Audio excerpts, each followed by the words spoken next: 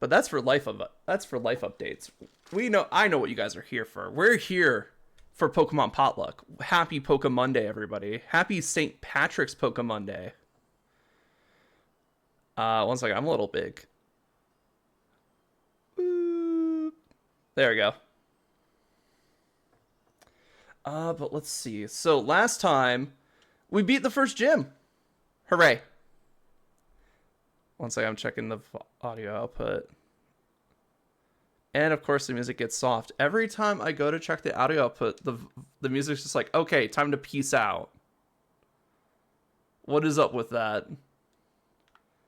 But I have been playing a little bit in the off time, not too much. I mainly just leveled everybody up a bit. I did some raids, so we have some EXP candy. And we have some Dynamax candy, which will be very helpful in future fights when we decide, like, oh, we need to Dynamax. Because when we have higher Dynamax levels, we will have more HP when we Dynamax. And that's where we really see the benefit in Dynamaxing. Because right now, it's a lot of, I Dynamax, and then I immediately get bodied because my HP isn't high enough.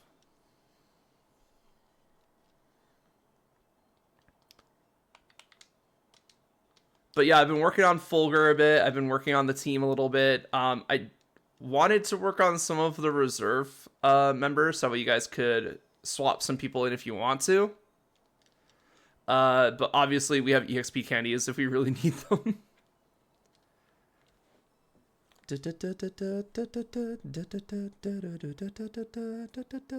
There we go. There's some good music.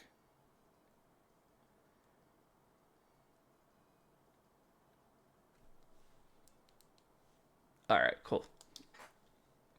Just want to make sure audio balance is good on my end. It's sometimes when the music's loud enough, it's hard to concentrate. But we got a 2-star Stuffle here. Ooh. Let's see.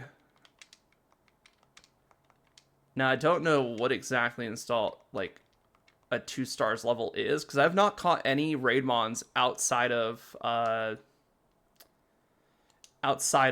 stream, because I didn't think going out and catching Mons off stream would be a good idea.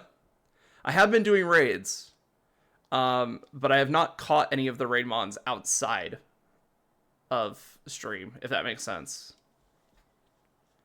Which is sad, because we got some really good, cool Raidmons. I also found out that I can't go into the furthest area that I have access to, because I believe it's level 30 in that area, and we're like level 20-ish right now. But we have a good sled up. We have Sledge with the Dynamax and a Max Knuckle, which increases our attack power. So we're in a good spot for this raid.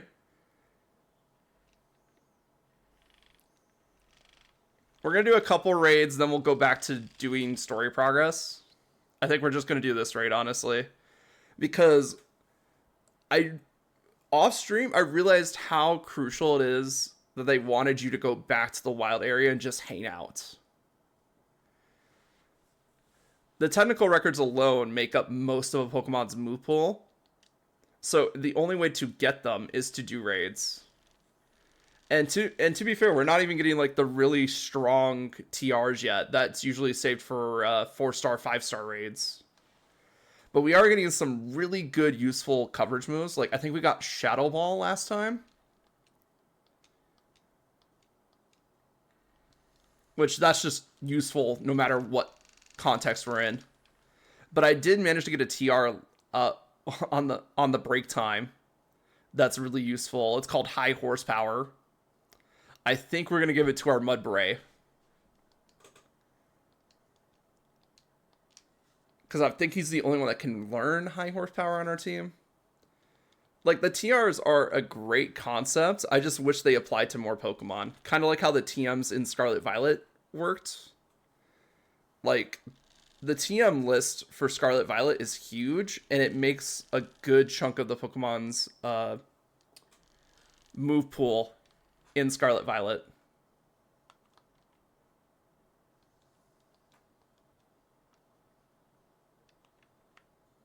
Let's see. Try attack. Okay, nothing useful. Try attack is neat. I think it has like a 30% chance of applying either burn, paralysis, or frozen. But I just don't know any good, like, special attacker or normal mons. Oh yeah, we still don't have the Rotom bike. I was like trying to activate the bike. Because we are still very early in the game. I just realized that. I was like, oh yeah, we've only done the first gym. So my goal for today is to get Nessa's gym and Kabu's gym done with. But there is something fun I want to do for Kabu's gym. Which we'll get to it once we talk about how Kabu's gym is structured. And honestly, Kabu's gym might take the rest of the stream. And you'll know why if you know what I'm doing. For context, I'm a shiny hunter. I like the shiny Pokemon. I don't tend to use shiny Pokemon too much, but I do really like shiny Pokemon. Oh, we're gonna lose our only Rossberry? That sucks.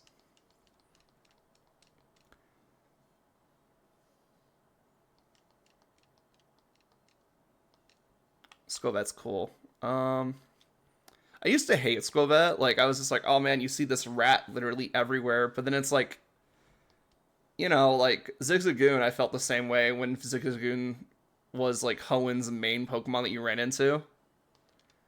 So honestly, Scovet's not doing too bad. I just realized I have like pick a move and I'm blocking all of the moves. Because while I do like games that, like, I do like the full screen setup, I do, but I'm wondering if I like... that might be too much. Yeah. I could just switch to a different model. Let's try that real quick.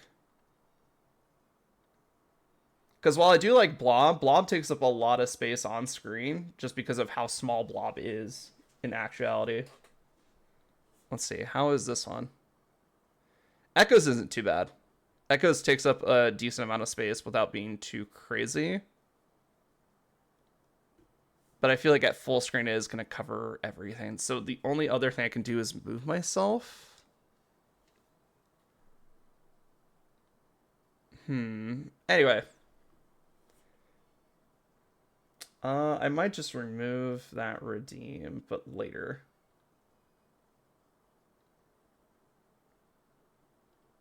Because, like, I realize that it's going to be really hard for you guys to pick a move to mess me up or help me if you guys can't see what moves we have available in the first place.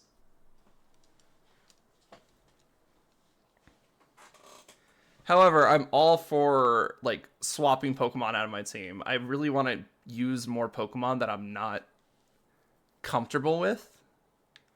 Because I will say, I do stick to a lot of Pokemon that I know how to use, that I know are very strong in general. And then I tend to skip Pokemon like Vanillish, because Vanillish, I don't really like the ice types, honestly. And then Pure Ice Cream here is kind of rough, honestly. Alright, I think that's enough wild area for now. Because we are drifting into the area that I'm not prepared for. So let us head back to Turf Field. And let's keep going, because we have an adventure. We're on a potluck adventure, baby. And I could literally chill in the wild area all day. Like, just look at, like, it's... I will give them this. I used to hate the smaller area of the wild area. I was like, oh, it's too small. It needs to be bigger. And then we got an entire region that is basically one giant wild area with Paldea. And there just wasn't anything in there. Like, sure, Scarlet Violet's a bit, or like Sword Shield is a bit scarce with its like wild area content, but I at least know where I am at all times by context clues. But Paldea, I could be literally anywhere. Time for a special interview with a gym challenger. The best way to get to know you is a Pokemon battle, of course.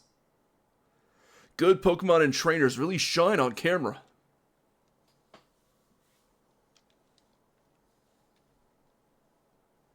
You challenged by interviewers Gillian and Cam.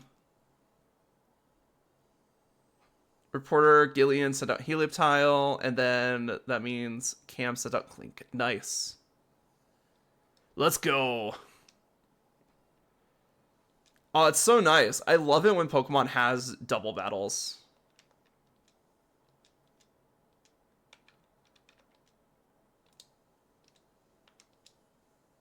Actually, we could do a fake out first. I think Helioptile is more dangerous. Blam. Never mind, it's dead. Sometimes I forget Hitmontop has the stats of an evolved Pokemon. Because, like, look at it.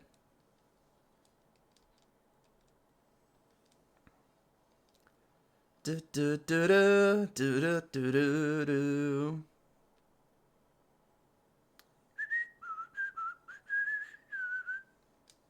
All right. I could Howl. I think Howl only. Howl affects both our stats. Oh, okay. Clink's dead. I didn't realize Howl was actually a double battle move. What? That's crazy, actually. That's insane. This is why I think more Pokemon games need to be double battles. Oh, right. Anyway, they lost. This is why I think more Pokemon games at least have to include a double battle option. Because you've, like, as someone who's competitively interested, especially with champions coming out, I haven't not had many times to experience double battles in modern Pokemon. In past Pokemon, there's a lot of ways to experience double battles. Especially specifically with Pokemon Coliseum XD, Pokemon Battle Revolution has a double battle format. But yeah, it's just like we haven't really had anything that lets us experiment with double battles besides competitive in the main games. I guess Battle Tower would technically count, but that's like competitive adjacent, which is fine. I just feel like, I don't know, I just feel like if we had more like low level double battles to like train off of, it'd be more fun. Because I talked about it last time, but Little Cup is a very interesting format. Little Cup is a very interesting format just because you don't have the high powered stat values that you would have at higher tiers of competitiveness, which means you don't have the really good moves. Sometimes you do, depending if they allow egg moves. But like you come up with different strategies for Little Cup. All right, we got blasted. I'm pretty sure Fulgur died there and I wasn't paying attention. Yeah, 21. Damn. Okay, I'll have to revive Fulgur. We're still not using Pokemon Centers. I will remind people of the Potluck challenge. We are using Pokemon Camp to heal. However, we're also using whatever's in our backpack. So, unfortunately, since the rest of our party is still pretty healthy, I don't feel like wasting a camp. But we will put Fulgur on the back row for a bit, just that way he can get some levels without having to worry about his HP value. Oh wait, did I miss the ramp going down? I did. Because I want to go down to the lower area, because I do think we should catch something here. Let's see, we have Minccino, we have Stifle, we have Wobbuffet. There's probably some stuff in the grass. We have a campsite here, which is really nice. Let's fight the chef first. Oh ho! I found a trader whilst gathering berries. Put your ladle down, sir. Oh yeah, we can find Applin on this route, can't we? Do do do do do do do do do.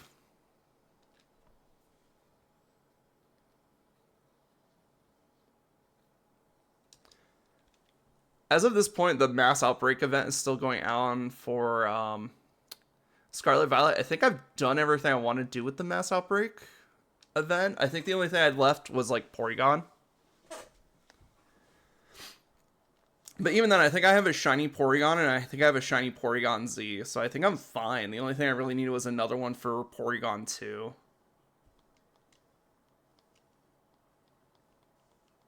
But honestly, I can get that Porygon whenever. I don't plan on using Porygon Z for a while. And I'm not exactly totally invested into a shiny dex just yet. Like, I have a ton of shiny Pokemon, but I'm not ready to like fully commit myself to a shiny dex. Because that sounds like a lot of work, and I'm like, I'd rather just play the games and come across shinies as I play the games. I feel like it's more natural that way. Because the thing is, I like doing casual shiny hunts. I don't like it when I'm like, oh, I have to do this so I can basically have some accolade that I have a shiny Pokedex, and then have to do it all over again when new Pokemon get released. And there's also the fact that you can't get all of the Pokemon. Some Pokemon are shiny locked, and they have been shiny locked for years. But Pokemon's been doing this thing where Pokemon Home has some of the mythical shinies that you weren't able to get because they were just shiny locked. What was the more recent one? I think BDSP gets you a shiny Manaphy, which gives you an alternative way to get the shiny Manaphy outside of like the old school way of Pokemon Ranger eggs. Because let me tell you, Pokemon Ranger eggs, they're not as easy to come by. Because it was like their version of like event content. So you had to like download it from the internet or something like that. The mission to get the Manaphy egg. And then after you do the mission, that would give you an egg that you can transfer into, what was it, Diamond Pearl at that time? Oh yeah, we have the fishing rod. I forgot, like, they just give you the fishing rod with the camping set and don't explain anything. Oh boy, Magikarp! Who could have thought we would have got a Magikarp by randomly fishing in a Pokemon game?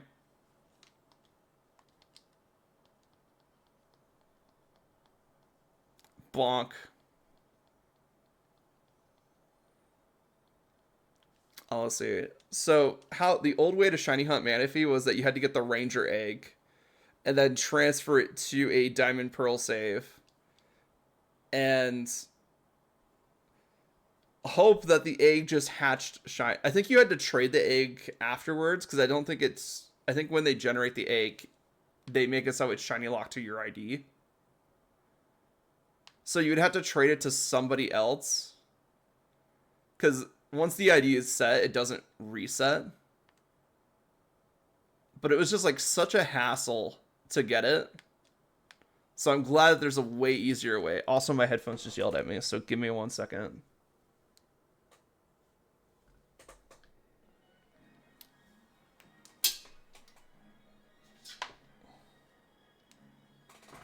That's on me. I didn't charge these last night, so...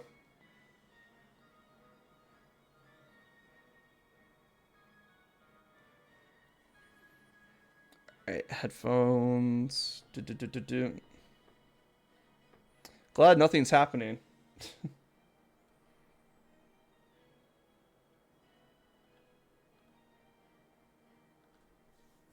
Let's see. Connect. Alright, I can hear. I don't think it's going to change over on Discord, so I'll have to switch it over on Discord, but I think that's it. I think that's the only one. Yeah. Okay, cool. Excellent. We are back. Oh yeah, I wanted to teach Braymont high horsepower. I completely forgot because I was like, okay, we gotta move instead of slowing down, you know? Like, there's no rush to finish this challenge. It's not like we're doing a speedrun. Oh, we could get rid of Bulldozer to put in high horsepower. We're missing accuracy, but we're getting 35 extra attack power on top of it. Yeah, let's do that. I like Bulldoze because it lowers speed, but high horsepower can do some damage. Let's see what else we got. We got Drill Run. Sledge can learn Drill Run. Okay. Do I want to teach Sledge Drill Run, though? Because we already have a ground type, so, like, ground moves aren't that necessary for our builds. And I think Poindexter is more special attacker when he evolves. So teaching him moves like Zen Headbutt's going to do nothing. Yeah, definitely leaning more special attacker. 32 special attack. So physical moves aren't going to do jack shit.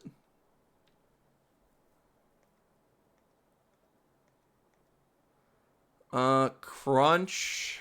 I think Robin Hood is also a special attacker. But I forget if Fulgur is a special attacker or a physical attacker. I'm guessing based on how the moveset's set up for Fulgur, they're a special attacker. Oh, absolutely. So our team is very specially inclined right now. So we're very, like, we have these three for special attack. I'm pretty sure Gax is also either a mixed attacker or special attacker. Okay, it's special attacker. Which means our only physical offense we have is Sledge Braymont. So I might want to add another physical attacker to the team pretty soon.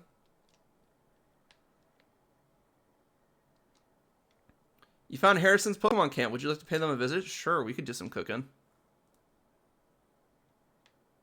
Alright, there's Braymont. Let's see what we got around here. A Cleffa. Oh my god, it's a bunch of babies.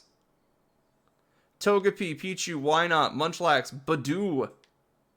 Harrison, your team is great.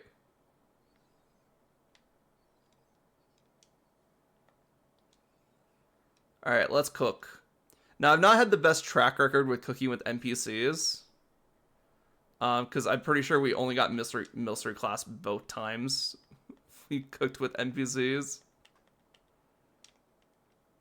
But let's see what free item we can get. Let's see what free ingredient we can get off of them. I'm just gonna put in my cherries. Oh, funny thing, I was doing the challenge off stream, of course, for healing. Oh, we got the mushroom packet, okay. And I figured out something. So I was trying to do my portable setup, which obviously they don't have the best controller quality for like portable setups.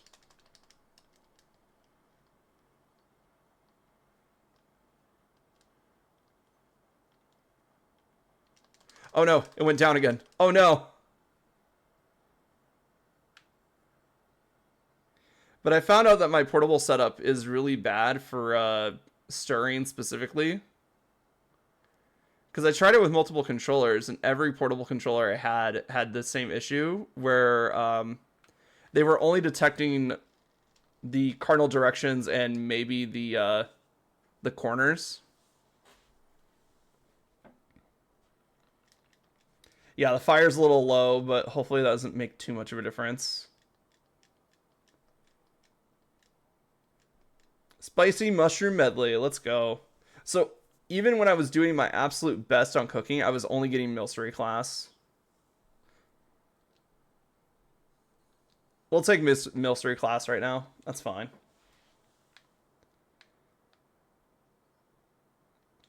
But so then I was like, okay, what's the problem? I was getting Caparaja class, which is the minimum that you need to do a full restore, basically, for your party, while I was on stream. So then I swapped over back to my controller, and I realized that the right stick that you use for stirring, it's kind of shit. And I'm like, yeah, no wonder people with Joy-Cons can only get Milcery class. Like, you need, like, consistency with the stirring. And the only way to get that with Joy-Cons is to spin faster. Because it doesn't track the position that well.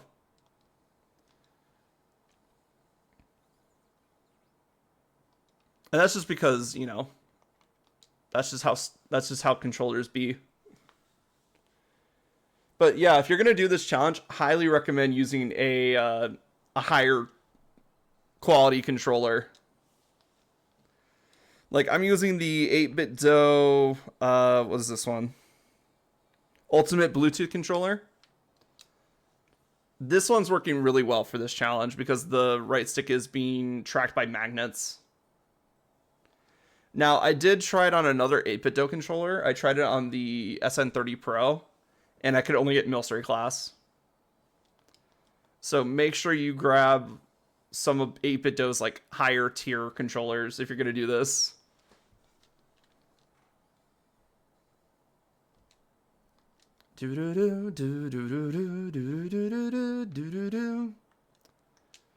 It is really cool. It is really funny, like, how the controller makes such a difference for playing games. Like, I like using modern controllers for modern games, but for retro games, I kind of like using controllers that suck a little bit. My partner Pokemon's been growing in a really unique way. Check it out.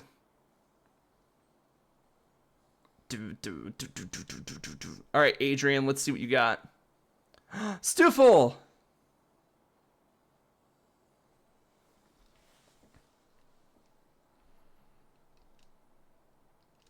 Meet my donkey. Rock smash!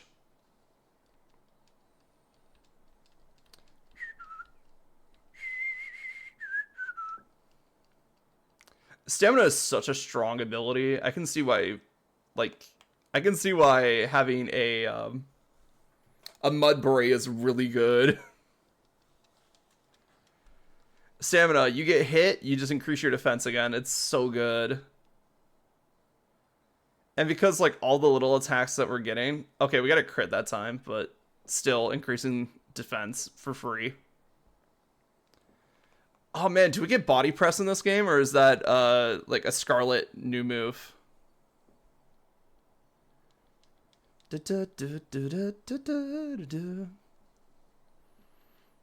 love, like, all the little clapping sounds they put in the Sword and Shield soundtrack. Like, it's very noticeable in the Pokemon gyms themselves where the audience is, like, clapping around. But then you got, like, something in the back of this normal battle track that just goes dut-dut. Like, it makes it feel like it is a spectacle rather than just Pokemon battling. Alright, let's do high horsepower. Hell yeah, that's what I wanted to see. Do-do-do. Do-do-do-do. Alright, this is his third Pokemon. Okay. I could just hit him again with the high horsepower.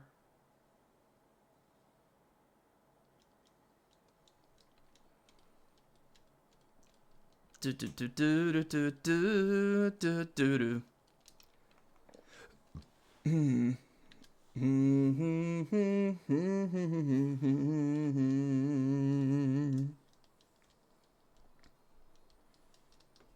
Yeah, right there. You heard it. It was like the da da da da da da da da. Yeah, it was right there again, right before the fanfare showed up.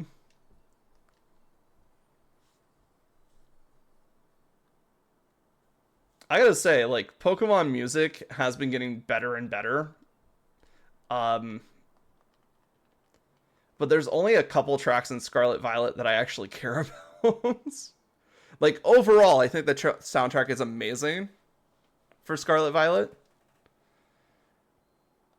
But I only re-listen to, like, a couple of themes, and a lot of them are, like, Penny's battle theme, Area Zero. Nice to see a new face around here. This is a Pokemon nursery. We take care of people's Pokemon here. When people leave 2 Pokemon with us, we sometimes find eggs. If you're interested in that sort of thing, ask the old lady inside to tell you more. Do you want to leave any Pokemon with me? Eggs. It's a toxel. A real toxel. I found an egg and carried it around with me and it hatched into a toxel. Why didn't you raise it? It's a real shocking Pokemon. When a Pokemon and another Pokemon get together, sometimes an egg appears. Nobody knows what happens. It's the one mystery of the Pokemon world. We do not know how Pokemon eggs are formed. We know what causes Pokemon eggs to form, but we don't know how they form. Welcome in, Rookie. Absolutely no one knows how that happens. Yeah, no one. I forgot that we got Toxel for free in this game. But how you doing? How was stream? How was arts? We think it's that the two Pokemon work together to dig one up. True. Because obviously, what else would they be doing in the daycare? Toxel, the baby Pokemon. It manipulates the chemical makeup of its poison to produce electricity. The voltage is weak, but it can cause a tingling paralysis. Alright, what do we name the Toxel?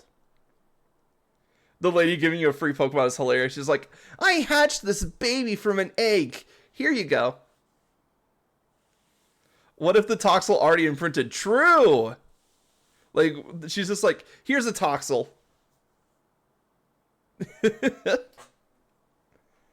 I was gonna say, like, I thought I remember that Toxel show up on this route, but then I was like, oh wait, maybe she just gives you one, and that's how you get Toxel.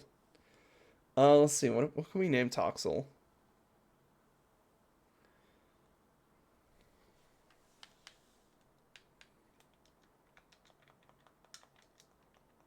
You want to go for a pun? Yes. I will not pass up a chance to pun. Let's go.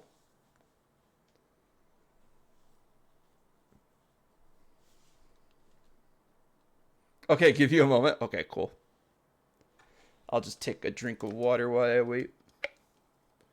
Drowns. There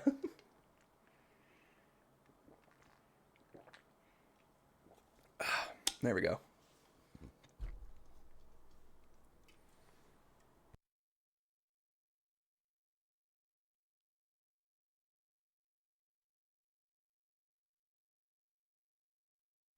Give you many moments? Oh man.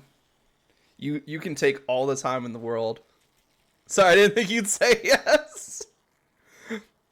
If you're not putting your Pokemon in as pun names, what are you doing?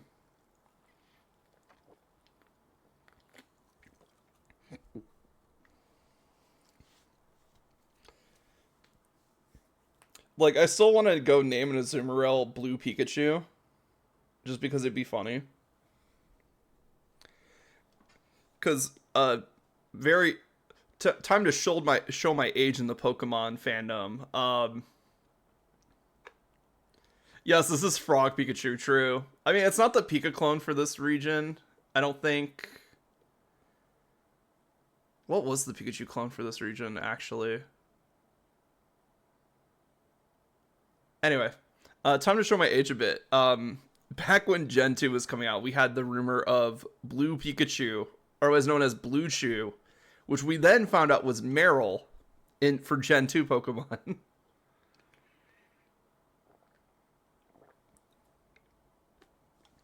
And honestly, a lot of things lined up for Meryl being Blue Pikachu, because first of all, it got a Azumarill in Gen 3, right? So it had Meryl, Azumarill for Gen 2, and then Gen 3 came around. I think it got Azurill as like the baby Pokemon. Never be afraid to show your age, because I remember that. Yeah. It was really funny. Like, it was just like that little playground rumor that I didn't hear too much about, but I was just like, oh, that's just Meryl. I was there. Don't quote the scriptures at me. I was there when they were written. Bro, I'm sorry, I can't think of one. That's fine. I got one. Yes, thank you. Because I know he evolves into like a punk rocker. So I was like, okay, what would be a fun one to incorporate like electricity and rocking? So Livewire. Because I already use amps for a ton of electric Pokemon, so Livewire is better than anything I could have thought of, to be honest. Oh. Let's see what we got here. So, summary. It's all baby. Rattled, Dark Ghost, and Bug Moose scared the Pokemon but boosted stat. If I remember correctly, Toxel and Toxtricity are special attackers. It's a baby with an attitude. True. Oh, you get Nuzzle right off the bat? Let's go. Quiet Nature. I believe that gives us low amped. I could be wrong about that. Oh my god, it's in a luxury ball too. I didn't realize that.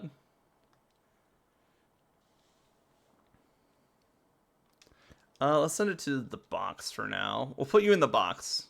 Tux. And take these two. They'll help your Pokemon grow if you use them. Is it EXP candy? Okay.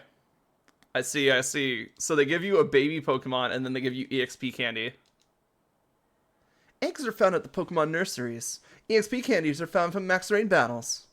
And you found yourself a real nice friend today, wouldn't you say? Alright, do any of these books have anything on how Pokemon eggs are formed? Anyway, who are you? Oh, welcome. Is there anything you would like to know about? Tell me what Pokemon I should leave, what? If you want to find Pokemon eggs, think about the 2 Pokemon you leave here. I recommend you leave 2 of the same species of Pokemon with different genders. If the species are similar, we may still find a Pokemon egg. But it seems we can never find eggs with certain combinations of Pokemon left here. Okay. Yes, but you need a library card? Huh? Library card for what? Oh, wait, can I just... Oh my god, yes. Shed Shell? Excellent. If you really want to find out how Pokemon are really made. Oh, you're saying the library has the information, not the Pokemon nursery. We should be allowed to jump fences. I mean, in Scarlet Violet you can.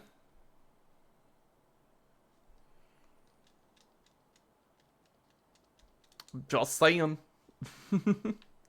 Sure, you ride an overgrown lizard to do it, but you can. Crime. Oh, speaking of crime, what's going on here? Not saying Team Yellow is criminals, but they definitely, Oh, you don't want your Pokemon to be accomplices. I see. If you're going to trespass, you're going to do it with your own power, rookie. I see.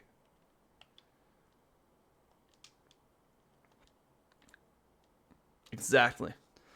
Oi! Just hand over the bike already. We need it to cross this long bridge. We're gonna use that bike to chase around gym challengers. It'll be a scream. How barbaric.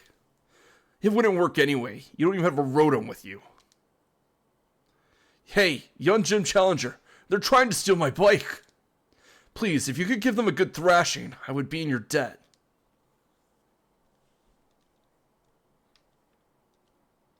Oi, we're not trying to steal the bike. Only borrow it. We're gonna use it to chase after gym challengers and make them all tired. But I'm thinking you deserve a special shout out. I'm gonna crush you in battle. Bros don't even have a motor? True. To be fair, Rotom is kind of a rare Pokemon to find in this game.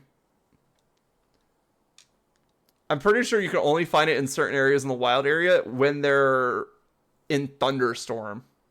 So, obviously Team Yell doesn't brave the wild area too much. Dun, dun, boom, boom, boom, boom. I just realized that was ×4 damage, and I was like, ooh, yeah, of course that's gonna rip through him. Braymont wants counter. Counter sucks though.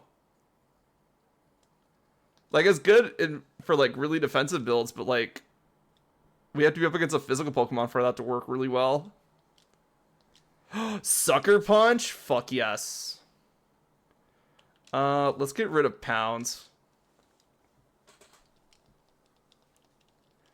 Sucker Punch just having priority is really nice. Thievold. Oh, it's so nice that they use nest balls. Get double kicked. Let's go.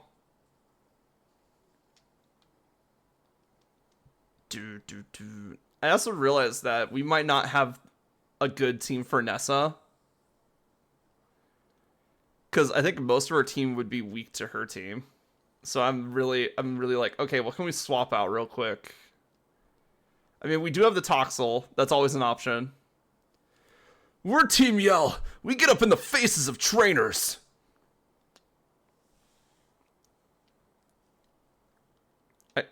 I just find it so funny that they paint their fucking ears.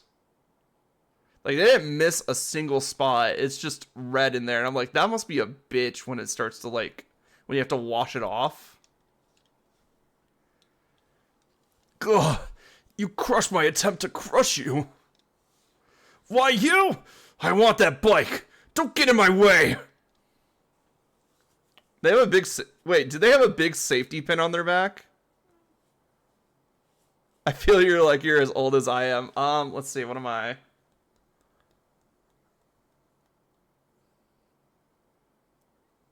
Honestly, I lost track, but I think I'm 29.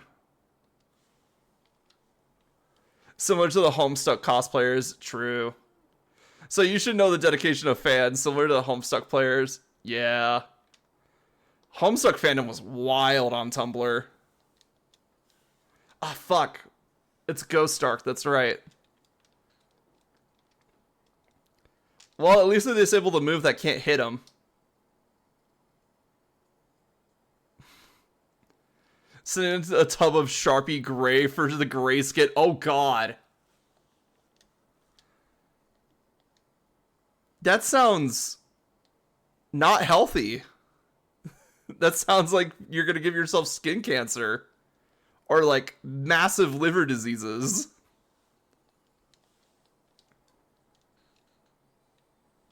Homestuck has never been, lol. Yeah, Jiro. I personally like the Homestuck fandom, but they are just crazy. You're too strong. If you stay in the gym challenge, you're gonna cause problems for Our Lady. You ain't seen the last of us. We're gonna make sure you stay out of Our Lady's way. They have safety pins on their back. Oh my god. My word, you're quite the trainer. And I see you have a Pokedex too. That means you have a Rotom with you. Fantastic. I think I'll give you this bike to you then. Better you have it than Team Yell. Now, you know that Rotom love motors very, very much, right? Enough to jump right into machines that have motors. So that got me thinking. If I attached a motor to a bike, then maybe I could get a Rotom to pop into that as well. Right? Come on, now give it a shot. Enjoy cycling together with Rotom to the fullest. Chop Chop, come on now. You and Rotom ride that bicycle together. Rotom bike. So he makes it sound like this is a new invention that he made. Which means that Rotom bikes aren't mass produced. So this is like experimental tech. I'll read the manual. Wait, you made a manual for something that you created? Huh. But dude, we've had motorcycles. True. Press the plus or minus button to ride your bike with Rotom. Let's get cycling. Blam. Let's go. We now have bicycle. What is the problem with those Team Yell goons?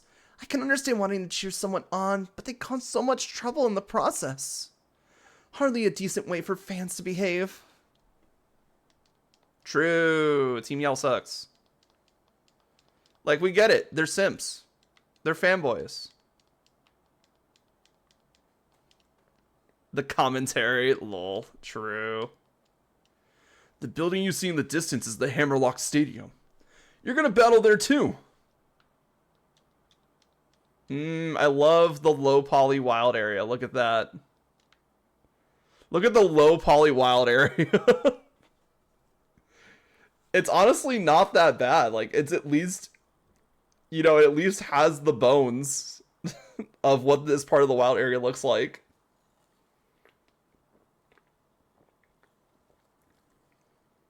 It's missing a lot of the segment to the left, but that's just, that's how I draw backgrounds. Shapes. Yes, it's very shaped. A lot of potatoes. Hammerlock's low poly model doesn't look that bad, honestly. It is shapes, but there's like some texture to the shapes. But like the trees, they are very shaped.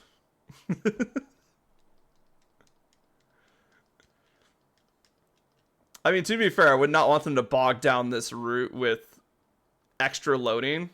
So that works out. There you are, Relics Akusa. I'm warning you, though. Any closer than that, and we're gonna have to have blah blah blah blah blah blah blah. Any closer than that, we're gonna have to battle you and me.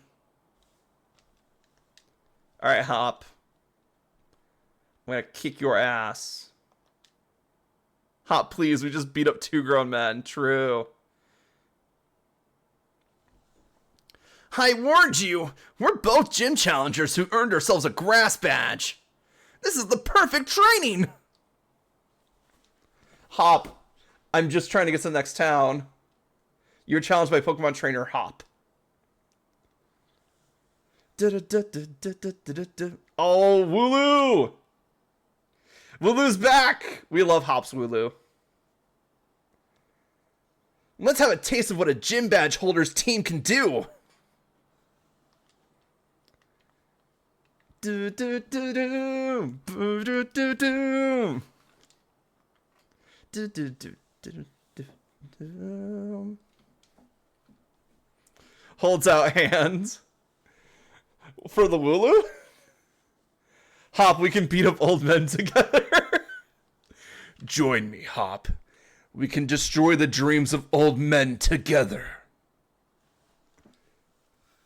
We don't need to fight, brother. Oh, he's got Corvisquire now. Oh, I know, he had a Rookie D earlier, so that makes sense. I'm just dancing. I love Hop's theme.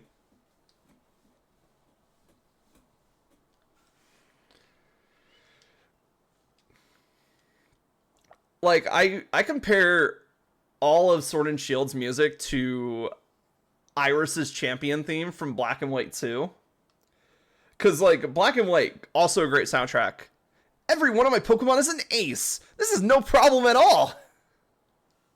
Alright, Raboot. But, so, Iris's theme is such a drastic contrast to Black and White 2's soundtrack. But it made it fun to be in a Pokemon battle. Typical. Should have known you mastered type matchups.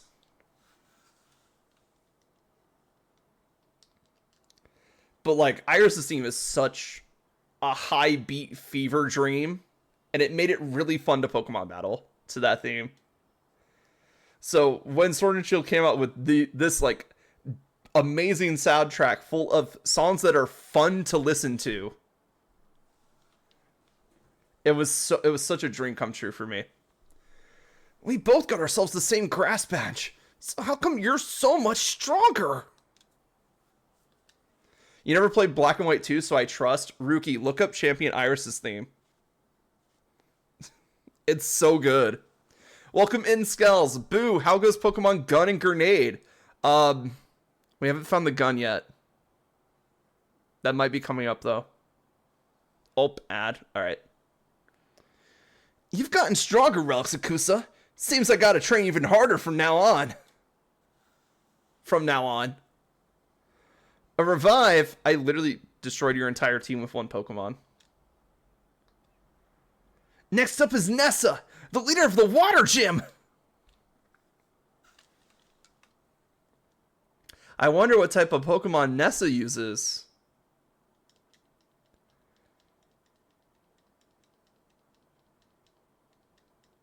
But yes, look up Champion Iris's theme. If you guys like the music from Sword and Shield, Champion's Iris theme is amazing.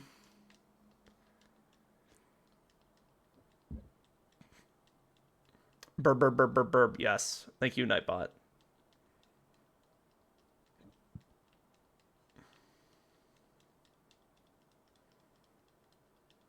I don't really need to get the feathers, but the feathers are nice to have.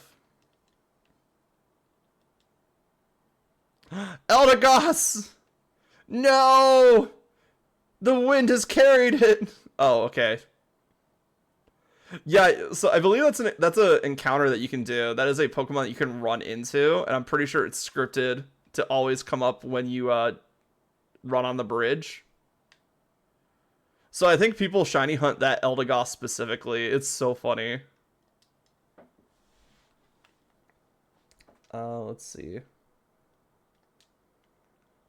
Do, do, do, do, do. Work to raise the good points of Pokemon. Don't worry about its bad points. Should watch Denise start out like a Magikarp or something.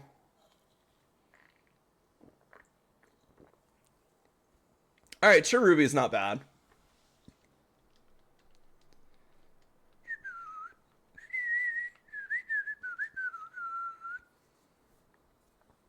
Swift! Doom boom boom boom ba boom boom boom. Mainly use Headbutt for the flinch potential, because I don't know if you know this, but Electrics are really fast. Do do do do do do do. Do do do do do do do do do do. I just think it's funny they give us 2 electric doggos for Sword and Shield. They give us Electrike, and then they also give us Yamper. Back from ads, welcome back, Skells. You haven't missed much. We've just been pushing forward towards Nessa, and I'm thinking about our team for the our team for the water gym. Yeah, the music in this game fucking rules. It even gets better when we get to the gym battles. The gym trainer themes, the gym battle themes, the gym leader themes. Amazing. I'll accept that I lost, but I'm not going to let it bother me that much. Alright, Denise, see you around. Give me the 3x special attacks. Let's see. Wobbuffet, Spritzy. Ooh, wait, Spritzy.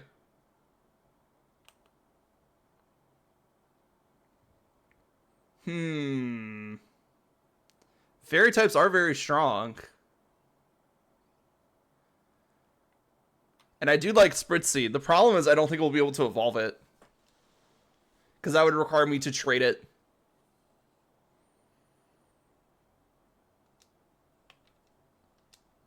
But having one's not a bad idea.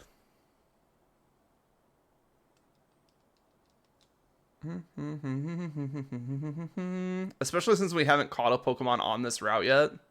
We could do worse than Spritzy.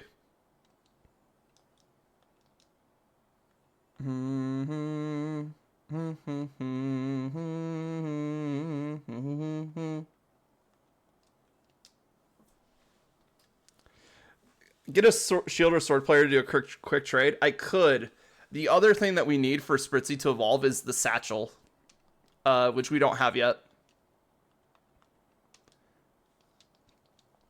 There is a way to get a satchel in this game. I think there's one out in the world, and then you can get one from a cafe. No, it was a good idea. Like, honestly, Sword and Shield's not that far behind, and a lot of people do have it. I'm just trying to think, like, is it worth it to get Spritzy, evolve it into Aromatisse, just have a really strong fairy type in a game where we have really strong fairy types already? Like, I'm gonna catch it right now because I do like Spritzee as a Pokemon. I think Spritzee and Swirlix are very funny Pokemon, and the fact that they've always been version exclusive is really fun.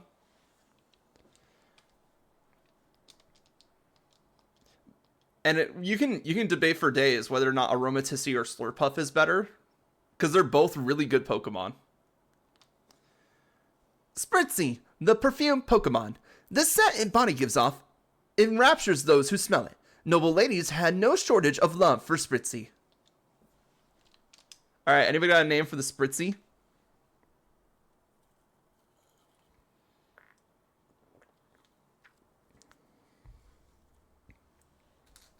Let's see. I'm trying to think of some stuff too. Oh god. I mean, if it'll let me.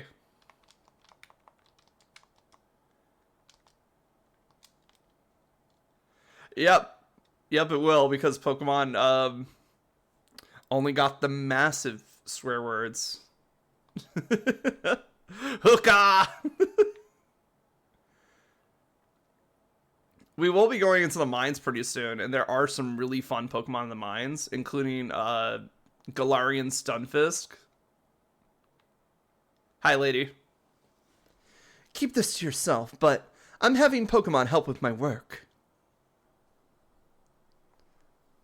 I was gonna make a SpongeBob joke. Open a hookah bar in Galar. Nice. I was gonna make a SpongeBob joke, but then remembered that that was a lipstick. Oh yeah. I don't quite remember the joke itself, but I definitely remember like SpongeBob and lipstick for some reason. Fulgur's worried about being able to battle well. Well, okay then. I guess we'll swap you out. I was gonna say if that Toxicroak had Pursuit, we're done. We would have been done for. Oh my god, Toxicroak! I love Toxicroak. Or I love Krogunk and Toxicroak. Back in Legends Arceus, I say back, as in if the game didn't come out after this. But back in Legends Arceus, when they revealed the new Sneasel and that it was poison fighting, I was like, why? Like, don't get me wrong, I like Hisuian Sneasel and I like Sneasler, but like, we literally have Krogunk and Toxicroak in the same game. Your trainer is stronger than me and the Pokemon that can do my work.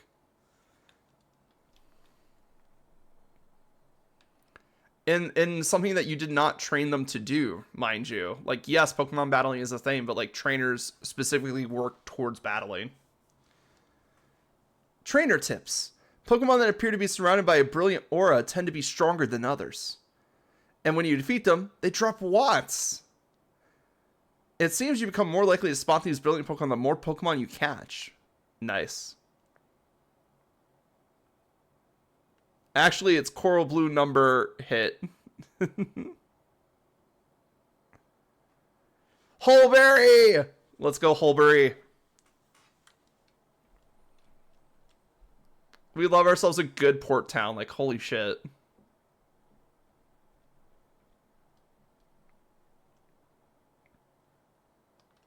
Welcome to the town of Holberry, a bustling seaport that many visit to see its lively market stalls and famed restaurant.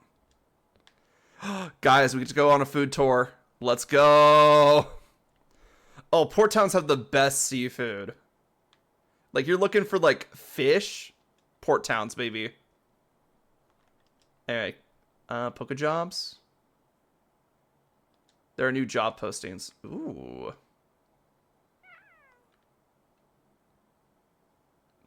Porcini. Ice types, grass types. We have some fire types, right? No, I don't think we do. Do we have poison types? I know we got the Toxel, but I think that's the only poison type we have.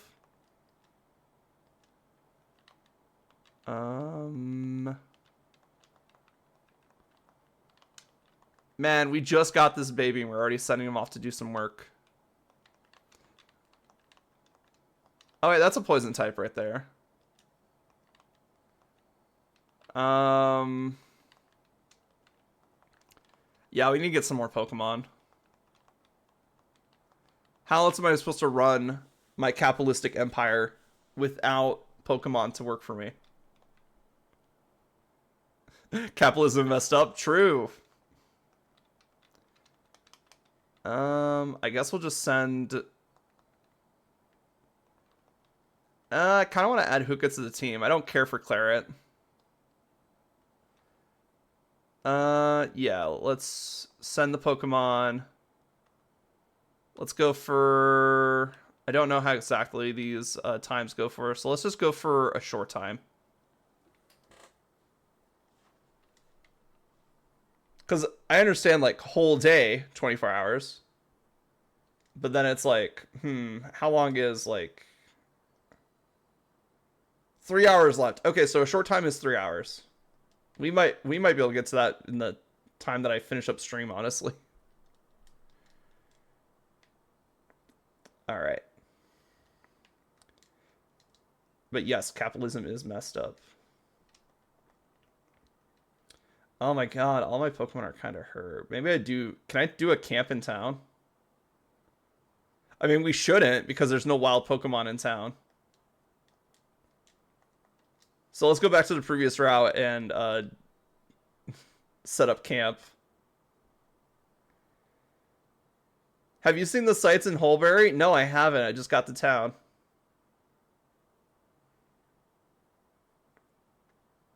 Oh, we can go camp with the other guy. Yeah, see that Eldegoss is back. So you just get in its way, and then you can shiny hunt it that way. It's a guaranteed Eldegoss spawn. So you can just kind of... what is it? Random encounter it until it becomes shiny. Hi, Harrison, I'm back. You want to cook curry?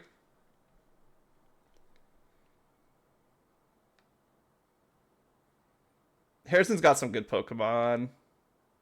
We love the baby Pokemon. Alright, so he had the Mushroom Medley. Maybe I just throw in Oranberries just to get, like, the regular Mushroom Medley.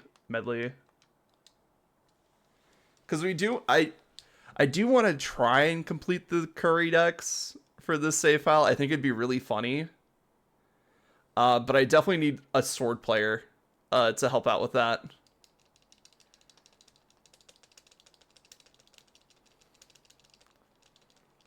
Because one of the food tins is Sword exclusive. And I think it's the only food that's Sword exclusive.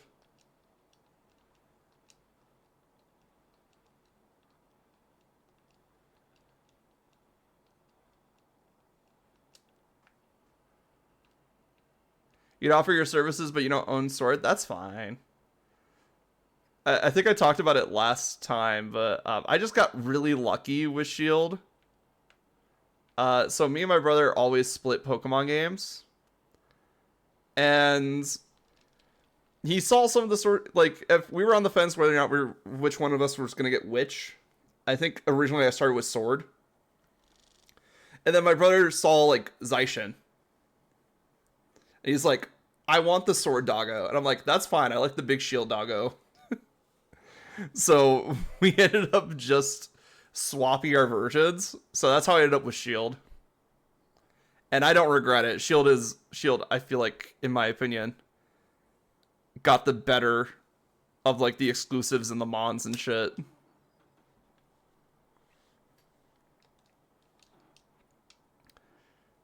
Like, I think you guys have... I think Sword has...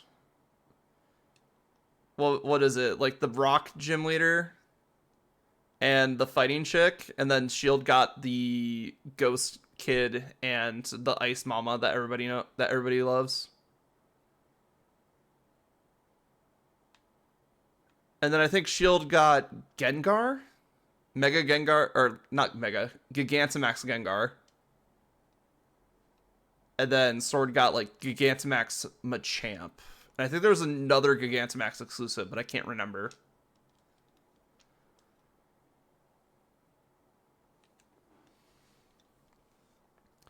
Our sincerest apologies. The chairman is quite busy at the moment.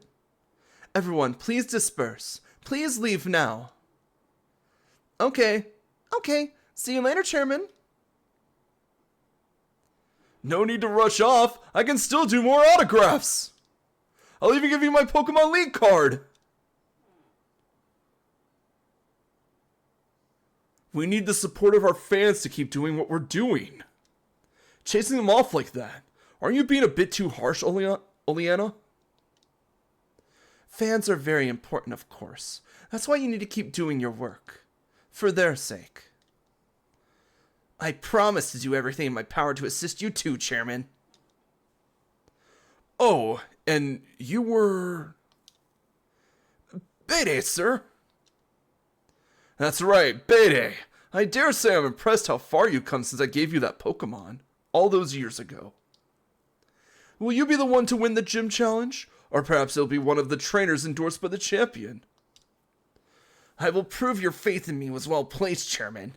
I won't lose to anyone. Anyway, I'll be on my way now.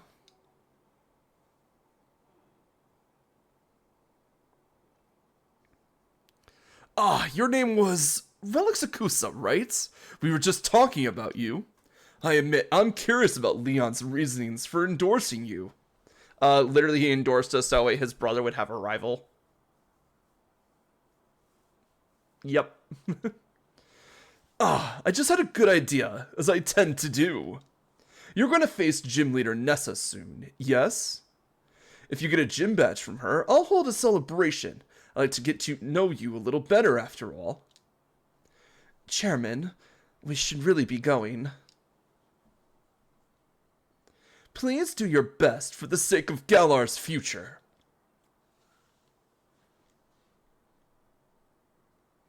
The chairman will be heading to this town's seafood restaurant. Win the gym badge and join him there at once. Do not keep him waiting.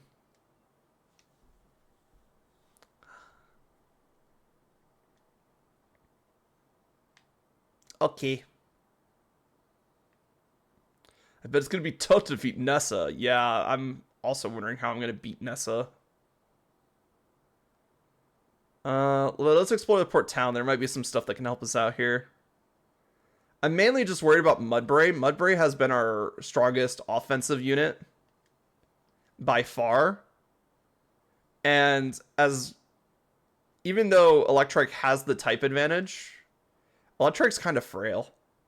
So I'm a little worried about Electrike. Mistakes aren't bad when you cook with your mates. At least they made for funny stories.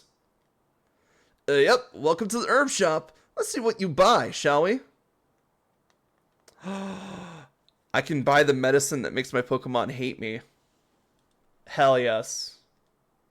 Honestly, these medicines are really strong. Like, I didn't realize how strong they were until I got to Legends Arceus. And they're some of the easiest recipes you can make. Get a whiff of that fragrance? How about some incense for you, girl? Oh, we have incense here too. Nice. Let's see. Prize money received. Oh, okay. Luck incense is really nice. Keeps away wild Pokemon. Bloated, slow moving. Attacks may miss. Psychic boost, rock boost, water boost. Water boost again. Okay. And then grass boost again? Didn't we already have something that boosted grass? No, we didn't. Okay. That's new. And if I remember correctly, the incenses are for the Gen 3 babies, mostly, right?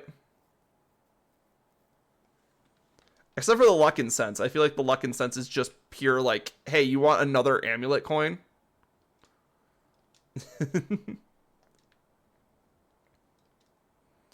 I feel like the time you spend trying to make up your mind is the true essence of shopping. Esper! Meow, meow, meow. You'll have no trouble in the gym challenge if you take the time to train up now. Hump. Oh, yes! Oh, we found the magnet? Okay, we might stand a chance now. You got a Minchino? Interested in trading it for my Cottony? I don't have one, sorry. No good, huh? Boink. Oh wait, can we go in the houses?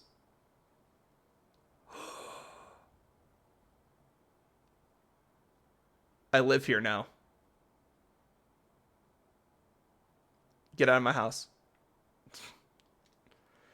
I have Champion Leon's League card too. Wow, it's like everybody has Champion Leon's League card. Does everybody just kind of have a whole a room in their house that's just like, oh yeah, this is like open to the public at all times, and we have the same layout of the room and stuff. I remember when Professor Magnolia first presented her findings on the Dynamax phenomenon. The whole Galar region was in such a spin.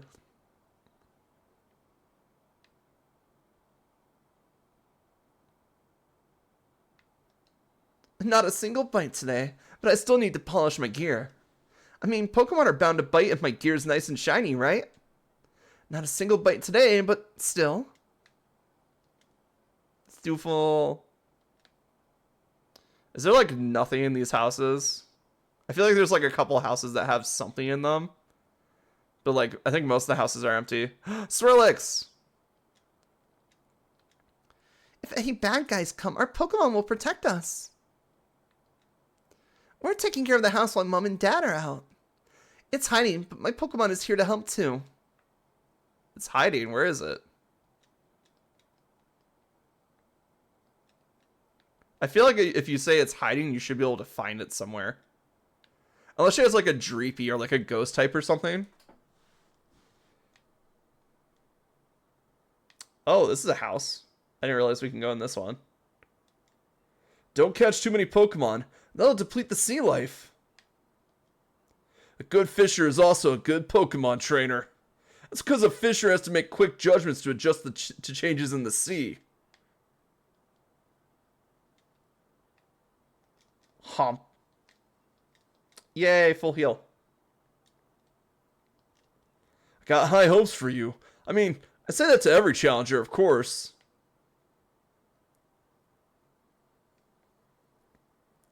Man, everybody just leaves their door open. It's hard to tell if a Wooper is female or male. Can you do it? Yes. This is the female one. These other two are male. You can tell because of the little things sticking out of their face. The two-prong ones, I believe, are the male ones, and the one-prong ones are female.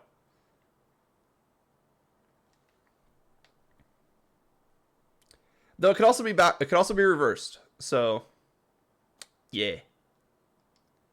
Everything my mom's cook is yummy, and everything at the restaurant is also yummy.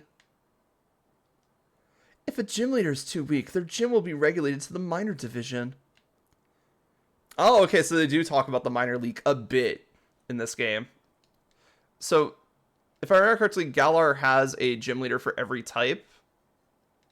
But based on who is part of the 8 that go to the challenge, or part of the gym challenge, that's the major league. If you don't actually battle, simulating different battle strategies in your mind can be fun too. Being on a train can be boring. I wish I could battle on the train. Or you can battle on a subway train in the faraway Unova region. Oh, I miss the battle subway. Like, sure, it is just like a battle tower, but a train. But like the aesthetics of it really helped. Let's see what I got. I could use some more Great Balls. Potion we're fine on. Super Potion probably could get some extra. And then we have an Antidote. Burn Heal is fine. Ice Heal, Awakening. Statuses that basically heal themselves we don't need. What's this? Oh yeah, we can go to different stations. Wedgehurst. Oh yeah, Motostoke has a station. I forgot about that.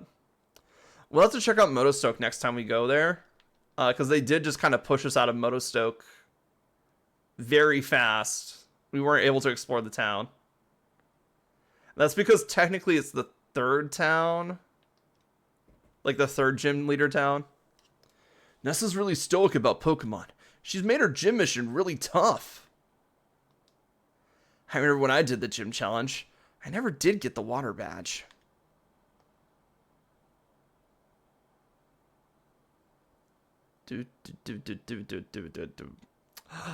Ooh, right, we can fish here. What can we get in town actually? Like I think Holberry has a different wild Pokemon set than the routes nearby, just because it's connected to the ocean. Chinchou! Fuck yeah! Water and electricity. What more could we want?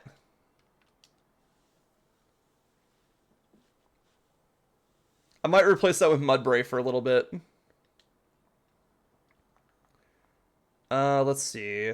Could Heal Ball, could Nest Ball. We did just pick up Net Balls, which are really good. Net Ball, go!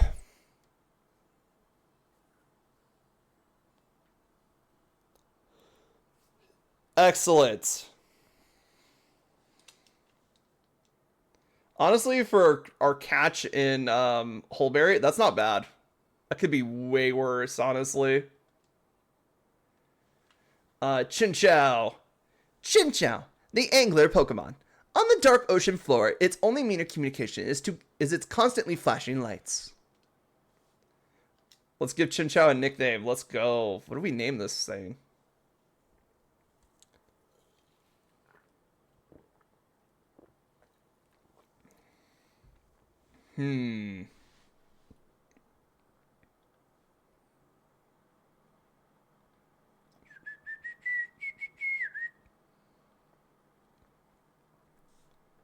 Let's see. What do we got?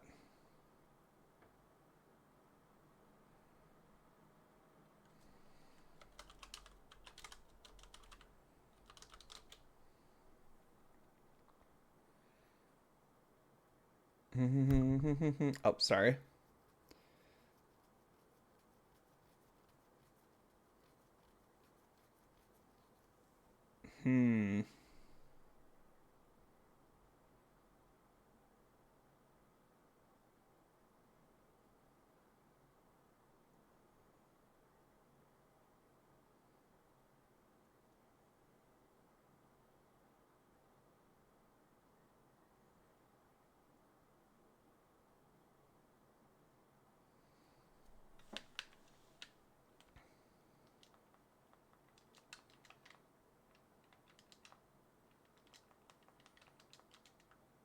All right, let's go with that. Let's send it to the box for now. I'll add it to my party later. Kind of want to fish up because I think we can shiny chain. I think we could do chain fishing in this game, which is one of the only like ways to increase shiny rate. But I also want to see what else is available here.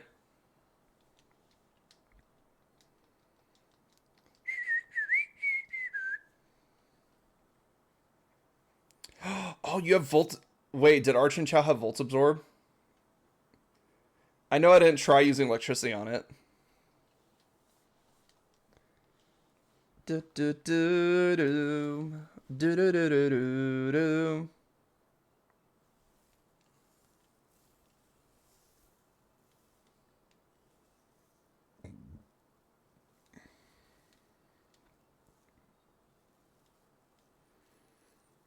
Yeah, I'm thinking maybe we even just switch out Fulgur for Chinchou instead. Because I feel like the water typing is going to help us out later. Because it also covers one of Ground's major weaknesses, which is... Or, not Ground's major weaknesses, Electricity's major weakness, which is Ground.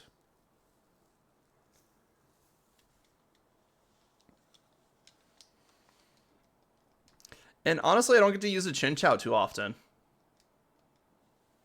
Like, I hardly do fishing in Pokemon games. Because most of the time, what I'm going to fish up is a Magikarp. And Magikarp kind of boring. Sledge wants Sucker Punch. I don't know. You already have Brutal Swing.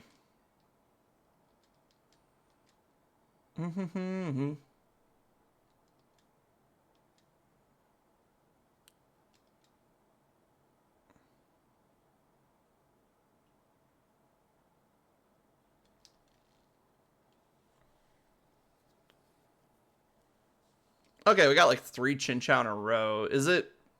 I feel like Chinchou is very high in Hulberry. Let me double check. Cerebi.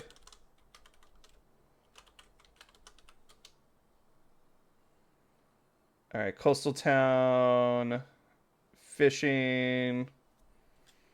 Okay, it's not the most common Pokemon. It's like 20% chance. It's like the second most common Pokemon that we can fish up.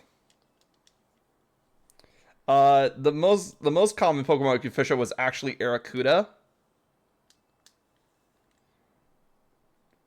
And apparently we can find a Wishy-Washy in these waters at like 5% too.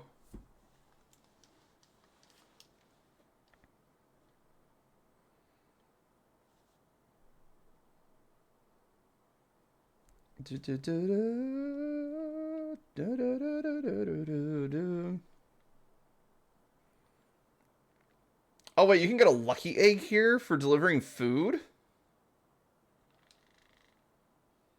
Oh, that must be after the gym challenge then.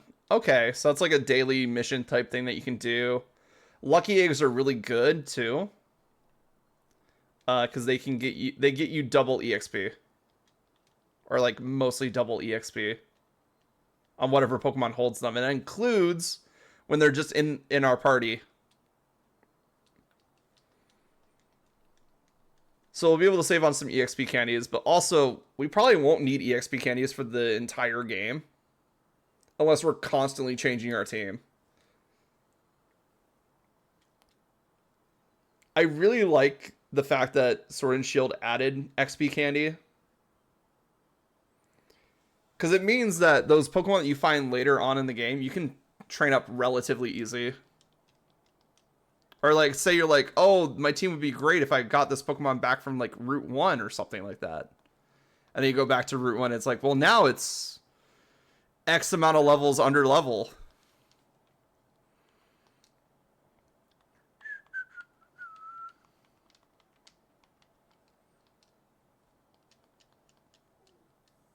What do I want to do with Robin Hood? Because Runaway is not a great ability. It does save on Pokédolls, though. I am thinking that our team is going to change before, like, obviously it's going to change before we get to the final fights in the game. But I'm trying to figure out who I want to keep. Because every time we swap out a new Pokemon, that is a full curry reset we're doing, basically. Like, I think Starter's staying no matter what. Starter's good. So that means Starter's going to have the highest sociability stat, probably. But then it's like, do I keep Robin Hood, which is like one of the first Pokemon we got? Just because it has high sociability?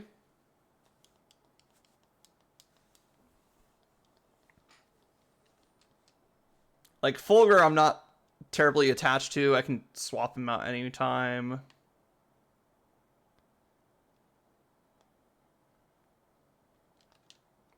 Anyway, let's focus on Nessa real quick. So... oh, we got Illuminate? Okay. Not as good as a Voltazor, but still very good. Actually, does Illuminate work in this game? Raises the likelihood of meeting wild Pokemon illuminating the surroundings. Yeah, does Illuminate actually work in this game?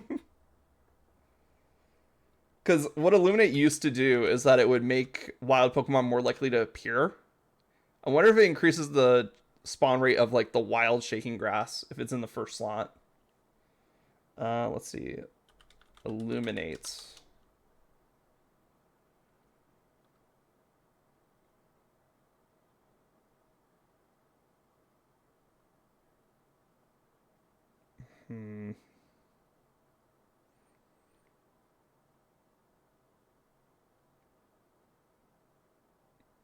If the Pokemon's in the lead spot, chance of encountering wild Pokemon increases to 200%. In Sword and Shield, this only works on random encounters. This does not work in Pokemon Scarlet Violet onwards. Damn. So Illuminate just kind of, like, after Scarlet Violet sucks. But in Sword and Shield, it will work. But only for the random encounters, which makes sense. I still rather have a Volt Absorb one. But I'm not going to be a beggar here. Or I'm not going to be a chooser here. Well, I'll take what we get. So we got Special Defense up, Defense down. Thunder Wave, Bubble Beam, Confuse Ray, and Spark. Does not have any ribbons. Okay. Gentle Nature. Aw, that's cute. Alright, Flicker, you're with us now.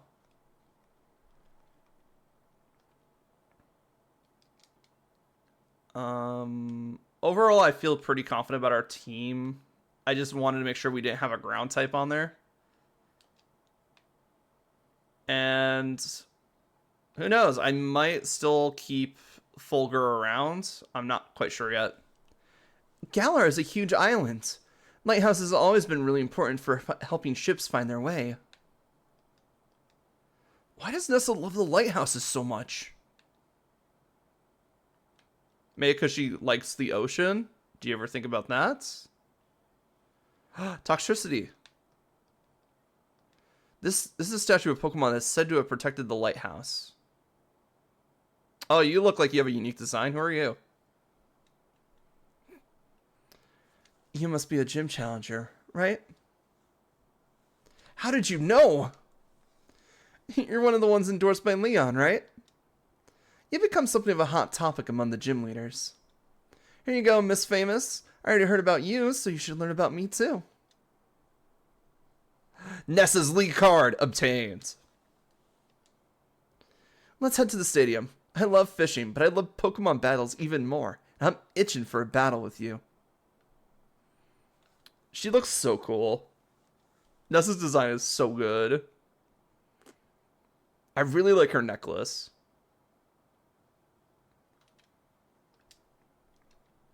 Let's see. Alright. Before we go in there, I need to go heal, which means we are going to cook some food. I did not expect Holberry to be in Holberry and have to cook food twice already. Because I thought, when I saw Bede, I thought for sure I was going to get, like, attacked. Shield? Betrayal. No, Shield is good. Shield is amazing. Welcome in, Scripsy. How are you doing?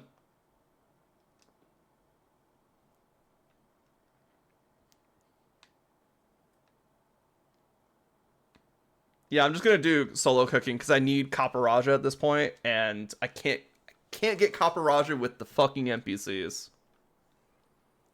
They're just too bad at cooking.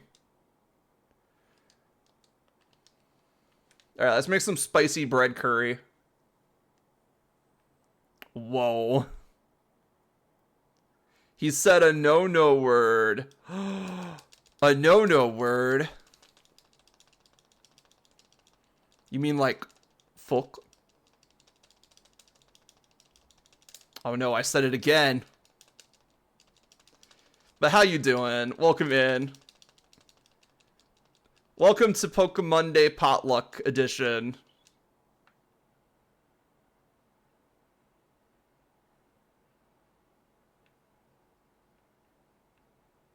Really bad. Oh wait, are you doing bad or am I saying really bad words? Because if you're doing bad, I hope it gets better for you.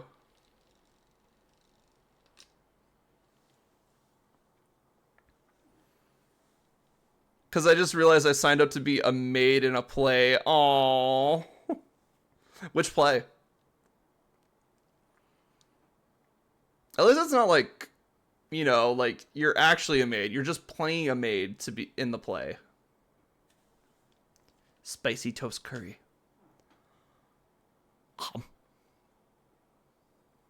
There we go. That's Copper Raja class. You can tell by the sparkles. Ah, no, it's Milcery. What?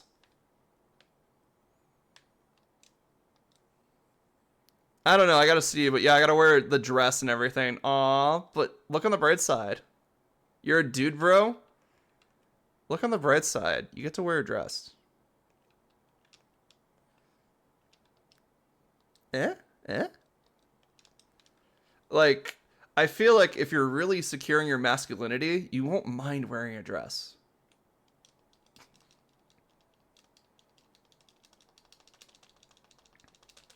Wait, are you a maid or a butler? Because that's different.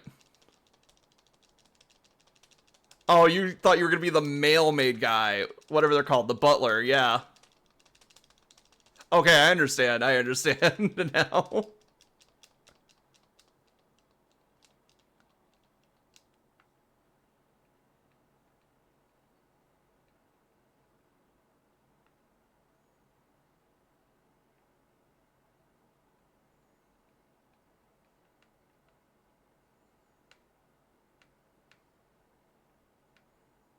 Now you gotta order the dress. Ooh, that's rough. Wait, they're having you order your own costume? Are you at least getting comped for it? Wait, is this like a group of friends want to put on a play, or is it like an organization putting on the play? Because they should be the one that, like, you know. Nope. Oh no. Well, look on the bright side. You'll be the owner of a maid dress. Not sure how that helps, but you're getting paid? Okay, so it's fine. Okay, as long as they're paying you and you don't go like crazy over budget with the outfit, I think you'll be fine. All right, we got Caparaja that time, so now we got full restore, baby.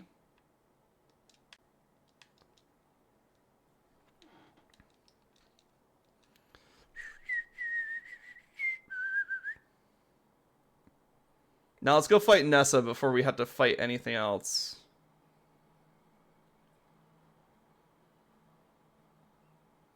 Sorry, I had to pull up a stream real quick because I just noticed that Koki went live. I realized that when Koki said it, when Koki said something about like you signed up to be a maid. It's fine. I saved myself by saying I was a butler. I mean, does it really matter the outfit? You can be whatever you want. You can be a butler with some kick-ass heels. I mean, obviously there's like the outfit. Like the outfit's a big part of like the butler maid identity, but like outside of that, is it really exclusive? Hey there! Thanks for rolling up by to have a chat with your mate, the ball guy. I see you have a fishing rod. In that case, I got the perfect Pokeball for you. Lure ball!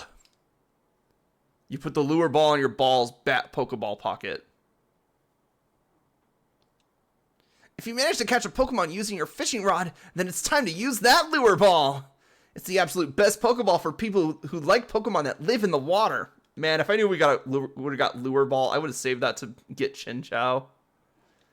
The only thing you're hoping for is that they won't make me go all out, like, underwear and everything, but that chance is extremely low. I mean, if it's a school play, I think they're going to expect you to wear, like, some sort of safety shorts.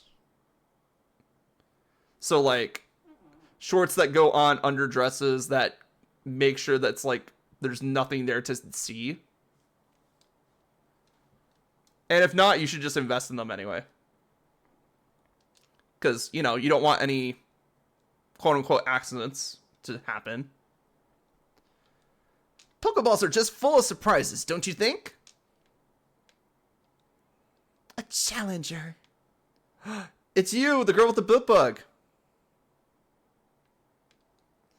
Challenger Relics Akusa? Beat Nessa, okay? Promise? Why do we have to figure out a puzzle just to face the gym leader?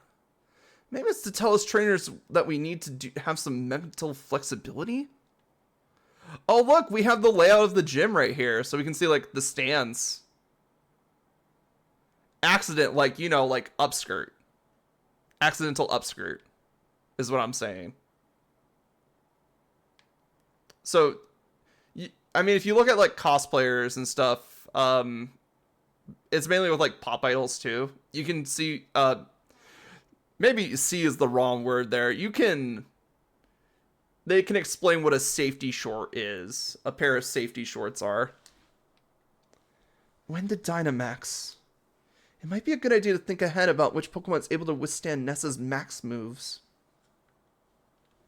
Hydrate will do.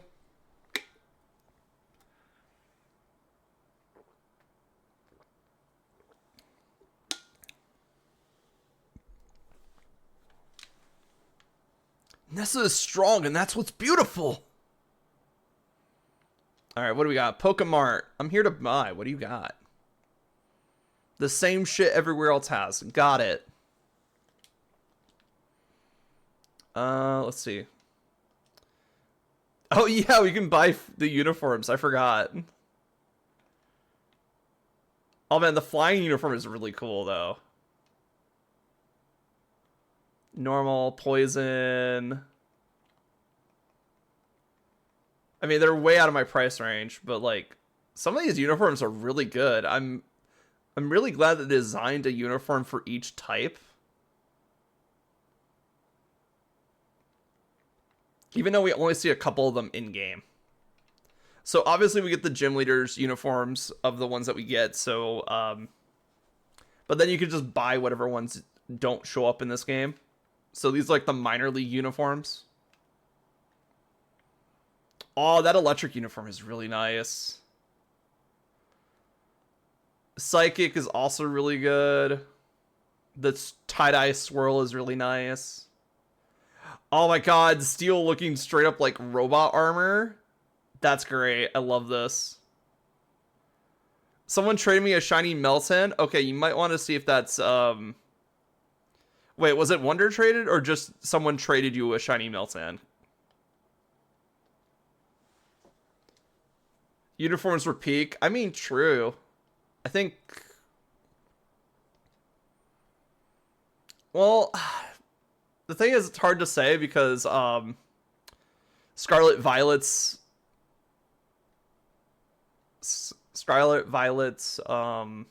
outfits weren't the best because they were all school uniforms for the most part.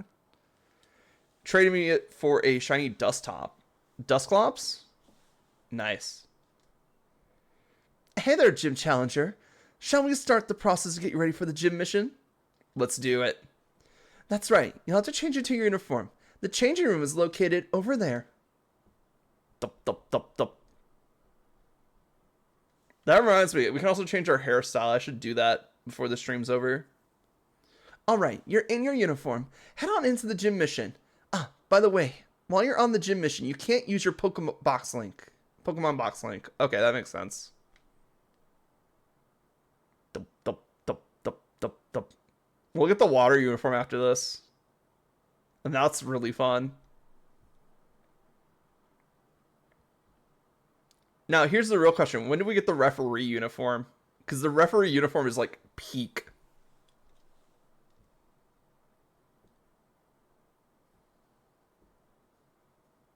Like, look at that. That looks super nice. The Hulberry Pokemon Gym mission is this. A challenging maze. You must reach the goal to clear the mission. However, some paths in the maze are blocked by water. What should you do then? Try pressing the red button over there, and I imagine you'll figure it out, future champ. Peak Stalker. Nah, he's endorsed by the actual league as a neutral party to the gym challenges. His whole goal is to record the outcome and report it to the league. Now let the gym mission begin. Hump. Welcome to Hulberry Stadium. Ready to bask in the beauty of water type moves? Gym trainer Julia. I like these little intros where they have you like side by side and then the Pokemon trainer's doing like an action pose. It's super nice. Shockwave. Yes, I am like basically just using the gym's weakness against it, but oh well. We get Thunderfang. Wait, you're a special attacker though. It's a trap.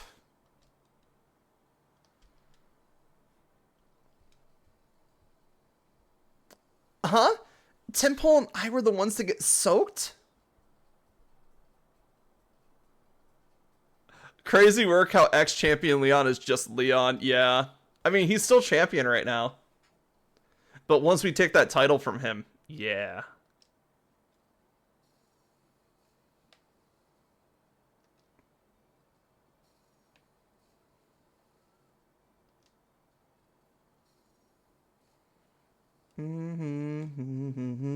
Let's see. What level's that Chinchou? 21? Alright. Flicker. Should we give Flicker the magnet or should we give well, you have other moves besides electric moves. I feel like most of Fulgur's usefulness comes from the fact that it has electric moves. So let's give it the magnet that we picked up earlier. And that means we can give Chinchou, our Flicker here, the luck incense to get some extra cash. No rookie? How dare you? What do you mean, like no rookie?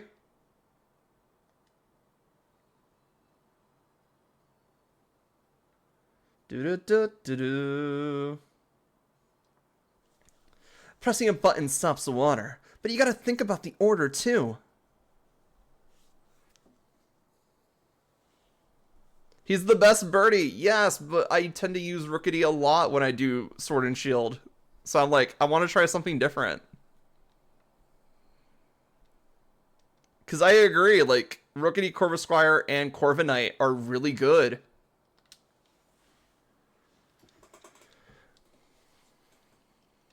In fact, like, if you're not running Corvisquire or Corviknight on your final team, like, you don't have a really solid foundation.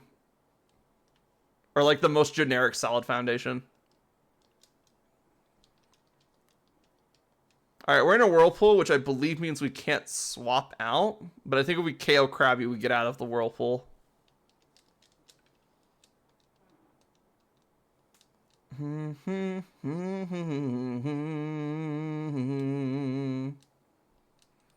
And honestly, there's just a lot of Pokemon in Sword and Shield.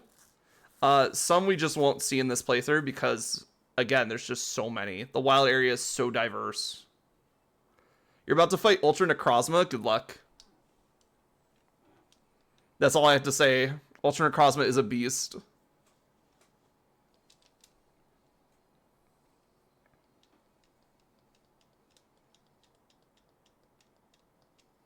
Gym Trainer Heather. I wasn't sure about the right thing to do in that battle.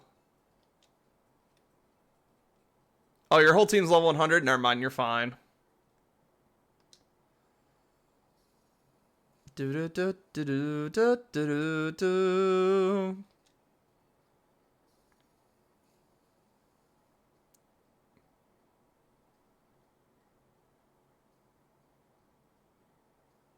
Man, there's no guardrails anywhere. People could just slip right off here.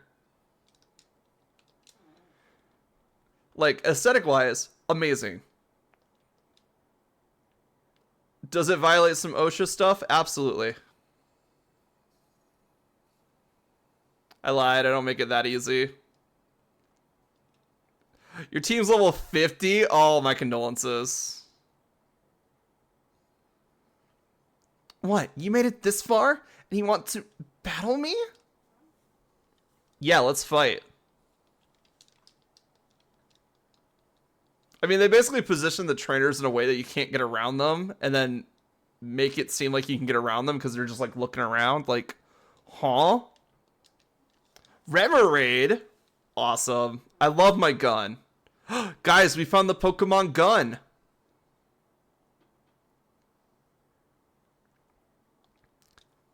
But yeah, if you guys look at, like, really old art of Remoraid, it was gonna be a gun.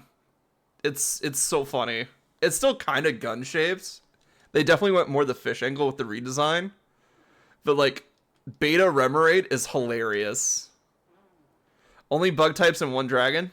I mean, bugs aren't that bad. I feel like everybody hypes up Bug like being like, oh, Bug is the worst type ever, and it's like, no, it's just kind of frail. That's it. Bugs are usually pretty fast and hit hard.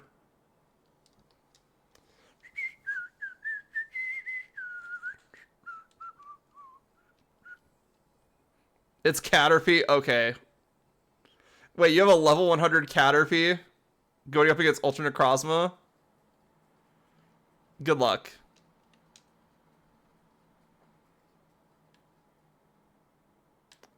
Watch it be really funny if it has like something like ancient power.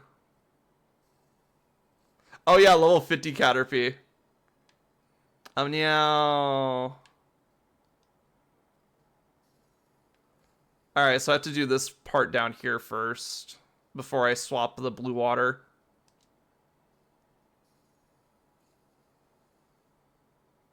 And a level 50 Dratini. Alright. I feel like Necrozma's gonna destroy that Dratini though. Being a dragon type itself. Only those three? Yeah, have fun. Hopefully you have some idea of how to beat Ultra Necrozma like that.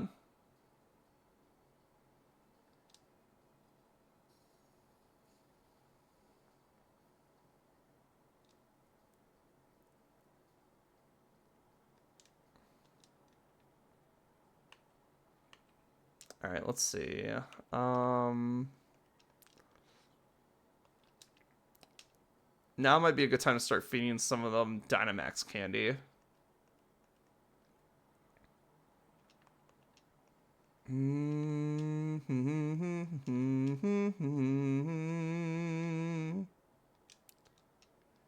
All right, let's organize our boxes a bit.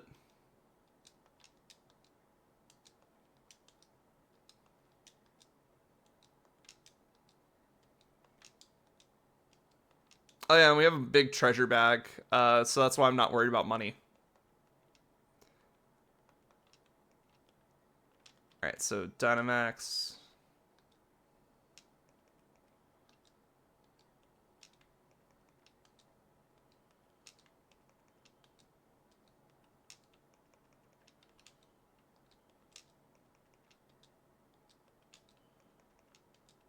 All right, so now everybody has 4 Dynamax level minimum.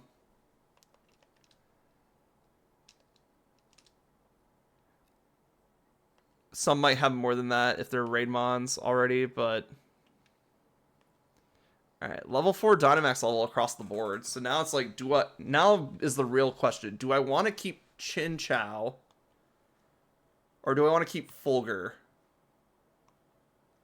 And considering we already have a water Pokemon that is going to take us all the way to the end, probably want to stick with Fulgur.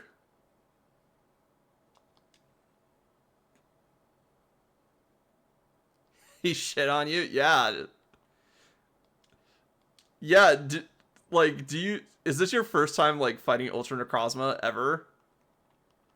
Because Ultra Necrozma is the hardest super boss in Pokemon history.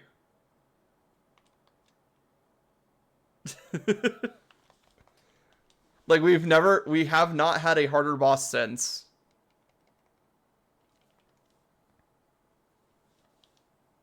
No, I found out it was like 8, I think. Ah, I see. But I swear it was easy. Yeah, when you have, like, Pokemon that are actually good. Ultra Necrozma is just a beast. And just for sheer output. Oh, we got ads? Alright. Since we are about to do a gym battle, I am going to take this break right now. Probably a good time for ads anyway, because we're about to do the gym fight. So, yep, I will see you guys in a couple minutes.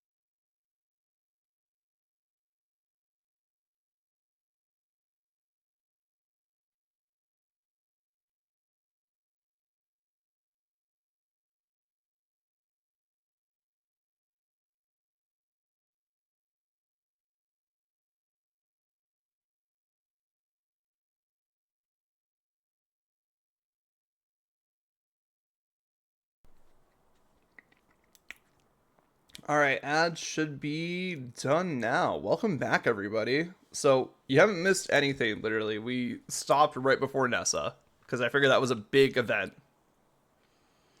And that Neuro first is cooking my team. Yeah. Welcome to signature legendary moves on a super boss that has like double the stats of any other Pokemon.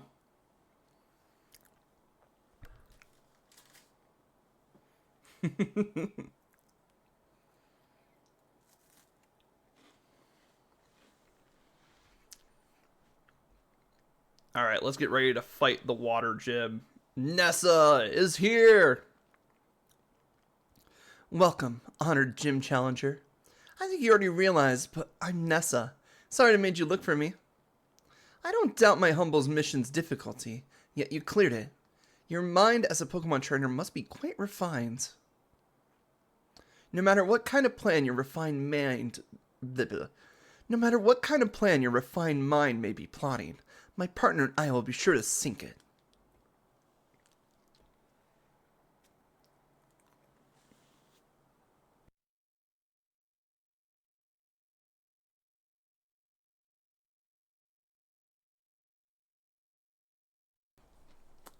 Here we go, baby.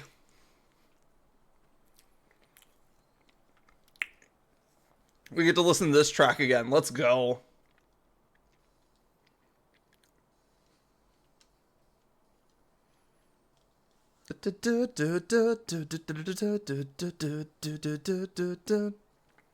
Spark.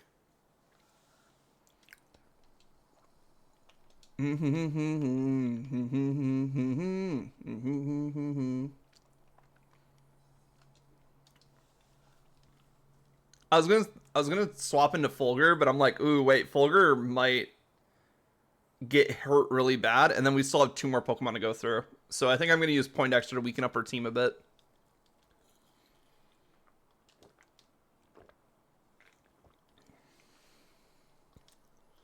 Because then we can also set up Reflector Light Screen, depending on what she throws out of her as her last Pokemon. I think her ace is a Dreadnought. I could be wrong about that.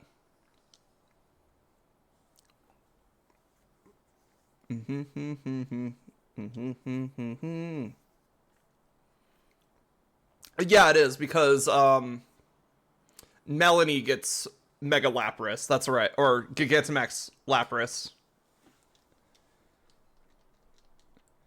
So Dreadnought's more... I want to say Dreadnought's more physical. So we could set up the Reflect. Do do do do do do do boom. Oh, Poindexter, no. Set up that Reflect and get out of here there, buddy.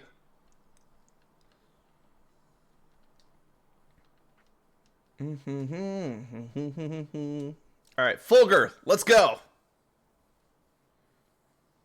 What is that move? Light that burns the sky? I think that's a Z move. Because Ultra Necrozma has its own Z move. Man, it must have been a while since you fought Ultra Necrozma, because, like, Necrozma is rough.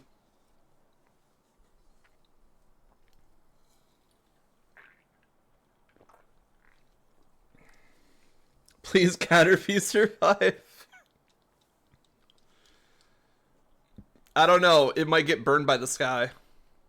Looks like I'm down to one last Pokemon. I've been saving this for... I missed the fucking words. Alright, let's do this. It's time for Dynamax versus Dynamax. Flood the stadium and make it our ocean. Dreadnought, time to Dynamax.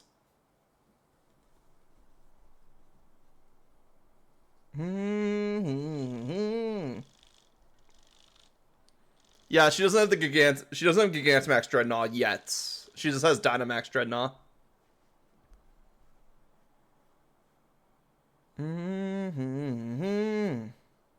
Yeah, Golisopod is really good. Like, a bug Pokemon. It's one of the better bug Pokemon, up there with, like, Scizor.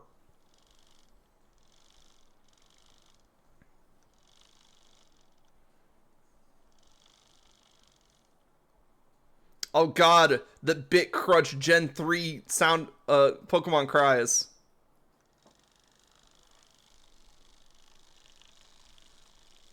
Div, div, div, div, div, div, div. Max Lightning!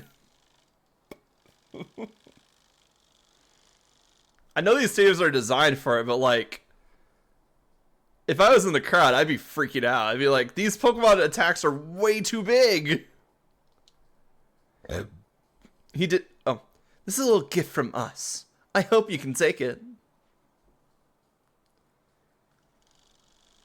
Boom. Honestly, Fulgur almost didn't take it. Oh wait, we still have Reflect up, right? Okay, that's how we're able to take it.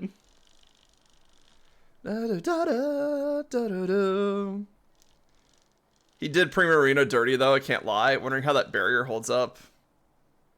I mean, pretty good apparently. I forgot we set up Reflect. Like, that was the big thing we did there. Because honestly, Dreadnought should have won against Electrike. I'm going to be completely honest there. Dreadnought is way too defensive for Electrike. If the barrier breaks, everyone cooked. True. I may proudly be the strongest member of this gym, but I was totally washed away.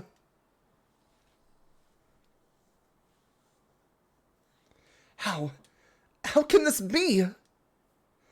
Now that I've battled you, I think I understand. Continue to seize victories in the gym challenges with your Pokemon. You have an incredible spirit that may even be strong enough to challenge the champion.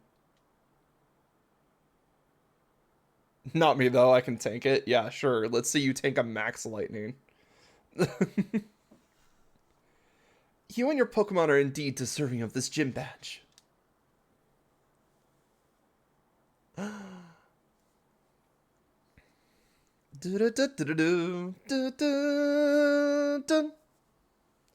can now catch Pokemon up to level 30. As you'll want to challenge the Fire Gym Leader next, as you and your Pokemon are now, he'll definitely want to battle you.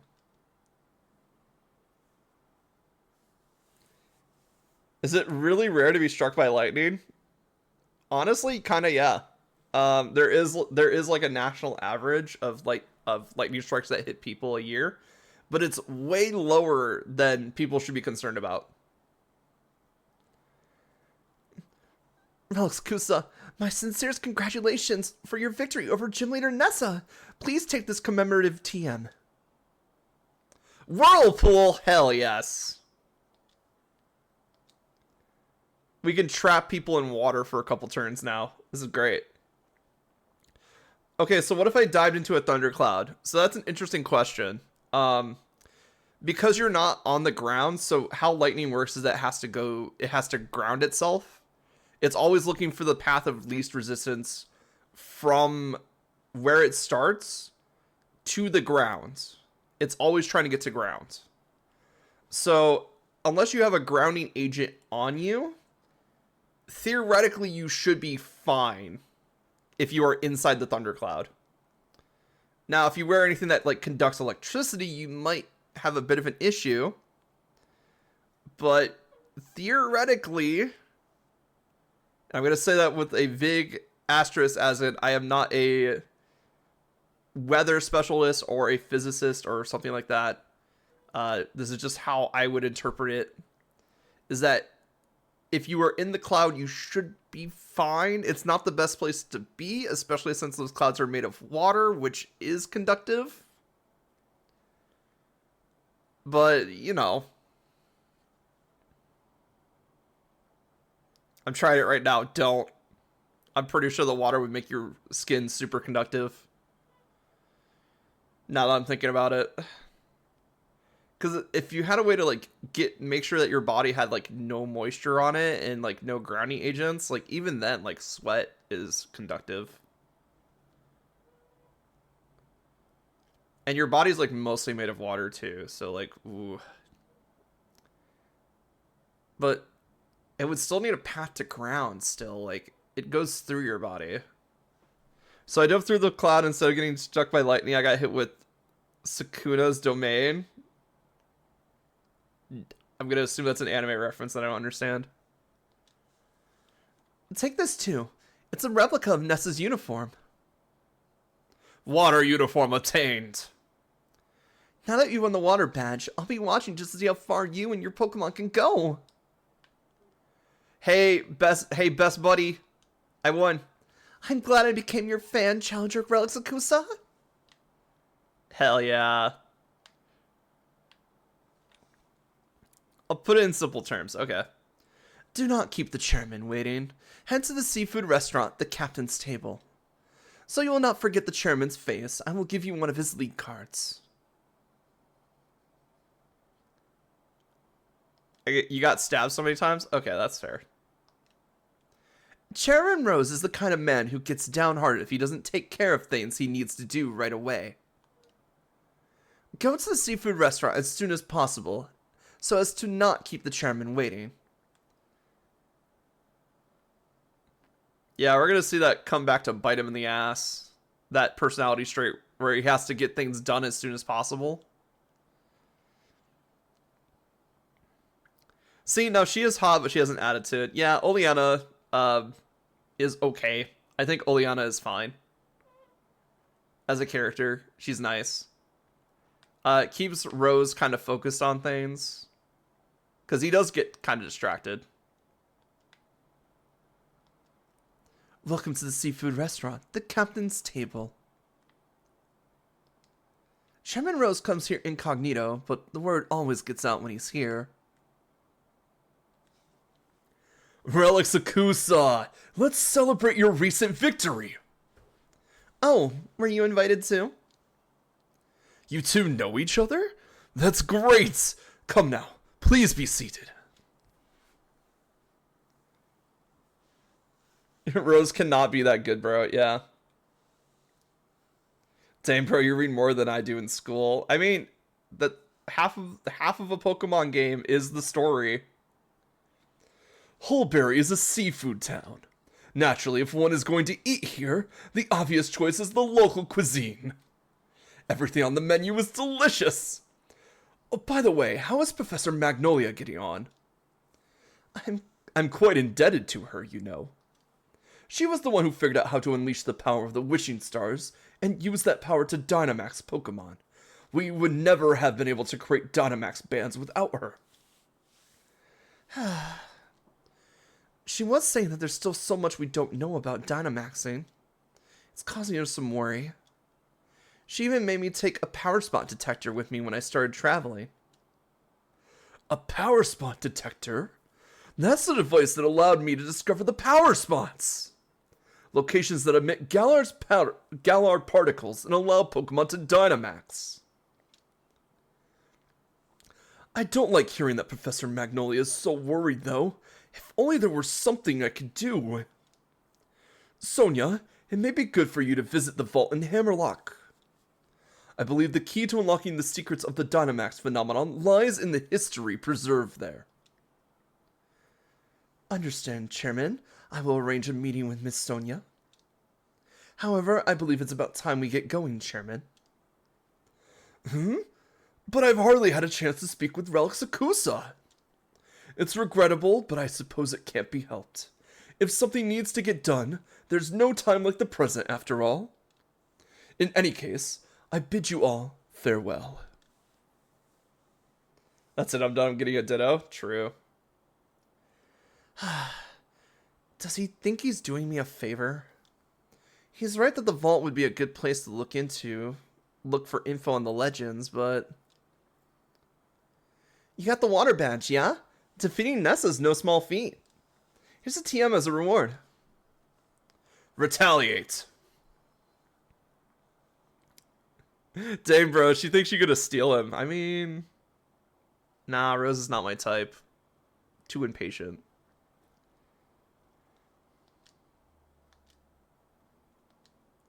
Nessa's a good friend.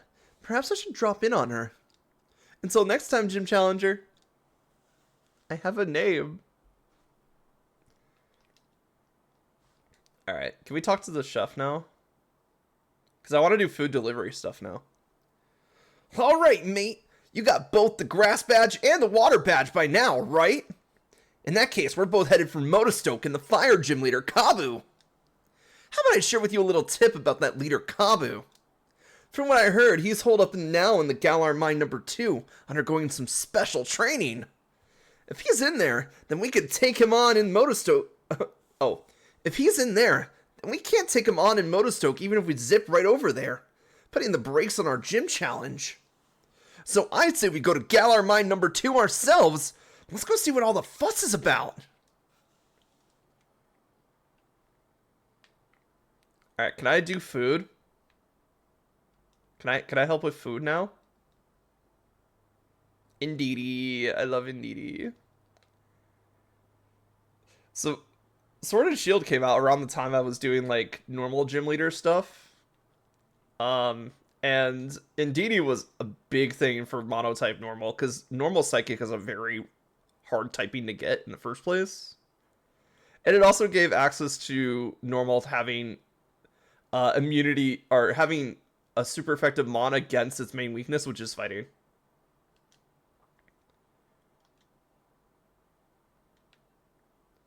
One of the best things about Pokemon is that you're not limited on names. I mean, there is some limits. In later Pokemon games, they put limits on like using slurs and stuff like that, because you know they don't want people putting a bunch of slurs as Pokemon names and then just like wonder trading them out to people. That's not a bad look. That's not a great look for them. So there is some limits, but most people aren't going to hit the barriers when it comes to naming Pokemon.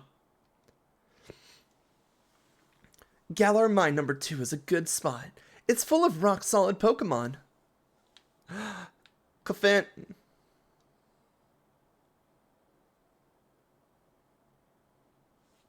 But yeah, as long as it's not hitting like the Nintendo filter, you're fine with names. Like that's how we get people using, or this is how we get the Jennings sites putting their fucking website handle as the Pokemon name.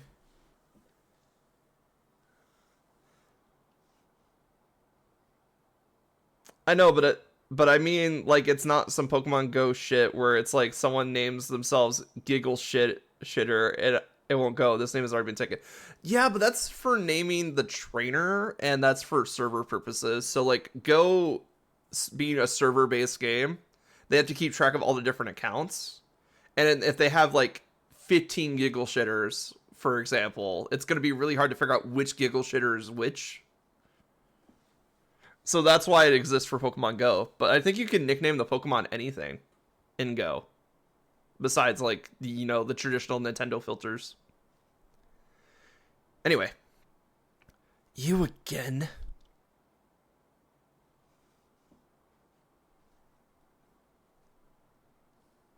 I feel sorry for my Pokemon if I made them take part in a battle against low-level opponents. I'm not in the mood to deal with weaklings right now. Then again, I suppose it's a form of mercy to crush weak opponents early on. If you're under the misguided impression that you're stronger than me, then surely you would be up for a Pokemon battle. Sure. It's utterly inconceivable that I, the challenger chosen by the chairman, will lose. Alright, let's beat down Bede, because fuck this guy. Solosis! Let's go, Flicker. Boom. Should I try to Confuse Ray? Oh wait, Confuse Ray has 100 accuracy? Let's go. I forgot Confuse Ray is like the best confusion move in the game.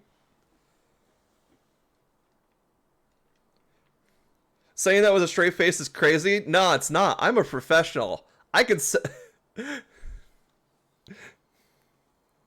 I can say erect without laughing once.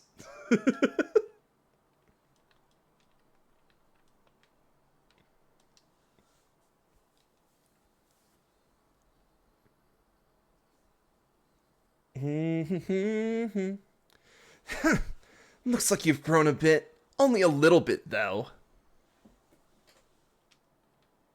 Well, let's go, Para-Confusion Lock. Let's go. Get fucked, baby.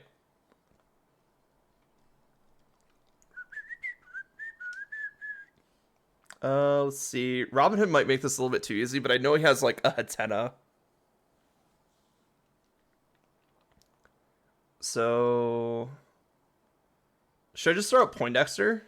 I think Poindexter might actually just hard counter Bede.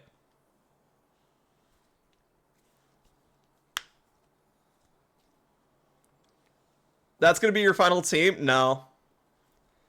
It's just we're very early on in Sword and Shield. Right now the team is very, like, I'm just making it for whatever we're fighting up against next.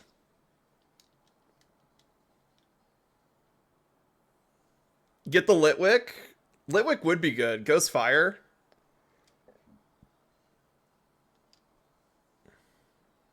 He tough? Yes.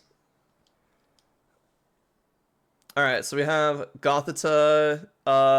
Actually, could I just set up Light Screen right now? Because I'm not too worried about Gothita until I realized it had Rock Tomb. That's rough. Anyway, let's get the Light Screen up. Because that really fucks with Bede's team. Struggle Bug, baby! Wait, Rock Tomb is physical, but I feel like Bede's team is more special-oriented anyway. So after we get rid of Gothita here, I think we'll be fine. Oh my god. We're gonna get hit with Rock Tomb again? Oh no, not the competitive. Uh-oh. Uh-oh. We're in trouble here. Yeah. Our speed is going to be absolutely shit after this. Not that Poindexter had much speed to begin with. -3 speed is rough, though. I don't like Struggle. I mean, I'm avoiding Struggle. Remind me of the shiny Beldum I found. Oh, okay. Yeah, Beldum only move being Takedown. Oh, when I saw Ponyta, I immediately thought it was the fire one. I forgot that Galarian Ponyta existed, actually. Let's see. That's Psychic Fairy, right? I guess we could just Struggle Bug it.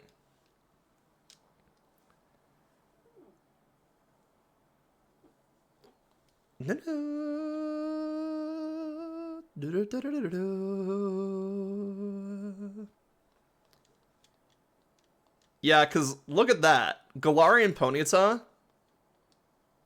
That's amazing. I wanna run that.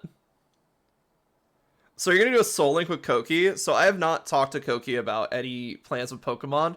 The only time I've really interacted with Koki in Pokemon, specifically, is when he opens up his lobby for Union Circles. But that's always like a community thing. That's not like a because I know him personally type thing. I may or may not laugh at your attempts. I don't know. I feel like Koki's pretty good at Pokemon.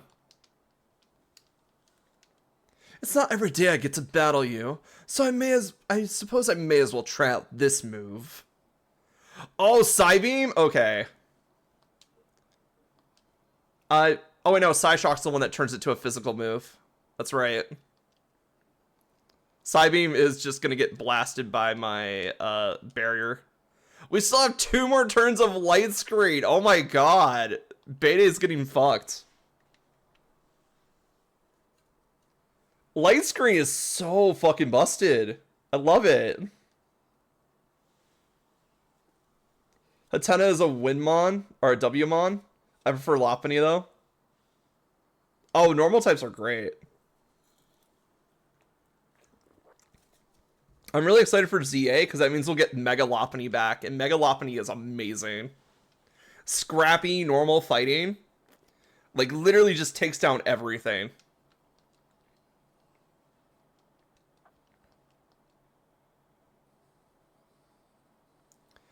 You showed at least a little effort, so I decided I should let you win.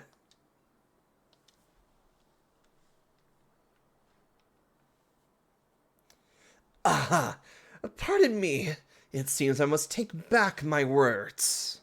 You're not weak. You just lack talent.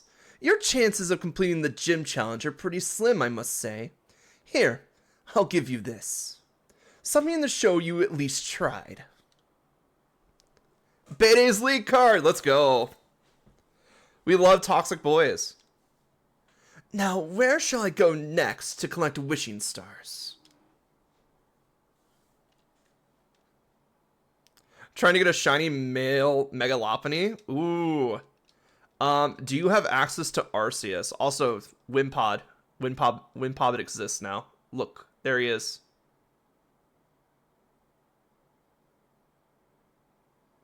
Because I like Shellos, don't get me wrong, but like, Shellos is like the most common, like, oh, we have a water type that is also a really good water type.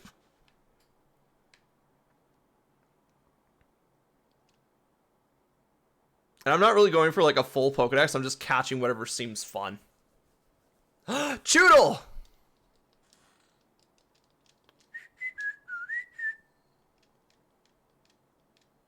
Oh, that reminds me, we probably should have healed. Whoops. Oh well.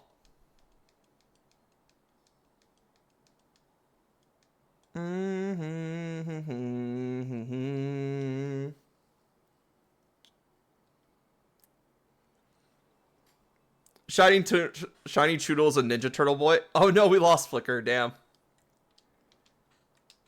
So I feel like if I try to do like a Nuzlocke, I would lose a lot of Pokemon just because I'm impatient.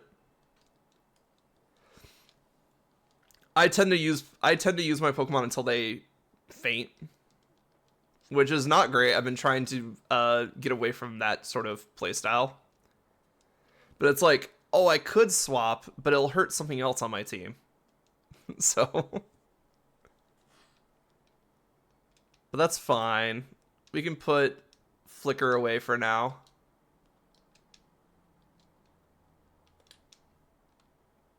Because I want to get Braymont back. Let's see. Water.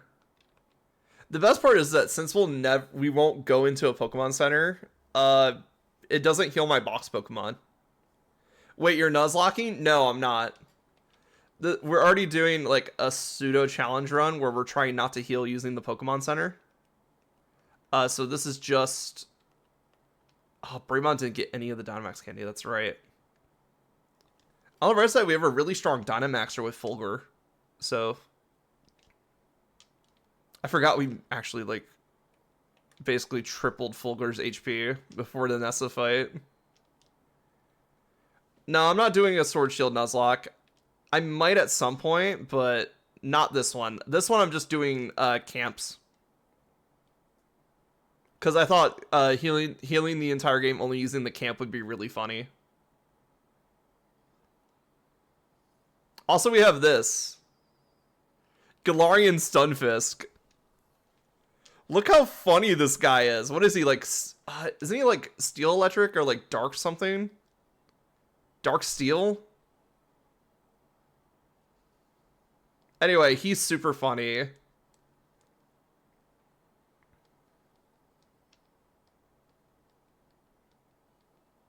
Save? Alright, we'll do after this fight.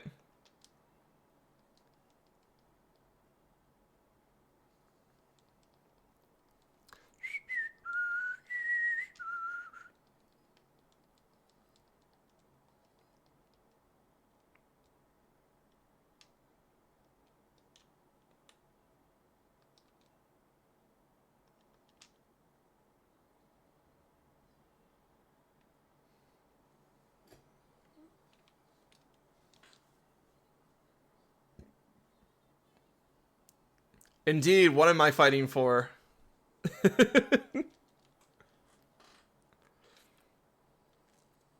Let's go, Carkle! I love the what am I fighting for voice line, because, like, it comes out of like the least likely character to have that voice. Cause like Zero from Mega Man, I do not picture him having that kind of like voice. And then he's just going like, "What am I fighting for?" It's so good. Dust balls. Yes, dust balls actually work really good in here.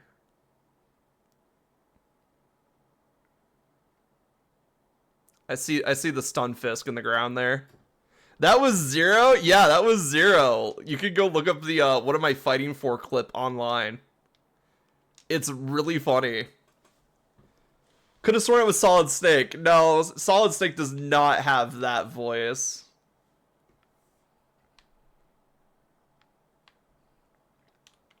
Alright, let's cook. Alright, let's see. What haven't we done yet? I don't think I've done spicy burgers.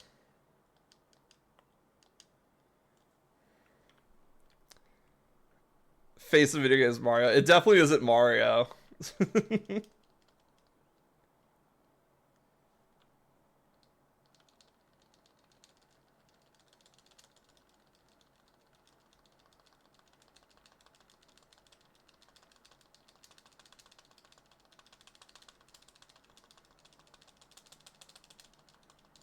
There we go.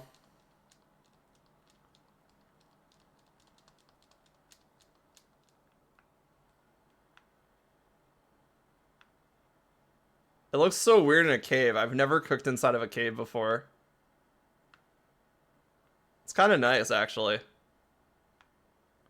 I mean, considering there's only like 2 caves in the entire game. Oh, we overspilled a bit. Check my posture? No, I'm cooking. I have cooking posture.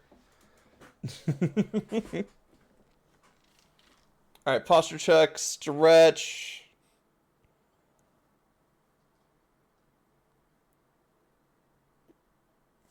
Alright, let's see what we got with the spicy burger. I'm gonna stretch while we get through this cutscene. Oh, that might be milcery. Yeah, I think the one thing that we spilled out of the pot really hurt.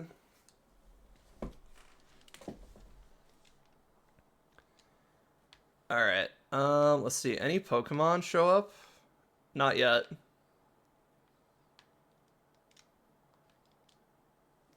Alright, I did some quick stretching.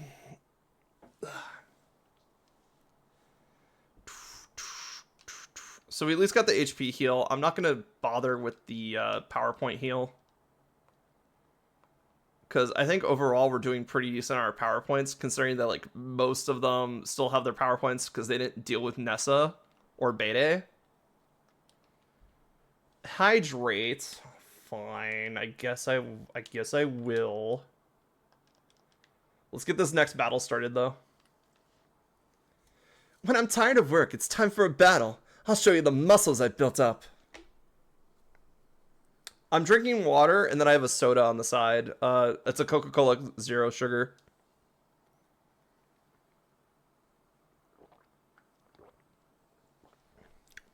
But majority, I have this big cup of water that I'm drinking from.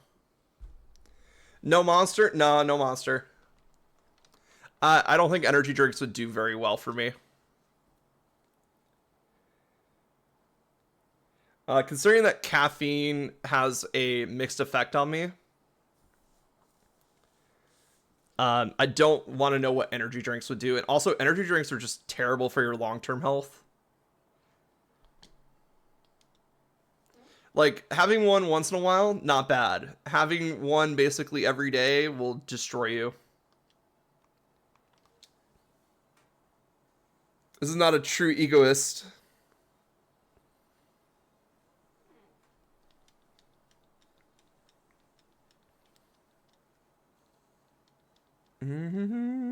Hinting at Koki. Well, Koki... I'm not sure about Koki's energy drink habits. I think it's well controlled for him. Or at least he knows, like, enough about energy drinks to make his own call on that. Yeah, he's a Pikachu.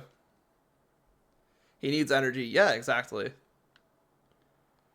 But also, like, I'm not gonna go police what other people are like putting into their body, because that just sounds like a waste of time. Like if you understand that energy drinks are bad for you and you still drink them, that's fine. That's a your thing. It's just that I feel like more people need to understand the health of, or need to understand how energy drinks affect people's health more. And I know that's like a really boring answer because it's like, be informed, kids, of what you're putting in your body, but overall.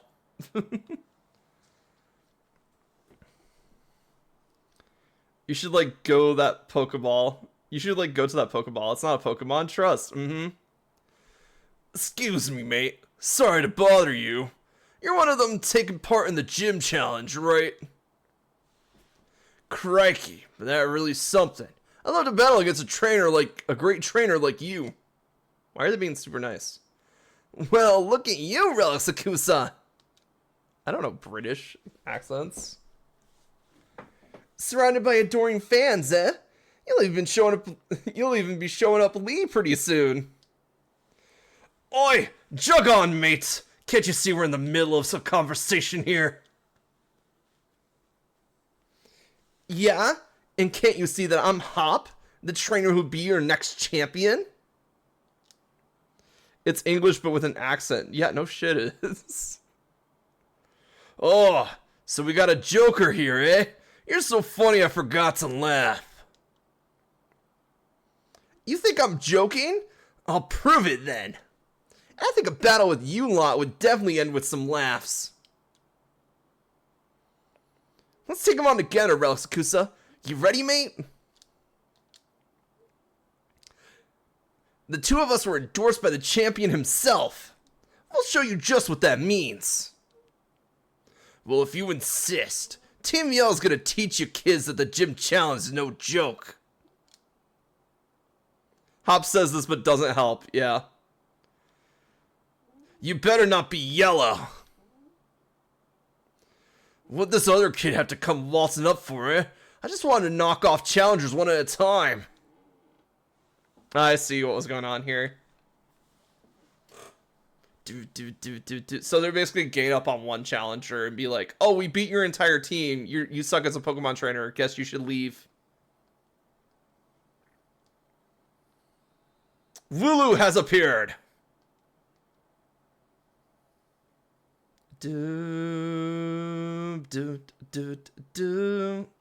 Oh, let's fake out that Thievul, because I'm pretty sure we're going to do fake out versus fake out here. Oh, they didn't fake out. Wait, does Thievul even get fake out? Also, Hop, train your Wooloo. That Wooloo almost died from one hit. You had school today? Well, that sucks.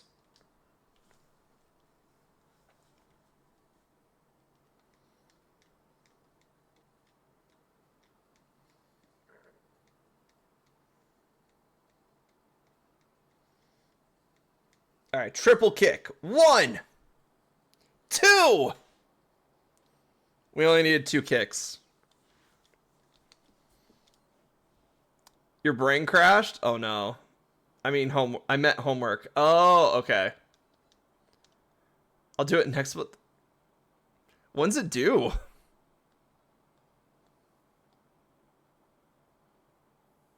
Because you should do your homework.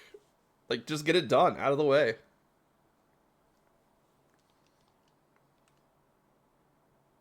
It was due yesterday. You might want to get that homework done. Just saying. Robin Hood was Sucker Punch? Okay.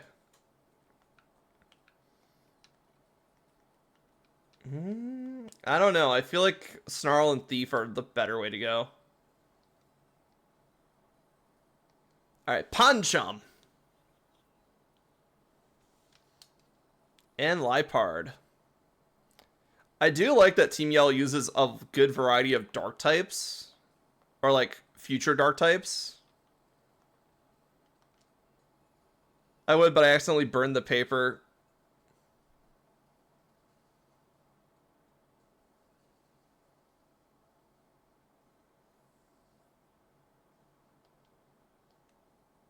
Were you like burning something else that looked like it and it just got caught up in like the stack or what? I'm just trying to figure out the logistics of that.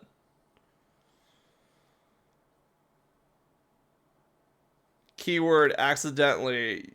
Yeah, I figured out the accidentally part. I'm just trying to figure out how the accident happened in the first place.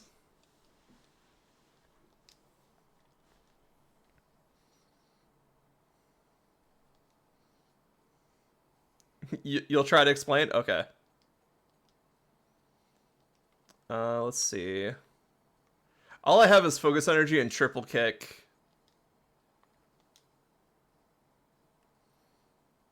You're gonna cook something while doing homework. Okay.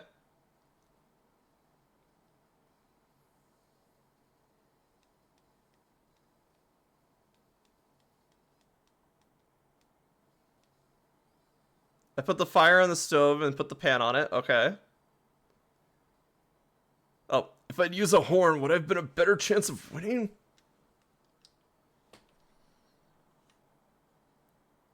When I looked at the desk where I put my homework pan, the pan was there instead of the homework. What? How tired were you yesterday? That little mug's the champion's little brother. Guess that's what you get when your older brother's not useless. I know we're Team Yell, but we'll leave quietly once we're beaten. Wasn't at all. Damn. Brain just didn't brain. Okay, that's fair. Nice one, Roxakusa. That's my rival for you. Now then, where could have Kabu have gone off to? Let's keep going. Maybe he's further in.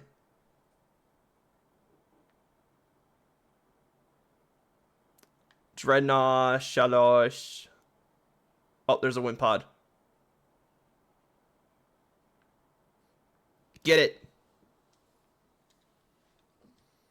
Wind pod. It's like putting the milk on top of the fridge and the bread in the fridge. Yeah. I understand. Stuff like that does happen.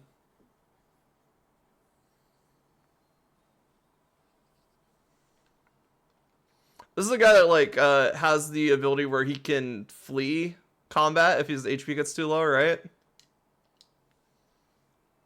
Emergency exit.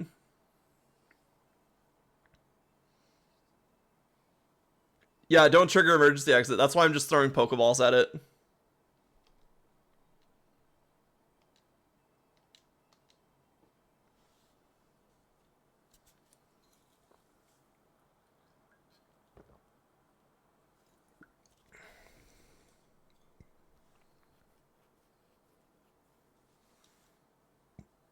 See, hear me out. Don't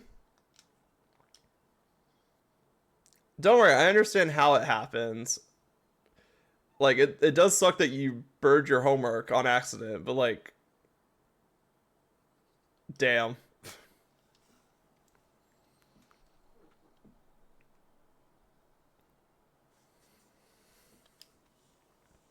think it'd be funny if a Mon could leave the battle and despawn if it got bored.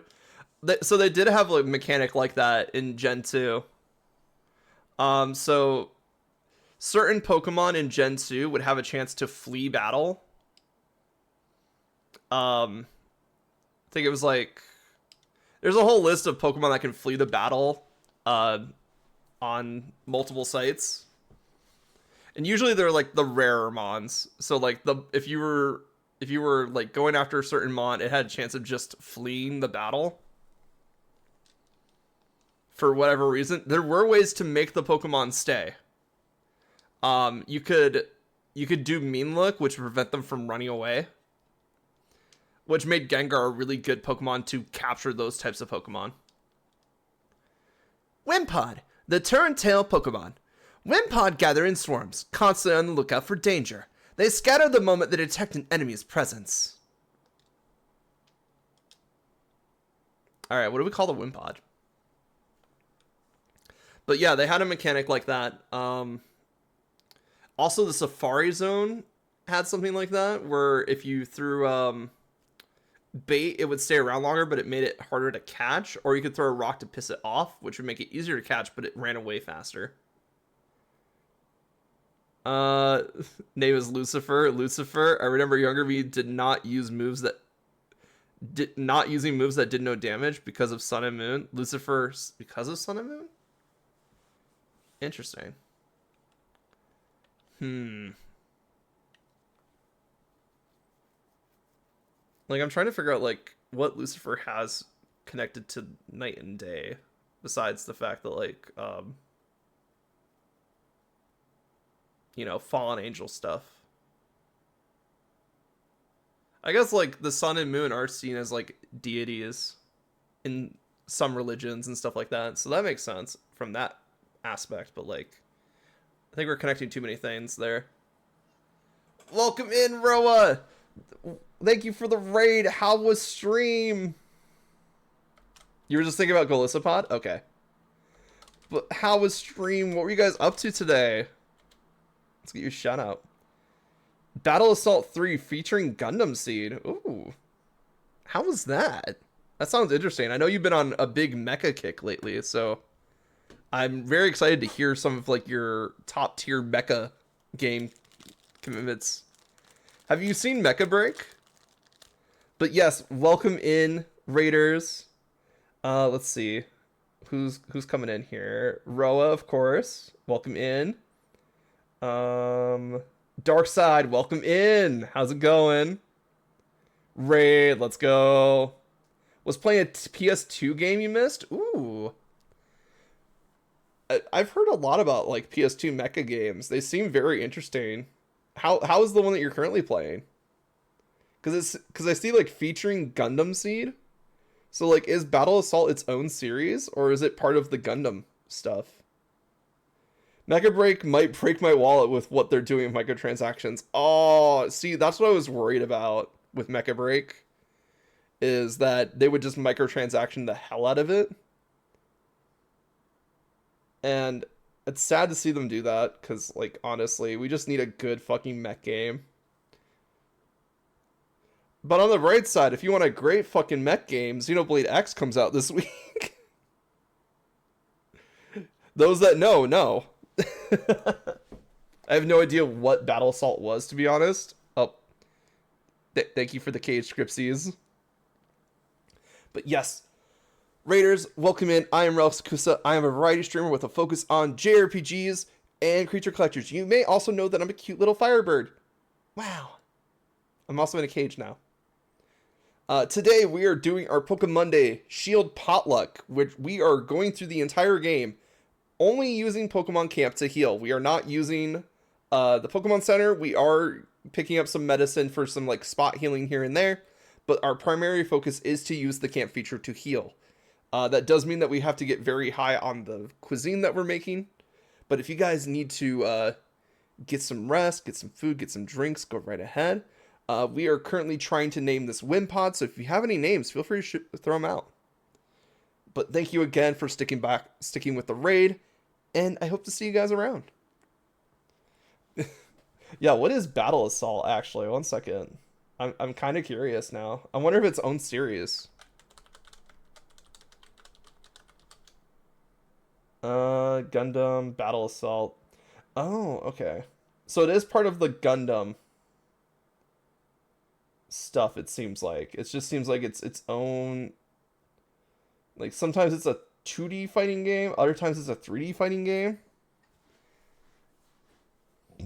So it's not really a mech game. It sounds like it's more like something along the lines of like Persona 4 Arena. Like a fighting game in that type of sense. Interesting. But yes, alright, so what can we name this Wimpod? Um...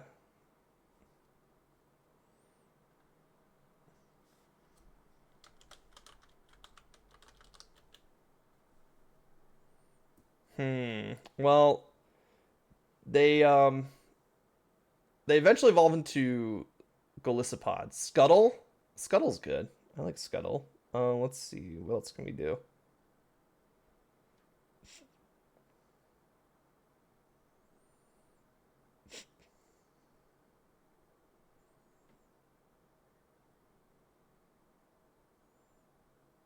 Levy. Ooh. Oh, you know what'd be really fun? Since we're in Sword or Shield, we could give it like a knight's name. I know there's not that many female knights, but like Leviathan would be awesome too. We could do like Gladius. Um, we could go into like why we could be like Ronin too. That'd be fun. What do we feel about Gladius or Ronin? I don't know. I just thought of it.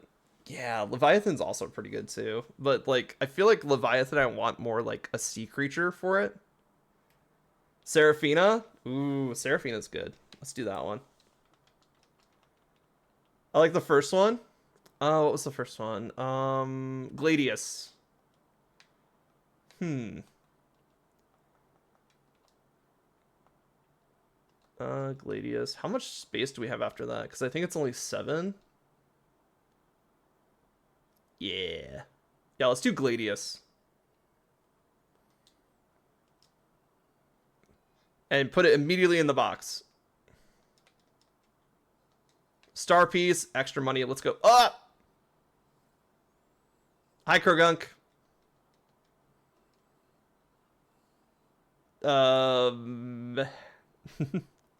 Boxed is crazy. Look, I'm working on my team right now. I'm trying to decide exactly what I want. And I already have a bug and a water type, so I'm like, yeah, Kurgunk's Thug Walk.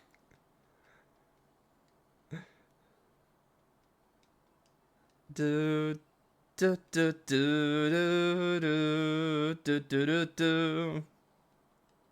Never minds.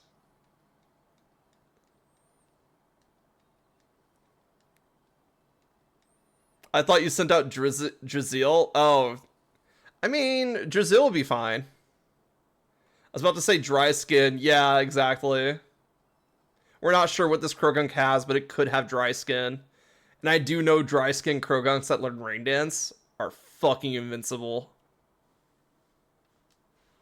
Fulgur's evolving. Do we want him to evolve just yet? That's a good question. Let's hold off on evolution. Because maybe we can get a really good move if we don't evolve him.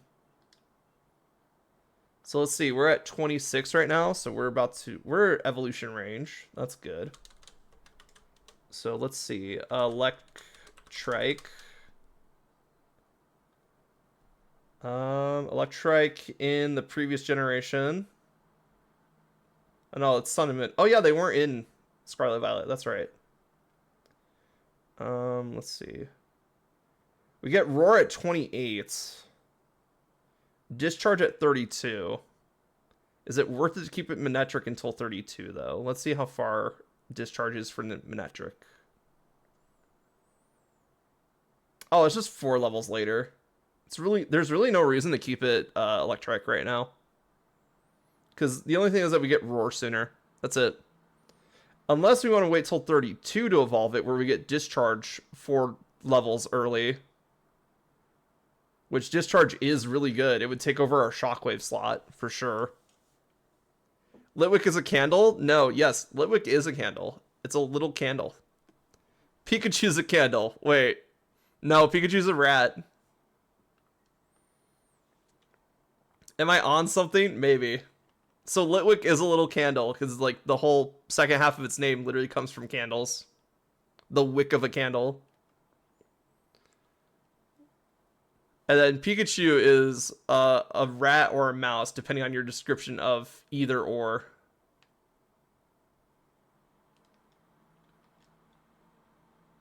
Let's see. Who do we need up front here? I'm still trying to decide if I want to keep Fulgur baby for now.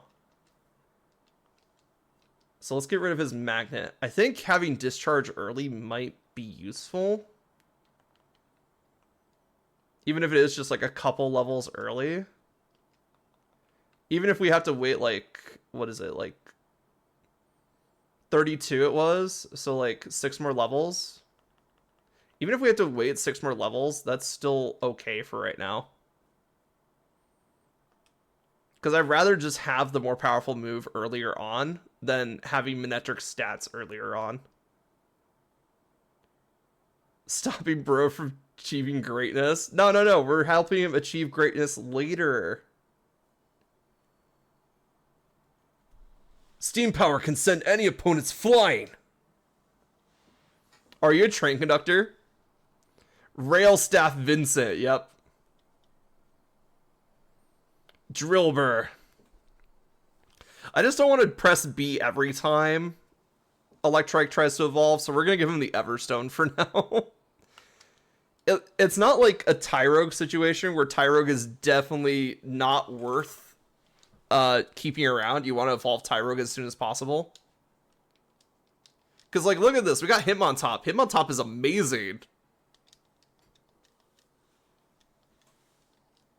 Oh, as we're starting to we spent an entire hour in this mine. That's crazy to me, honestly.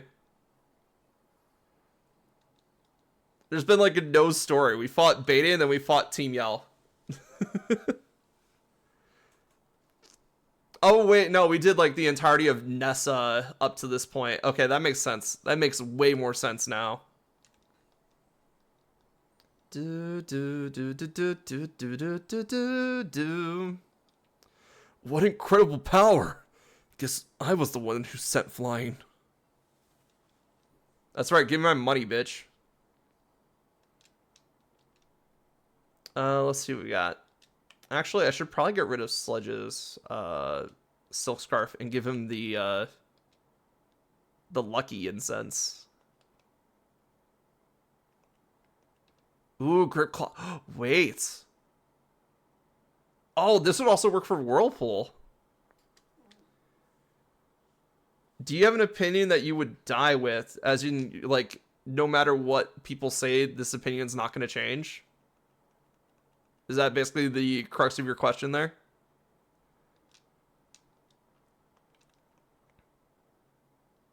I'm a use.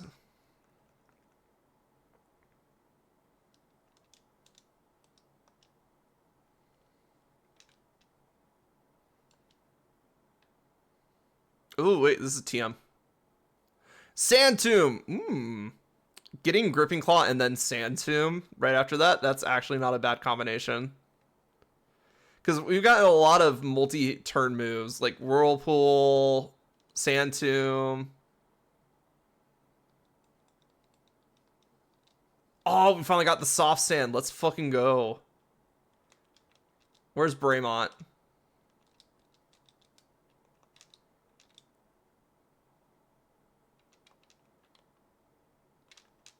Here you go. Soft Sand for you. Now your ground moves are insane.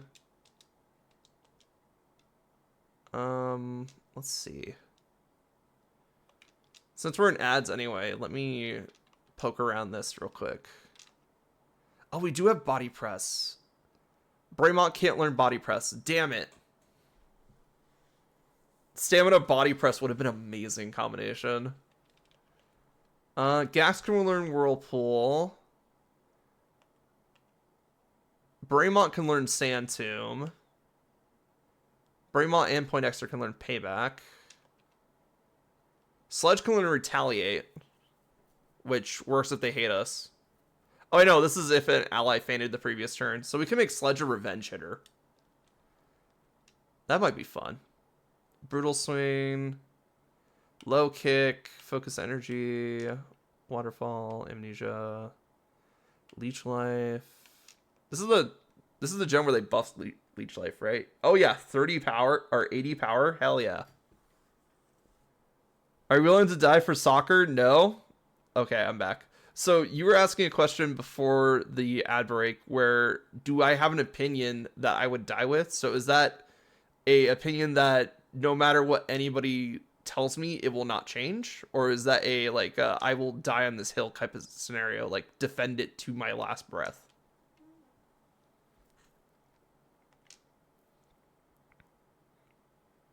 Okay, so the first one, so it's like an opinion that no matter what anybody says, it won't change my mind.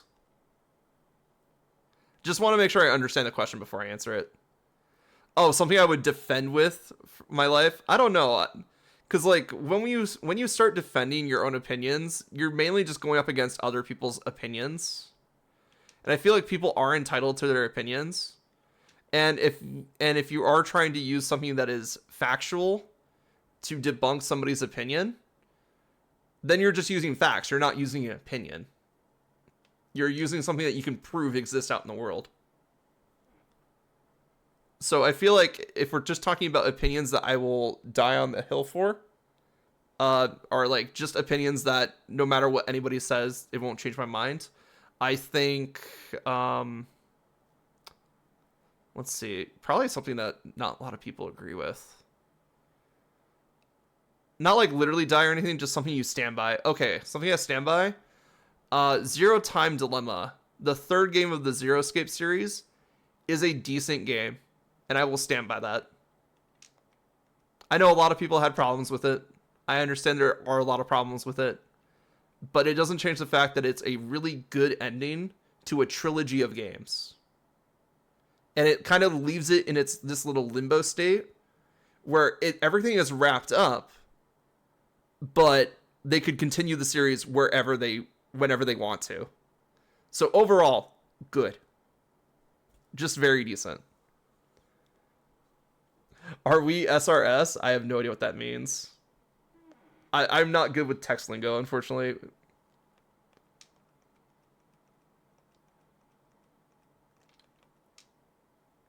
Here's yours. Ooh. Digimon is better than Pokemon in every aspect. Everything except a marketing perspective. Because Digimon marketing comes out of nowhere, and then people are like, what the fuck is this? And then they don't elaborate on it for like years. Oh, serious. Okay, are we serious? Okay, that makes sense. But I agree. I feel like Digimon tells a lot more mature stories, which is why I'm really excited for the new Digimon project. What was it? It was Time something. Digimon is like an ultimate Gooner version of Pokemon but with guns.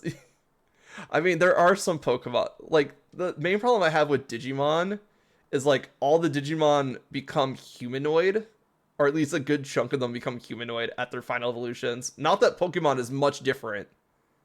Pokemon has a lot of Pokemon that just become human as their final form, specifically with the starters. But yes, it does have more guns than Pokemon, which is good. Rise Greymon is still amazing. Thank you for helping out with my training, Team Yell, but I must say, it's unforgivable for you to get in the way of a Carcoal's hard at work. We weren't getting in its way. We were trying to cheer it on. Still, you did a number on us in that Pokemon battle, so it's time for Team Yell to scarf her and give a morale boost elsewhere. Cheering is one thing, but one shouldn't get in the way of honest work. Grrr. That's Kabu! Man, he's wicked. No wonder he's the fire-type gym leader. Are you the trainers endorsed by Leon? Hoppin' Relics Akusa, am I right? I am just training right up until the last moment, so I can guarantee the perfect match when I face you gym challengers. I specialize in fire-type Pokemon, and the water Pokemon in Galar Mine number 2 are perfect opponents to train against. Regardless, it's getting late. Just go straight once you get out of this mine and you'll reach Motostoke. Get a good rest at the hotel and make sure you're both in your top condition. Come on, Carcoal. Time for you to head on home, too. I'll make sure you get there safely. Grrr. We're gonna be on fire tomorrow. Tomorrow will mark you and your GF's 6-year anniversary. Oh, happy anniversary. I remember Lee talking about Kabu. He said that a lot of gym challengers give up because they just can't beat Kabu. Man, now I'm getting all fired up too.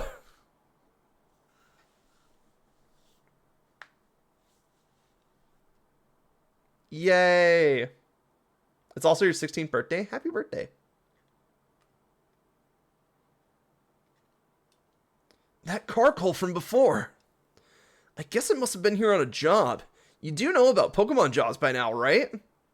I do. Of course you do. Now, I'm cream crackered.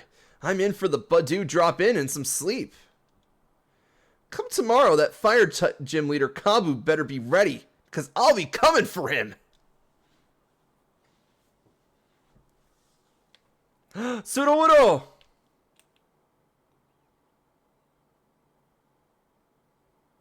Oh, what's in the thing over here? Salondit! Cute. Coughing. Oh my god, there's a lot of cool stuff in here. Poke jobs? Yes, we can send our little guys out to do jobs for us. In fact, I think we're hitting the 3-hour mark for the job that I posted. That we're like 2 hours in, because I don't think I did it right away at the start of stream. But we're at least an hour and a half into that poke job. So we might be able to see some of our guys come back pretty soon.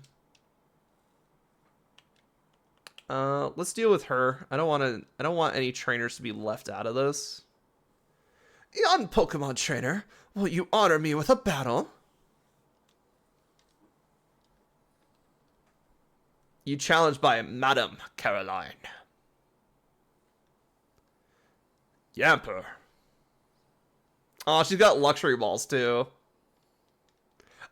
I love that Sword and Shield kind of gave trainers their own like Pokeball to fit their theme. And you're picking what's more fun, motorcycle or car? In video games, definitely motorcycle. IRL, car.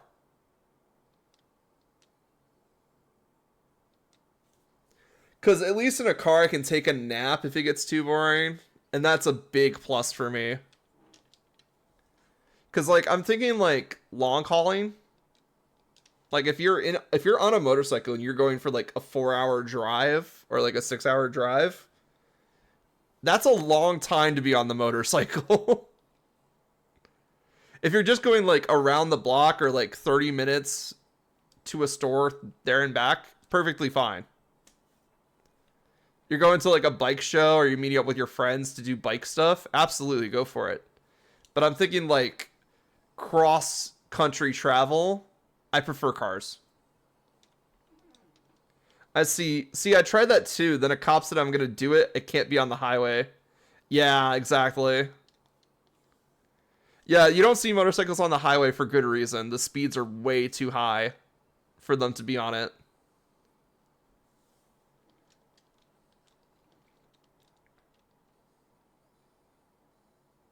Oh-ho! Oh-ho! It seems you're already quite used to Pokemon battles. Sorry, I was about to do like the Ojo-sama, but it's like, no, that wasn't oh-ho-ho-ho. Oh no, a cop. We have to kick his ass. A-cab. Have you seen that one video where the guy stopped to eat a sandwich on a road? No? What happened? Did he get hit? Hello, hello. What's all this then? Fancy a scrape with a copper? A-cab, motherfucker. Oh no, I forgot how, like, innocent the police officers look in Pokemon. Like, they look like they just want to help everybody. Yes, by a bus. No! Oh, that's terrible. The sandwich of doom, agony. Well, he could have done so safely. I don't understand why he had to eat his sandwich right in the middle of the road. I sure hope he's okay. Though, usually when it's motorcycle versus bike, usually it doesn't end up okay.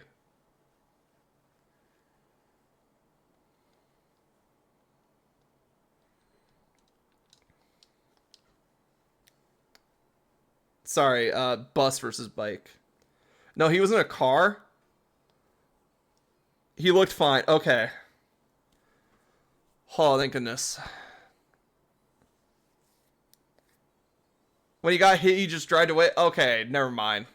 Fuck this guy. You got some Pokemon with you there. Your battle technique is bang on, too. Dude, don't drive away from the scene of the accident that you caused. Damn, bro. Yeah, change of heart. Well, because, like, he obviously lived. You know? Like, it would be a tragedy if he died in that accident.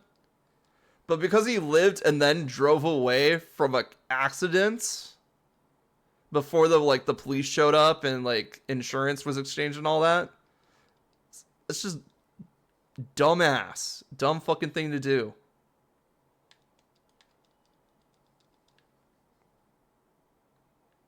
You gotta take responsibility if you're gonna do dumb shit like that.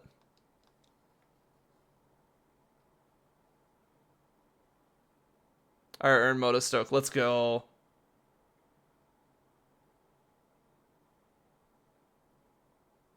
And then after we hit the Badoo drop in, I will look around Motostoke for a bit, because there might be some cool stuff around here.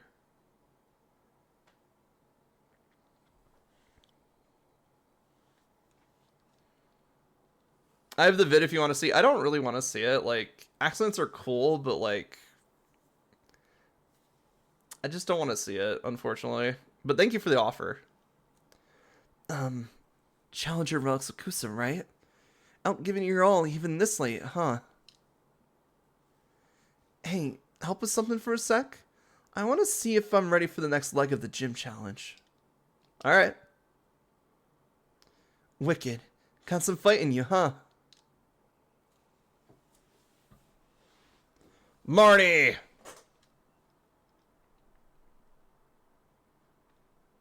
I mean, it's also good practice for me, too.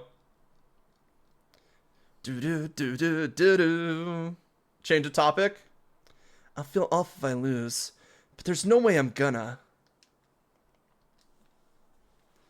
Get faked out.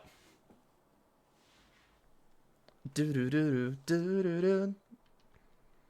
Both these are not very effective hits, and I've already used my fake out. Damn.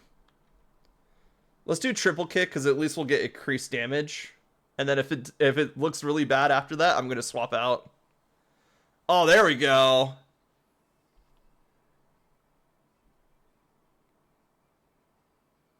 Oh, someone got a card restock and he didn't open his store until he bought all the packs. What?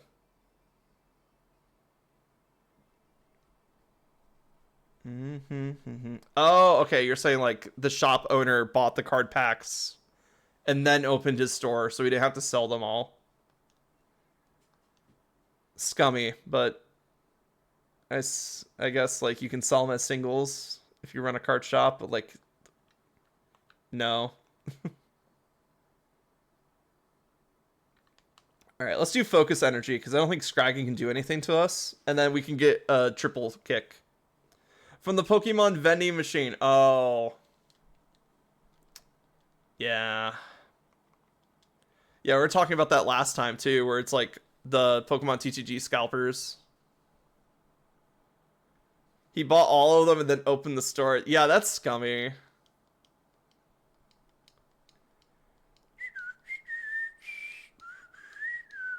Because you know people are coming into that store for that vending machine. It'd be no fun if things ended just yet. And I missed the next part of the line because Pokemon sucks. Morpeko! I think this move expresses my feelings. What do you think? Bite?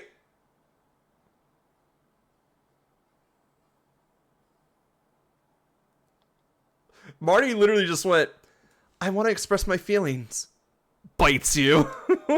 Freaky. I mean, don't get, yeah. A bit freaky, but at the same time, like, it's a child. So. But, like, I have met those people that can only express themselves just by being like, bites you. And it's like, oh, it's a term of affection. In most cases.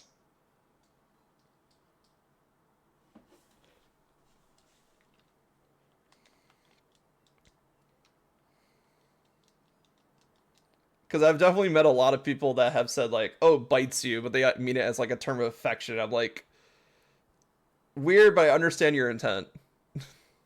So I forget that almost all Pokemon trainers are children. Yeah, I mean, some of them it's very obvious. Usually the main characters and the rivals are all children. Some of the adults aren't great either, but yeah. Guess I better get to bed and rest up for tomorrow. You better get to sleep too.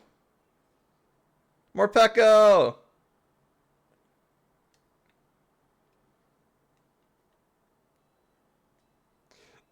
Though it is really funny seeing like, This is how I show my affection.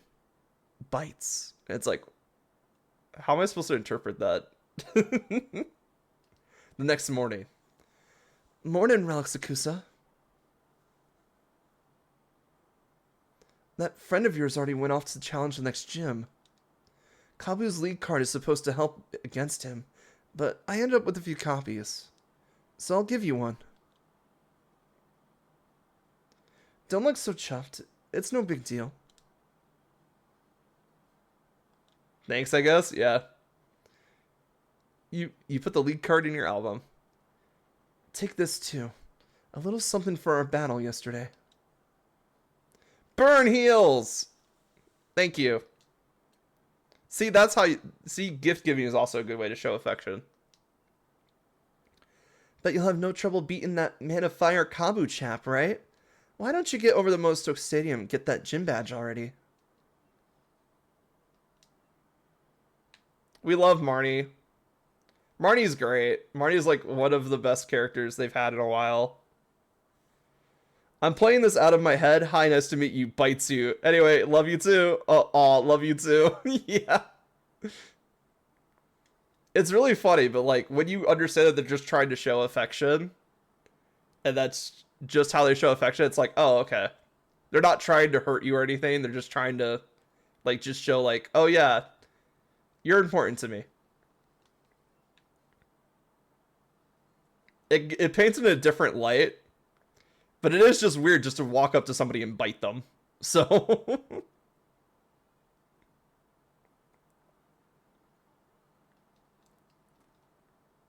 right, what do we got? I sense great potential as a trainer in you. But it's still a bit early. Please come back when you become champion. You can tell by how much bite marks you have. I mean, the goal is not to hurt the person, obviously. Because if they wanted to hurt you, there's better ways than just trying to bite you. But it is kind of funny. Over 17, yeah, you're getting over 17 bite marks. That's the limit. Okay. So you heard it here, guys. If you have 16 bite marks, you're not in the Marriott zone yet. You need that 17th one.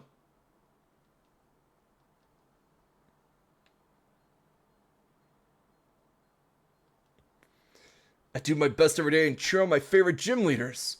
You really don't get tired of doing the things you love. Once I get into my hairstyle, I'm going to stop by the Rotami at the Pokemon Center to update my league card. We play with our Pokemon here. I'm playing hopscotch with Wynot and my younger sister. You do know hopscotch. You have to jump your way through the court. Can I actually do the hopscotch? No, I can't hop. Dang. BRB, you're gonna bite Koki? Alright. Oh, so here's the Motostoke station. The train station.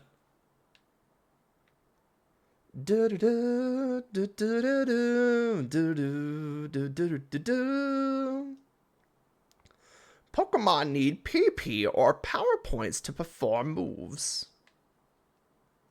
People can change whatever they want. They just need to want to change.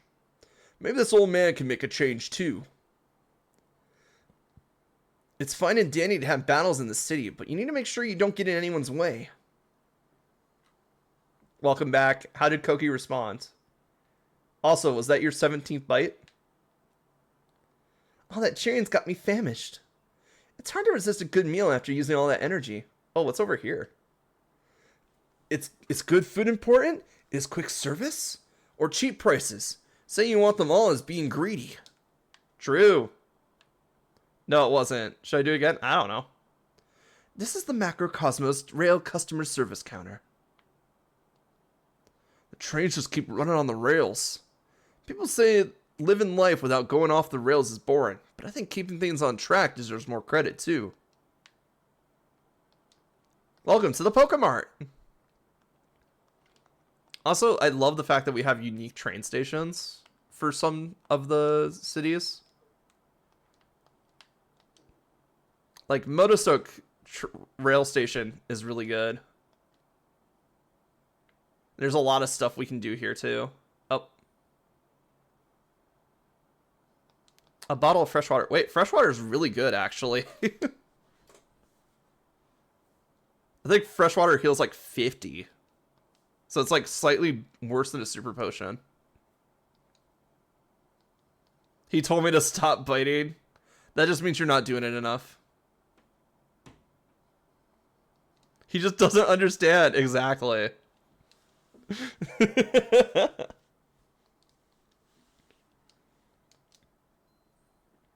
He doesn't understand that it's an affection bite.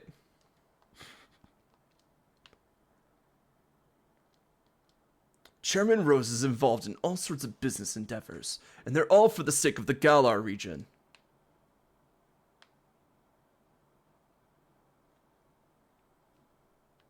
Hump. I'm trying to decide if I want... I definitely need to cook food tonight, because I already got the stuff all out for it, but like... Come on now, Temple. Time to head home. Because I can't just eat out every night.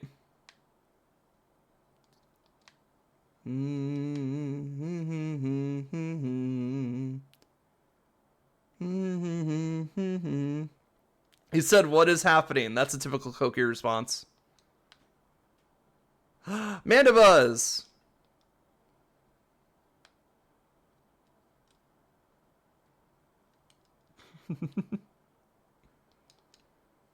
Found 3 great balls. Excellent.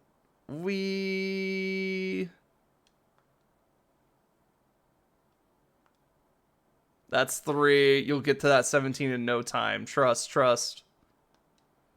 Even if there's no point having a chin wag, it's still great to hear the voice of someone you like. You're gonna go for 10? Alright. Cabo's the flaming star that crashed into the Galar region from the distant land of Hoenn. Welcome to the uniform shop. Wait, this is where the uniform shop is? I do like the good poison. I do like a good poison uniform. What I like about the female uniforms over the male uniforms is that they're not just wearing pants. A lot of the male uniforms were just wearing pants. And it just, like, it wasn't a bad silhouette, but it was like, You did it 7 times? Great. That's 10. We can count.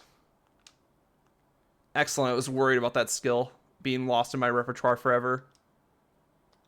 Alright, let's take the flying uniform. I also do like poison types, so maybe the poison uniform. The normal uniform I kind of like just because it's normal. Should I go for the 17? Nah. You gotta ease Koki into it. You know what? I'll do it. Alright. Have fun.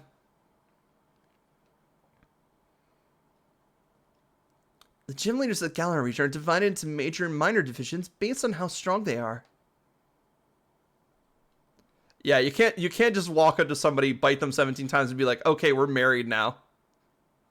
It's gotta be a slow burn.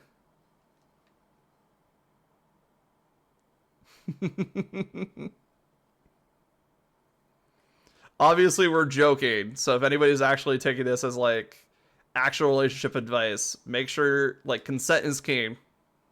Alright, let's see if the Pokemon drop is ready. Congratulations! That new badge of yours has opened the door to some new jobs. Check them out. Yeah, no budding without consent. Exactly. All right, we got an hour left on Porcini, so we will be able to... Oh, awesome. Make sure he wants to be bit. True. They might have some boundary thing. And one of the boundaries might be don't bite them. All right, so we got Wimpod. Kind of want to avoid our bug ties because we are about to do Kabu.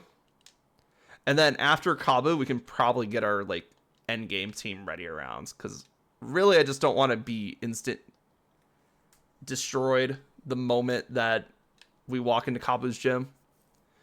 But also, there's a fun thing we can do in Kabu's gym. So Kabu's gym challenge, which they'll explain to us in a bit, is catching wild Pokemon in the gym.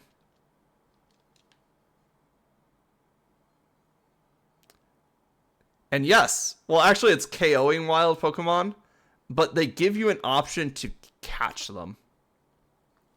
So what people do, especially for like, especially for Nuzlocke, is that they will actually capture one of the Pokemon in Kabu's gym, and they are set encounters. You can determine which one you will get. But the other thing that people have done, which is kind of funny, is shiny hunt the Pokemon inside of Kabu's gym. And I kind of want to do that since we have a new save file and I don't have to restart a new save file and get to this point. I want to shiny hunt a Pokemon in Kabu's gym. That is one of the biggest things I've wanted to do with Sword and Shield for a while now.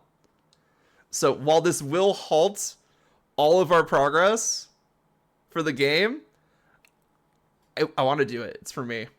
Let's see. Medium curls, romantic tuck. Ooh, the romantic tuck is really good in this game. Because I think these are the same, the hairstyles from Scarlet Violet too. Maybe a few more, maybe a few less.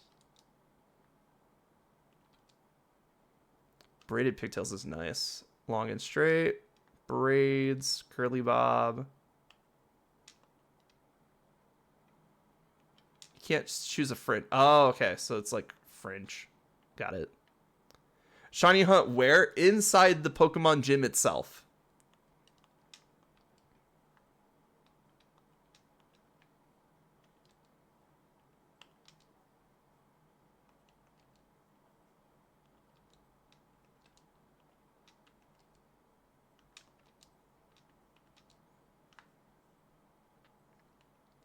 Do long and straight if you're going to wear a hat. Oh, yeah, I guess that's true.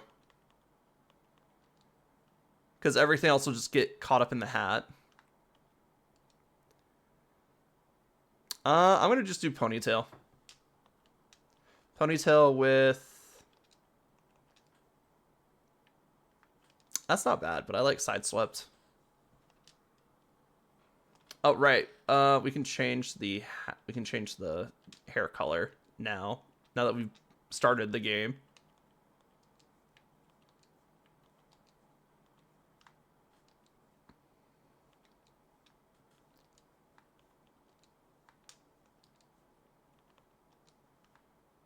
Ooh, pink hair is nice.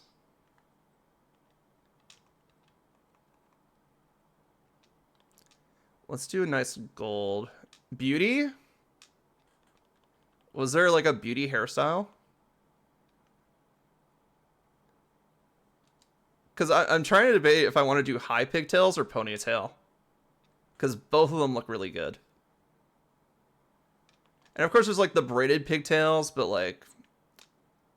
It's fine. No, like it's beautiful. Yes. I really like the trainer customization. In most games. I do think X and Y had the best trainer customization. Just based on the outfits. The guys were high for blonde hair. Oh, like the ponytail? Ooh, that ponytail is really nice looking. Like, look how it like folds in. It's really nice, actually.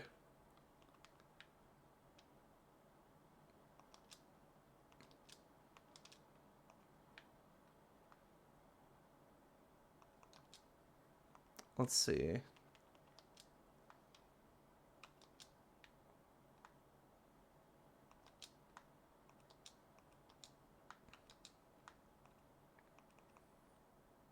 Yeah, I think it's either I want to do gold or if I want to do like not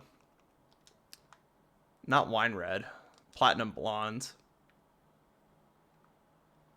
It's so hard hunting for a 1% spawn. But that means we also get 3 targets for Kabu's gym. All right, let's do this. Let's do gold.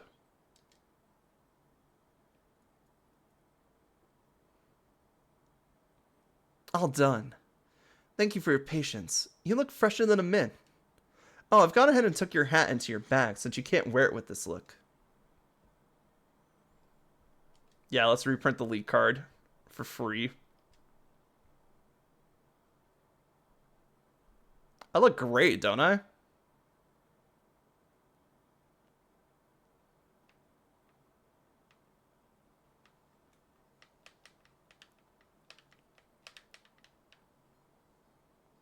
Shiny Litwick is fire. Oh, yeah. Oh, wait. It's one of the Pokemon from Kabu's gym, Litwick.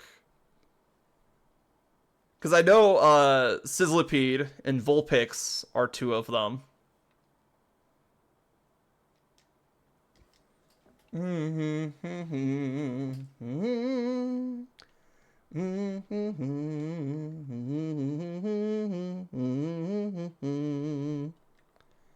Also, we got to think, like, what are we going to use for catcher Pokemon?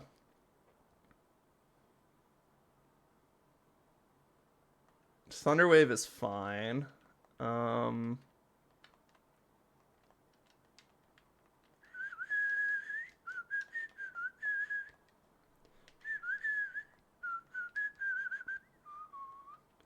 only one that's really weak against Kabu is Poindexter, and that's just because of the bug typing. Teen Titans or Teen Titans Go? I'm a big fan of the OG Teen Titans, but I also understand, or I also like Teen Titans Go because it's more comedy focused. Like, it is based off a comic script or a comic that was, again, poking fun of like Teen Titans and stuff like that, and it's really funny. I think both have their merits. I think if you're a fan of one, you should watch the other. It's really fun. It's really fun.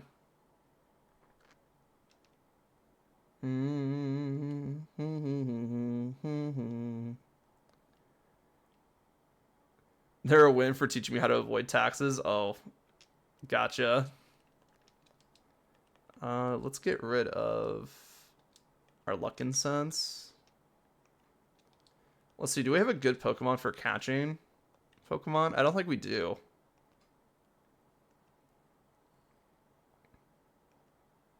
I mean, we have some Pokemon that can stick around for a while, but as of, like, actively catching a Pokemon, nothing really is going to help us.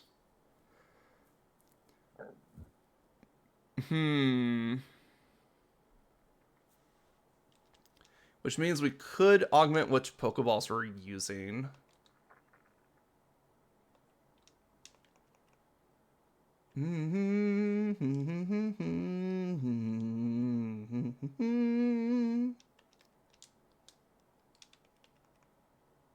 So let's see, what Pokeballs do we have?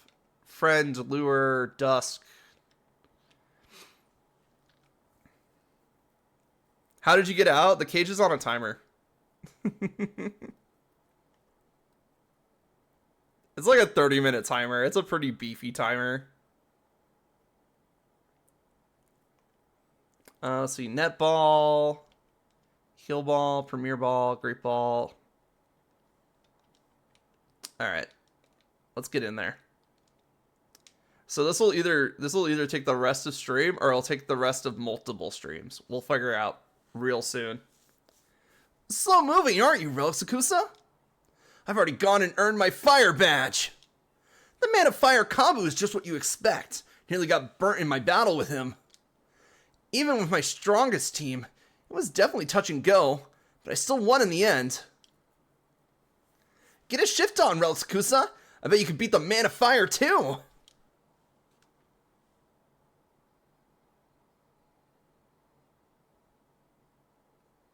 First, first random SR encounter. Yeah, I gotta look up how exactly to do it in Kabu's gym. I know there's like a technique to it. So let's see. Pokemon Shiny Hunt Kabu's gym.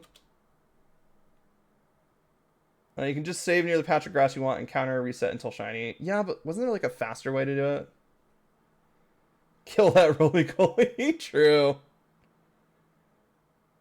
No, I was curious, found a video of a guy shiny hunting Sizzlipede, decided to get a shot. There's a share button on the right to the console that sorts an image.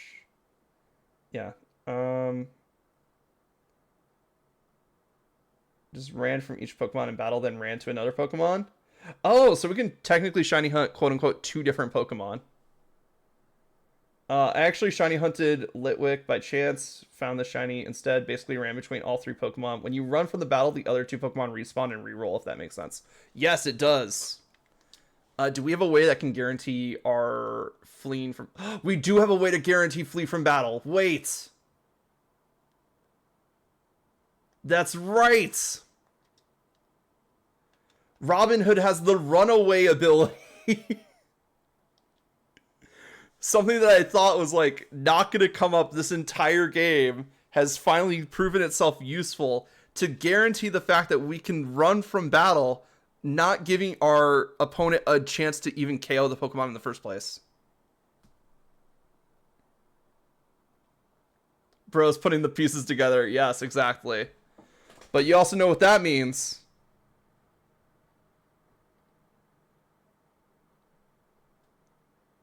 Give me a second to set up the shiny counter.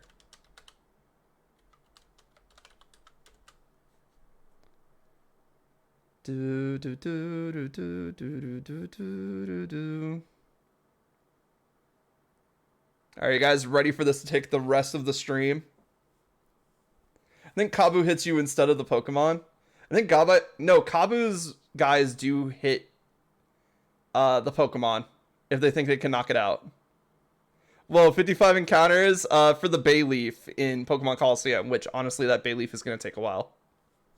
But give me a second to get my death counter up.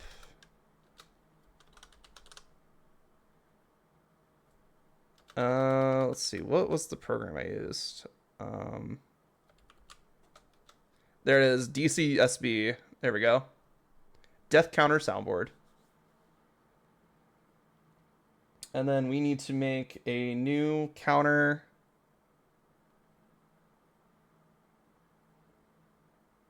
Oh, I have this shiny Duraludon counter I could just repurpose because we already got the Duraludon.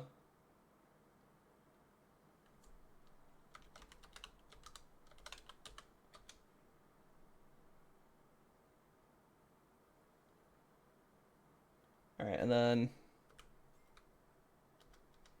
Alright, cool. And then I just need to switch this shiny counter to that one. So, properties, file. Apparently there's a shield counter in here for some reason. Oh, ignore that. I had to change that. Why does it say 99 when it says 1 over here? I guess it just hasn't updated.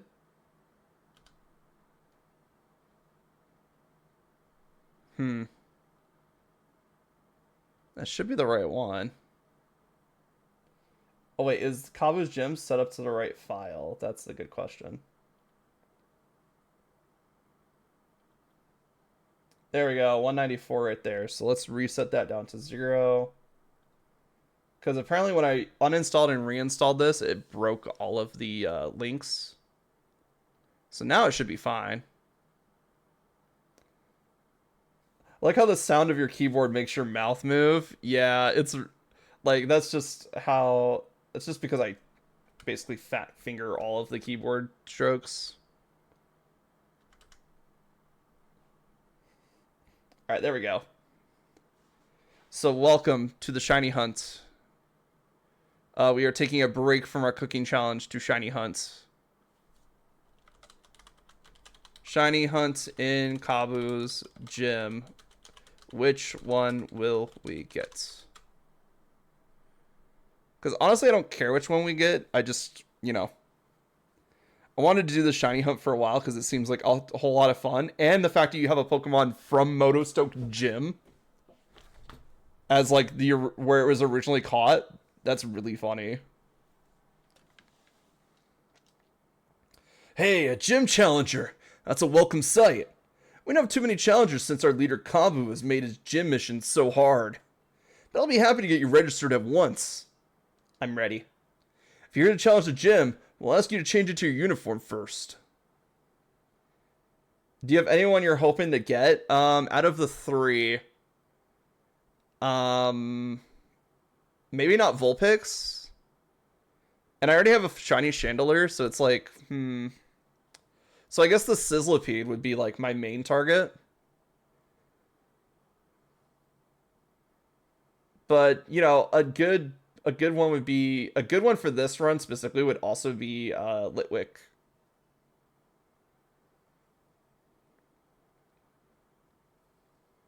The gym mission for the fire gym is this: catching Pokemon to earn the most points. Earn 5 points to clear the gym mission. In case you're wondering, you'll earn 1 point for defeating a Pokemon in the tall grass, or 2 points for catching a Pokemon. But you won't be alone in this competition. Other trainers will be joining you in your battles. Think about what your opponents might do and try to take the best action to rack up points. Gym mission, start! Alright, so now I can save in the gym in case we need to reset. So we have Vulpix. There's the Litwick back there, and then Sizzlipede should be over here somewhere. I love that it's like fake AstroTurf grass too. You can like tell. It's super funny. Like they just went all out for this gym challenge. So let's start with Sizzlipede.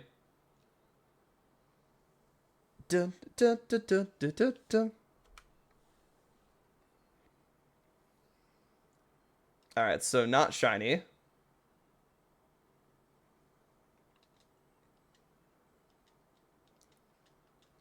Guaranteed the runaway. Let's go. Oh my word, is Challenger Relics Kusa really going to end this thing with naught? I'm just gonna do a circle, honestly. Whichever one we get is what we get. Or I might do like one Litwick, go to the Sizzlipede, then go to the Vulpix, and we just keep alternating the Sizzlipede.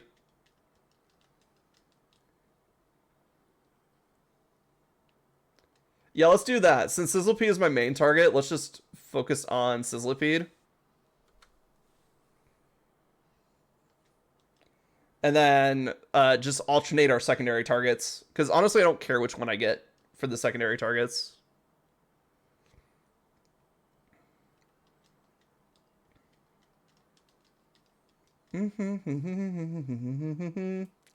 Most friendly Pokemon is Drifloon, sure.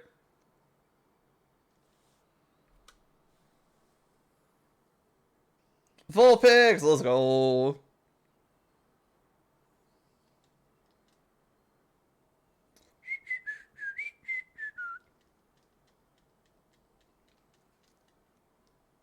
I'd trust it with my kid. I wouldn't.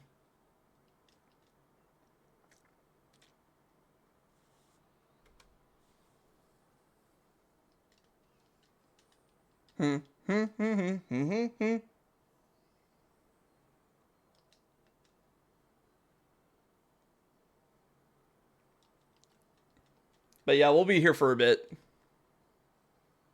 What's wrong with Drifloom? He might take kids to the underworld.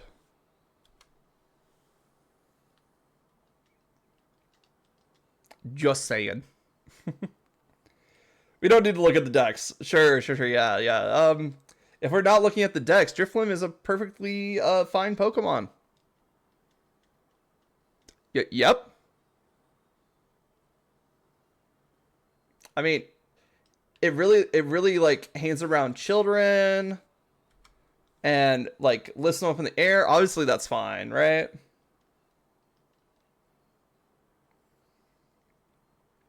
But yeah, if we're just going based on the typing, Flying Ghost is okay.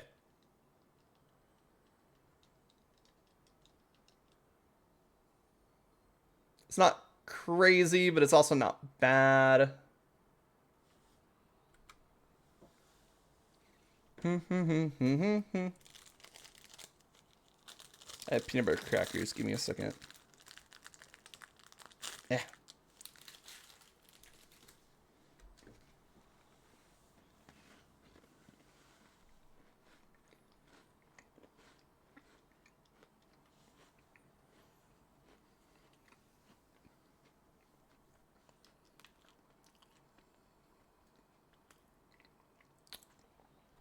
Which Pokemon gym leader would I trust with my kid?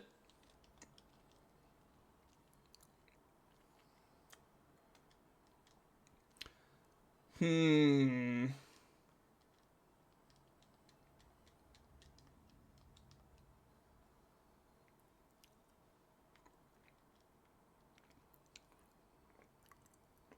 If we're also including like the Island Kahunas, probably Hala.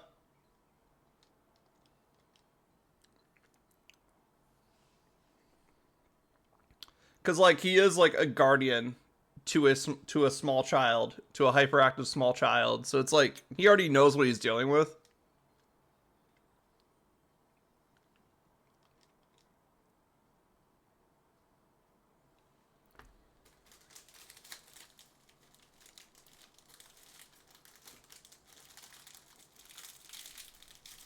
I just want my peanut butter cracker.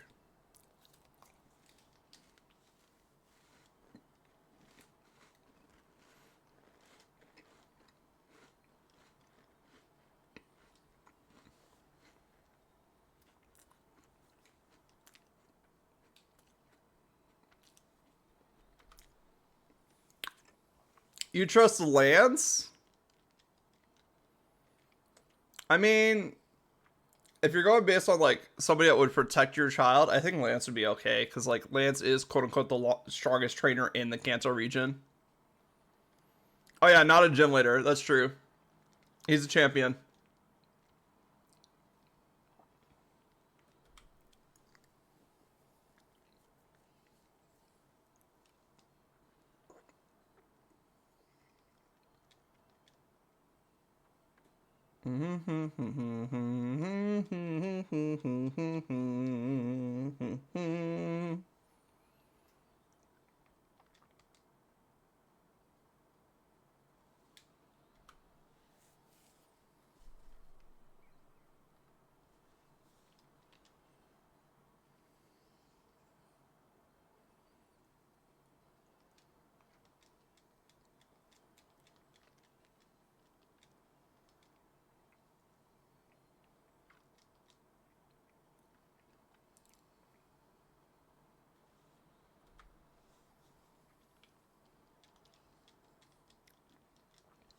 I trust in Blaine.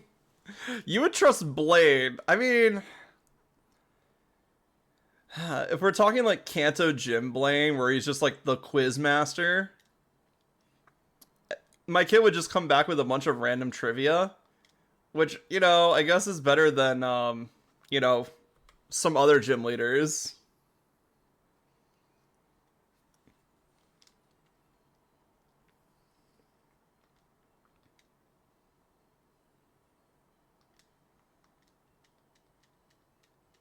Now, there's a long list of gym leaders I would trust, that I would not trust with my child. One of them being Claire. Claire is too competitive and also like too perfectionist to you know, to a very good fault of her character development is I'm so angry that I'm not better than you.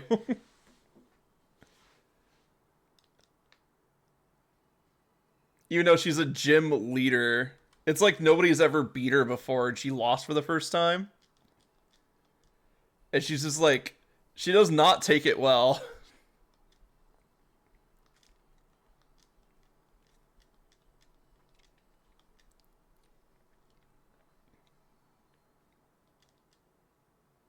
Mm-hmm.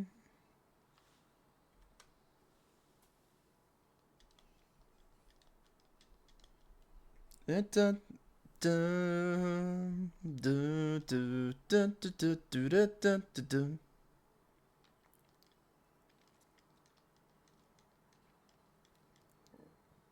Okay, fine. How about hmm? I mean, we can go through the list of Pokemon trainers and talk about like which ones would be good babysitters or not. Lusamine. I'm pretty sure Lusamine is a villain, not a gym leader.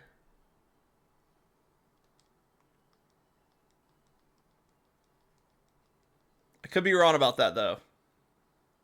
Because wasn't she like the main antagonist of Sun and Moon? And if that is true, no, I would not trust her with my child. She can barely take care of her own child.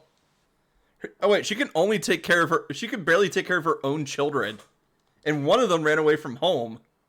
So, and the other one is like low key abused. I guess they both run from home technically, if we're going by the game logic. Giovanni? Okay, Giovanni is a gym leader, you're right. No. I would not trust Giovanni. We've seen how well Silver turns out, and also him being part of the Mafia. No. No, thank you. I'm not going to trust Giovanni with my kid.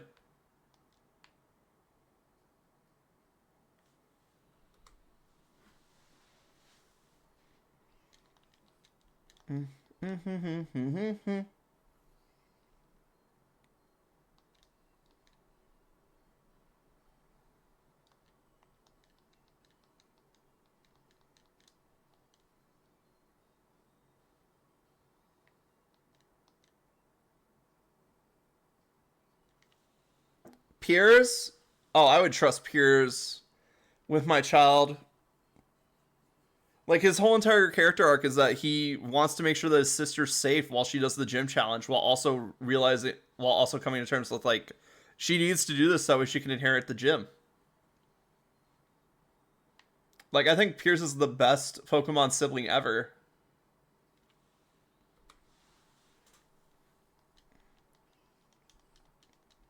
He has that like that responsibility that you look for in like a caretaker, especially for children. Like he's not gonna get it right 100% of the time, but he'll at least take ownership for when it doesn't go right,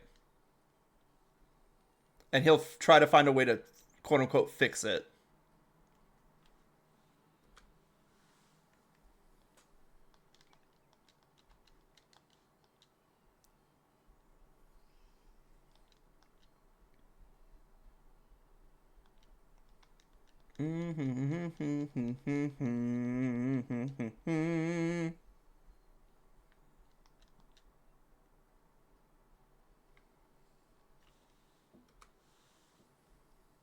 Hear you out? Okay. Not a gym leader. Okay. But Falba.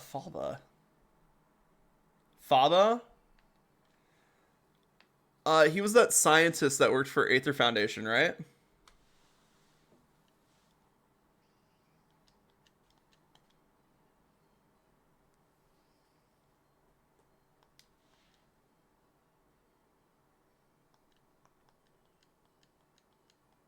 Yeah, no. Absolutely not. The man's too busy.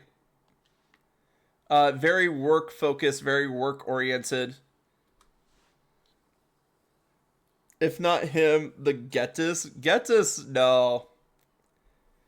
Like, Getis would figure out how to make my child the next pawn in his plan for Unova domination.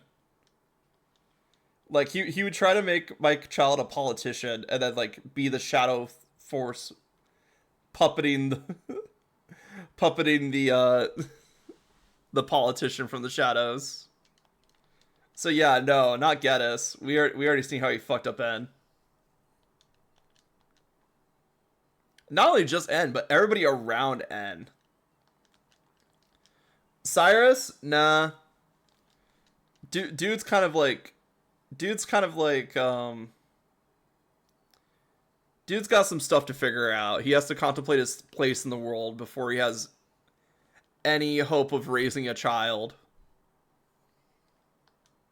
Because, like, Cyrus's whole thing was, I'm giving up on the world because I don't see anything desirable left in the world, right? So instead of, working with other people to fix the world, I'm just going to start a new one. Ingo. Oh, Battle Subway? I trust the Battle Subway brothers. I feel like, the fact that there's two of them, Ingo and Emmett. The fact that there's two of them, they could at least, like, work together on it. And they have a really good brother dynamic, so I think it'd be a positive influence on the child.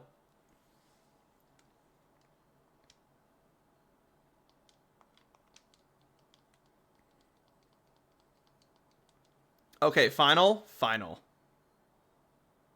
Choosing Agatha.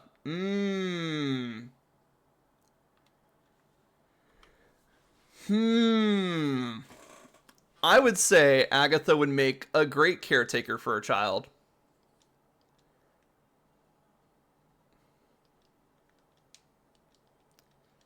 Because Agatha seems like the kindly old grandma that, while she does have a bit of, like, a nefarious streak to her,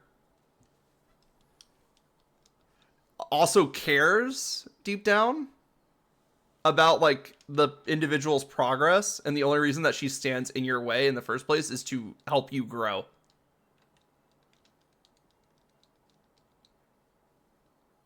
So I feel like taking those type of character attributes, Agatha would be a great caretaker, because she would figure out how to elevate the child's potential even further, while also caring for them. Because, like, in order to help people grow, you have to care about them. You have to care about people in general. If you don't care, then you're just doing it for your own benefit. Okay, last one I swear this time. I don't know. There's been a lot of last ones. Volo, no. Dude literally making pacts with the devil out here. I don't need that influence on my child.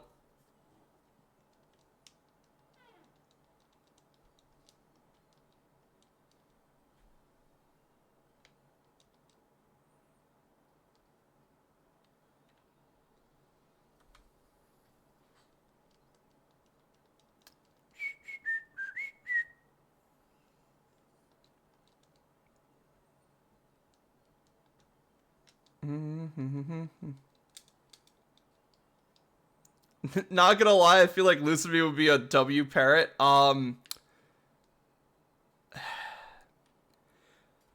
just saying, she's had two chances to show us how good of a parent she can be, and both of them have ran away from home due to their mother's abuse. Either, not physical abuse, but like emotional abuse. Come on, third time's the charm. No. Lucid means stop having children.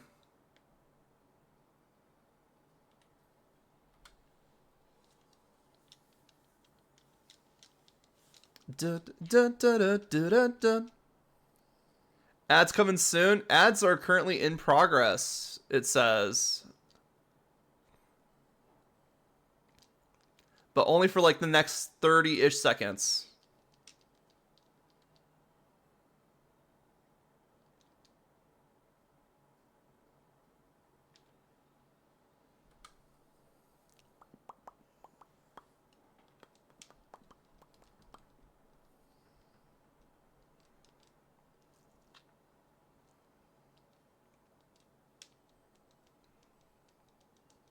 Professor Kakui having a child was crazy work. Yeah. I'm pretty sure that he only had a child in the anime. Painted Batty and had a family. True.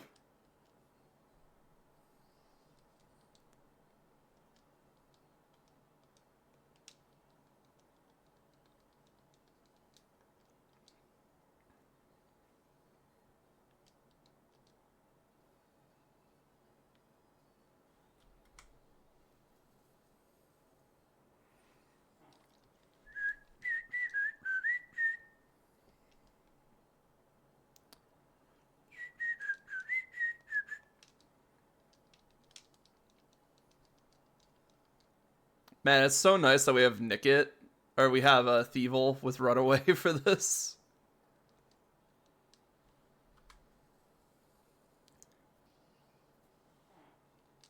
Kids may not be in the future. GF says she hates them. That's fair. If that is a deal breaker, like, for you specifically, then really just think about that. Explore that. Like, what is it that you want to accomplish in life? And if kids are a very big part of the goals that you have in life, then maybe bring it up, maybe not. Like, up to you, obviously. But, like, I feel like exploring that possibility early on without outright saying, like, oh, we should have kids, is at least healthy. Like, figure out where you stand on it first, and then figure out where she stands on it. She graduates next year. What should I do? Party? I mean, probably, because, like, it seems like you guys are gonna, like, graduate high school, go to college, try to establish yourself in the workforce. Something like that. I don't know. But, like, I do know that you probably want to make sure you're in a very comfortable spot before you start thinking about having kids. You're still here for 2 more years? Well, long distance can work. It's just like, what do you, like, just open communication about it.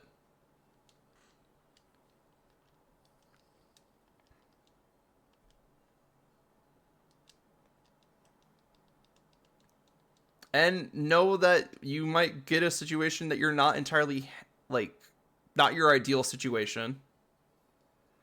But at least if it's workable. No, I mean high school. No, I mean in high school. What are you going to do in high school? Learn. Math. Science.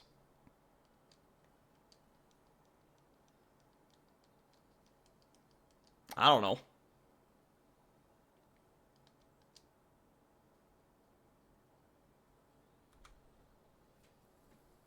Yeah, you have 2 more years in high school. Yeah.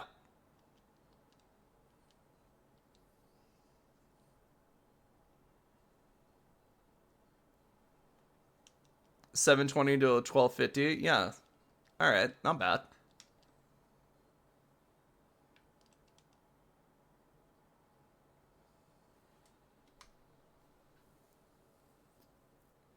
Mm-hmm.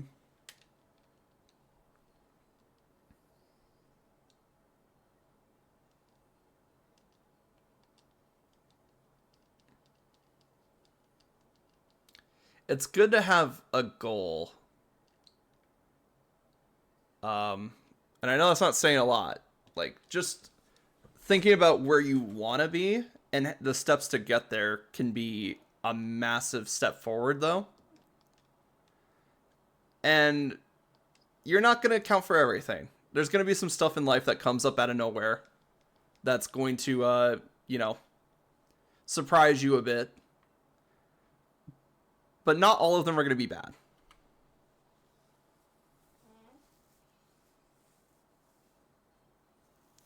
Something I can never understand is someone who can have a loving wife slash husband and a child at home and still cheat. Well, the thing is, the child's not the magic cure-all that people think it is. Really, when it comes to these relationships where the people are cheating, it's usually because they don't have an open conversation with their partner about their feelings. And instead, they're like, oh, the magic's kind of gone. Let's go find that magic somewhere else because this other person's making me feel good. So really, it, like, throwing a child in there is not going to be a magic cure-all for the entire situation. It just more complicates things than anything else. But it really just comes down to, like, communication is a big one. Not having open communication with your significant other. And sometimes just in the person's nature. Like, usually it comes from, like, the feeling of not being seen, something stale, life's not going the way that they expected it to go, stuff like that. And I'm not defending cheating here. Cheaters are terrible people. But there's always an underlying cause to cheating.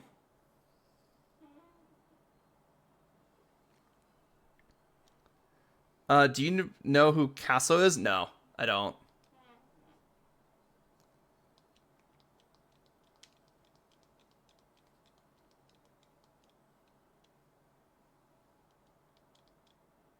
Like the actions are deplorable. The underlying reasons you can understand, but you don't have to agree with them. Change the subject. All right. I mean, we're just trying to shiny hunt here, so nothing too crazy. Complete a master set. A master set of what?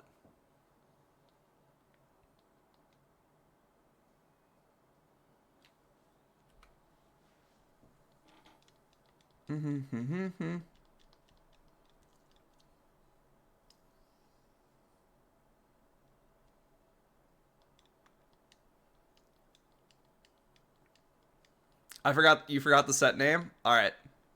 Wait, is it like a Gundam, or is that like master grade, not set? Surging Sparks. Oh, okay, a TCG set. Okay, that makes sense. So you got all of the Surging Spark cards. That's pretty cool.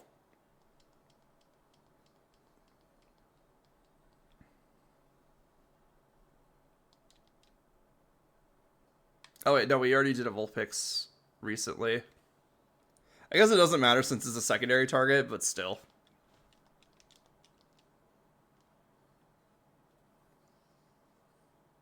Yeah, but my cousins came to visit and now I can't find it anymore. Oh. Um. Hmm. Is there any likely place you would have put it so that way they wouldn't find it? Like a place that's different than normal. I don't want to think they took it. I don't think there's any evidence that they took it. You might want to call them and say like, "Hey, did you see this when you were here? I'm looking for it and I can't find it."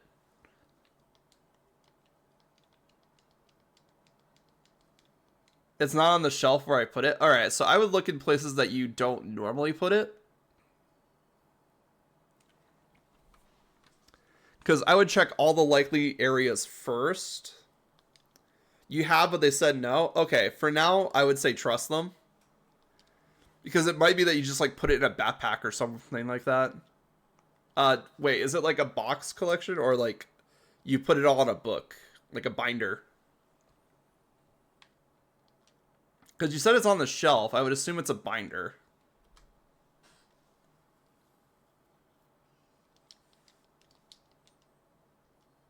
Binder, okay. It's not hard to get an entire binder out, but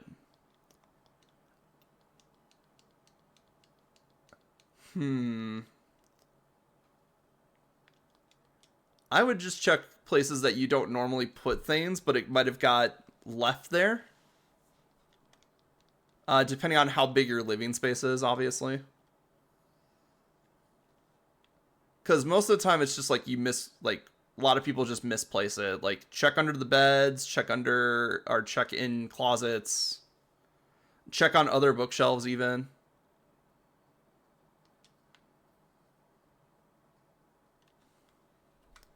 It might have got swept up with a stack of other things. So if you put things away recently, go through that stack.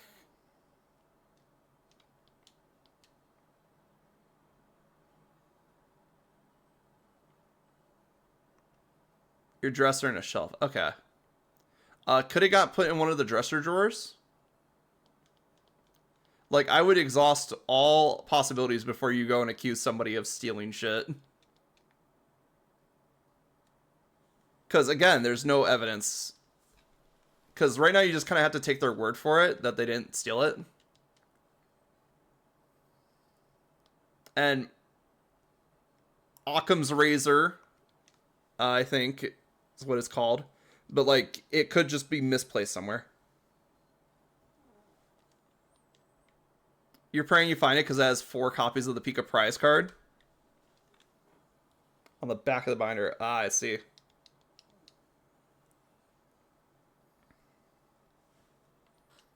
But yeah, too early to accuse anybody, unless like your cousins suddenly come into a big influx of cash or something like that. But again, that's just, we're playing whataboutism now at that point, which is not a very healthy mindset to be in.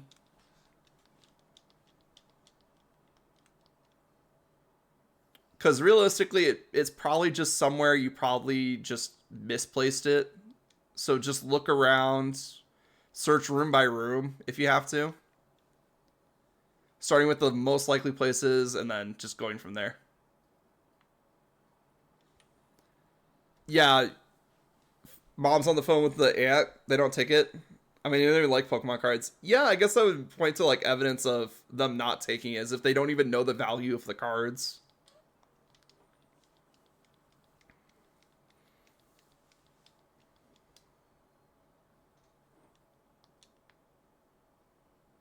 Because like, why take someone's cardboard if you're not gonna like sell it, you know?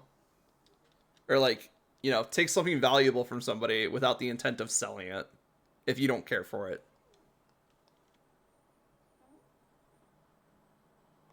If it never turns up, I can complete it again. I'm pretty sure it's somewhere. I would just start searching places that it might be. And if you have to turn everything upside down just to find it, that's fine too. Like, at least you'll find it. Because my guess is probably got scooped up into a dresser, probably a closet somewhere. She found it? Awesome. My aunt... Oh, no. They did take it? Oh, no. Oh, those assholes.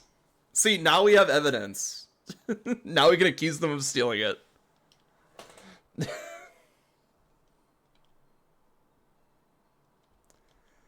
That sucks.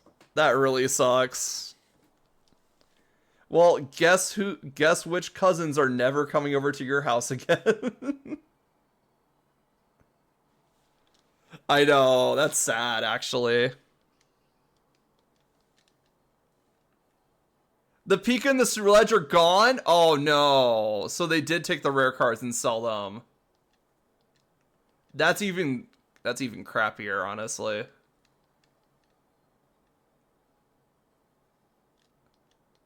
Well, hopefully your aunt can get them back from your cousins, because that sucks, honestly.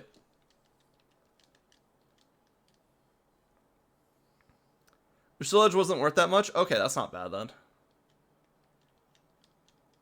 It was just a special art rare? Oh. I see now. That is rough. But on the bright side, if they did, like, do that, and your aunt knows about it now, and if your aunt's not a shitty person, which I doubt that she is, because she actually took the time to look for it, if they still have the cards, she is likely to get them from them. I'm just hoping it was a mistake. Me too.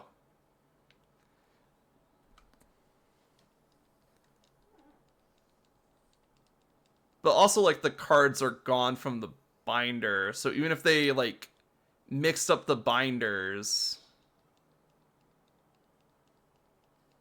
I don't know. Like, yes, there's no evidence what they did with those cards. They might have just fell out. Who knows? But... yeah. Hopefully it unfolds in a way that, you know, is satisfactory resolution. Hopefully the cards aren't actually lost. They're just got, like, misplaced somewhere.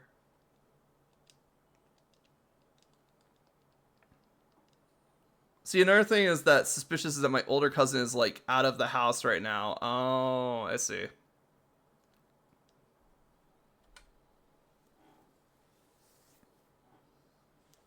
So you're thinking...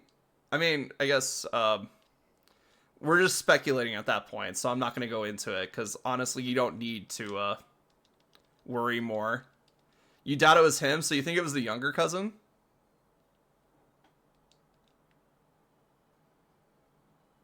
Hmm.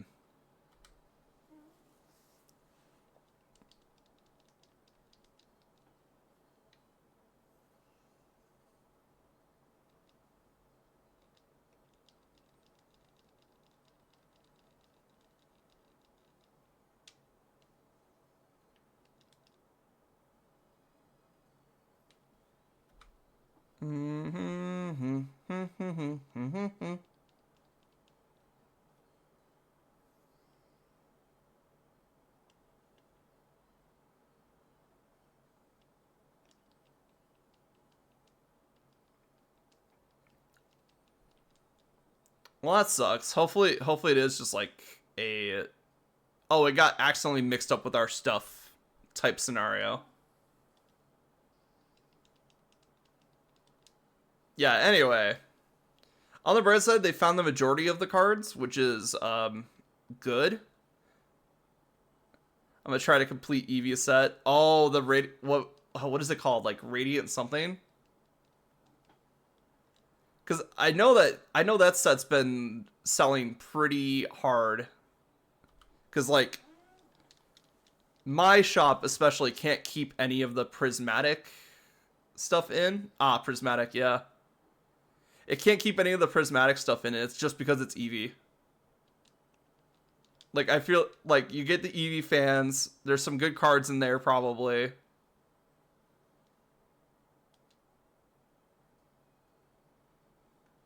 It's just like it's very interesting to me to see like which Pokemon sets take off. Yeah, exactly. I can't trust no one anymore because I could open it and find all the packs could be open. Yeah. Yeah, we talked about that last time where it's like TCG scalpers have been absolutely wild this last couple years.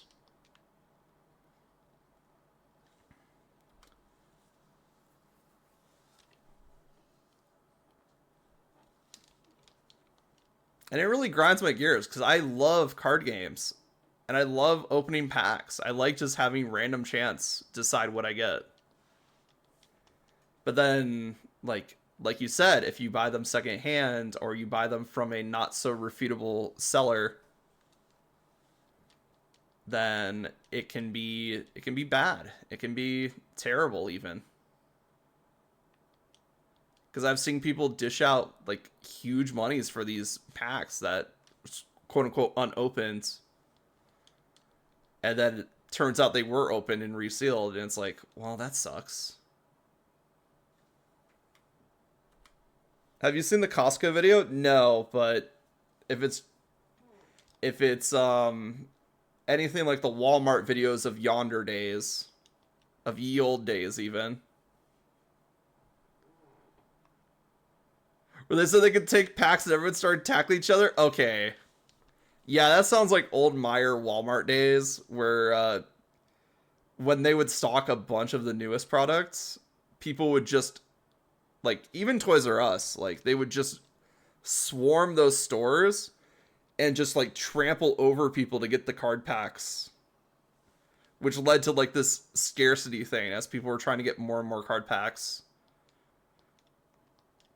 And by yonder days, I mean like 2020, you know, pandemic era.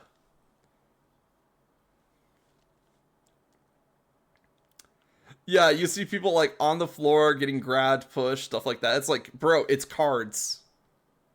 Come on. We're here to have fun.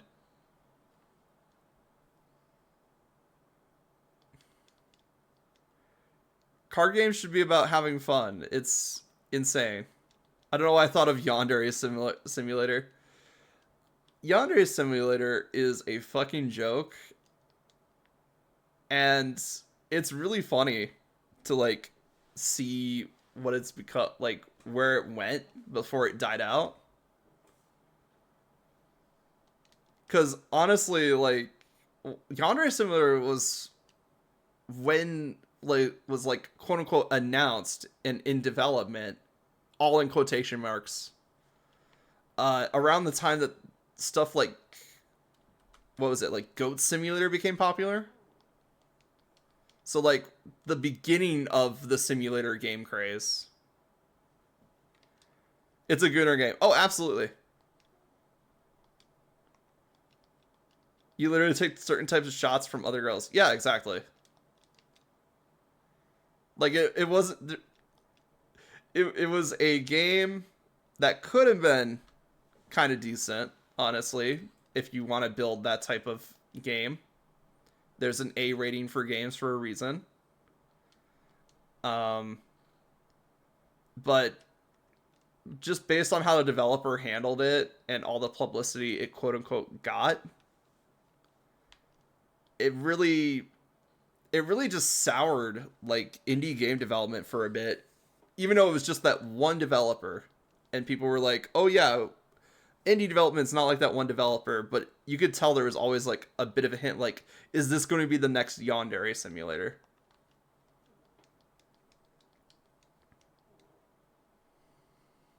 Yeah, I played it and closed it as soon as it said take. Yep. Mm-hmm. Did you hear what the developer did? I've heard bits and pieces of what the Yandere developer has done. None of it has been great. So I might have heard it, but it's also like in a laundry list of terrible things that I've also heard.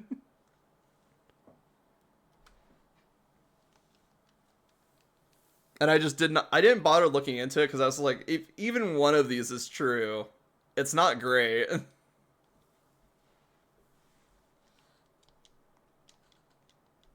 But yeah, which one are you specifically talking about? And try to keep it TOS safe.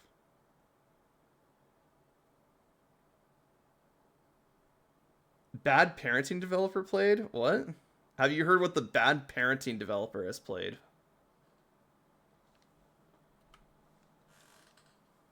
No, I don't think I have. I don't even know what the bad parenting developer is. Oh no. Did. Oh, what? What the bad parenting play? What did parenting developer play? What? I'm trying to figure out where the did comes in. Oh, bad parenting developer did. Okay, I see. No, I haven't. Um, if it's TOS friendly, quote unquote, feel free to say it. But if it's like, you know, illicit materials, he technically to keep it TOS. Yeah, he technically to keep it TOS. Yeah. If it's something like, oh, he had explicit pictures, and I'm not going to go into any more details than that. You could just say illicit materials. I'll know what you mean.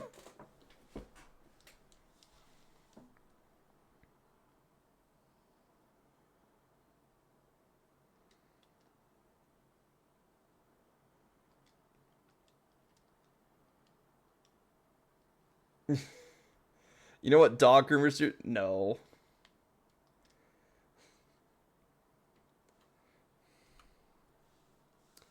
Take that word, but get rid of the dog. Oh, I see. Yeah, okay. Yeah, I get you. I get you.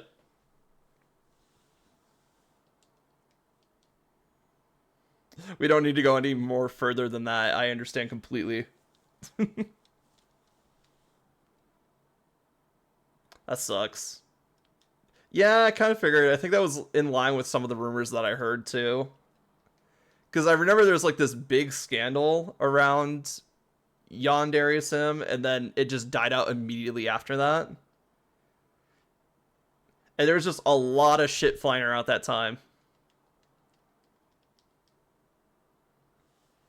Why would you ruin your career when it just got started? Well, you don't just suddenly start doing stuff like that. That is something you build up over time. So because his fan base found out about it doesn't mean that it started then, you know? And that's the problem with that type of behavior. Because if we find out about it, it's like, okay, well, what else have they done? How long has this been going on? Do you know about my side? I've seen a bit of the my side. It looks like a very interesting game. I especially like the idea that it's like, oh, it's the same character, but there's like different versions of her, and you're playing through like different versions of a video game. So I've been looking into it, but have no concrete plans to play it.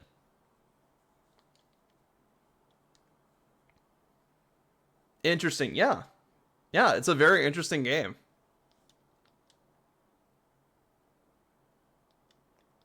Like, what if you're stuck in a video game with a yandere that has full control over the world around you? Like, I think of it as a psychological horror. I think it's a very interesting game because it doesn't look like a horror game from the outset, but it slowly becomes, well, it has an immediate point where it becomes one. Yeah, it's like DDLC, exactly. Doki Doki Literature Club, where it's using the guise of something familiar to lure you into a false sense of security.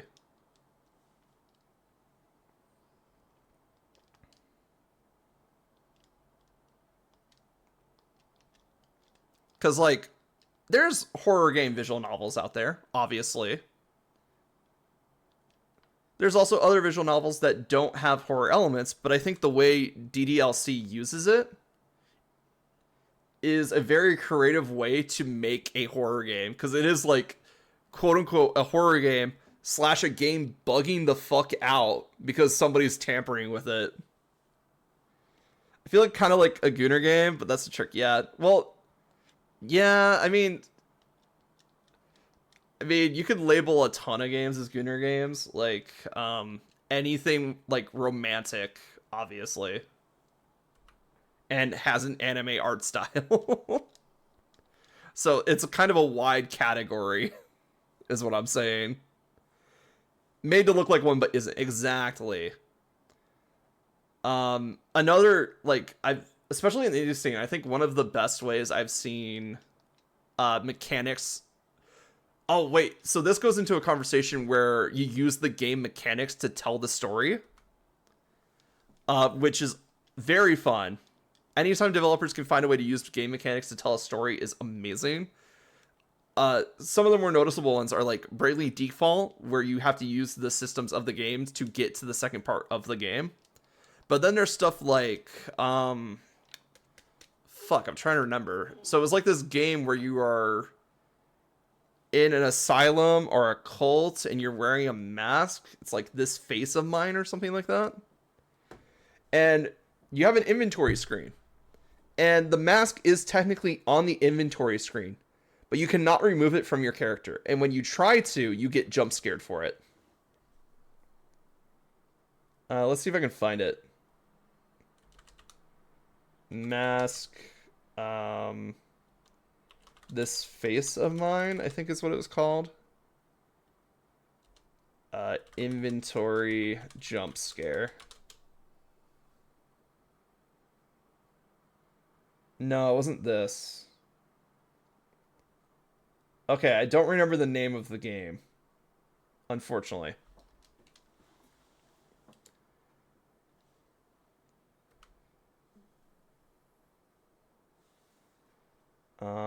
But it's all something like that. I know what you're talking about, but I forgot the name. Yeah, exactly. And that was like one of the coolest things I saw, and it was just something very simple. And then Pokemon Scarlet Violet also does something like this. So every time you open up your party menu, your ride Pokemon Miraidon or Koraidon is always right there. And, like, it doesn't matter for most of the game because they don't fight. They just act as like a seventh party member for just riding around.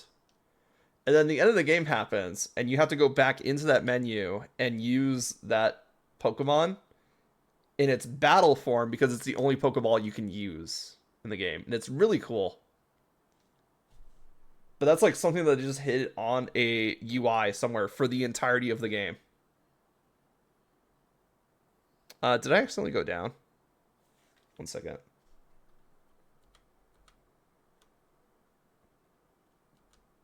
Okay, I'm just gonna say it's 108. That's a good compromise, probably.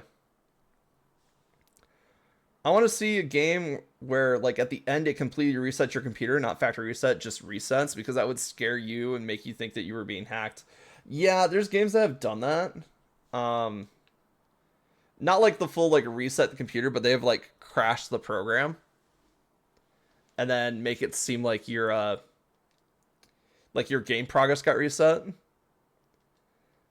I'm not sure how I quite feel about those types of games because some people do generally think that they get hacked from those games. DDLC did that. Yeah, exactly.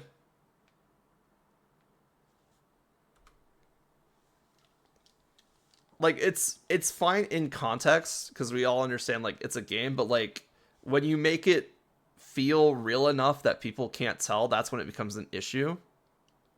Because there might be some people that literally think like, "Oh, my computer crashed," and then just like reset their computer. Like when it's done well, it's really well done.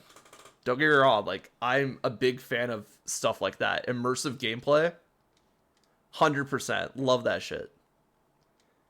But there is a part on the developers to make sure that people still know that it's a game, that it's still part of the experience.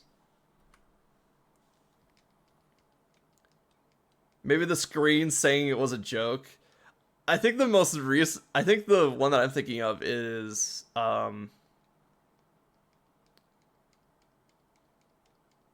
yeah, like like something that just tells the player like, "Oh, sorry, that wasn't your computer. That was something on the game's end."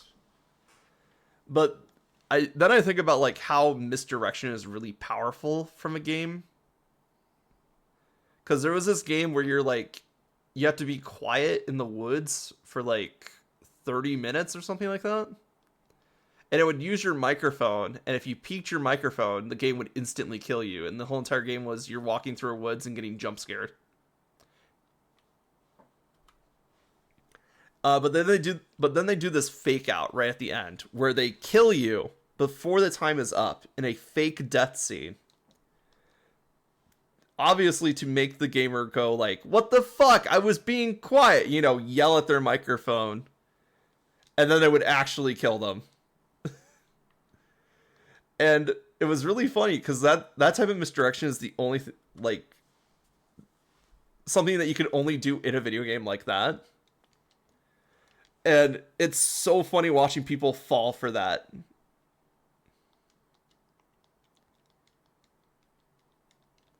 Like I've seen plenty of videos where people get to like the last couple seconds of the game and then they do the fake death and then they scream really loud because out of frustration, and then it kills them actually in the game. It's really funny.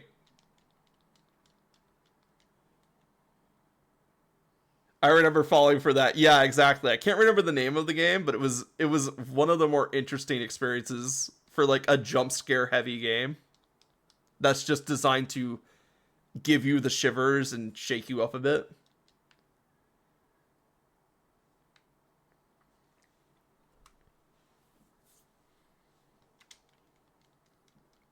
Game designers are fucking smart, guys.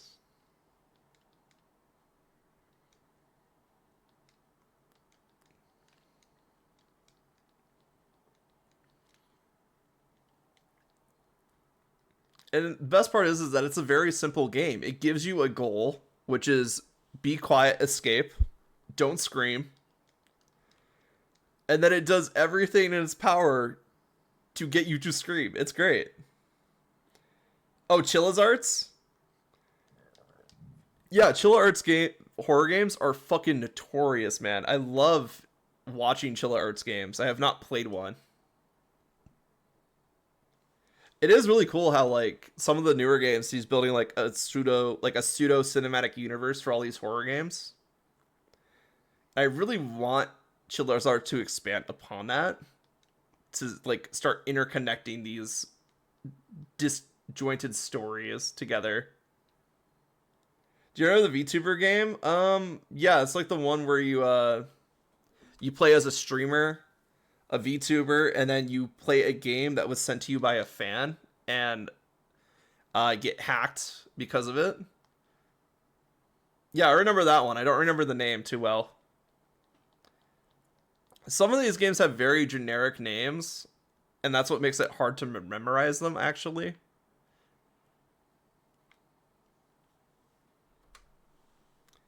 Yo, bro, it had me question everything. Yeah, exactly.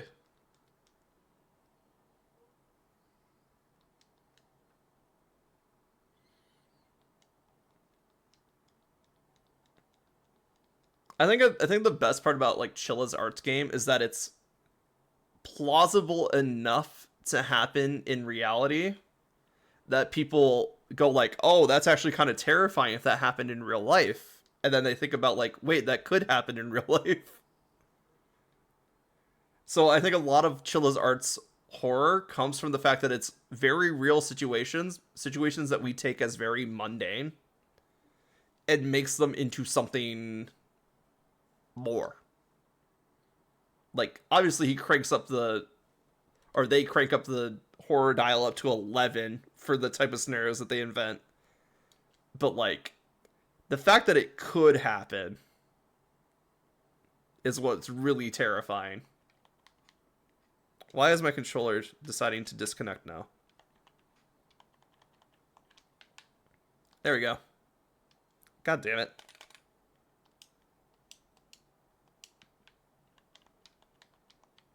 It's not even low on battery, I don't think. We've only been going about 4 hours. There we go. It fixed itself somehow.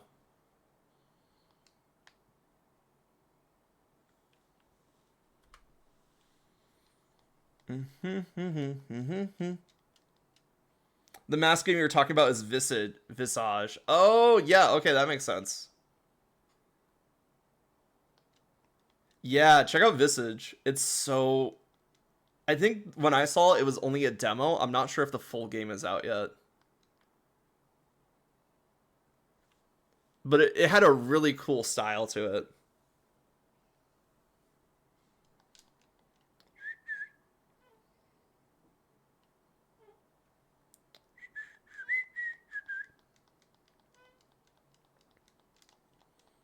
Mm-hmm.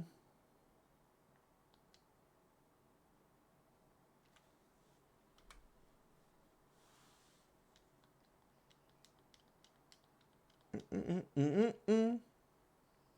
It was like a black and white game. Yes. Like kind of Tim Burton-ish. Takes place in a mental asylum. Yes, that sounds correct.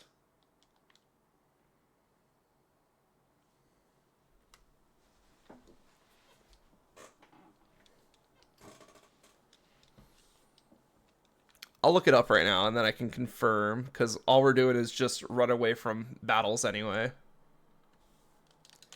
And the controller decided to disconnect again. Great. There we go. It's always worrying when it starts like increasing on disconnect velocity. Oh wait, Visage.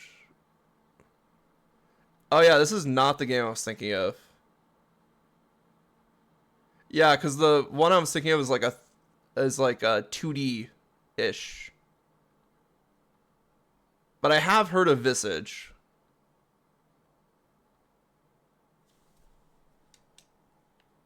What is it called? My Beautiful Paper Smelt? That might be it, actually. Yes. Yes, okay, yeah, this is the game I was thinking of. My Beautiful Paper Smile. It's on sale for like $6 right now. That's not bad.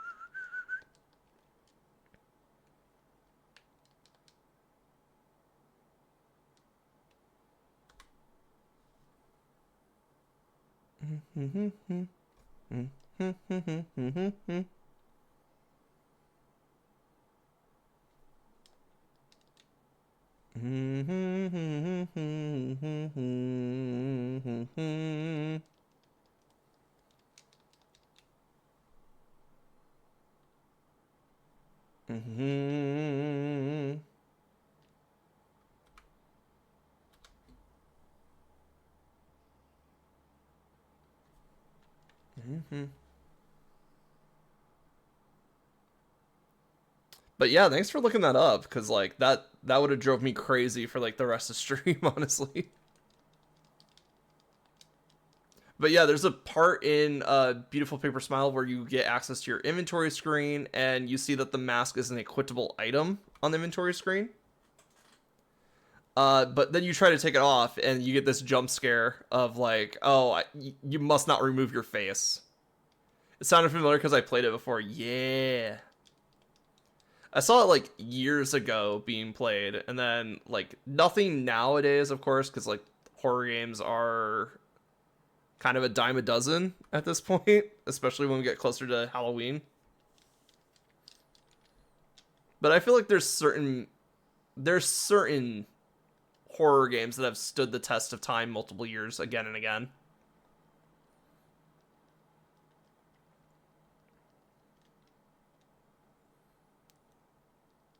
Do do do do do do do.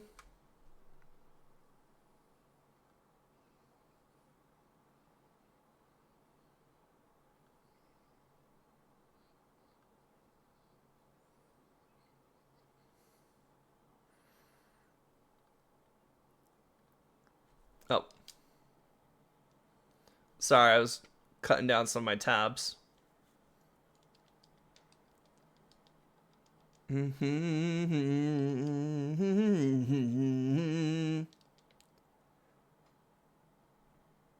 one will shine first? I'm actually kind of interested now because it's like all these shinies are really good.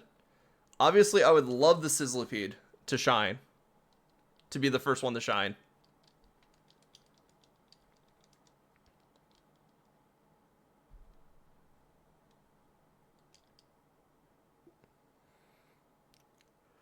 Do do do do do do do do.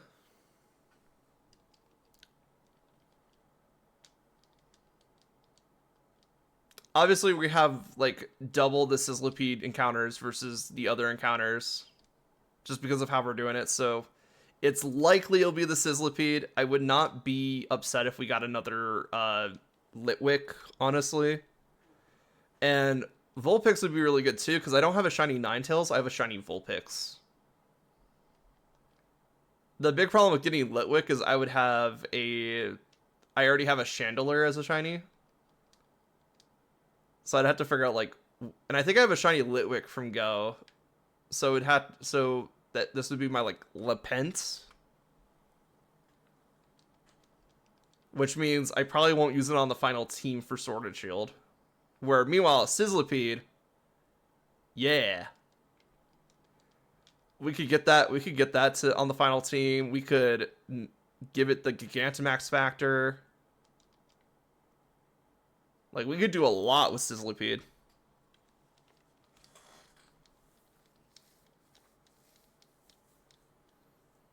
Do do do do do do do do do do.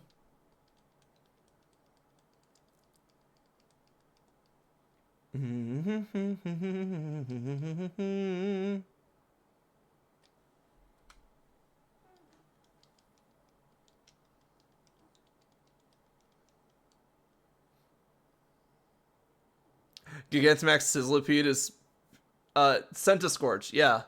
Gigantamax Centiscorch is peak, yes. I think you got Gigantamax right.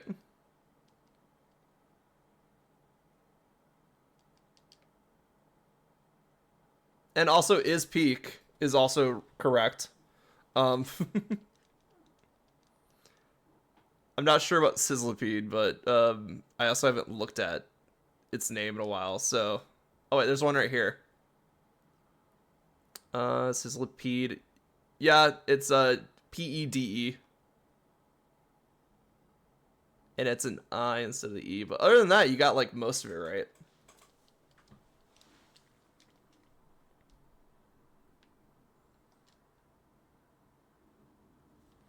Do. Let's go 140. Do.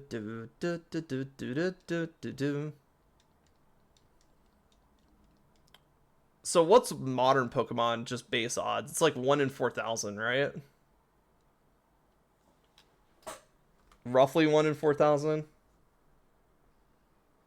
Let's see. Pokemon Sword Shield shiny odds. BB, you gotta call your dad? No problem. Shiny chances.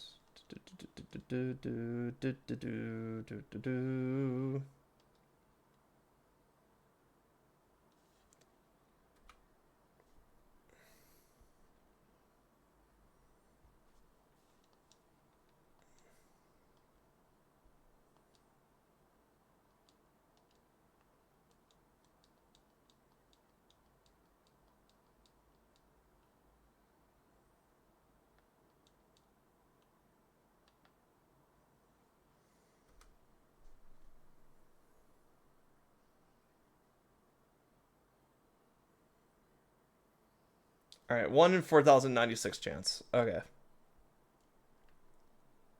Could probably put that into like a drop loot calculator and figure out what our over under is on that.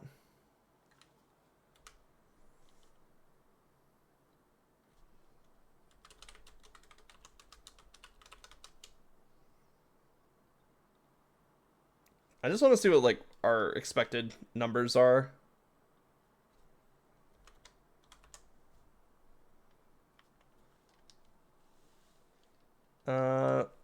Was it like 4,091?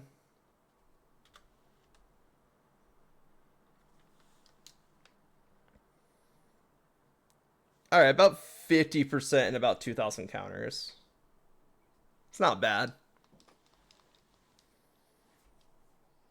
You get to like 10k encounters, it's like 90% chance of at least hitting one.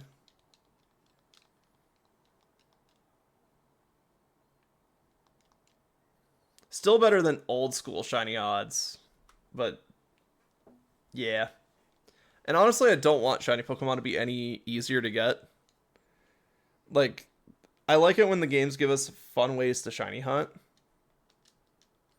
And yes, sometimes they might increase the odds, but I'd rather just have really fun mechanics to shiny hunt with.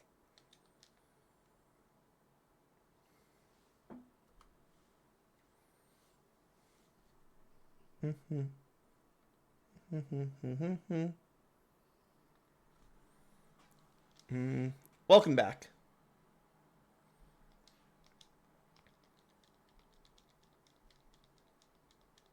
We have not hit a shiny yet, so yeah, we're still going at it. I just looked up the odds. We're like not even close to 50%. So if we get it right now, it's like really under odds.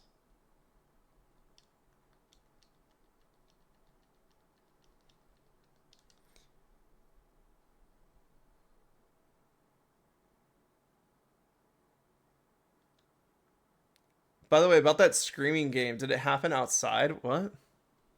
Oh yeah. Sorry. I had to think about it back. I was like, wait a minute, what screaming game? No, the one that's like tracking your microphone input. Yeah, so it was like in the woods. And you're trying to survive like a night in the woods, and then it's like first person. You have a camera, and the entire game takes place in like the viewfinder.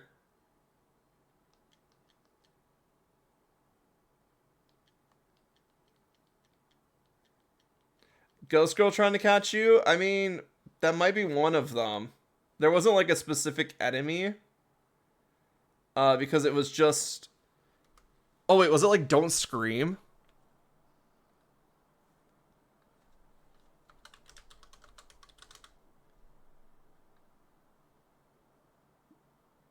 Yeah, it's Don't Scream. Yeah, there you go.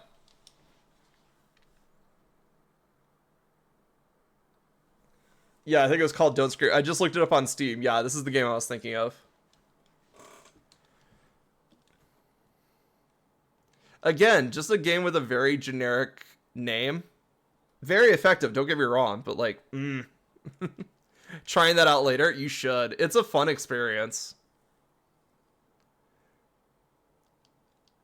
Now, will I be doing it? No, absolutely not. I am a loud boy by default. I don't need a game to tell me I'm loud. I already know I'm loud.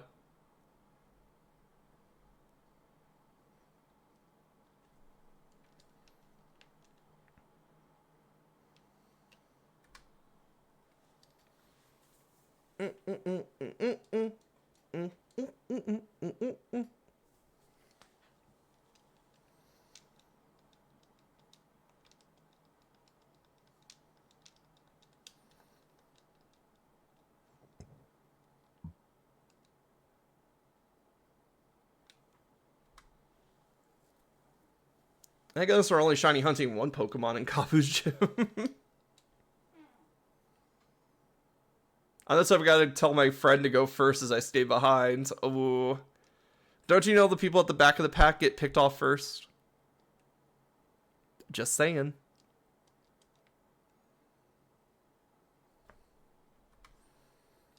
If anything, if you're in a group of people, you want to be towards the middle. Because that way you're not the first person getting picked off at the front, but you're also not the first person getting picked off at the back. But being in the middle has its own problems because you have a body in front of you and a body behind you. So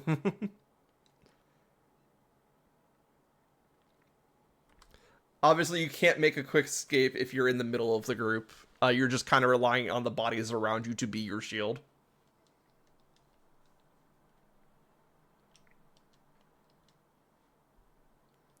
I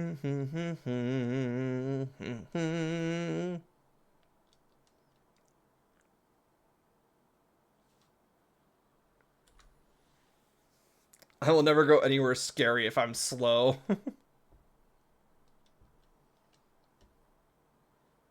I need speed for that shit, true.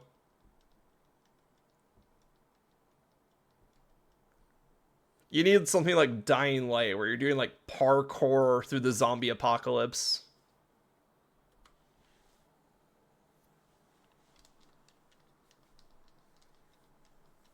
Because that's a real fun game. Not so much a horror game, but a real fun game.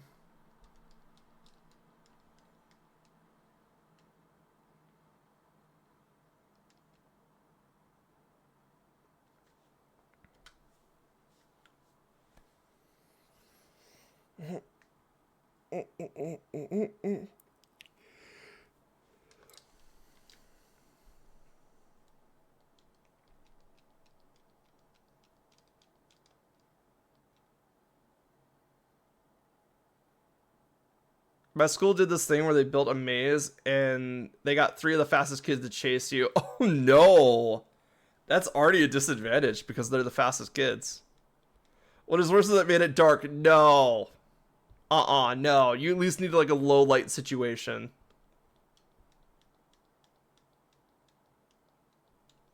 You can't have it completely dark. You're just asking the kids to run face first into a wall.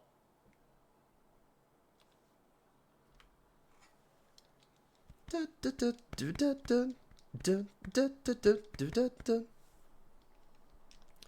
know what? I think I'm gonna order out tonight, and then tomorrow I'll make tacos. I'll have to let my brother know because I think he was banking on the fact that tacos were gonna be done when they got home.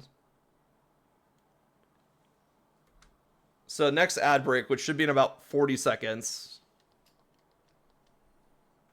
The chasers had light, but only 2 red eyes for light. Ah, yeah, no, that's not gonna help.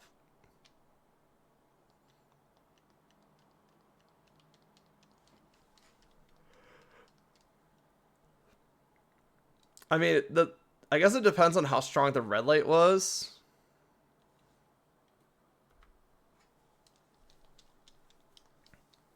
Because a part of me is like, if I wrap up now to go make dinner, this will just be a future problem. I kind of want to just shiny hunt until we get it. It was for the effect? Ooh.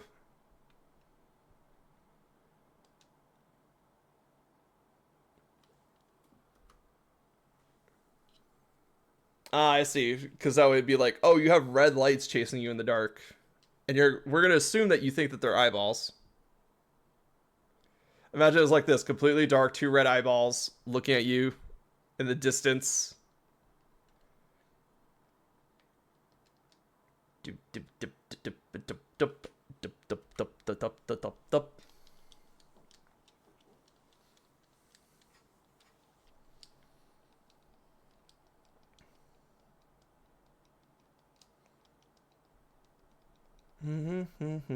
You're walking, and a tall black figure with only two red eyes looks at you and proceeds to fully sprint at you. Yeah.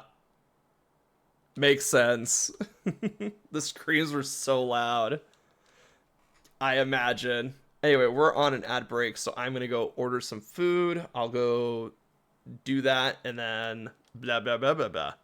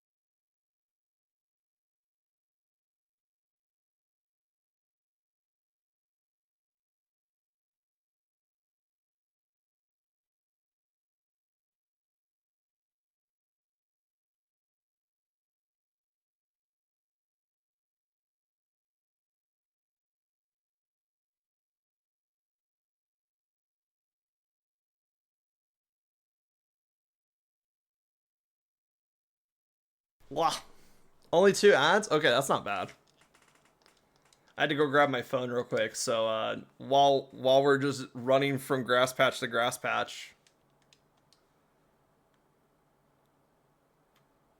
I will order some food.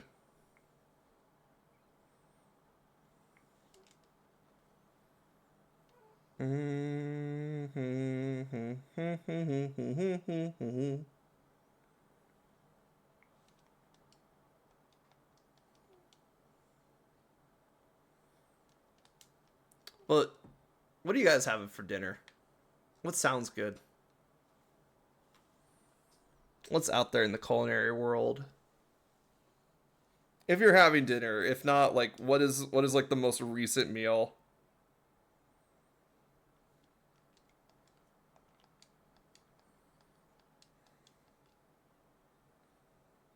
I feel like Taco Bell tonight. Rice, beans, chicken. Ooh, that sounds good.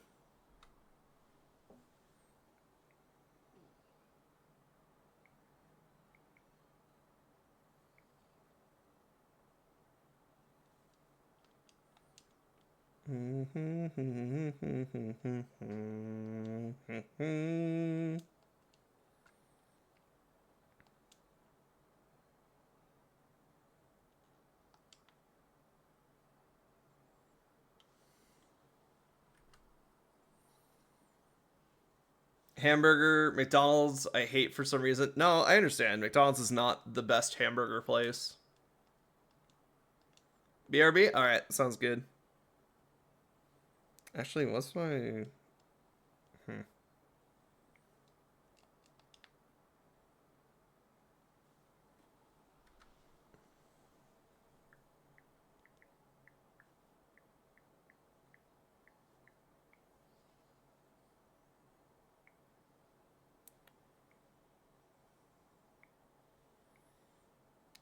On second thought, I'll just cook something here. Holy shit. Alright. Huh. Alright. I'm back.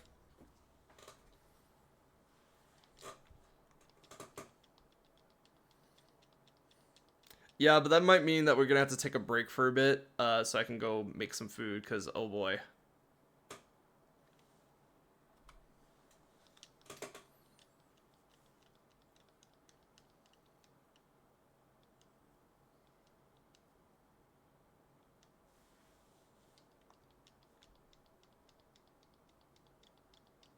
Oh my god, it's only Monday. Okay, well,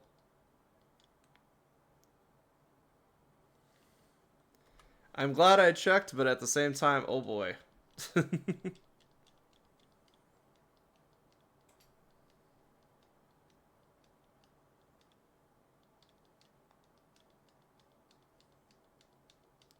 should really check in about that job at some point.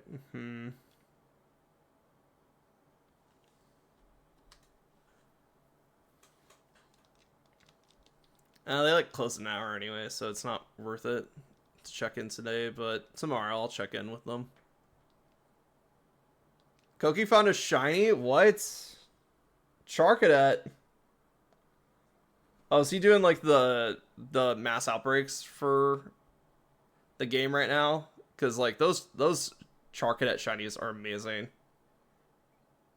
Oh no, it looks like he's just doing no, he is doing the mass outbreak. What did you order? I decided against ordering. Um, to not to alarm like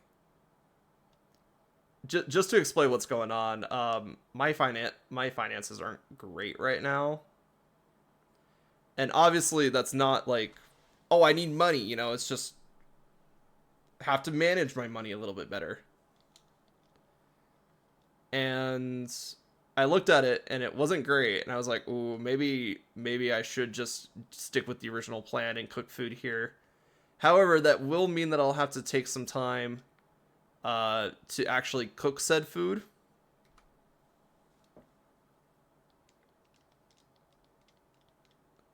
So we might take a break.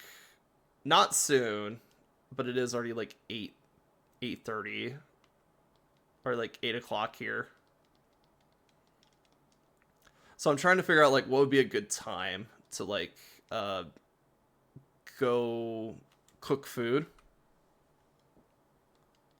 I'll wait then. Yeah, I think we'll do like about like 14 more minutes. You'll wait then, 8:30. Okay. I think we'll do a couple more minutes of shiny hunting, and then I will just throw up a BRB, explain that I'm cooking dinner, and then come back and we'll do some more shiny hunting.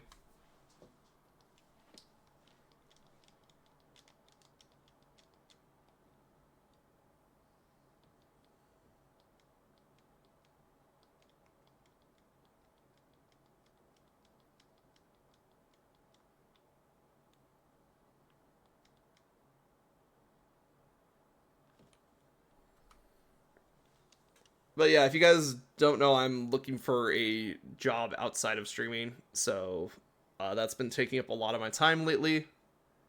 And precisely for reasons like this, is that I just don't have a savings with my current work of employment. All of it's going to, bills and shit.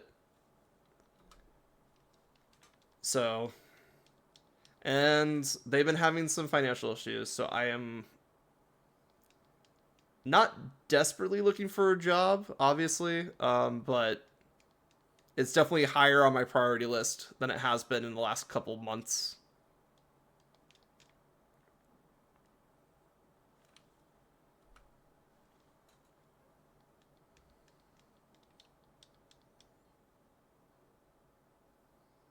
Two more encounters to make food, yeah, probably.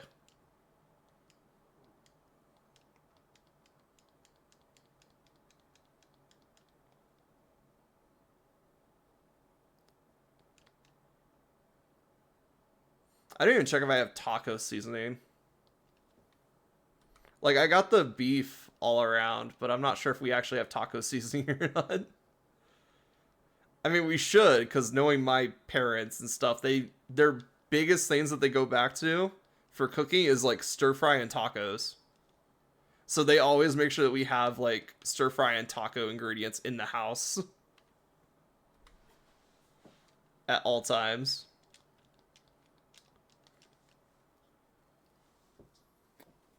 Let's get the encounters to 190, and then I'll go get some food. And that is a hard 190.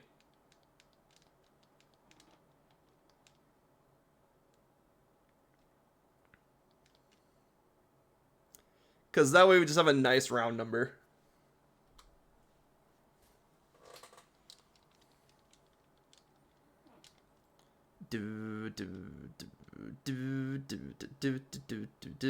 Your mom banned you from cooking? What did you do? That's my big question here. What did you do?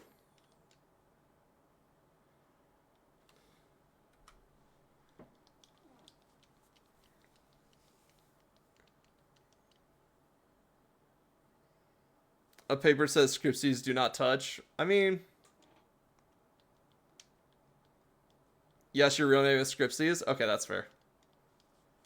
Bold of you to put your real name on the internet. That's not important.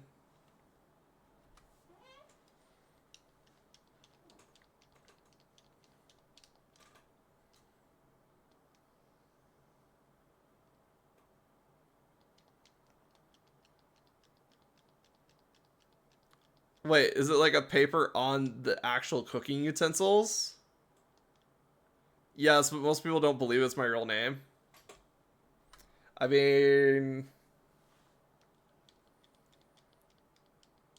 yeah. Okay, so they put it like on the oven itself to be like, "Oh, you can't use this. Do not use this." Curious what you did, but I'm not going to pry cuz like there's some people that should not be cooking in this world. I'll be the first one to say it. Like inside and out. Yeah.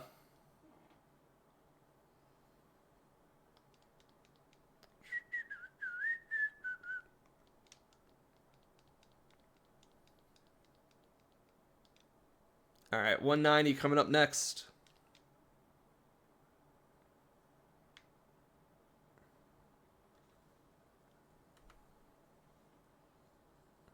If I want to know, it's not that personal, so you can share. Yeah. Yeah, feel free to share it if you want. Like, I don't like pry into stuff. However, we did just hit 190, and I did agree, like, yeah, that I'll go cook food and then I'll be right back. So I'm gonna throw out the BRB screen. We're gonna be cooking some food for a bit. Um, it's gonna make the recording go on forever, but that's fine. Blah blah blah. Bye. I'll see you guys in a bit. Probably won't take that long. It's just like you just gotta brown the meat and cook it, and then throw in the taco seasoning. So I'll see you guys in a bit.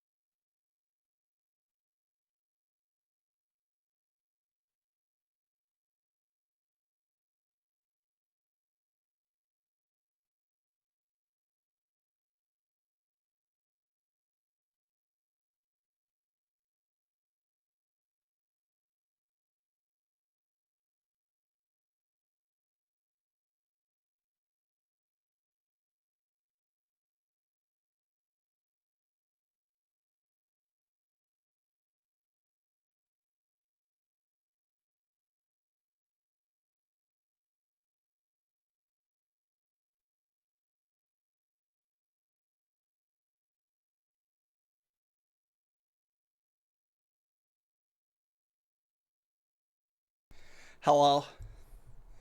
I'm back.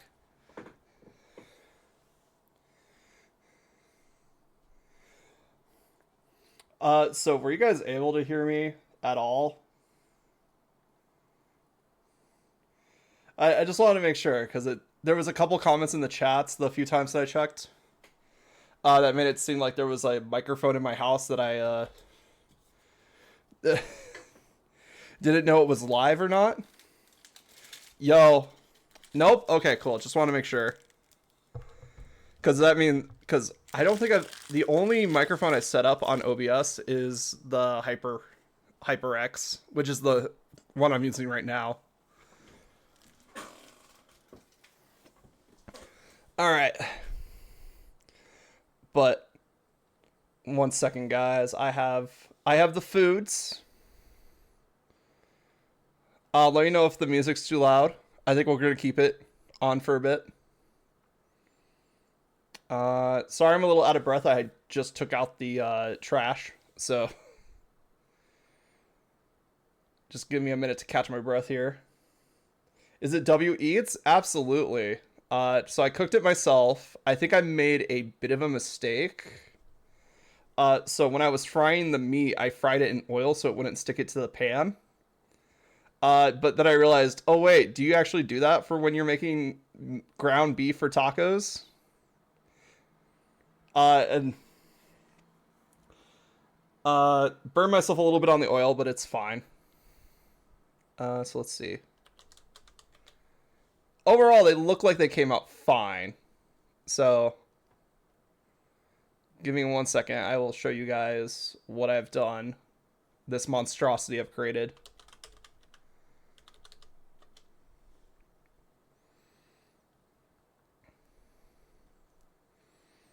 Alright, so let's see. Oh, I don't want a new scene. I want a new image on this scene. But how was break?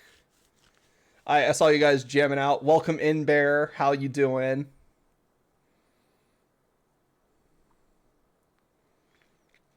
Let's see. Where did I put this image?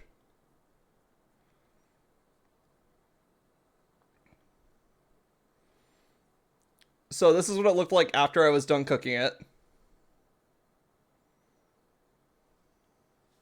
Tired? Okay. So we have like a pre-made taco seasoning thing. So all you really have to do is cook up some beef and then throw in like a bit of water in the seasoning and then just boil it out. And then, but it came out a little bit oilier than normal. That's just because of the oil that I used to cook the meat in. So,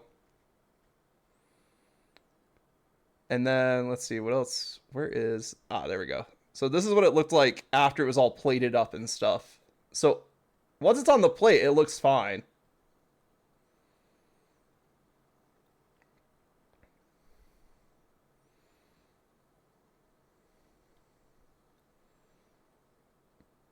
But yeah, this is what I'm having for dinner. Oil plus ground beef is dependent on fat content of the beef. Ah, I see. I did not check the fat content of the beef, so I was just like, I don't want this to stick to the pan too much, so I fried it in oil,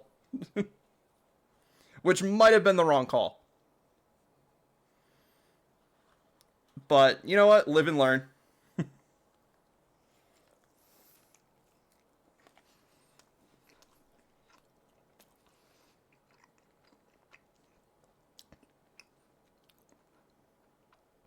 Honestly, first bite, not bad. It's just like a really oily taco. But like the meat tastes pretty good. The taco seasoning tastes fine. I think the oil kind of overpowered it.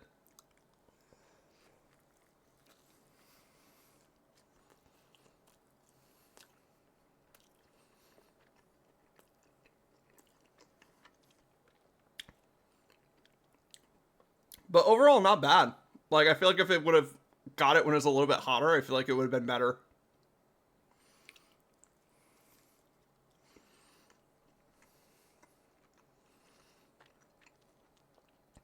Vinegar from hot sauce can help balance that. I did put a little bit of hot sauce on this, so Honestly, that I think the hot sauce really helped a bit.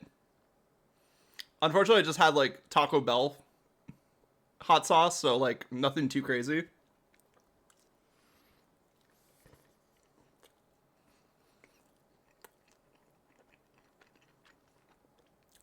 But yeah, if I'm gonna heat this up later, I'm definitely going to put more hot sauce on it because it definitely needs it. And now you disappear. All right, have a good lurk, bear.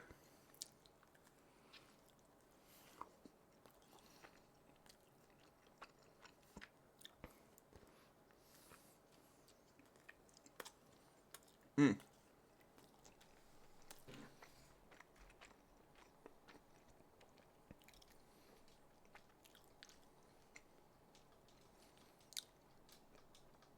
All right, it connected for like a second. Come on, controller, reconnect. We got shiny hunting to do.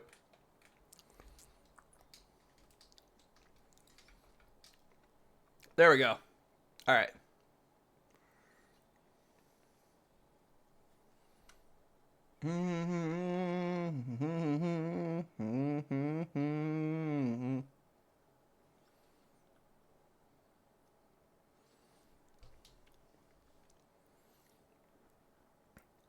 Let's see. Where's the deck counter? There we go.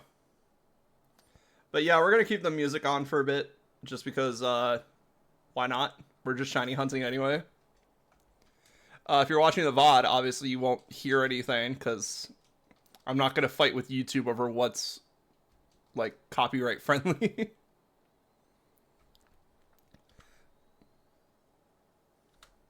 But let's get some more rolls going here. And then I'm gonna eat a little bit, so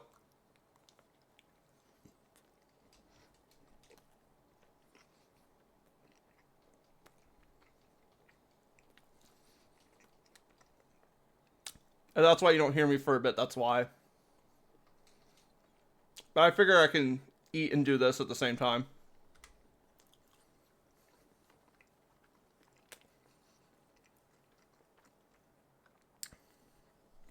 How's the music? Is it like overpowering me? Oh no, I turned it down quite a bit.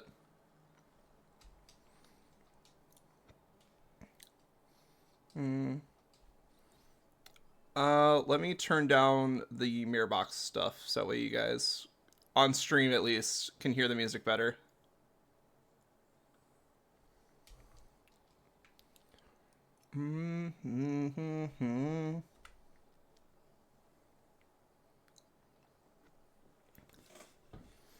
What does shiny Sizzlipede even look like? That's probably a good question that I probably should have looked up before. Obviously, it looks different from this Sizzlipede. So,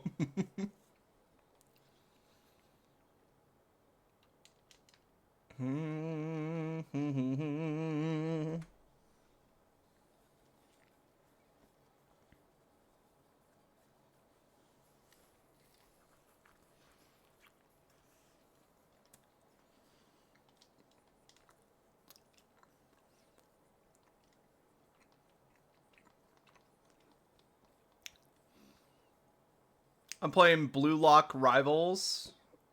I'll be chatting a moment. Persona. Yep. I literally just let my YouTube audio autoplay because this is what I've been listening to for the last couple days.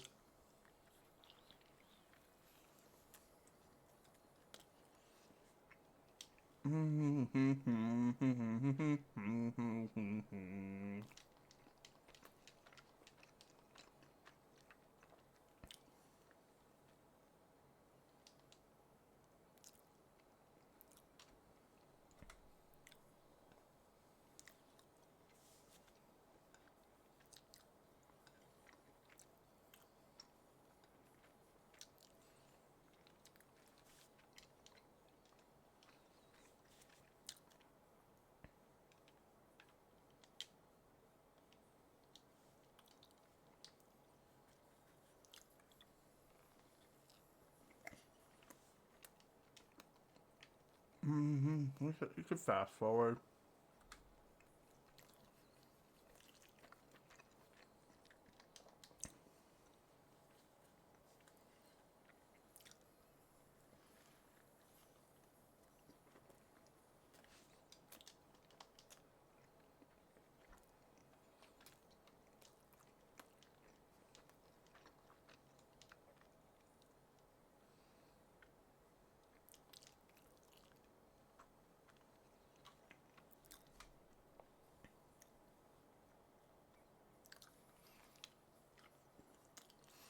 Oh, whoops. I forgot to run ads. Whoops.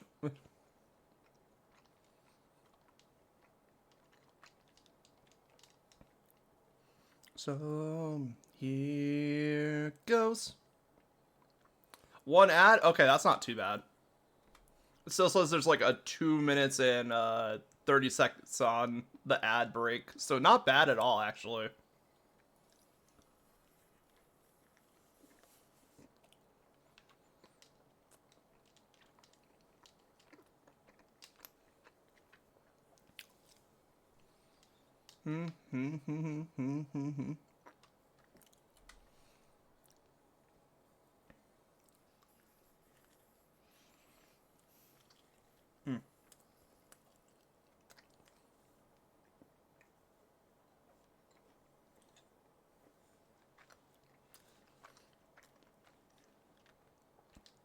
Sorry, I'm almost done with my taco.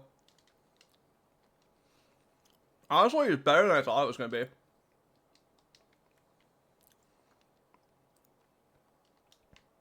Because I think what happened is I boiled too much of the water out of it. So it's a little dry. But other than that, like, just put some hot sauce on that to rehydrate it and you're good to go.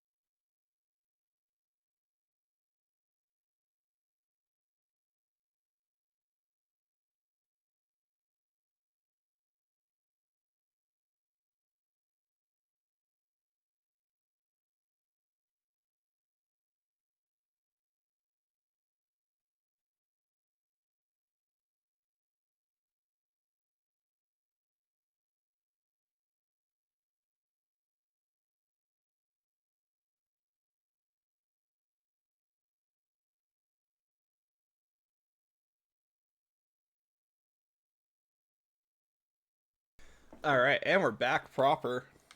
If my controller will reconnect.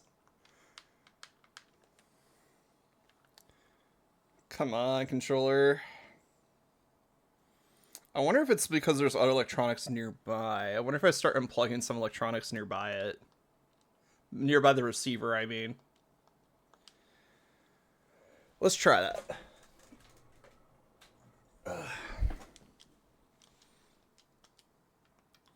Gonna try and disconnect that and see what happens. Because it might be just electromagnetic interference.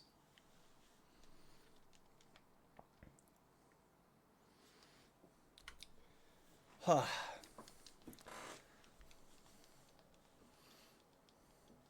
This is why I like shiny hunting. You can just kind of do whatever.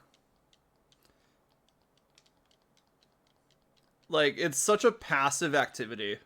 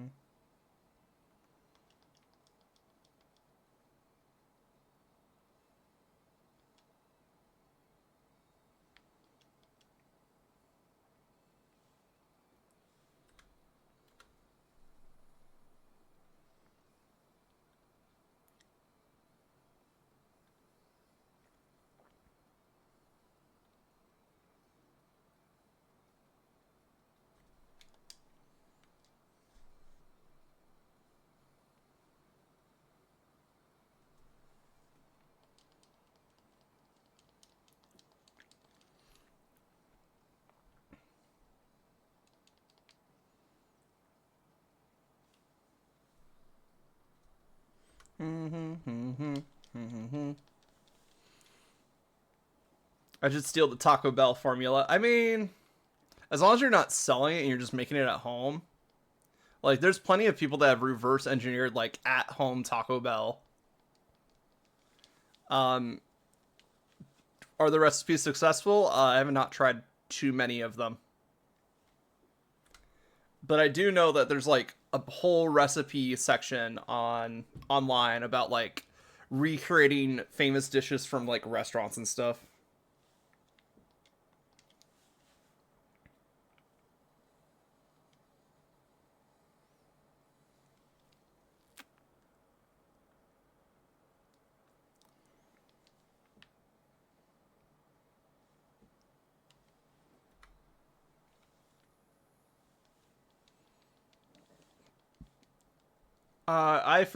I for one are a big fan of the at home Panda Express recipes, because really it's just like pan frying breaded chicken, which is really fun to do after you practice it a bit, because it tastes so fucking good, guys. It's basically pan fried chicken, steamed vegetables, and then you just grab like one of the Panda Express sauces off the shelf if you know where they are. Another quick and easy stuff that I like to do at home is like ramen. Because while the instant ramen is okay, I have a potential of dying from that. So I tend to just cook my own ramen. Because a lot of it is just like a bunion sauce and then noodles. And if you know how to cook noodles, you're good. You're fine. And then you throw in some vegetables. You throw in like a boiled egg or something. Like ramen's very customizable. Probably why it's been around for so many years. There's a lot of recipes that are just throw whatever you have in your fridge into a pot and boil it too. So like at home cooking is really fun. I feel like more people should do it. In fact, if I wasn't sharing a house with people, I'd probably end up doing some cooking streams because I do like to cook.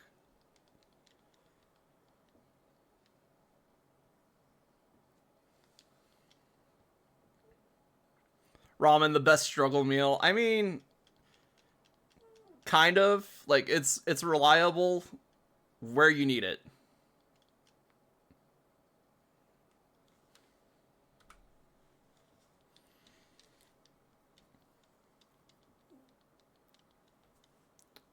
It's really funny seeing people dig out like these really old famine time recipes because it literally was just like, what's the cheapest thing we can get?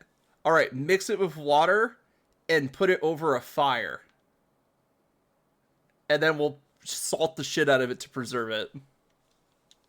So it lasts for like the entire week.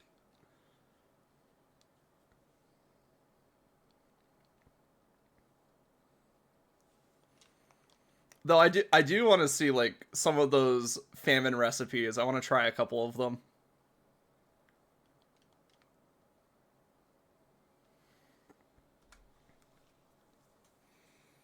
Famine recipe, also like making recipe out of stuff that's like cheaper compared to just like other stuff. Like eggs are getting up there, guys. Eggs are crazy expensive now. So trying to make less egg dishes,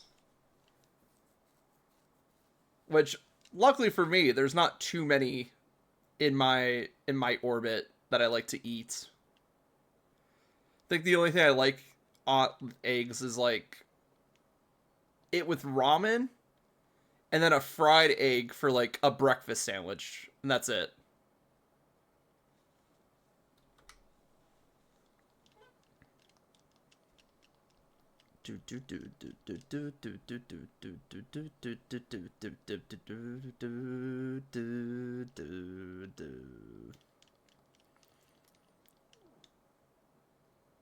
But yeah, I think one of the easiest recipes for people to start out with is eggs, which is, kind of not a great idea in this economy.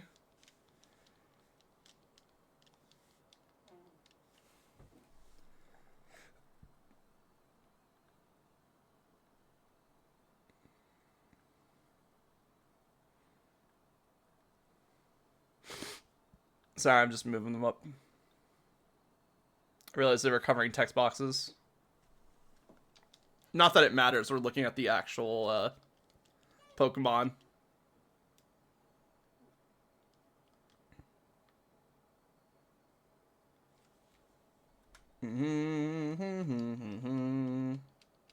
Blue Flame Litwick. Yep.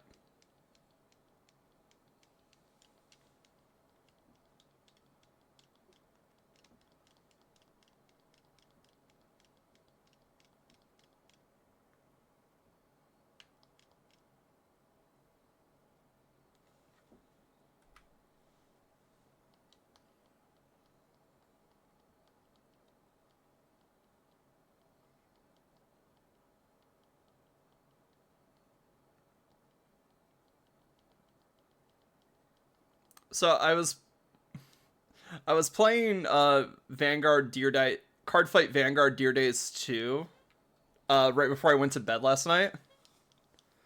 And getting into the story, first of all, is just like they basically recap the entirety of Deer Days 1, which is good. But then we see a bit of the characters from Deer Days 1, and they're really cool to see them back. But one character had a line where it's like he realized that he was more frustrated with the impatience of his growth rather than the actual progress of his growth. So like he wasn't growing as fast as he thought that he should be growing as a person, and that caused him some like internal struggle a little bit, which makes sense. Like as someone who's been through that type of struggle before, where it's like I want stuff to happen and I want it to happen now because I know where I want to be and I know what I want to do. It's frustrating when you're not already there.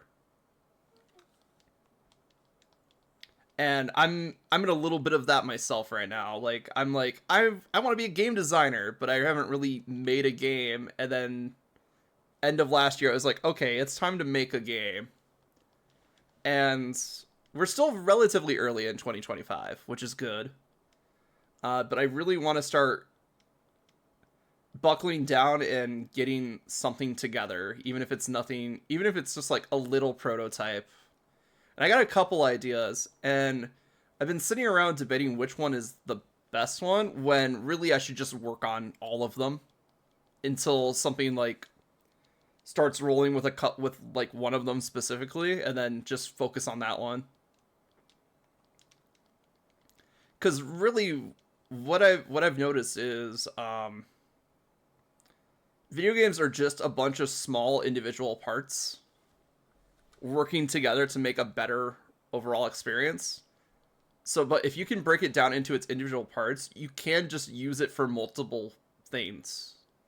It doesn't have to be specifically for one game.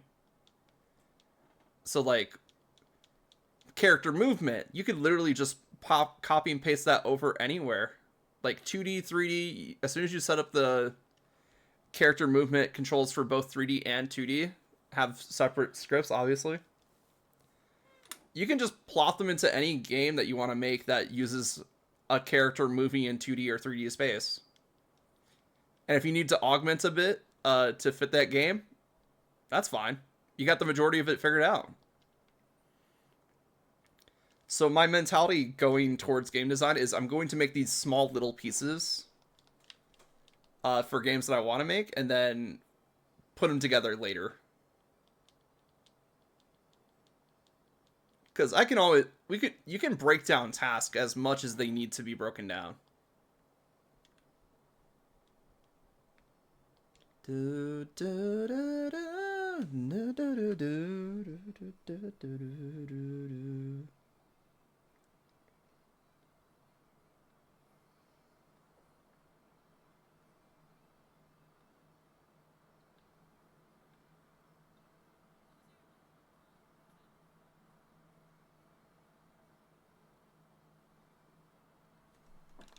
Oh, right. Sorry, got distracted with some stuff. But yeah, it's just something I've been thinking about. So it's like, I just want to start working on some game stuff. Like, that's my big thing.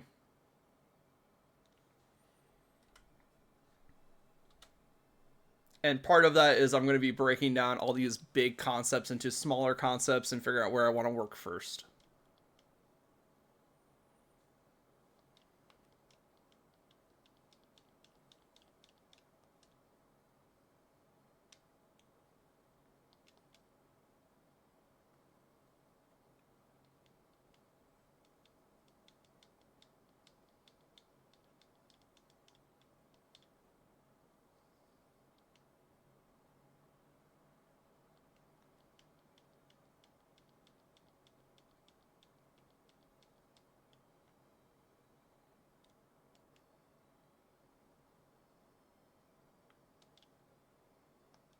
Okay, so we can leave if we want to.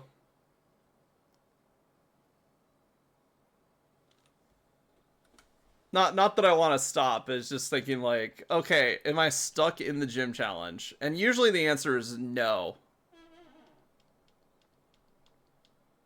Until you're at the gym leader fight, of course.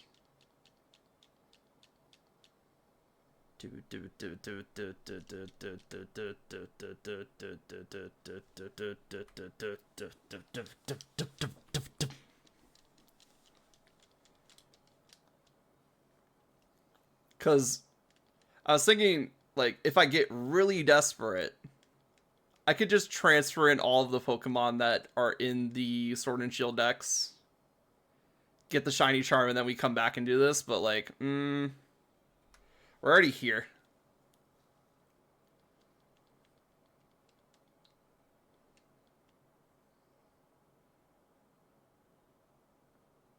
Also, I'm not sure if I have a full Sword and Shield dex. Because I've been really slacking on my living dexes for some games. I'm getting better at it, but it's living dexes for some games aren't quite there yet.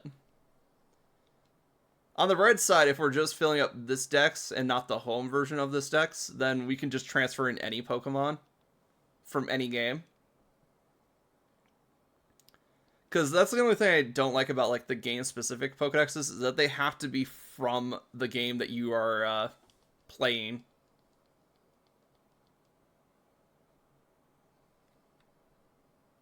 But I that makes sense because they want you to, like, they're giving you a very good reward for doing them.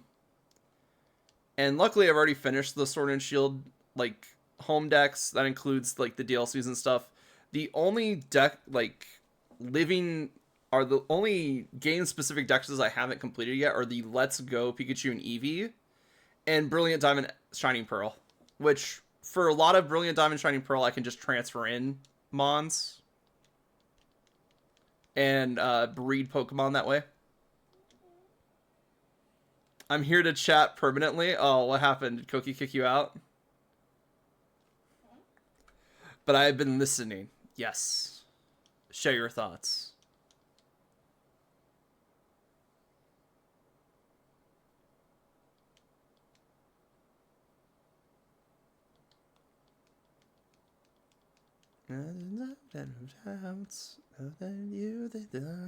Significant little lies. At the time. Oh, you were 1v1ing? Oh no, you were here the whole time? Okay. That's fair. I've just been doing this. A week from now is going to be my 2-year stream anniversary. And I'm trying to get a designer around for that. But there's just a lot going on with my life right now.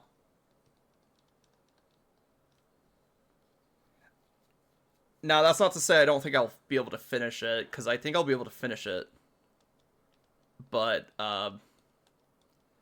if a job suddenly comes up and I have to take it and work on it, then that's going to be the priority for a bit.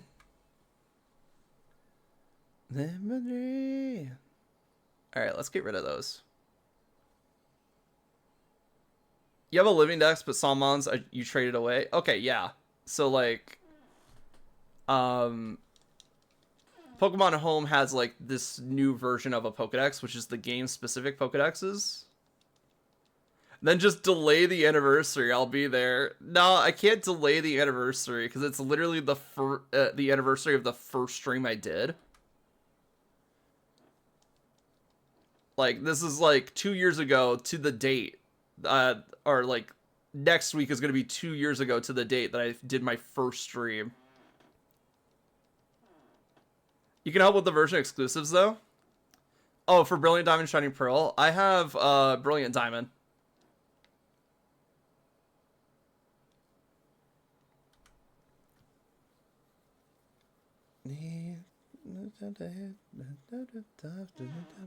Well, it's not a matter of I can stream then. It really depends like if I have to go, if I get a job. No, you don't gotta buy Pearl. Do not buy a new Pokemon game just for me. I will figure it out. Cause there's more than just there's a couple people out there. I'm pretty sure I could bum like a couple legendary mons off some people. Especially Palkia. Palkia I feel like is there's so many ways to get Palkia that if you don't have a Palkia at this point, it's kind of your fault. I gotta buy Pearl, erase my data, and I lost the game card. It's fine, because I've been doing nothing but shiny hunting Zygarde. Ooh, shiny hunting Zygarde? Which game?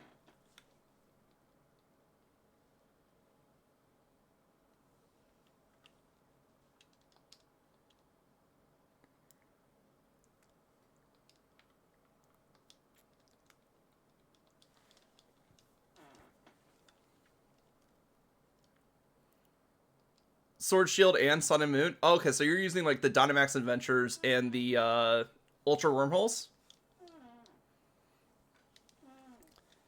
Yeah, you know he's shiny locked? Just for that. Oh, in Sun and Moon he's shiny locked? Because if it's in Dynamax Adventures, then he shouldn't be shiny locked.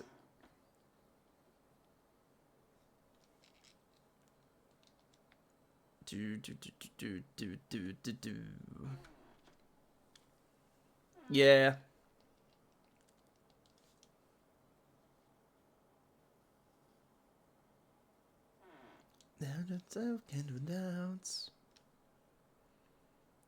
It found a perfect run though.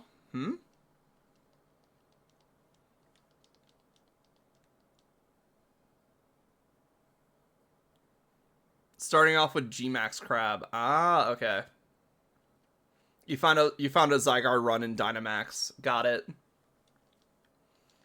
I had to do more Dynamax Adventures hunting. Because the shiny odds are pretty high up in there. But obviously, since I just restarted my shield file.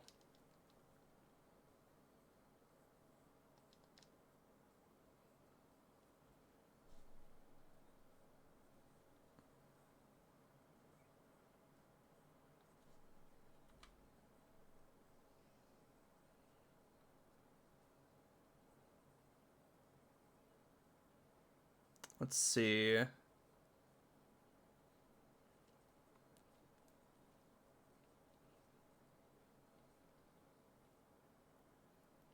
You have the DLC, right? Yep. So this is the... So I start over the save file that has the DLC. Or the account that has the DLC attached. Zygarde comes in so clutch. Yes, absolutely. Especially since a lot of max moves are AoEs. Path, you're gonna regret it. I'll be the one who last laugh while I'm taking my exit. Log of heart, not if you get it.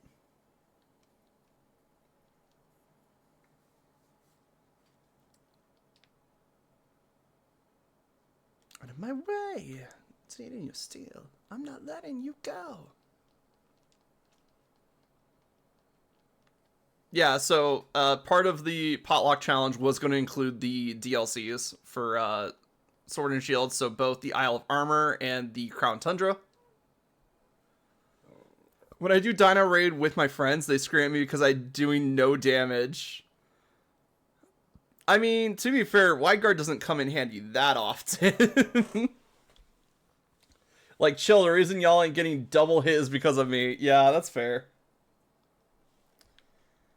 But, yeah, if you're just sitting there doing wide guard every turn, then, I don't know, let some of them die.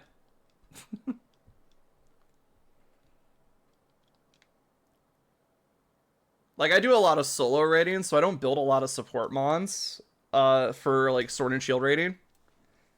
But I've definitely built a lot of really strong solo mons. One of my favorite ones was, like, a Golurk, because it would hit so many weird targets. It does for the Zygar raid? Oh, yeah, because he has, like, the Earth's Blessing or whatever. Like, his signature move. Earthquake, maybe?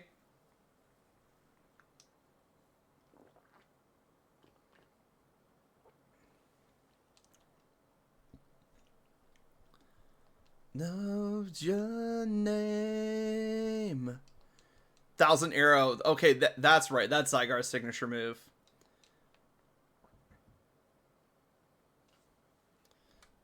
That should have been turned into a max move, though. Oh, I guess sometimes they do just use the regular moves, don't they? In Dynamax Adventure specifically. It's the end of the show. Hear them, they're calling your name. 'Cause in the end, it's you and your friends. You'll find your flame.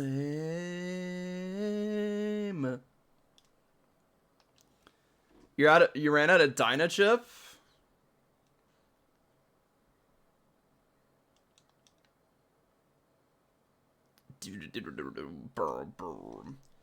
I found it really weird that in the DLCs they made specific ore for each DLC, and I know why they did it. It's so that they could keep the stuff, so they could keep the bonuses for the DLC exclusive. Because if there's only a handful of ways to get Armorite, then you're not gonna farm it unless you were getting Isle of Armor farming done. Pokemon X and Y and Moon, or X, Y, Sun and Moon, and Sword and Shield are the only games that make Gengar look tough. Oh, is it because of the whole, like, Mega Gengar and Gigantamax Gengar?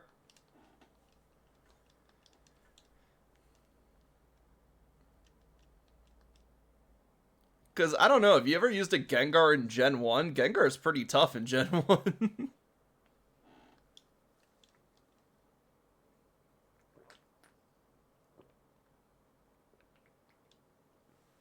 Being the only ghost type has its advantages.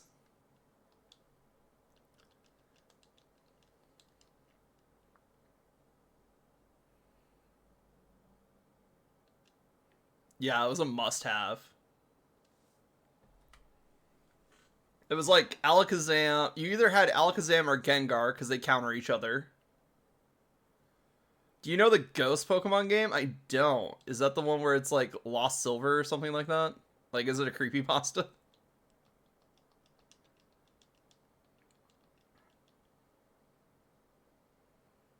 We won't back down.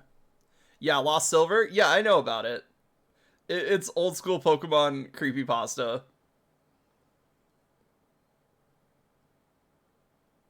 Let's see. What else do we have on this list? Oh, hell yeah. But yeah, let me share with my mom why my mom doesn't want me cooking anymore. Oh yeah, that's right. You were talking about that.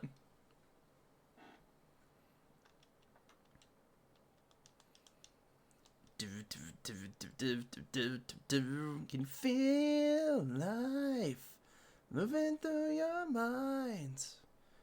Ooh, came back for more. Yeah, yeah, yeah. Can you feel time slipping down your spine? Ooh, gotta try to ignore. Oh, yeah, yeah.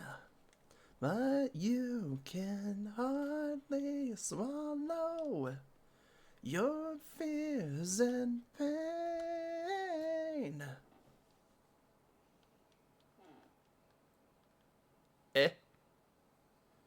So my mom told me to cook for myself, and I did, but I thought the fire was supposed to be big, so I put a shit ton of gasoline in the pan and lit a match. No. First of all, why are you using gasoline? Second, first of all, you don't cook with gasoline. That's gas. Are you saying oil instead of gasoline? Like, do you mean oil? Please tell me you mean oil, not gasoline. Because that's what makes fire big. You probably, if you use gasoline, you probably ruin that cookware.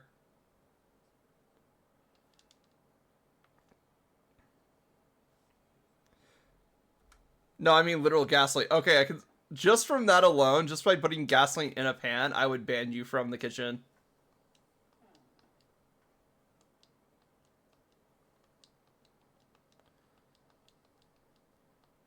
Because you're supposed to use cooking oils. Like, we have specific oils. Like, we have specific oils meant for cooking that are safe for human consumption. Gasoline is not one of them. I think I deserve a second chance with supervision. I believe you deserve a second chance with supervision.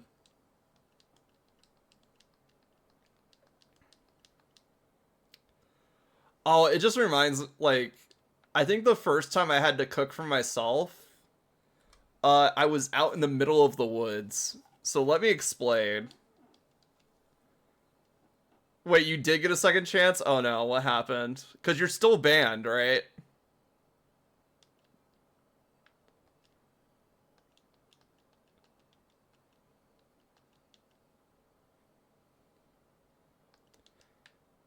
You first? Okay, so my story involves the Boy Scouts, which if you're a male in America, you maybe know what the Boy Scouts are.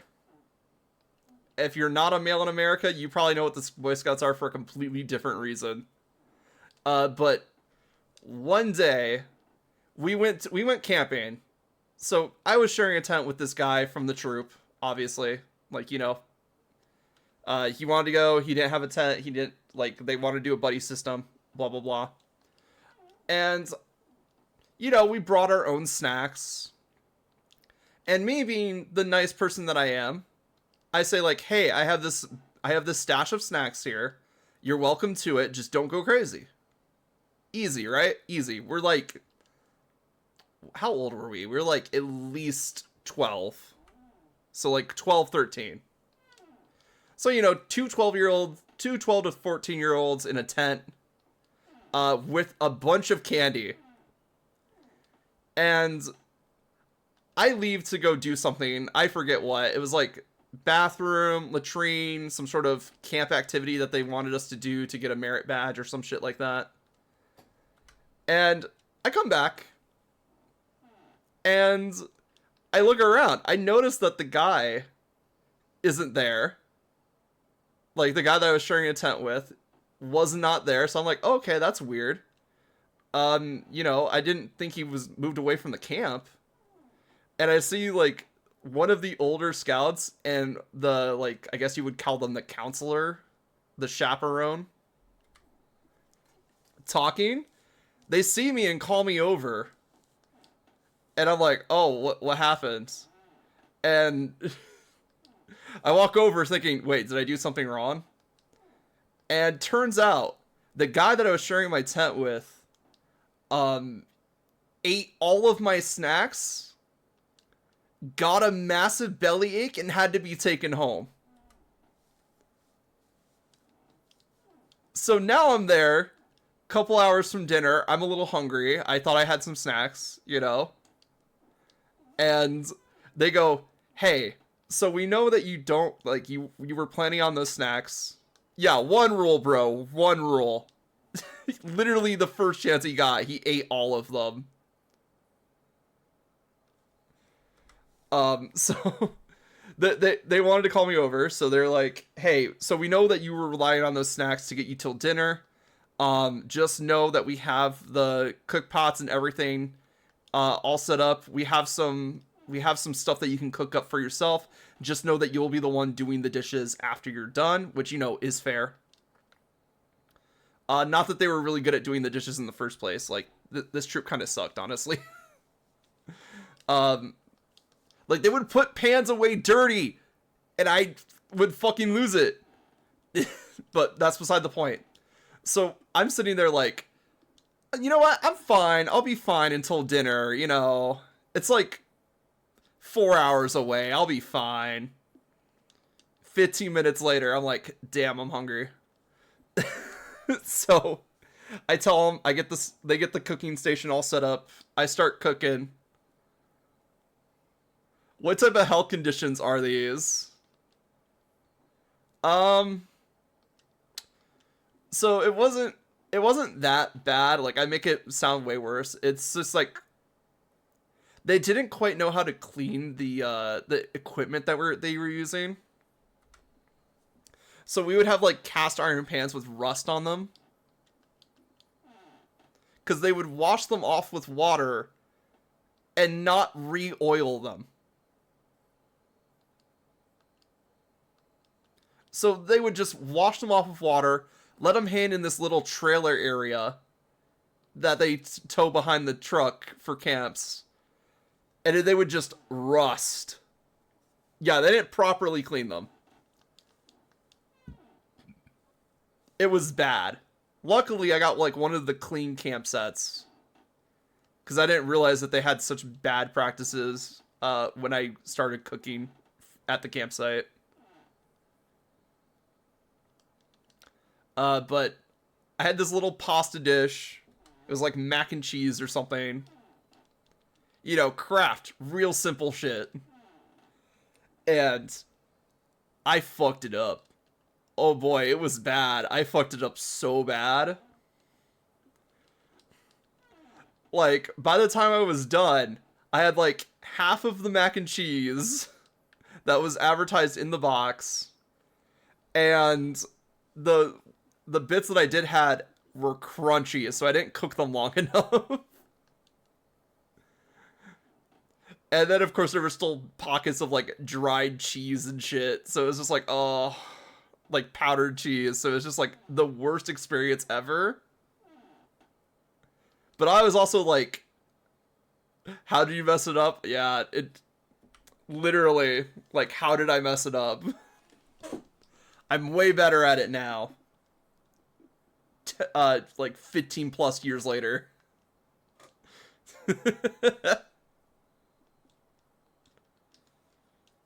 I can't talk though. Yeah, I was gonna say literal burn gasoline in a pan. Take the whole house with you. But yeah, that's my like first cooking story. And now I cook for fun. Well, the second story also involves mac and cheese. Uh-huh. Look, mac and cheese isn't as easy to make as you think it is. Like, everybody's like, oh yeah, have the kid cook mac and cheese. It's easy. And in theory, it is. But then you get to, like, actually cooking it, and you're like, is it done yet? I put mac and cheese in water and put it in the microwave. Did you leave the spoon in it? Doesn't sound bad, right? Yeah, did you leave the metal spoon in the cup?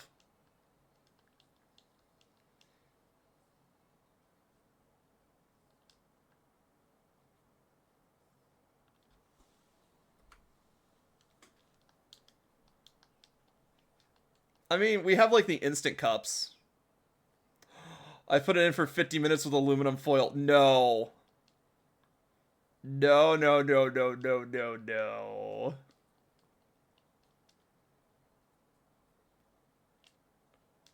That's rough, man. At least you know better now, right? I'm guessing the microwave was toast.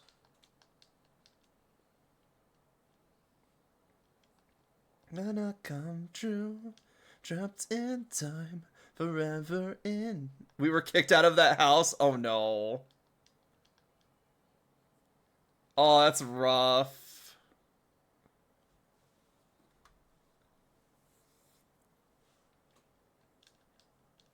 Yeah, I know where I messed up. Yeah, you know now. That's the big thing.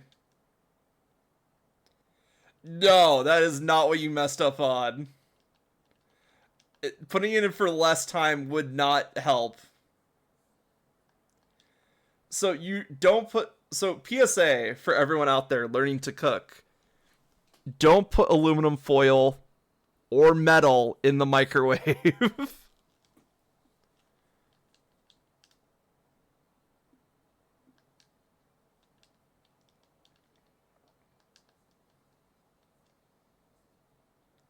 Why? I forget the exact reason why. I think it's like something to do with like magnets.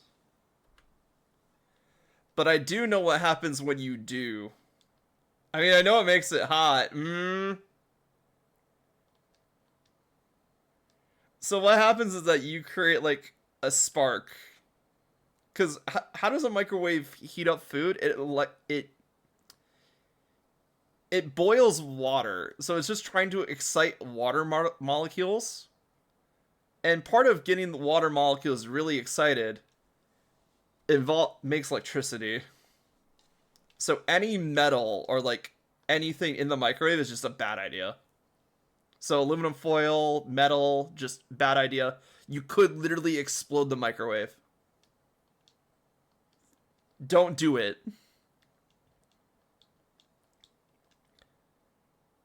Do I want to know another story? Is it going to make me sad?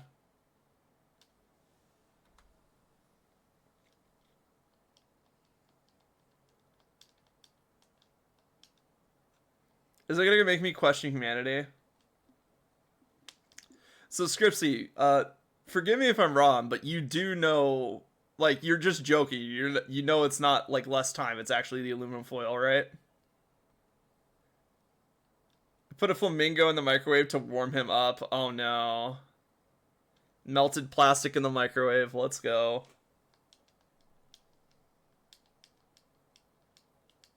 Um. Yeah, totally. Look, please tell me you're joking with me, because you should not put aluminum foil in the microwave. Like I know you did it once. Once is all you need to do it for. Anyway, it caught on fire and started melting. Ah, the flamingo. Well, that's what he gets for being made of flammable paint. Yeah, you're joking? Okay, cool. I was gonna say, there's no way people let you do that and then didn't let you know what you did wrong. Took you a while to learn? That's fine.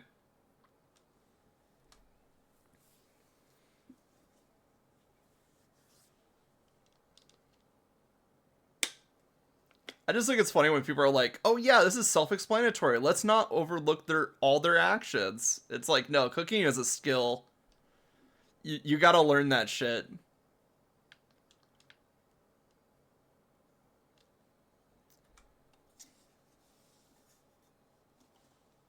It's really funny because people just assume you have the same knowledge as them when they're trying to teach you things. So they assume that you only need knowledge that's to the specific thing that you're trying to do. It's okay, I'm really smart. Yeah, that's fine.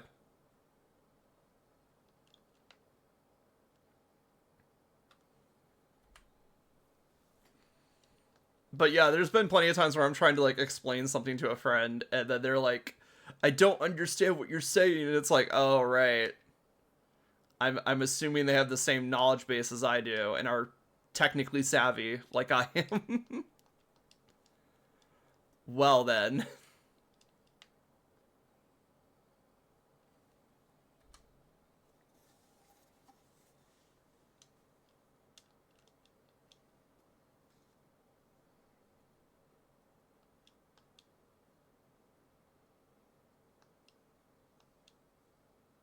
That's me, but when people use more advanced words, yeah. It's really hard cuz like sometimes I forget like people aren't as like I would say I have a very basic understanding of how computers work and coding and like messing around with software and stuff. Like presume, just tell me what you think, bro.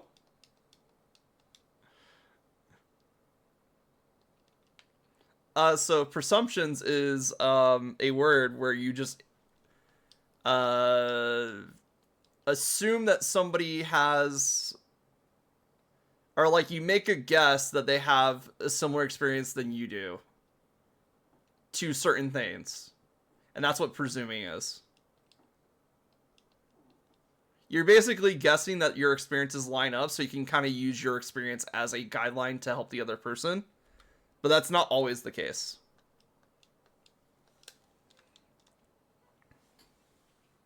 Or like a quarter six, just tell me the number on your screen. It's 300.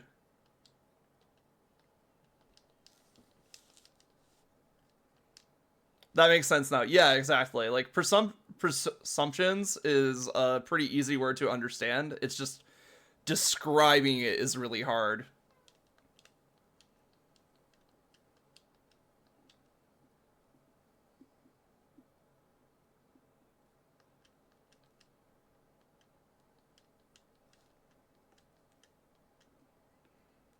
And honestly, words are hard. Like, there's plenty of words that I don't know the meaning of or how to say. Or if they come up in a conversation, I'm just like, what type of weird space lingo are you throwing at me?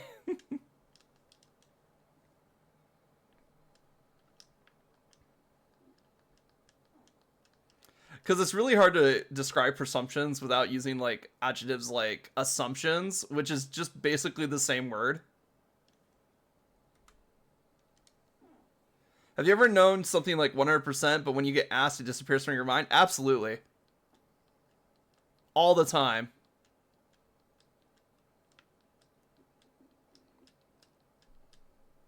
It leads to situations where it's just like, okay, just give me like a couple hours, and then I'll forget about trying to think about it, and then it'll suddenly pop into my mind. I'll be like, I have to tell them right away.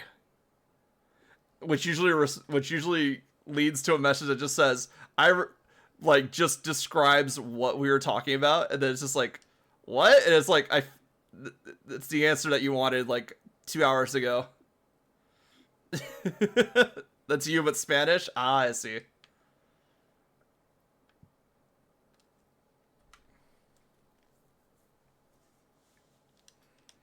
I forget. Like shiny sizzlipede is like pure white, I think.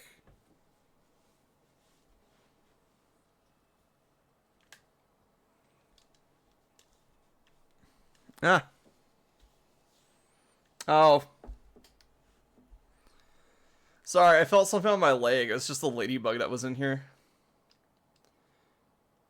Yo, by the way, Koki bit you 17 times. You gotta get married now? What the fuck? You worked so fast?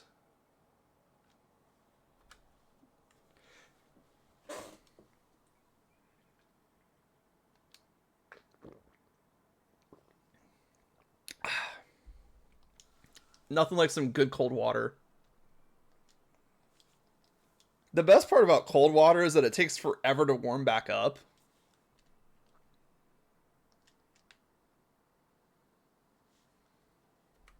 Because water be weird like that.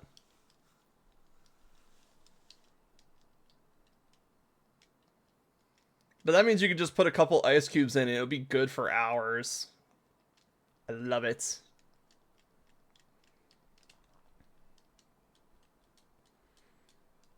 Do. What have we been doing? Like 4 hours of shiny hunting now?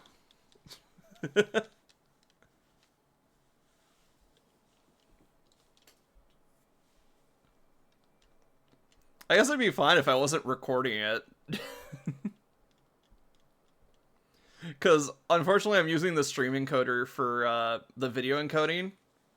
So you can't pause the recording, which means I'd have to upload this as 2 separate VODs if I wanted to like just cut the recording right here.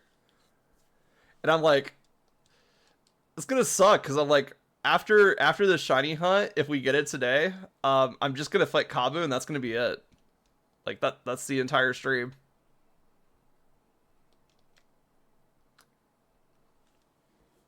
But also, I don't want to like set up a new save file just to do this. So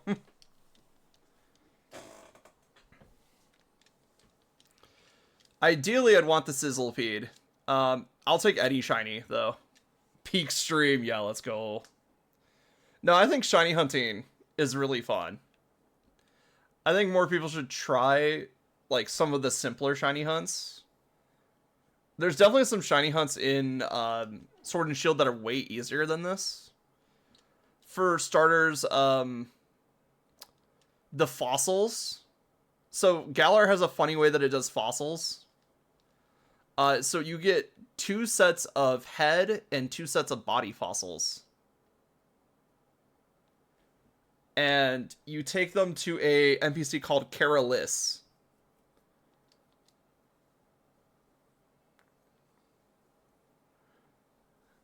Shiny hunting fun until you get it, then you feel empty until your next hunt. I don't know. I never feel empty until my next hunt. It's just always like, oh, I should hunt for this, you know? Like, the best part about finishing a hunt is that you just get to do another hunt at some point. And who doesn't like seeing a shiny Pokemon pop up on the screen? Honestly.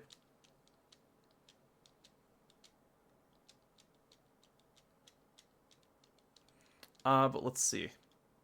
Oh, right, I was talking about the fossils. So you take the 2 sets of fossils of Caralis, you pair 1 head, 1 bottom, and you get a Pokemon out of that. And the best part about the fossils in this generation is that you could stack them. So what people will do for a very casual shiny hunt is fill up their bags full of these fossils, and then get like an auto clicker, basically. And then just let it go for like a bit. Like auto click A, because that's all you have to do for Caralis. Dracovish, my goat. My goat, exactly. We love Dracovish.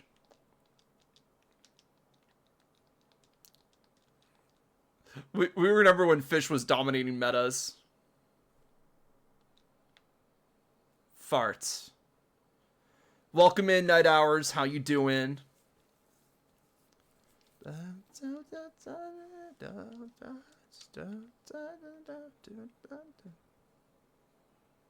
Koki gotta pick his dress for the wedding. Hot. You let yourself known, Night Hours. You only have yourself to blame for this.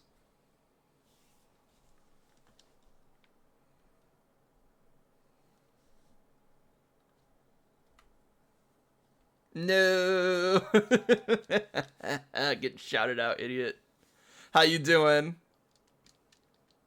Games and demos. What were you doing for games and demos?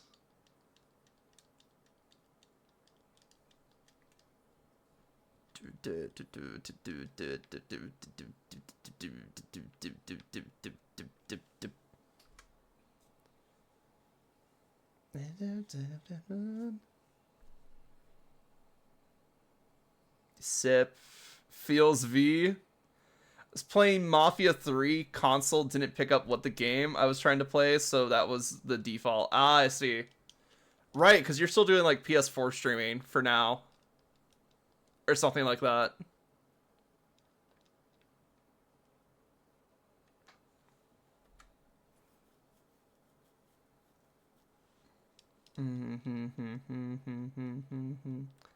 But welcome in. Welcome to the insanity that is Pokemon shiny hunting. You see that funny number at the bottom of the screen? That's more than just a number. Until I could say for a laptop, I is a low budget streamer. Exactly. But that's the best budget to be streaming on. Low budget? Yeah. We love our low budget streamers.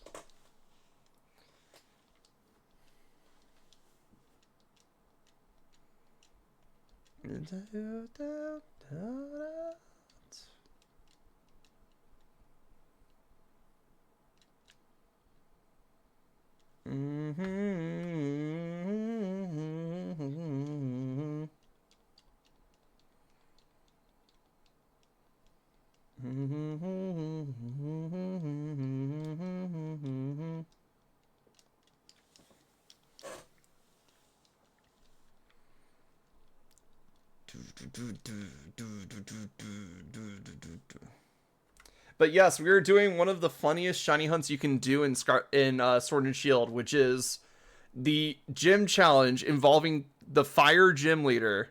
So Kabu's gym challenge actually is a battle and capture challenge, which means these Pokemon that we are fighting are randomly generated. Which means that we can shiny hunt them. And since part of the challenge is that we can catch them, we can actually catch a shiny Pokemon, or any of these Pokemon really, shiny or not, from Kabu's gym, and they will have a unique location marker on them. Which is like Motostoke Gym. Or Motostoke City in general, I think. But it'll be funny. So we are shiny hunting today. Because I was like, I'm here anyway.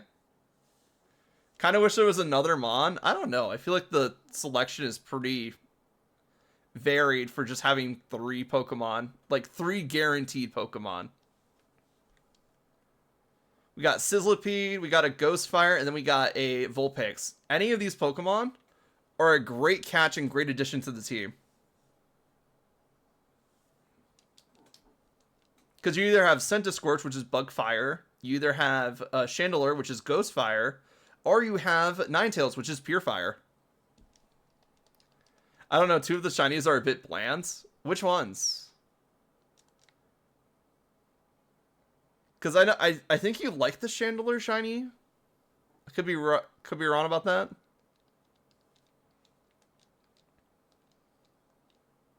And I'm not too keen on shiny Vulpix either, because I got one in Let's Go. So, yeah. So I'm not really... Honestly, if it's just between Litwick and Vulpix, I honestly don't care if either one of them are shiny, because I already have them. What I'm really going for is the Sizzlipede here.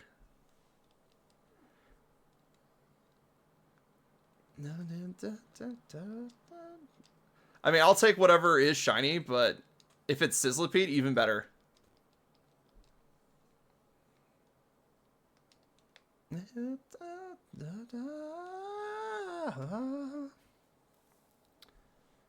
I feel like Vulpix is another version of shiny Growlithe. True. Well, that's just Gen 1 curse right there. The Gen 1 shiny curse is real. And it's just because how they did shinies in the old days, aka Gen 2. Is why a lot of the shiny Pokemon from earlier gens look the way that they do. Was there shinies in Gen 1s? Technically. So it goes with how Gen 2 calculates shinies. So when Gen 2 calculates shinies, it is looking for a specific, what is it, IV spread on the Pokemon. And that determines whether or not the Pokemon is shiny. So technically, if you get a Gen 1 Pokemon with the exact IV spread that it's looking for to determine shininess, it will be shiny when you transfer it to a Gen 2 game.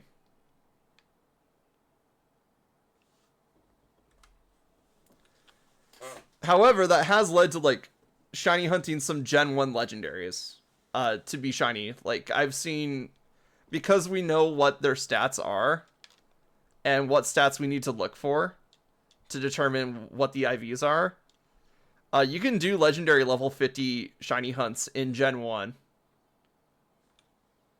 Do I recommend it? No. But you can.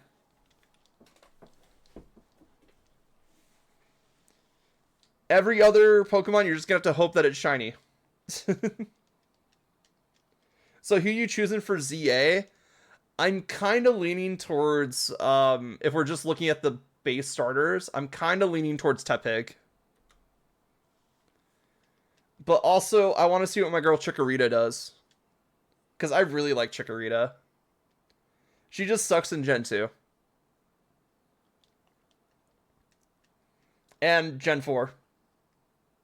And all gens. Mega Emboar would be sweet. Honestly. I was debating whether or not all of them get, like, if I would prefer all of them getting megas or all of them getting alternate evolutions. I think I'm leaning towards, oh, ads? Okay, then we will pick this back up in a bit. Here come. Me do. What go? Well, since we have some time, I might just go get some laundry started because ads are going anyway.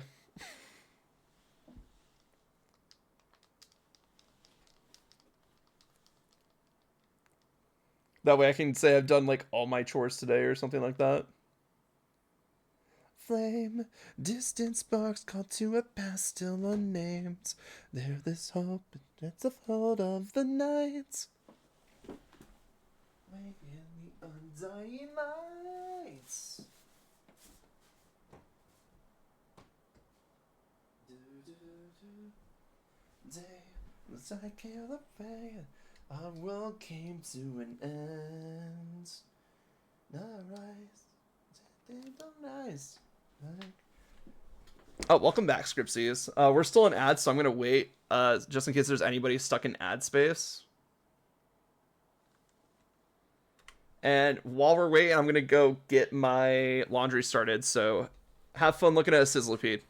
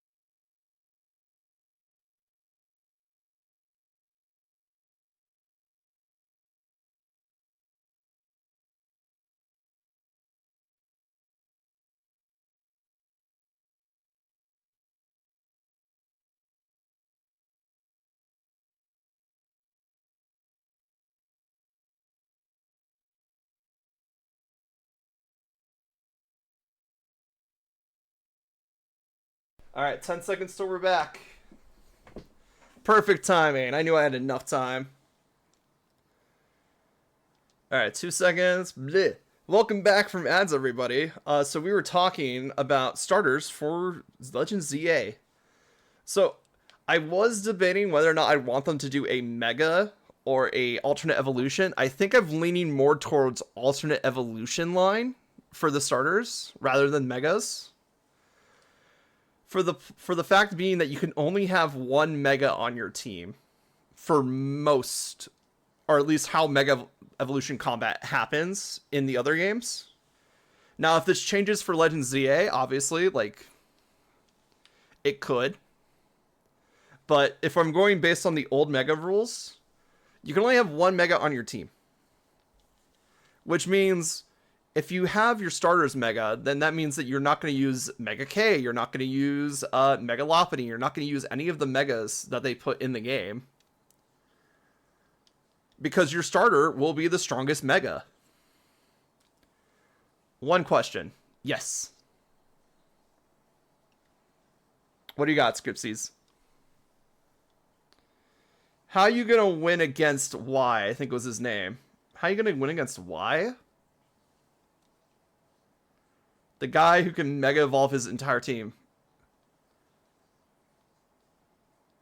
Wait, was there a character that could do that in the games?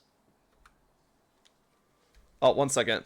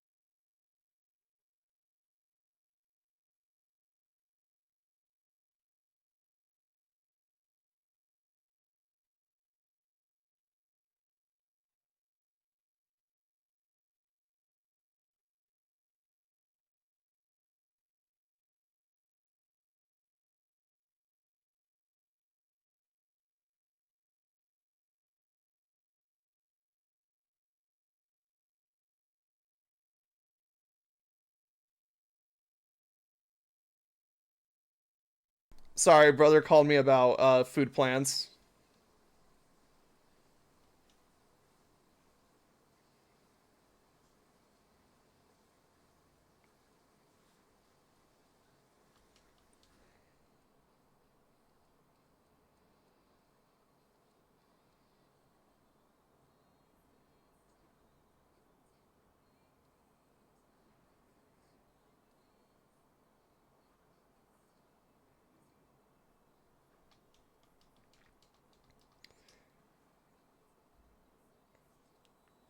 All right, cool.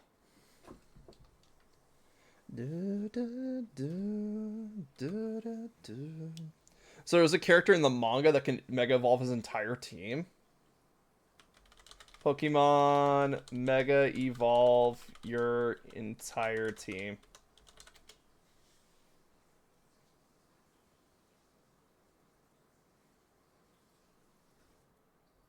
One second.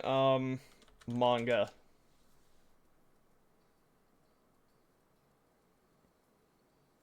Let's see. In battle. Where is the manga? Oh, here we go. Pokemon the series. Oh, that's in animation. One second. In manga, the Adventures arc, XY arc, Omega Ruby Alpha Sapphire. I'm guessing since you said it's either X or Y, it's going to be in the X and Y arc. So let's see.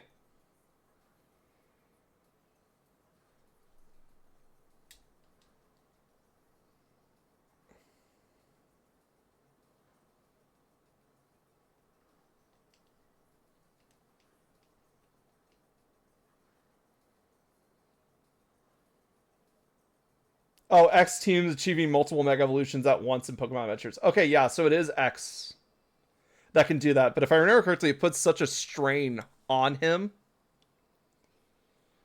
Um,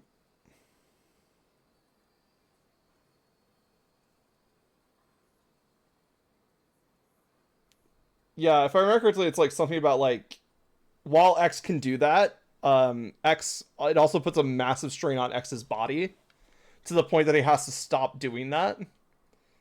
And then he just does it anyway for like the finale.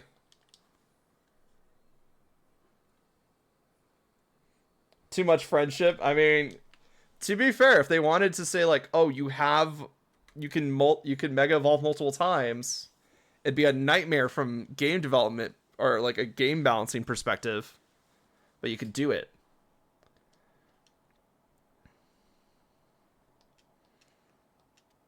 Because I think in the X and Y manga, X actually just like that's like their default state is that they try to mega evolve multiple times in the same battle.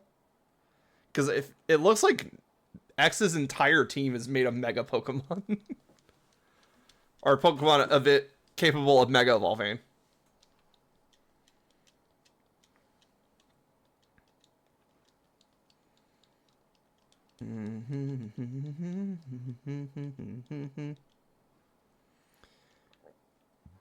Because when you were talking about Mega Evolution, I was thinking about like Elaine, which is like the Pokemon character that nobody knows about, because he's from a different animation series.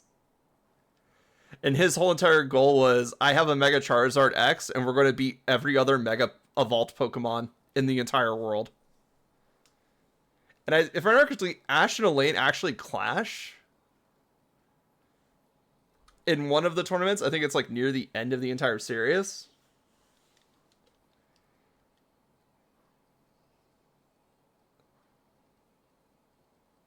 He's saying that Ash didn't need to do all that. Yeah, they did. No, I agree. Like the whole entire thing about Ash and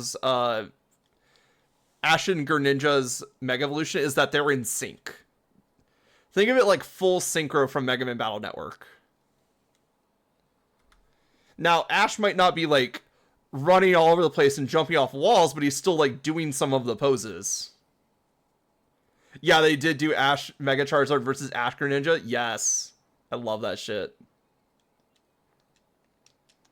Honestly, the Mega Clashes were super cool in the animation. Because here you have like two Pokemon that have gone beyond their evolution, just absolutely wailing into each other. It was amazing. By the power of friendship, like it was peak Pokemon fiction. It was amazing.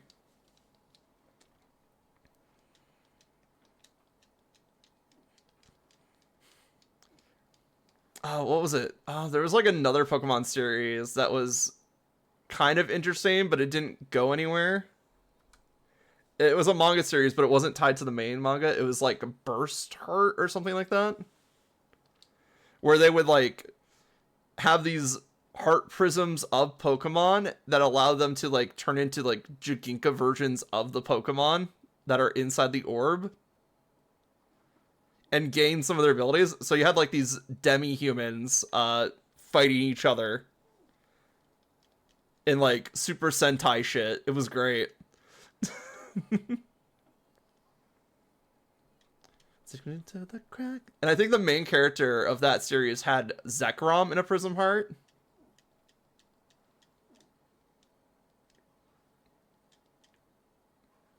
So like obviously he was the strongest just because he had a Mega. Or like a Legendary. Oh, I feel it's a fizzer in the tide. Tell me where to go. You can tell me where to go. And you, in my personal opinion, oh boy, high opinions here. Let's go.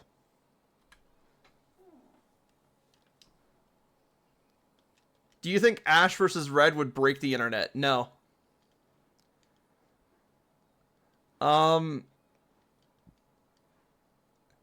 Because while Ash does have like so many Pokemon, we'd have to narrow down what is Ash's team.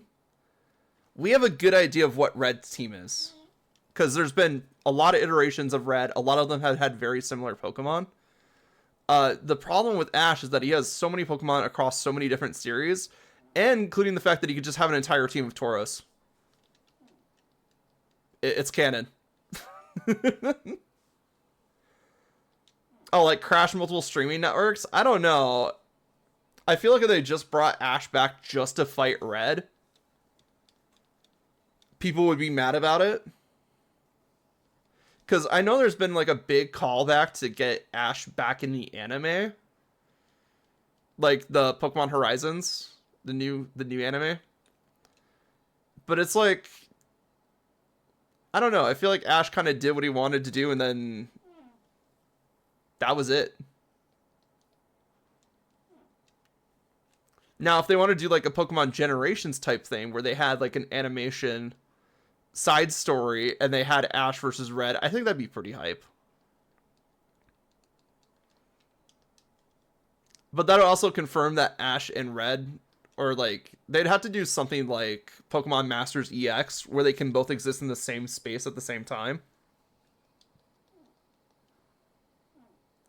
You heard on TikTok that he might come back for a bit, but I'm pretty sure it's fake. Yeah, I'm pretty sure it's fake too. Would it be cool to see like Ash mentor the new the new protagonist a little bit? Absolutely. But like, what is Ash gonna do in the Pokemon Horizons story-wise besides just be a cameo? I know End ended up coming. End's in Horizon? That's cool. I have not been keeping up on Horizons, unfortunately. Ash versus Nomona? Oh, absolutely. I would pay to see that match.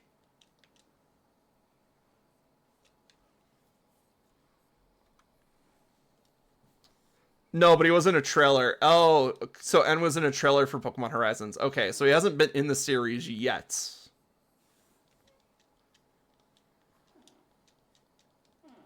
Honestly, if they want to start doing more stuff with N, more power to them.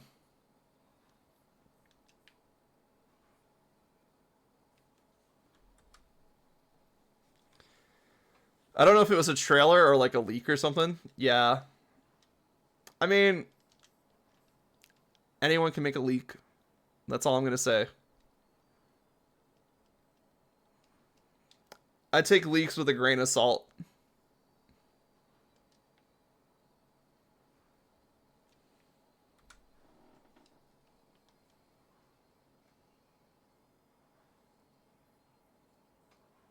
I remember it was Charizard Terra fighting Shenpo. Oh, one of the Treasures of Ruin? And then N appeared with Reshiram. Ooh.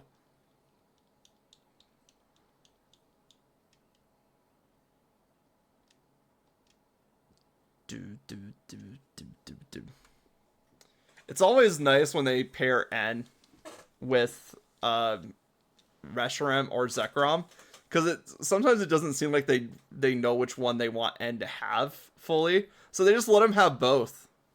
And he occasionally just swaps between them. Um, I will look it up later if I'm that interested. Honestly, I have not been interested in Horizons, but I also wasn't a big like anime watcher in the first place for Pokemon. I do keep up on it, but it's mainly just like hearing what people are reacting to.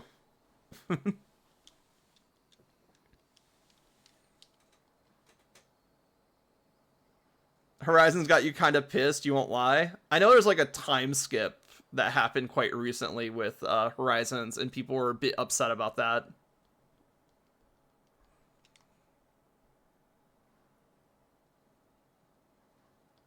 How does a mid-stage Evo one-tap a shiny Rayquaza? Oh my god. That's funny, actually.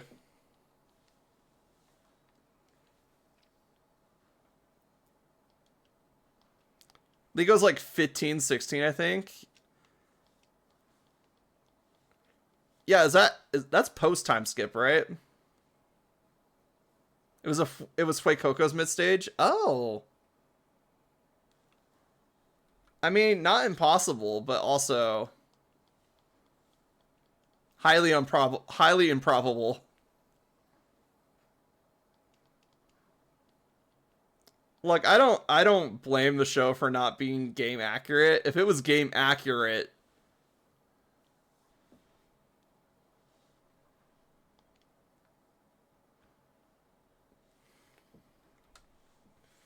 it'd be boring. I'm gonna be completely honest. The anime needs to come up with some bullshit why they win. It's great. So wait, so he one tapped the shiny Rayquaza Terra, and then caught it in an old Pokeball, like one of the apricot, like one of the Legends Pokeballs, basically. Like base Pokeball or like one of the higher tier ones.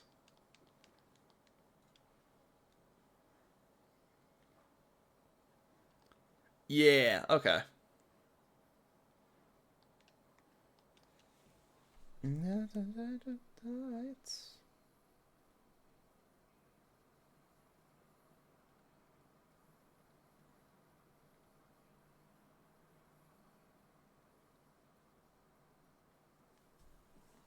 Like he just found it in the brown one, so he technically just returned it. Oh, okay.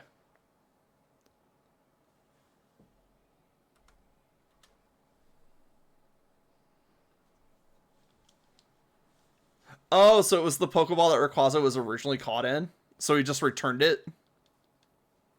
Okay, that's slightly like not as bad, honestly. Man, just let him go, bro. You gotta stop Groudon Kyogre. Nah, nah, nah, not the shiny Rayquaza. Now, if it was a regular Rayquaza, absolutely. Yeah, he found the ball on a beach. Oh, okay, that makes sense.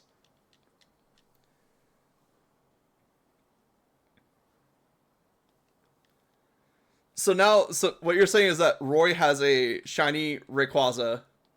I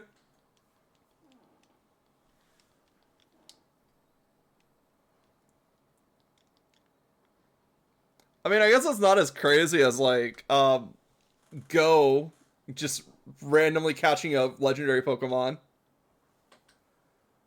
Because you gotta remember, the anime's been doing that shit for years now.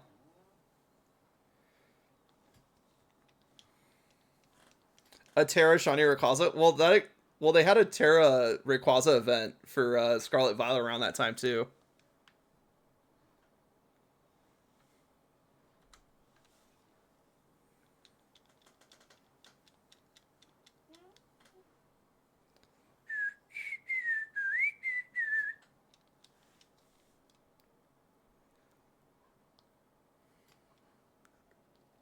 Remember when Go robbed Swagan? I forgot the exact legendary Pokemon that Go got. But I remember one of the lines from the characters was like, "Wait, you can't just throw a ball at it." Oh, Suicune. Okay. Entei, Raikou, Suicune. Yeah. So Go got a Suicune.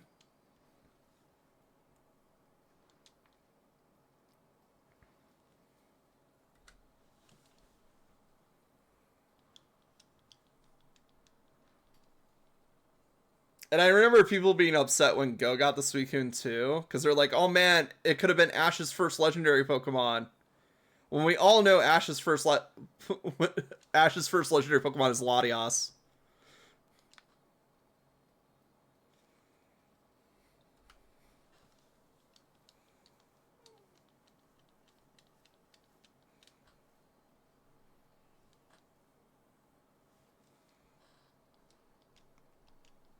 And no, I will not elaborate.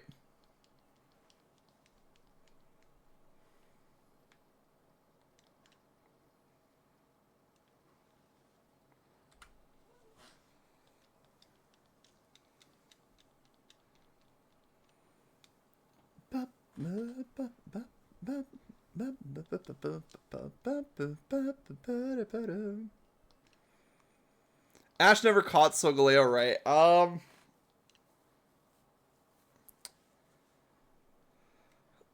I'm not real familiar with the Sun and Moon anime. I know it's pretty good from what I hear. But I don't remember Ash ever catching a Solgaleo. But also my knowledge of the anime is very fragmented, so I know there's like a picture of him riding Solgaleo, but I thought that was Nebby, which is technically Lily's Pokemon, if we want to be super technical about it. It was the last time Ash was in a dress. Huh. I missed one? Damn.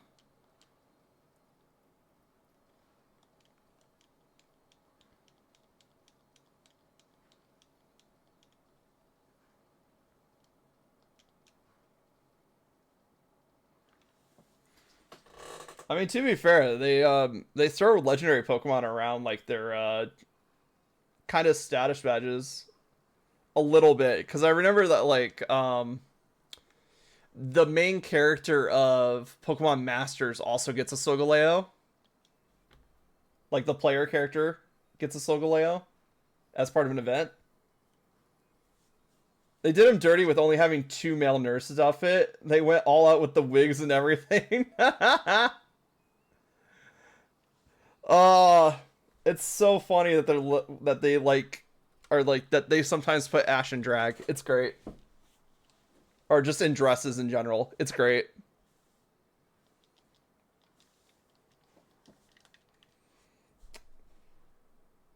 So let's see. Sumo, Pokemon, anime, Ash, Solgaleo.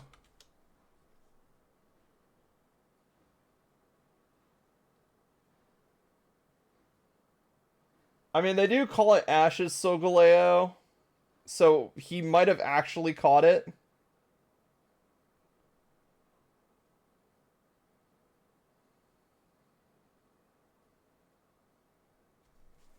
Hard to tell. Some people just like to use like clip name or like names that they will obviously get traction from. But if Ash did get a Solgaleo, that's not a bad Pokemon for him to get.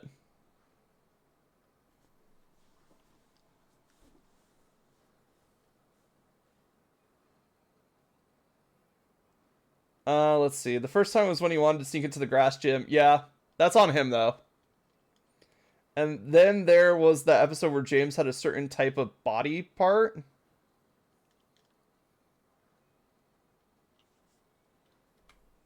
Well, James is just gender, so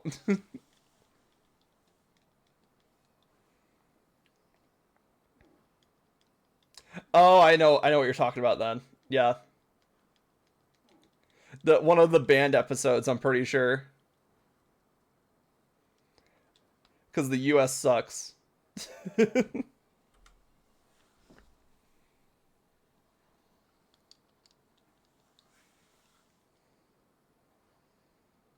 Yeah, he flexed them off on Misty, true. We love James. James is great.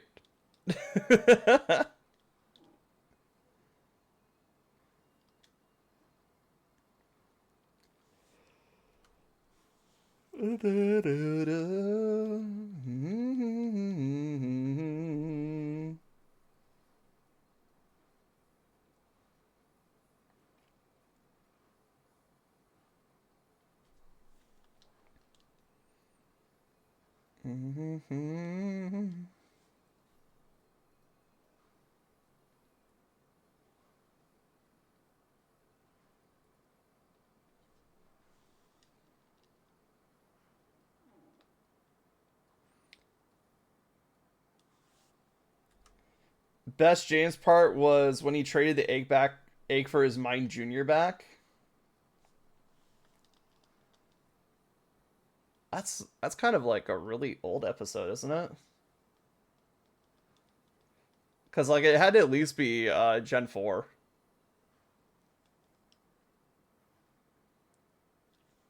But yeah, James literally being the best Pokemon trainer in the entire series is good.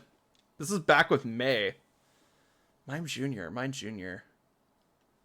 Oh yeah, Odd Incense. Okay, yeah. Never mind. I know. Yeah, okay, yeah. Gen 3 Mime Junior.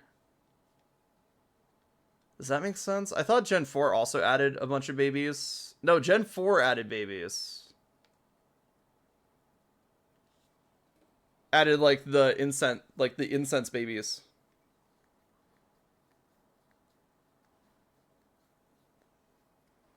I guess the anime could have shown Mr. Mime or like Mime Jr. off first.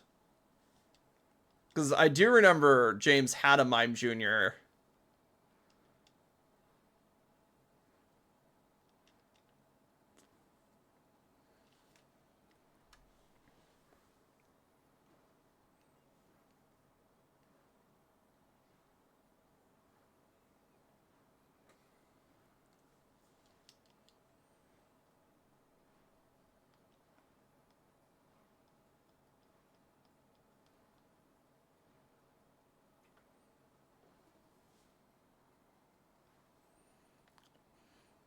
Plus, it was funny whenever Jesse and James would disguise themselves because James would always be the one with the female clothing. Yeah, exactly. Like that's just good. That's just good camouflage right there because they're always looking for like a male and female Team Rocket member. So just swap clothing.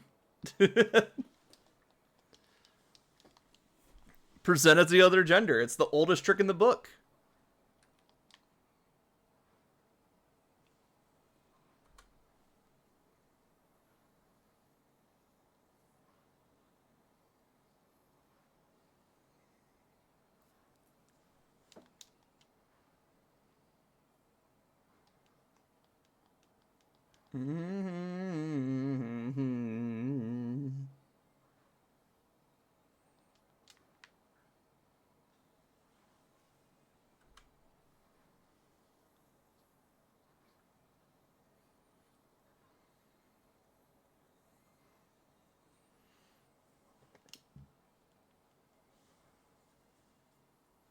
Nonetheless, James matched it. Yeah.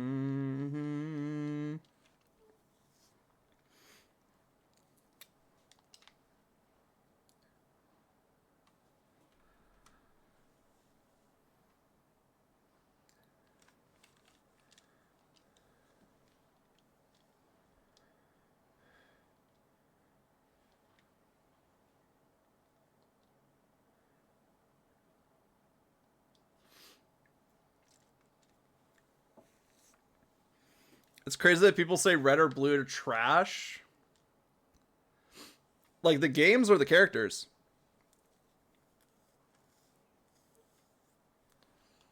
I'm gonna assume by context clues the games, because everybody loves the characters. The games, yeah, they're not. The thing is, Gen 1 is just a very different Pokemon game. I agree with you. I don't think they're terrible, but it's very different from modern Pokemon. And especially for the newer players that have joined in on like XY, Sumo, Sword and Shield, Scarlet Violet, it can be a lot to be like look at these old games and go like, "Oh, how was this good?" Without the context of it was on the Game Boy of all systems. Do you know how many Pokemon games were being made for the Game Boy? There's like 2 before Pokemon. They were still trying to figure out what they could get away with the system.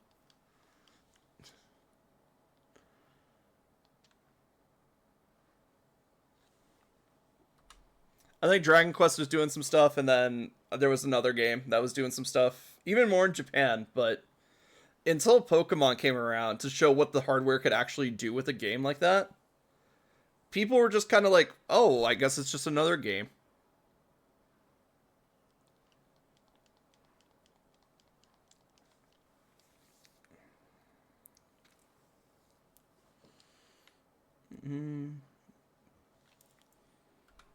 As someone who's currently playing through Red and Silver, and we'll get back to that playthrough at some point, um,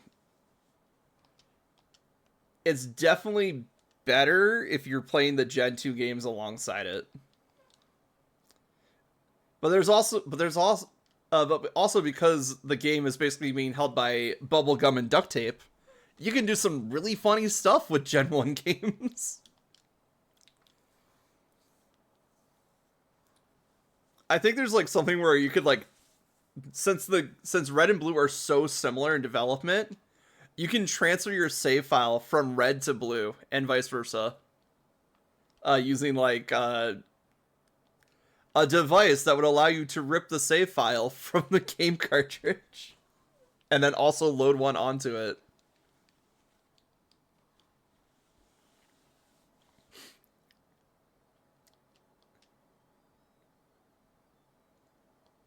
It's really funny. Like Gen 1 is such a funny mess of a game. Now, don't get me wrong, there are better ways to experience Gen 1. I personally in the camp that Let's Go is the best way to experience Gen 1 Pokemon, specifically Gen 1 Pokemon. But you can't deny the fact that Red and Blue, being the OG games, have a certain feel to them that feels different than every other Pokemon game out there. It's very simple in its approach, and that's not a bad thing.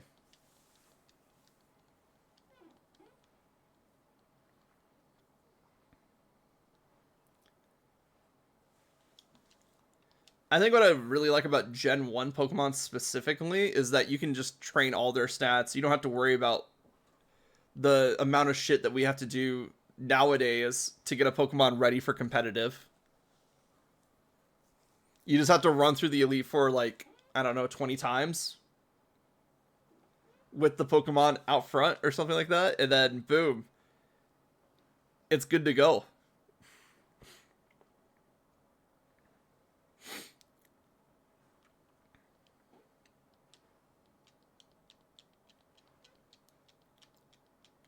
Ba-ba-ba-bum. Ba-da-ba-da-ba-bum.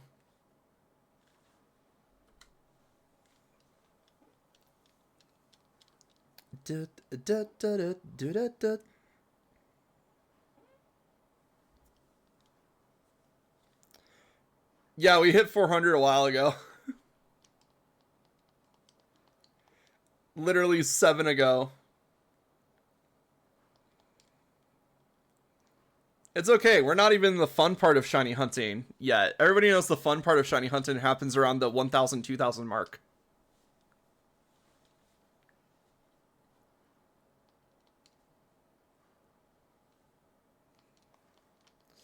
But also, we'd have to get that high in the first place. So, like, that's the big question here. Are we gonna be able to finish the shiny hunt before we hit 1,000 or not? That is the question we are here to decide. Because I don't know about you, but I could go all night. I didn't hear the bell.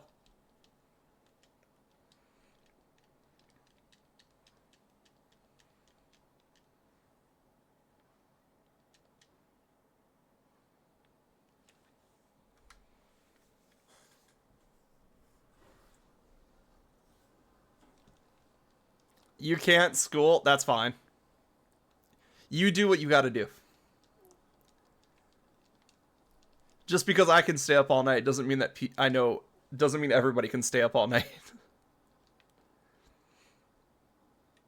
And even then, I do not want to be up all night either.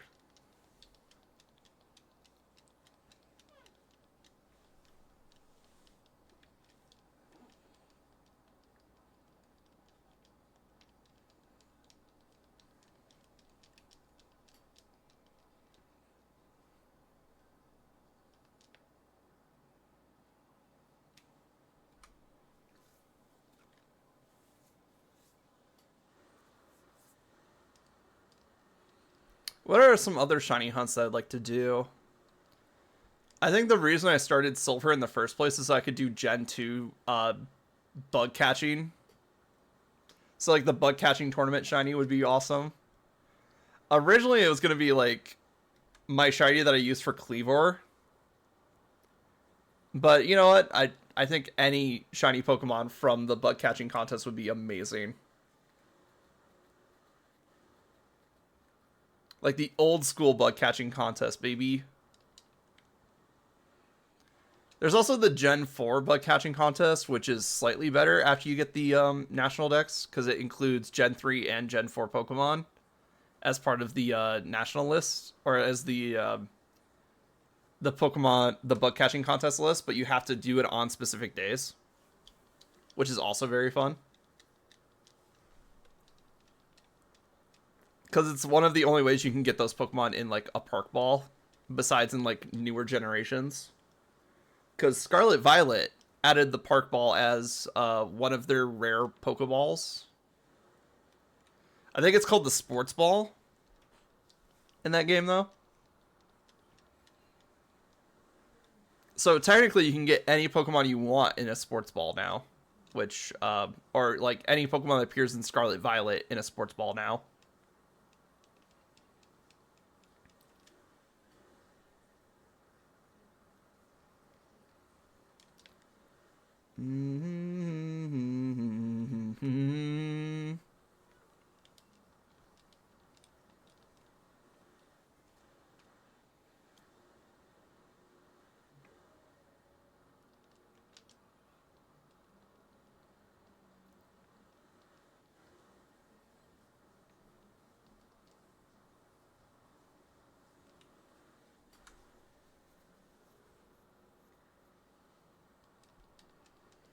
Let's see. 18 minutes till the next break. What can I do in like the next break period? Because I've been doing pretty good on keeping up on chores during the break periods today.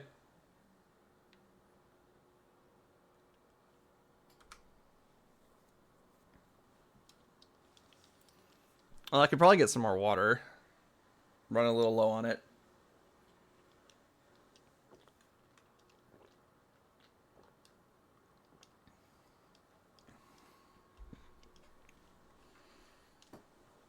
I like my big ass cup of water. It's so nice. Who would have thought drinking more water would be the solution to like a good chunk of my problems? Yay. That and getting good sleep.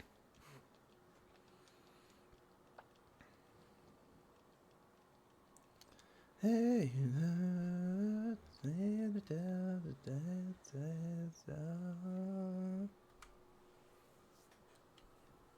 Oh boy, we're at the funny number. I missed the first funny number, but we got the second funny number.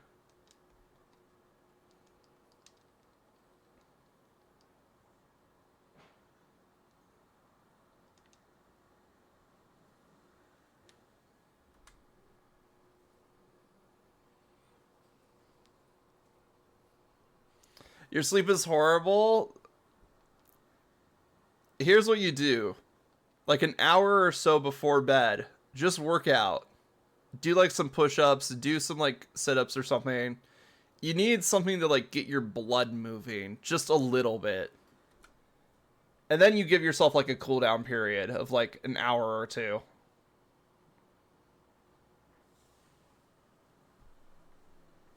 And then you'll probably be ready for bed.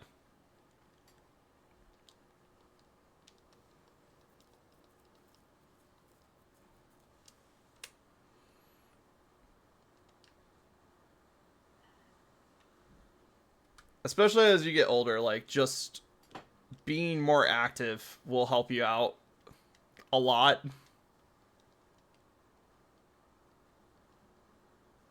It's because my girlfriend likes to get to GTS OTP.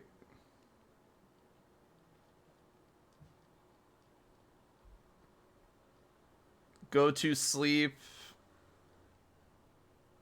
Oh, go to sleep on the phone. Oh, okay. I was thinking like, okay, I was thinking GTS. Okay, that's probably go to sleep. But I was trying to figure out OTP. Oh yeah, like the phone is terrible. The phone has killed a lot of my sleep. A lot of my sleep plans for no reason. Like I'll just be like, okay, I just want to pull up a video before I go to bed, and then I'll be scrolling through YouTube, and it'll be like 2 hours later. I'll be like, fuck, I still haven't found a video.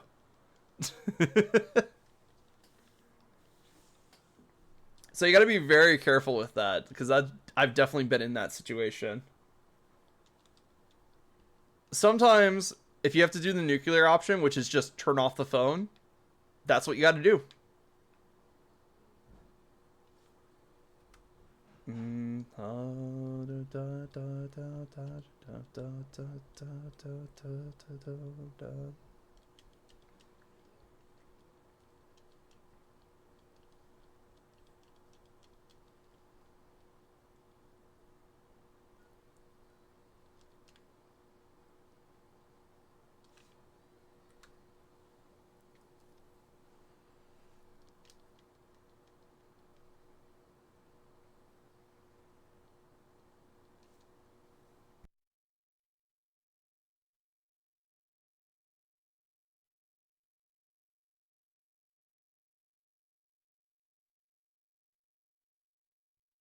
There we go.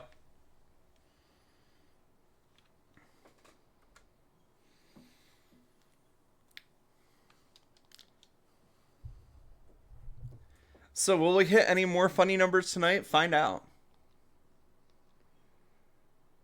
Last time you turned off her phone? Well, that's because you're turning off her phone. This is like a self-discipline technique. This isn't a you do this to other people technique. Turn off your phone before you go to bed. No, your phone? Was she like trying to get a hold of you or something?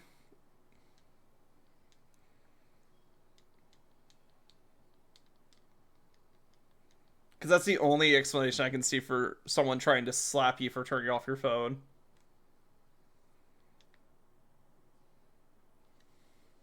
And even then, it's not a great excuse.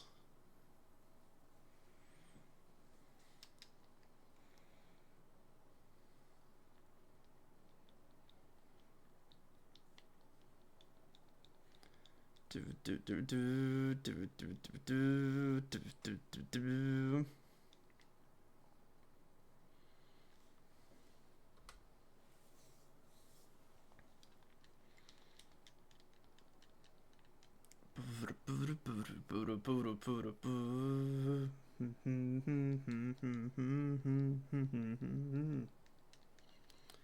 No.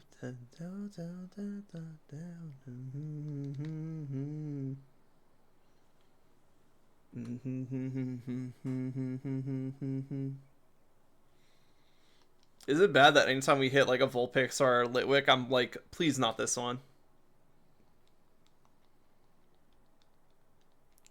Because I kind of want that Sizzlipede now.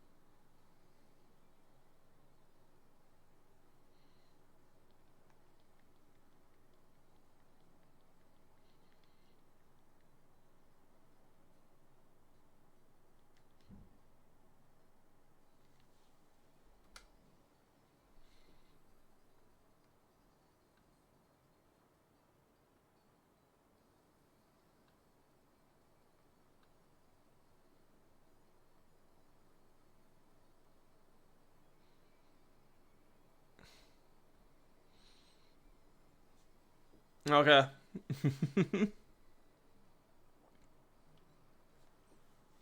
Let's see.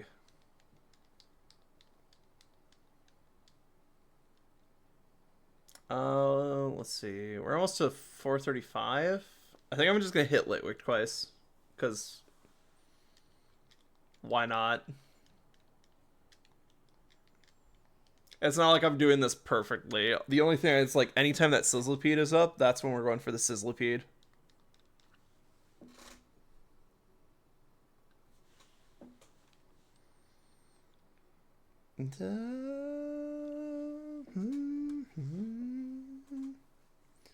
Ball, thanks for the hydrate. How's it going?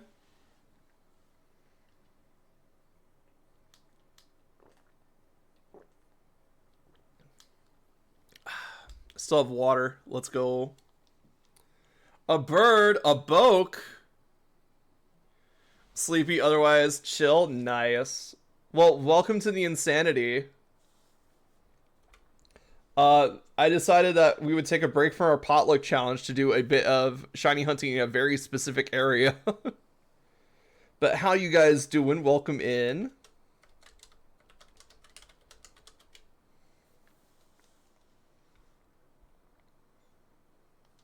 Oh no, not the amnesia memories. How would you remember if you have amnesia? How is amnesia memories anyway? You forgot? Excellent.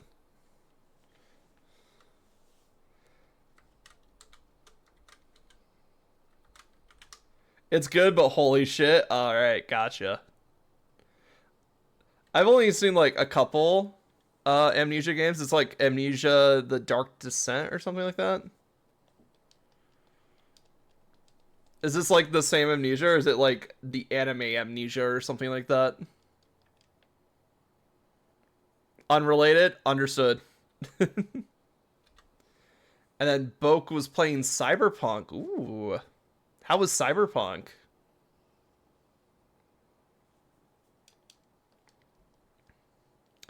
But anyway, welcome in. We are doing a shiny hunt. We are going for a shiny one of the bug that's right next to my Thievul here. So we're going for a shiny one of this. And as you can tell by the number of times that we've had to encounter this Pokemon, we're still pretty under odds for getting one.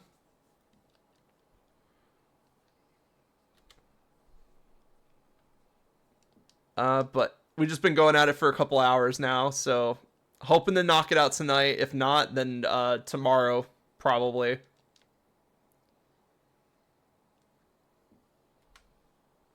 Your determination is impressive. Well, really, I just want a shiny Pokemon from Kabu's gym. Because this is the only time in the game that you can shiny hunt in Kabu's gym. Because after this, you just beat the gym challenge, fight Kabu, and then this gym challenge is completely locked off from you.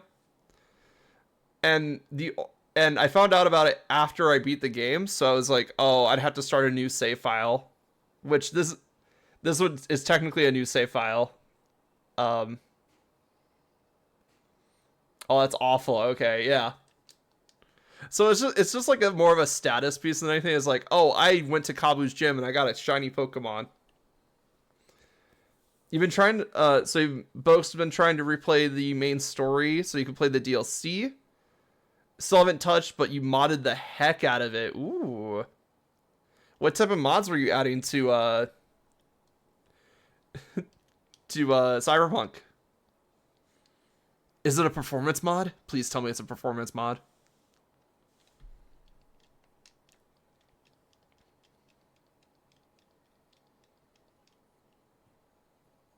Do.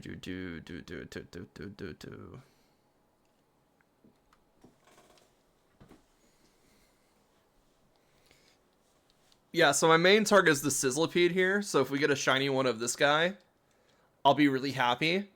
But I'll also be happy with the other two as shiny too. So the other two are Litwick, which is a Fire Ghost Pokemon, which is really cool, and Vulpix, which evolves into Ninetales. I did a mod pack from Nexus and added a bit of my own additions. Nice. That'll be fun to see on stream.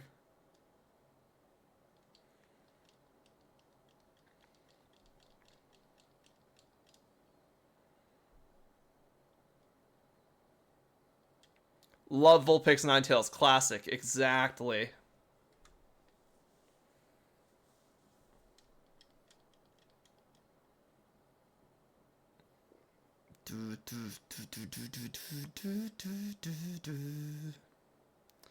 It's been hella fun. Nice. I'm excited. You said you haven't... Have you been streaming modding the game? You just haven't been playing the main story yet? If that's how I understand the situation right now.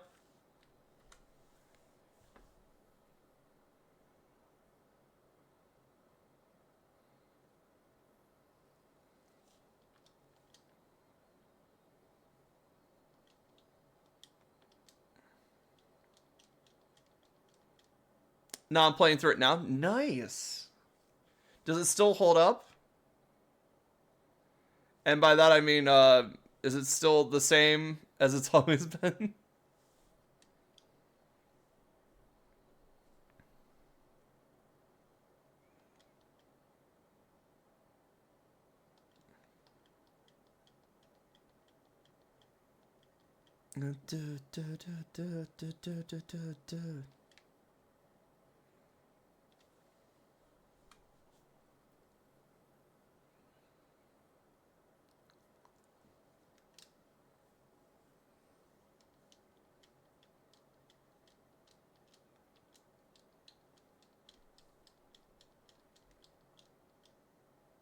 So far, yeah, my game runs smoothly, but I found out the nudity sensor only works on NPCs now. Oh. Well, I guess you'll just have to always wear clothes. So I sped through the character creation. Oh no. Oh no, not the character creation nudes.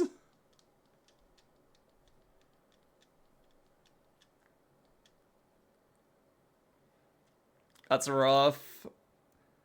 Luckily, I don't think Twitch bonked you too hard.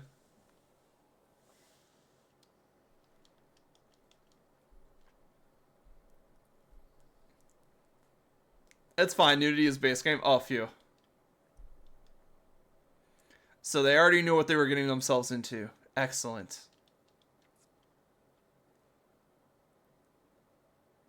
Even though there is a censor. Ah, I see. Well, you know, we can't have too much fun.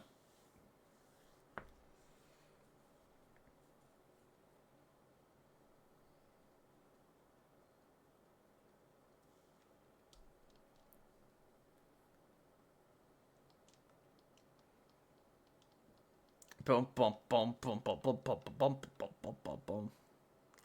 But yeah, I've been picking up. I picked up some games recently.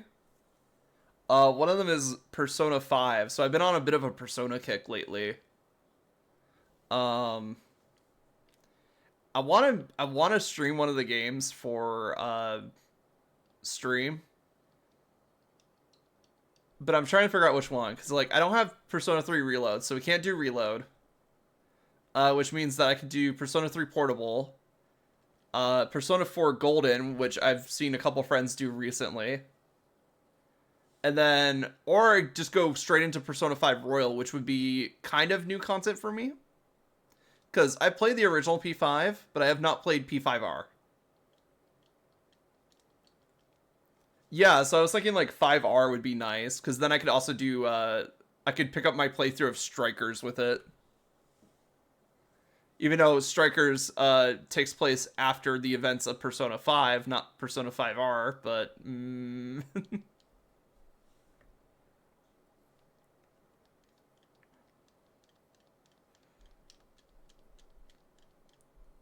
I mean that's just the nature of side games. Is like, oh, there's gonna be some weird canonicity issues.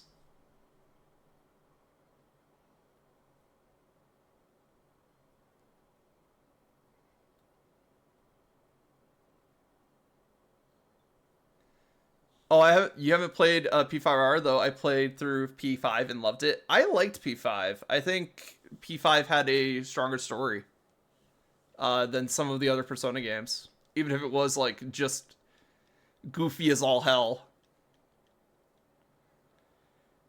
Obviously it's not reaching the level that Persona 3 does, because Persona 3 is like peak writing, peak characters, peak everything.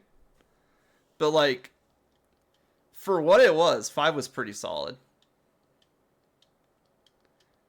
Like for what P3 did for the characters and for like the drama, I think P5 did for the world building. I think the world building of P5 is really good. Gets you to care about the world that you're in rather than just be like, oh, it's another problem for us to deal with at some point. And for a game that's all focused around like people's perceptions and the metaverse and stuff like that, like having a good world to connect yourself to was important for that game. So I'm really excited to see what they do with it in P5R, the Royal. Because from what I hear, like from what I've seen, it's like gameplay has been upgraded. Story beats are relatively the same. There's some new story. Um, yeah, that's about it. Like I know people joke that like one of the new characters is like, man, I can't believe we paid an extra $60 for this new, or like, man, I can't believe we get to pay another $60 for this character. For sure, you're curious too now. Nice.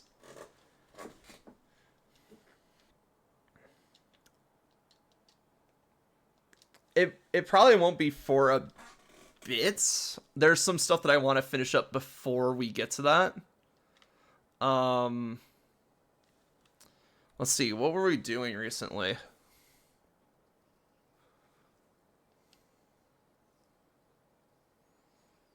Yeah, it's got slightly different gameplay, Boke. The I think all the dungeons have been reworked with a new like stealth mechanic. Besides the one where it's just like you run up behind the enemy and kill them as fast as possible.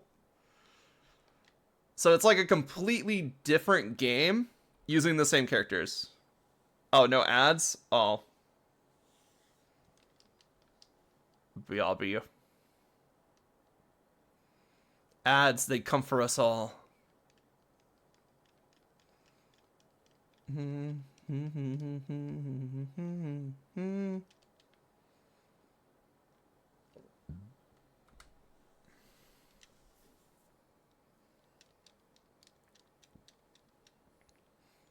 All right, think you're back. All right, the ads still say they have about 2 minutes left, so I'm going to just chill for a bit.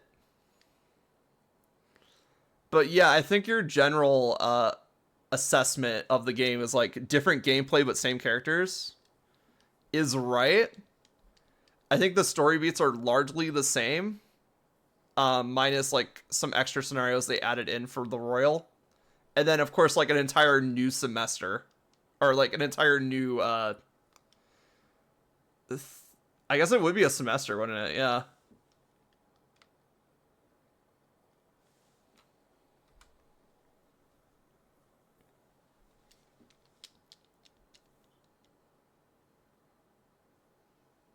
And of course, like the other ports of the game, in order to access the new content, you have to max out the social link with the new characters as soon as possible.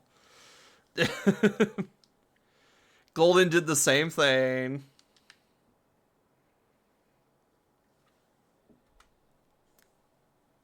Maybe you should pick it up then.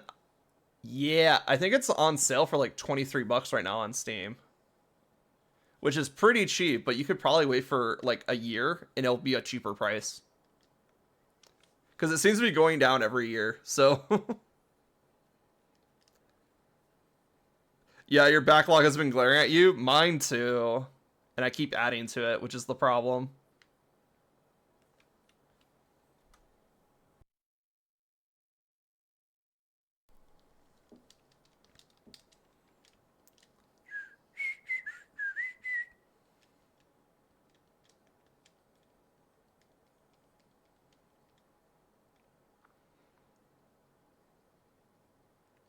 Let's see, what am I working on? I know Mario and Luigi is one of them. Brothership is going well. I'm trying to remember what else I was doing, cause let's.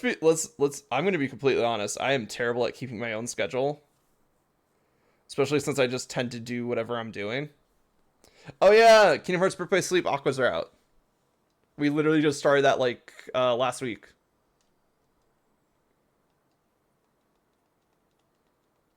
And then I got some collabs with some people.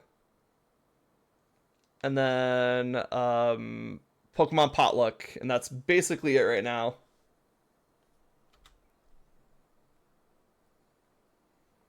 Want to do 100 hero locked games for each character in Rivals? Ooh. Is there like a thing for doing like 100 hero locked games? Also, what's a hero lock?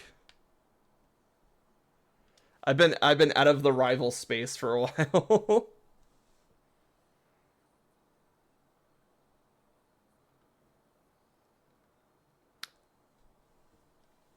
Nah, I think it would be a painful challenge. Ah, I see. So you're in it for the pain. Got it.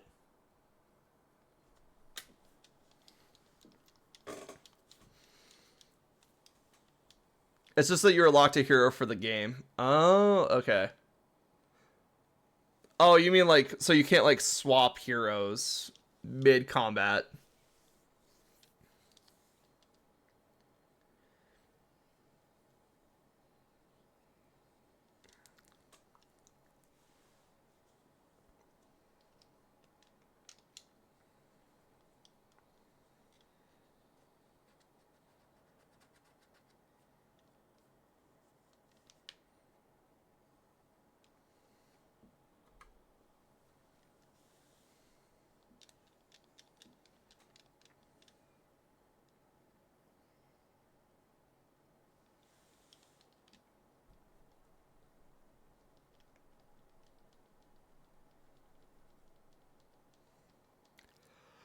Yeah, like I'm thinking about like when it would be a good time to do a Persona game, honestly, because like I have my streamiversary next week, so I've been doing a lot of prep for that. So that's why new series have not been progressing as fast. But that's fine, because like the best part about streaming is that you just get to it when you get to it. There's no pressure to like push forward with the game, really. Yeah, in the challenge I'm trying, it's a bit different though. For example, I decide on Squirrel Girl for 100 games, I would be locked to her for those 100 games. Oh, so you're like, okay, here's the hero. We're gonna play 100 games as them, and I can't play another hero until I play 100 games as this character.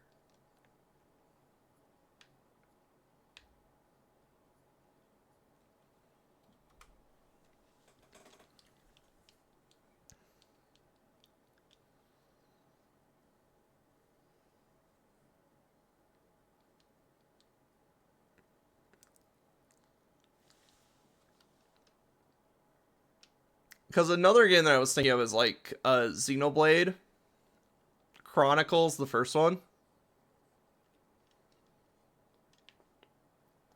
Because Xenoblade's been a series I've been meaning to get into for a while. Because I hear good things about it. I don't hear such great things about the fan base though, which is kind of why I pushed it off. Mm-hmm. Mm-hmm. Mm-hmm.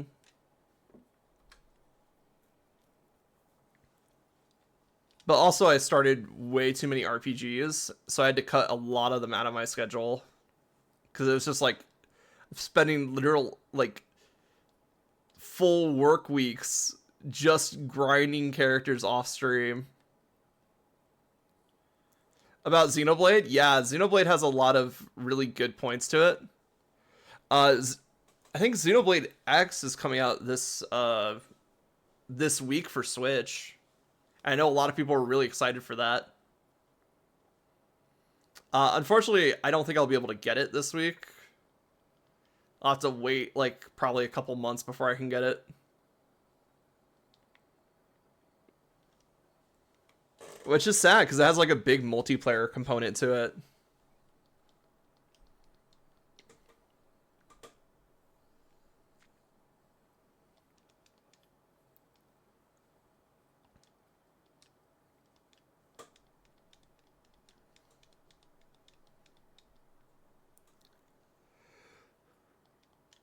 But I have plenty of games on my backlog that I need to get to or start poking at more.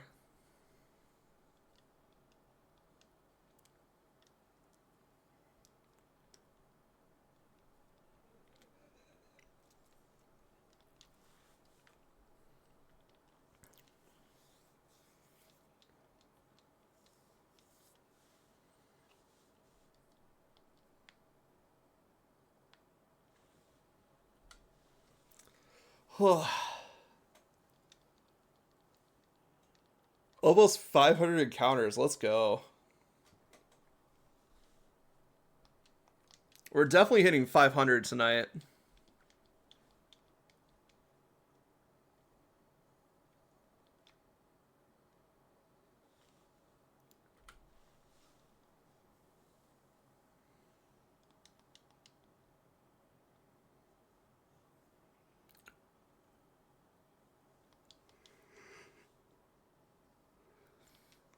I'll also, get it within the next 18 encounters.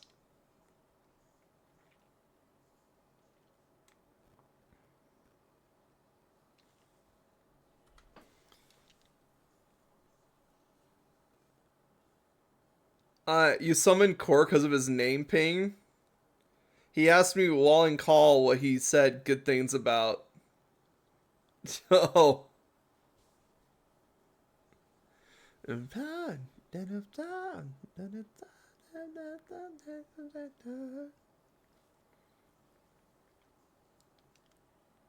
mean, obviously, Core is just saying good things, right? Like, just good things in general. Because Core is a good bean. Oh, listen to your own hearts.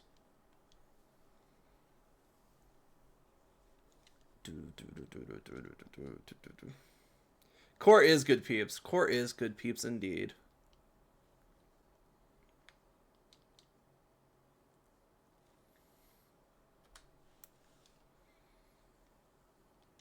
No, that's after the world was broken.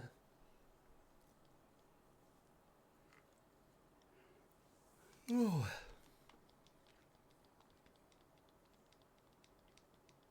Hey, rock, get it to rock.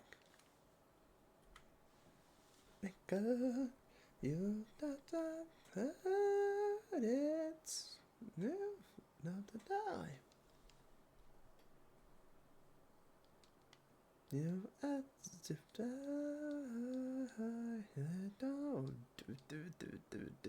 Don't be afraid to listen to your own hearts.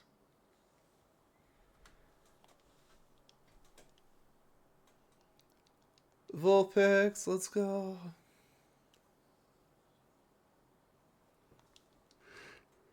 I'm losing a bit of steam here, but I mean, we have been going for 8 hours now.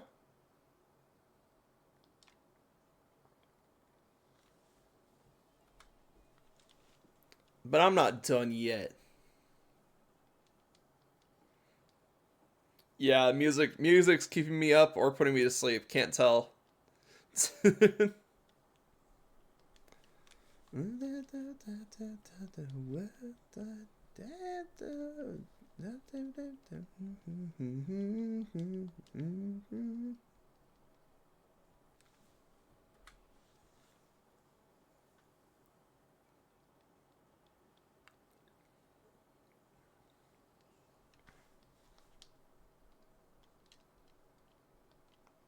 Get it to five, get it to five, down there, the wish can make up.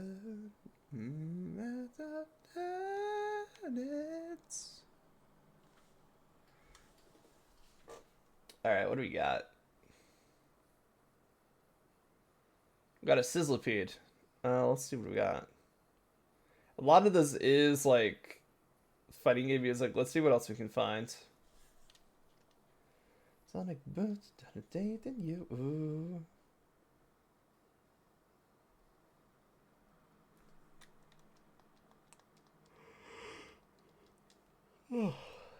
Ugh.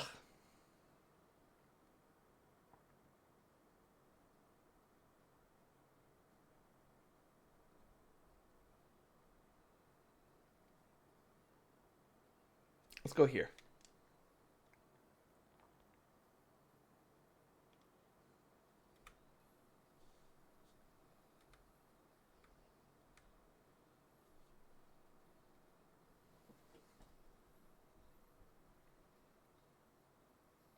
Night once more, look at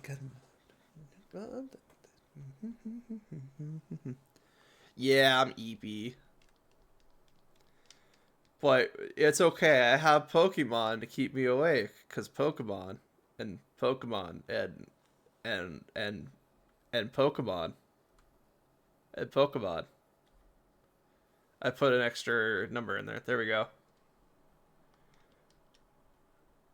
Come, let's perform the me I've imagined. Cute chimera got a bite a day. Staring master planets love me anyway. Wow, wow, wow. It's all behind. Wow, wow, wow. Do do do do do do do do do.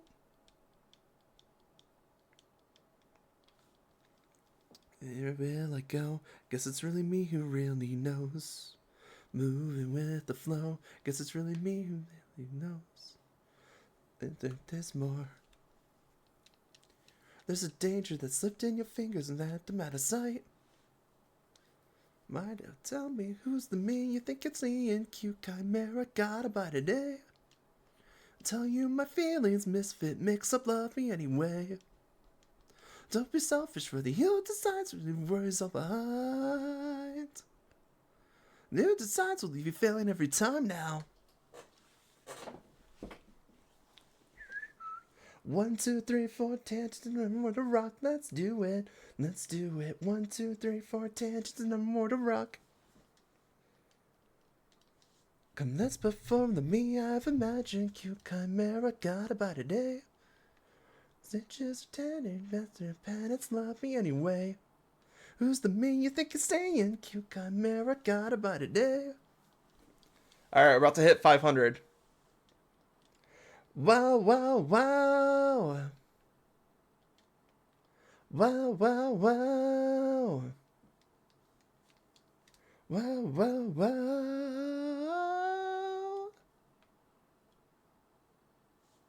New designs will leave you failing over time now. Start up anew there.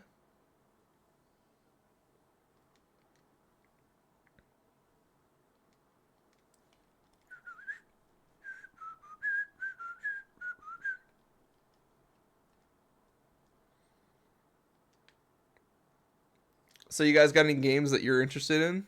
Either upcoming or just in general? I know it's like my default, but like I'm a big game nerd. What do you expect? Ready for my interviews, working part-time whenever I decide to actually apply. Diligent guy, but on his other hand is hammered for their lies. Riding away like a flame in the dark. Smile on my face as it's pierced with a dart. Such a pain, so I opt out instead.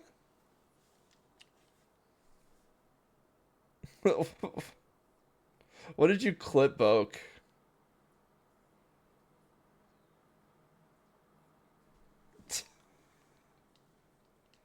Oh. Yeah, the sleepy bird.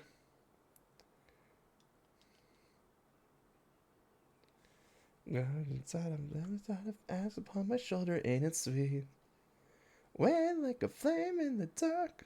All on my face as it's pierced with a dart. Life's such a pain, so I'll opt out instead.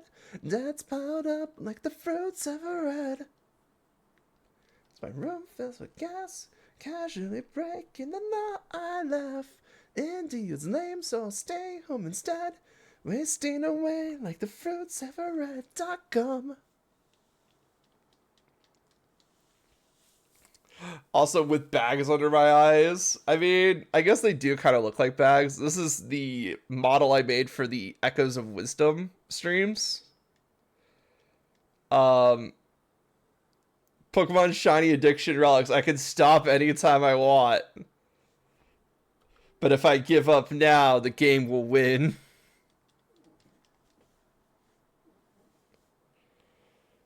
Apple signing red, so sweet and so intense. And even better, like in prison lying dead. Those apples on bread, so sweet and so intense. They're even still delicious while I'm minutes till I'm dead. Riding away like a flame in the dark.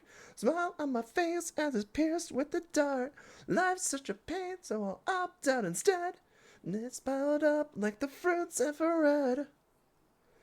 As my room fills with gas, casually breaking the law, I laugh. Yeah, I know I'm a shiny addict.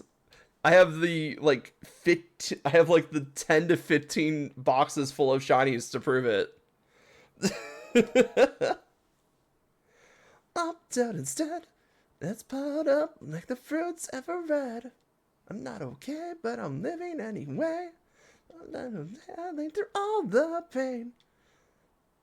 Oh, babe, I believe it's staying away like the last half the sea.com.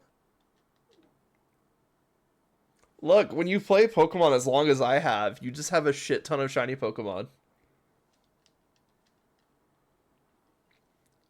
I have so many I can't even tell you where I got most of them from. Because I forgot.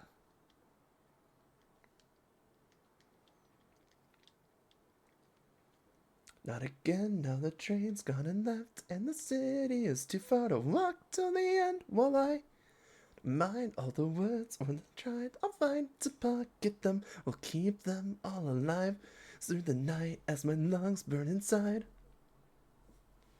Is this what you do to relax? Kind of. Shiny hunting? I mean, it is kind of relaxing. I mean, look at this. You just go around doing the same thing over and over again. You can do other stuff. Boke, you missed it. I was able to cook dinner, do laundry, and take out the trash all while shiny hunting. Now, did we take a break so I could actually use both my hands? Absolutely, but it was during the shiny hunting segment, so I'm counting it. City, please hurry up and come to me. Bites my body, cut my ties, and set me free. I need not a game's gone and left, and the city is too far to walk till the end. While I Valid, but makes sense why you can't remember where you got some of your shinies. True. Because let's be real, most of the time when I got those shinies, I was sleep deprived as fucked.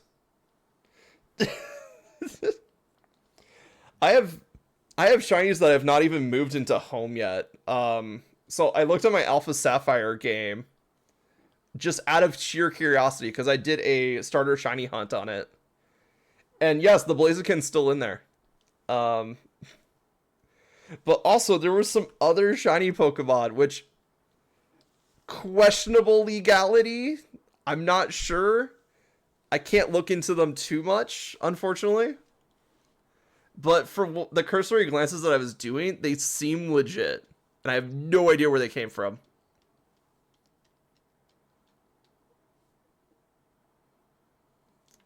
Right there, Kid Boot is waiting. Please hurry up and come to me. I think one of them was like a shiny Kyurem too. So I was like, that's the one I was the most suspicious about. Everything else was okay, like suspicion wise. But never subsides if I can't call to mind. Yo, your cousin got back to his house. He was holding an envelope. Uh-oh. What was in the envelope? Meanwhile, sleep-deprived Relics is in the past hunting down them shinies. True. Well, actually, they weren't my trainer IDs, so I think I got them from somebody. They weren't my trainer name or ID, so I think I was helping somebody out in Alpha Sapphire, and they just traded me a bunch of shinies for helping them.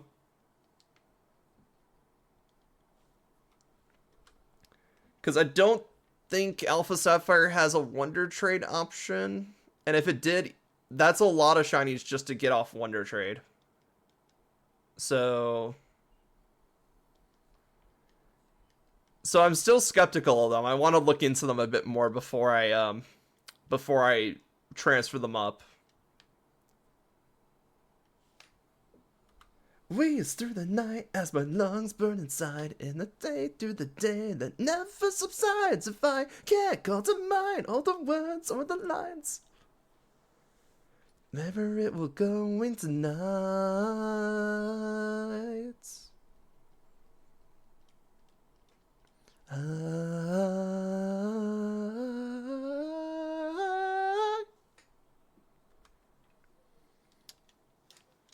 Yeah, so you're just seeing a Relics in their natural habitat right now, listening to music, shiny hunting, singing off key.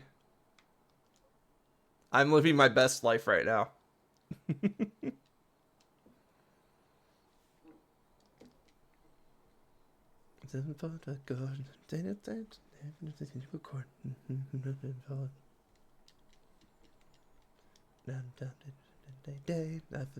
Maybe a day.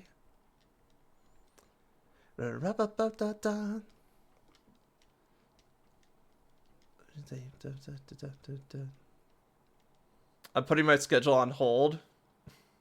For what? You gave me a doodle idea? Ooh, okay. Let me show all the dreams and dark nights refusing to die. Break for each of every take. Left that they all dream. Down the time. There's no future in sight.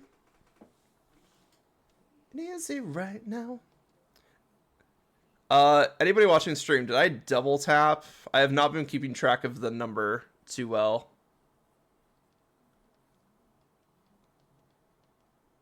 Actually, no, this makes sense because Scolipede or Sizzlipede should be odd numbers.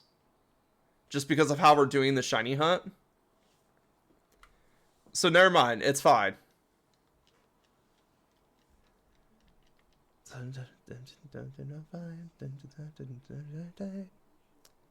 Because we're hitting Sizzlipede for every odd number because we have to.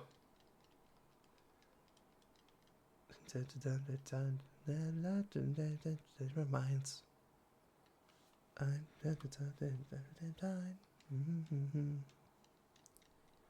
They ride.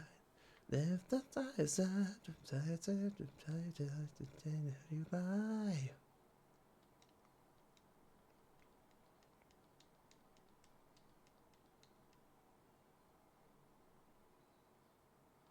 Sadness. Oh no, what happened, Scripsies? It was $500. Oh no. Oh, asshole.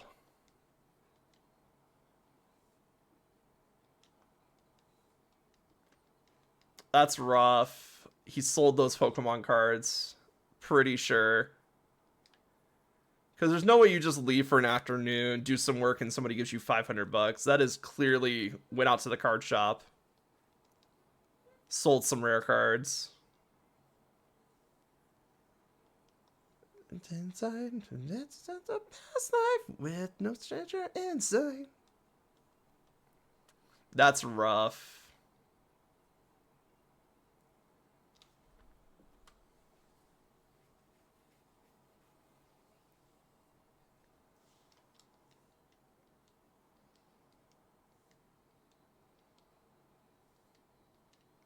That's such a scummy thing to do, too. That's infuriating, to say the least. I'm trying to give him the benefit of the doubt here. But, I don't know. The evidence keeps lining up.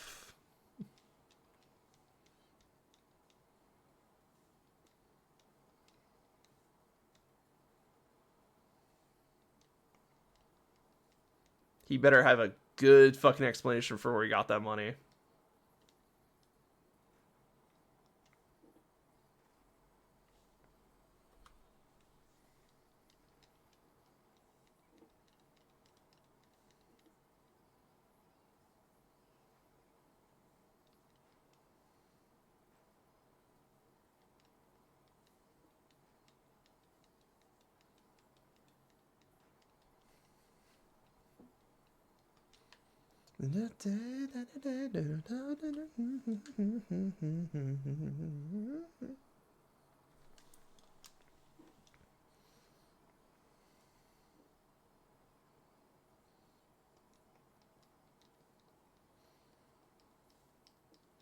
Anyway, 530. Will 530 be the one that gets us a shiny? Let's find out. He said he got paid for work. I mean, that's as simple as call up the work and see if they paid him today.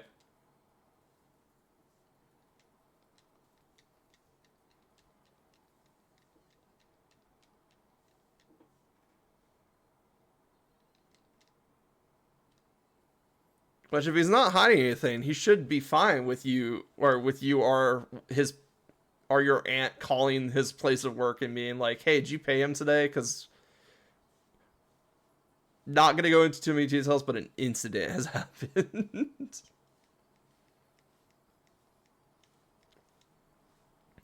That's the best part. Is like we have ways to track this shit.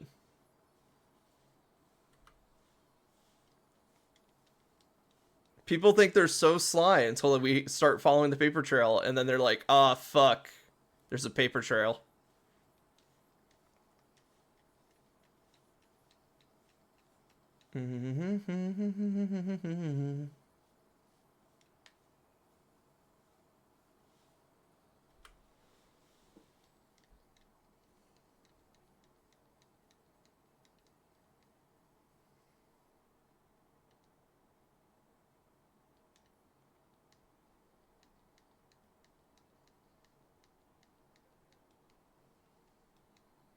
That's really rough. Do do do do do. Dun dun dun dun dun dun.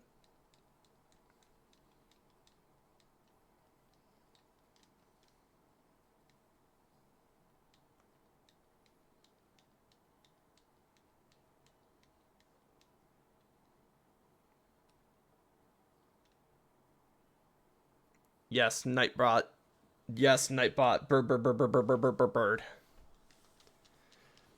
I gotta say, Sizzlepede's animation for like entering the battle is kind of adorable. Look at me, I'm such a big, scary bug that looks like a treadmill. Do do do do. Do do do do. Oh no. Da da da da. Salamander. Da da da. Oh yeah, that's right. So like a long ass time ago, I was thinking of making like a text to speech bot for the stream. Obviously I'd just be using one that's already like pre-made and stuff like that, and just add like a custom image on top of it. But it's something I've been wanting to do for a while, so maybe in the future. But like the text to speech bot was going to be a salamander. And if I still do it, it's probably still going to be a salamander. Cuz I just like salamanders. They're cute. Also, there's like old mythology about like salamanders being born from fire and shit, so I thought that'd be really funny to fit like the fire theming. Do do do do do do do do do do. Yo, bye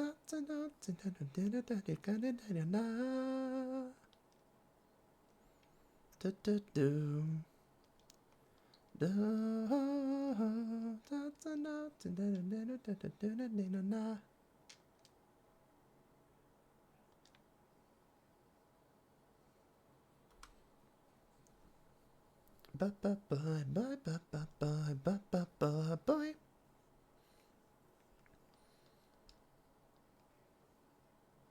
Honestly, I think text to speech bot could happen this year. Not in time for the stream anniversary, of course, but you know, sometime this year, probably text to speech bot salamander. Oh, I have to get the Discord server ready. Fuck. Da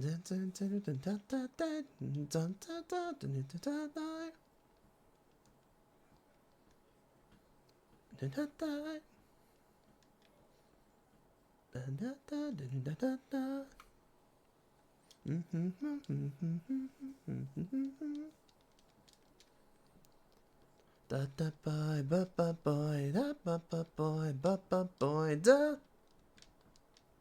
da.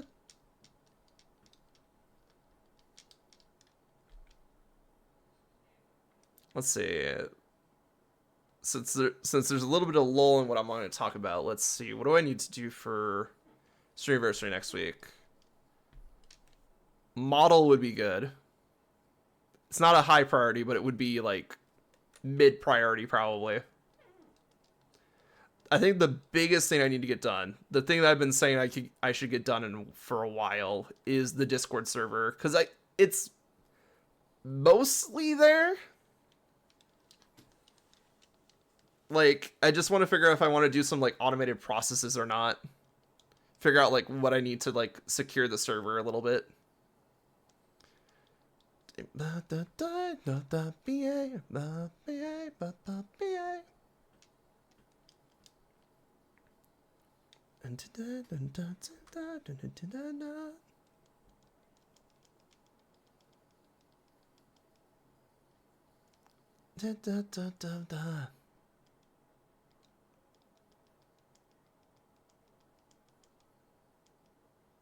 Have you hit you up if you ever need help with that?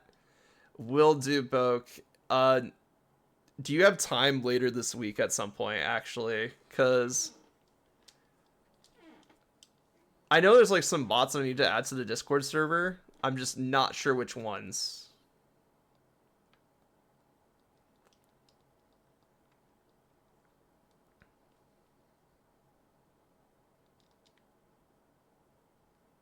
Looking forward to further better every heartbeat. Let's turn that fear of yours into something sweet. No more feeling down the sea. I hate the feeling. Anymore, it's true love for me. If only you would hate me, then it's too late for maybe.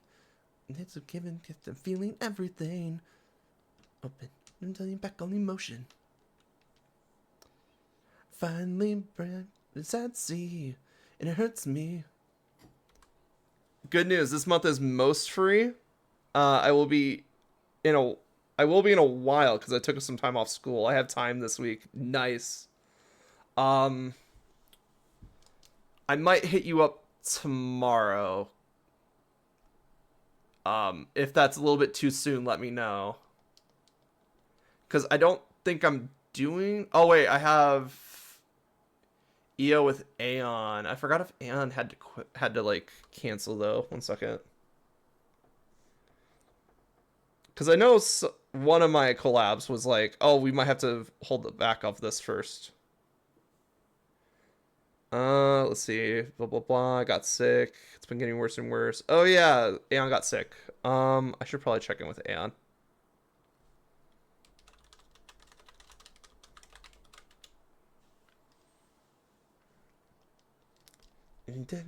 I finally break that sea, and it hurts me. Eat you piece by piece, it's fine. I didn't fight, going in blind. Just about to feel that vampire. Yeah, Aeon got sick. It says they messaged me yesterday, so that was Sunday. And they were like, oh, I'm probably going to be sick for a couple days. So EO's probably off this week, which means I have time. Tomorrow, probably. I'm going to see if Aeon's feeling better. I hope she is. Vampire, taking time, we could take it further tonight. Here, it's the fear, na na na na na na na na na na na na na na na na na na. And tonight.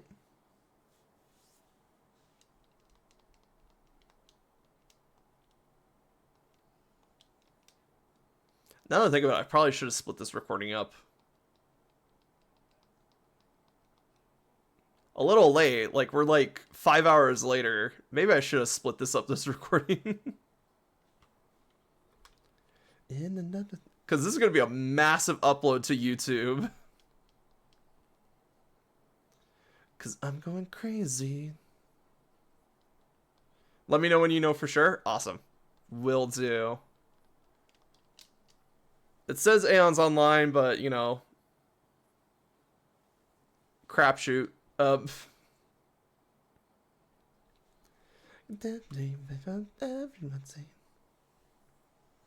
You do stream tomorrow, but it's a long stream. You can move it around a bit. All right, will do. Because I guess the big questions I have with Discord servers, like, how to set it up so we visit, like, people that join the server can only see a certain, like, channels, and then set up a way to automate them to get a role to see the rest of the channels. Because right now I think I have to do that manually. So obviously that's not a great system. All out. Guess I'm really losing it without gonna tell that I am loudly watching. I've ever been a taste of the underworld.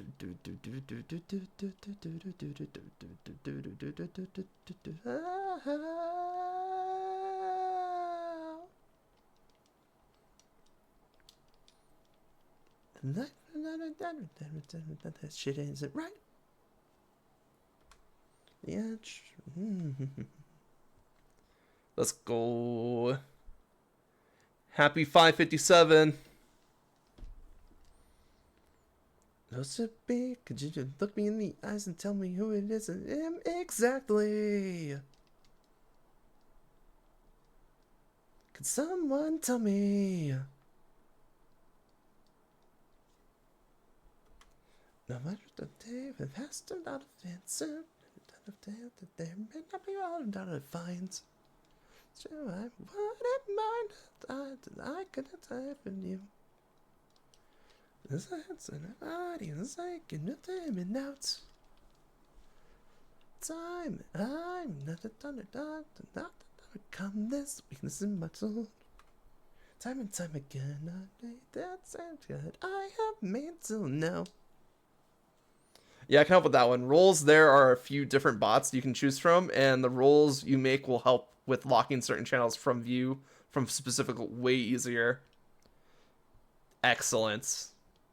Because obviously I don't want everybody to have access to my live channel. Because currently how I have it set up is I use that server and I just chill out in the live server, or the live VC. And obviously, I don't want anybody just walking in here, so certain roles have access to the live VC right now. And I believe I'll just be the one manually making those roles because it's like for VIPs and shit. Or not VIPs, but like people I feel comfortable having on stream. Chicken, I'm going crazy. Something in the way.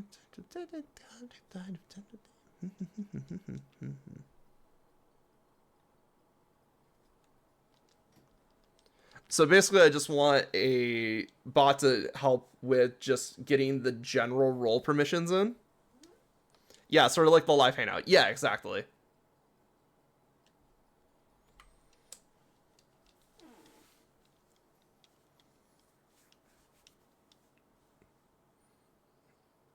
Huh.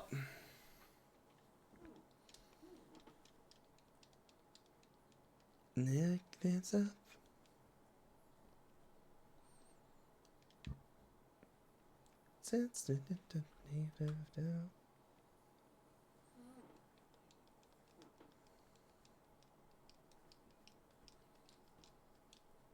It's so wild that we've done 563 random encounters at this point. Like, I'm just going. Meet the subject of the day.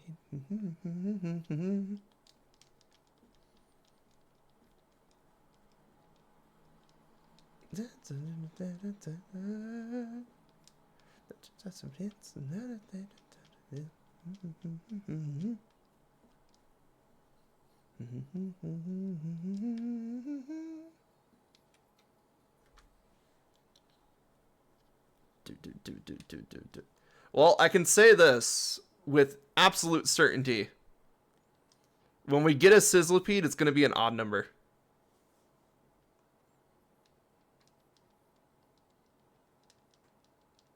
Yeah.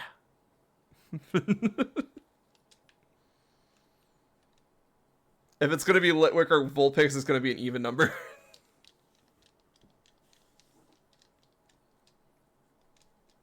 No.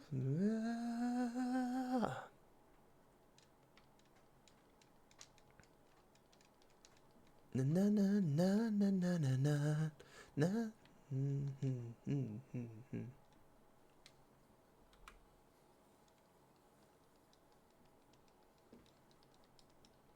Dum bum bum bum bum bum bum.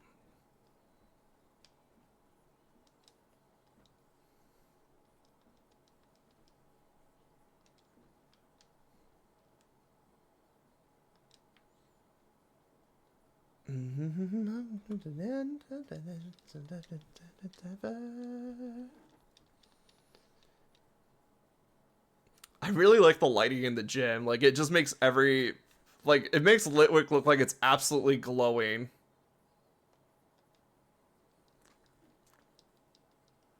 There's I seen her open. No, it's a spice from life, and you know it's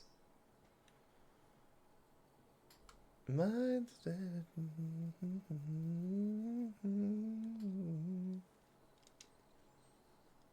Stop it, I'm not a toy. You touch a really boy. Sometimes on it.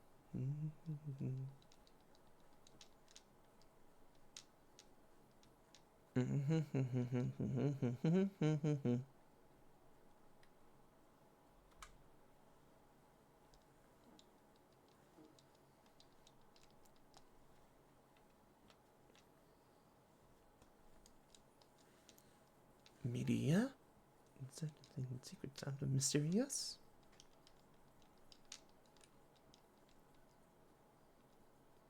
Perfect genius, idol, sama.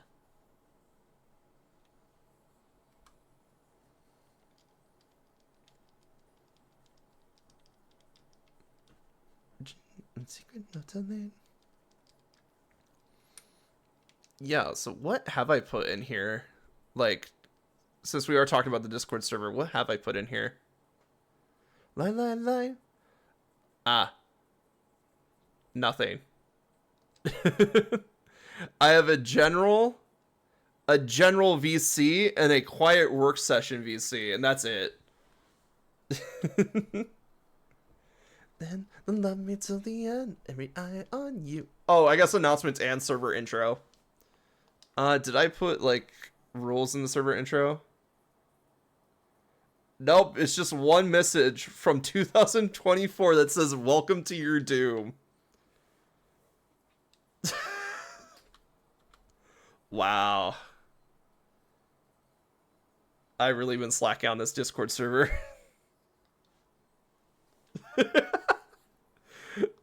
So for context, like that matters. Sakyu was like, "Hey, I can help you with your server." So I invited Sakyu in to the server and then forgot to talk to him about it. But then then just to test some things, I wanted to give him different roles and see what he saw. And so I was like, "Okay, I'm going to put in the server intro a message for you to read. Let me know if you can read it." And that was the message. Welcome to your doom.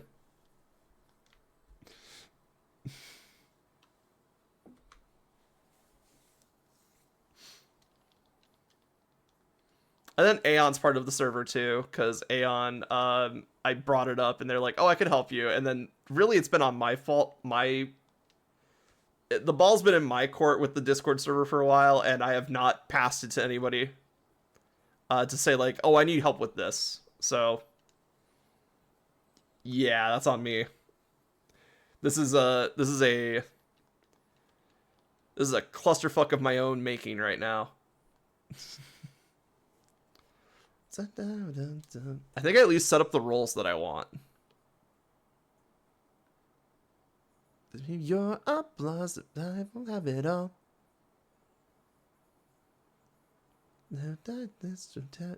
Yeah, to birds, stream friendlies, and the salamanders. Yeah. You get the binder back next week. That's rough. With the cards or without the cards?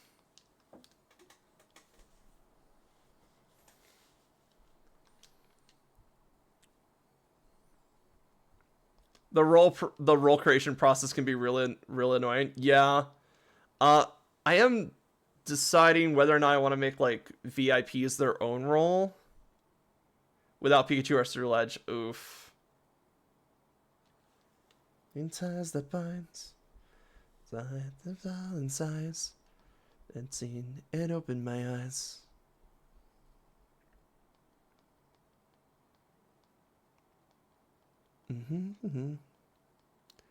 Full tides of raids, a shadow kind of shade. The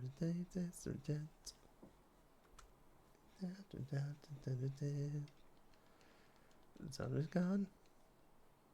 He's refusing to give the money. Well, of course he is. You haven't proved that the money is from your cards yet.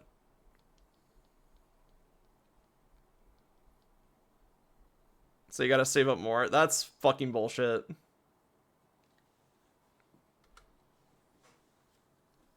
Feeling flies in a whole time. I mean, literally to check where he got that money from, you just have to call it, like, you or your aunt have to just call his work and say, "Hey, did you pay this kid $500 today?"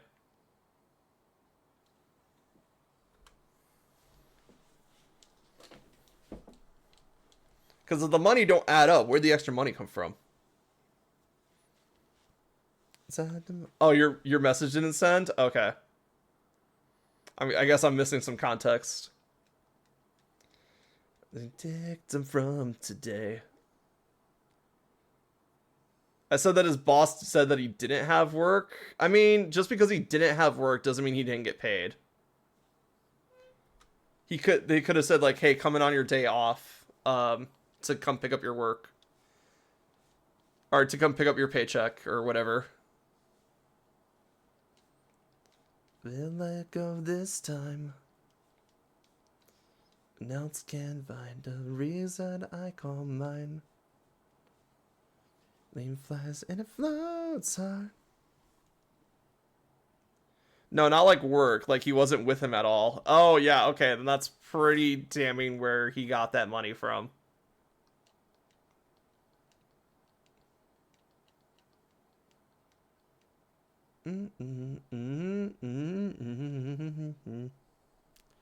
Flies and it floats, I love you to the sky, but now I can't really find. And open the door wide, let that feeling flies and it floats, I.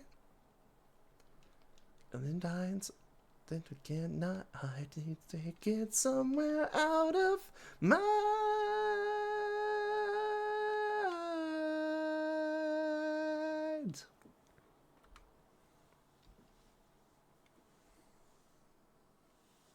And he said he was doing Uber Eats. You can't be changing your story like that. There's no way you got a $500 tip from Uber Eats, buddy. In cash, no less.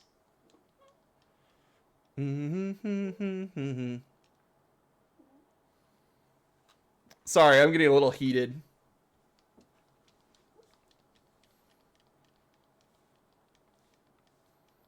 Obviously, there's no evidence that that 500 came from Uber Eats, and there's also no evidence that he sold cards to get that 500. So it's in this funny little limbo. It's funny when you played it out in your head.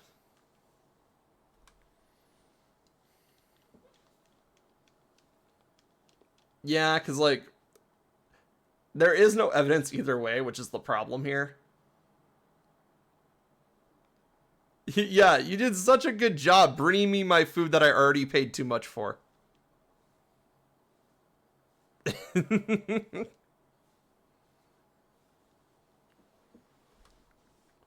Here's $500 because obviously we can afford it in this economy.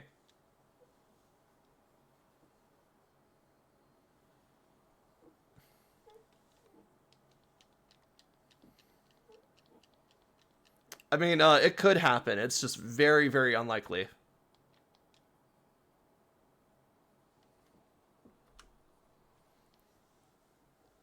The hate-'ll rush away, loving in the hate-'ll rush away. Right about it, side, then you say without a thing. Your aunt's going to the card shop near them? Yeah, that's most likely where he pawned it off.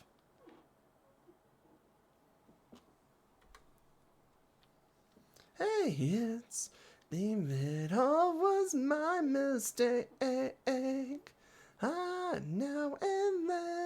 Now and then, I'll just break again. Bitter the cold, bitter the cold. You left me alone, now what is left? What is left? Your mom is just confuzzled why you're worried about cardboard. Well, you can tell her it's not about the cardboard. It's about the trust. Like, yes, the cardboard is part of it, but, like, if your cousin's just gonna steal your shit and then pawn it off, you can't trust them.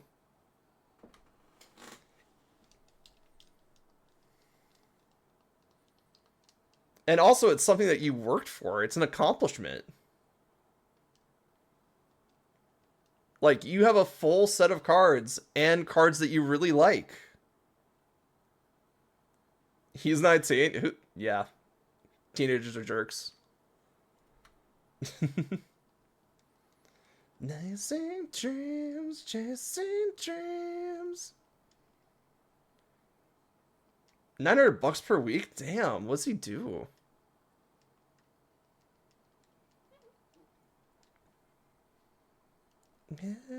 Be erased with my blood to take. It's better to rage, hurting to rage.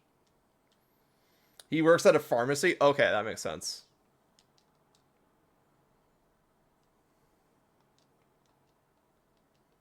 No, pharmacy makes some game buster money. That's why you see like a bunch of pharmacy students have a hard time finding jobs because they just only so many positions. Bitter the cold, the cold, the cold, the cold. Bitter the cold, the cold, the cold.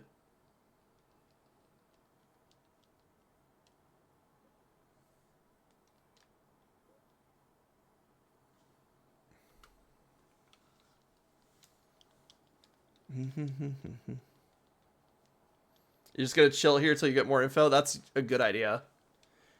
No sense stressing over it. What's happened has happened. Now we just gotta see if it can be fixed. That's all. Because there's no way they put them on. If it's a card shop, there's no way they put them on the floor yet. Trust me. They have to process that shit.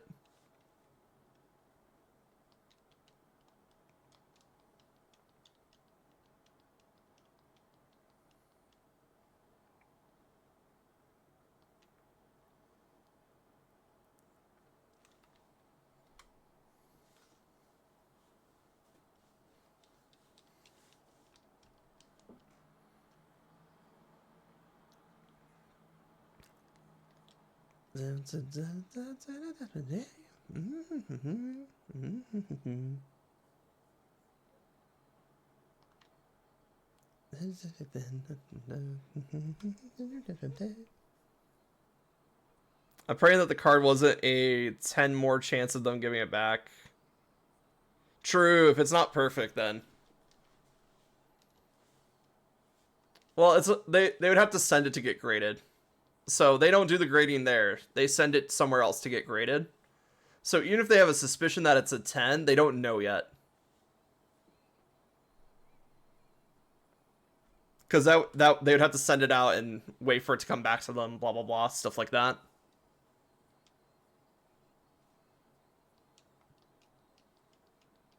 Come out. 600? Oh yeah, we did hit 600, didn't we?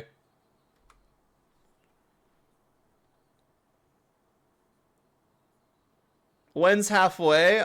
Good question. According to the drop chance calculator, we are you saying like halfway to guaranteed, which is 900, which is like 99%, or like halfway to having a 50% chance of seeing one?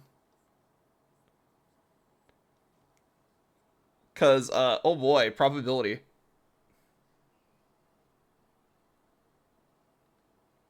50? Okay, so we have a 50% chance at seeing at least one shiny in about 2,836 encounters. So half of that would be roughly, let's say, 1,400. So we're about 800 away from that. And that's just for a 50% chance of seeing one.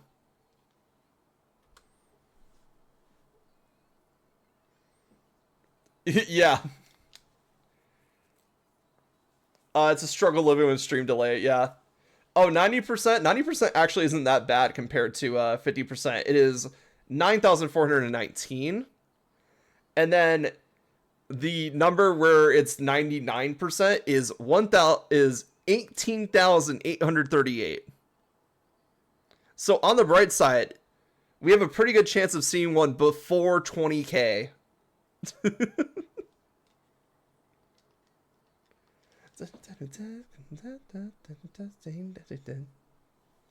Oh, ads, but only one? Okay.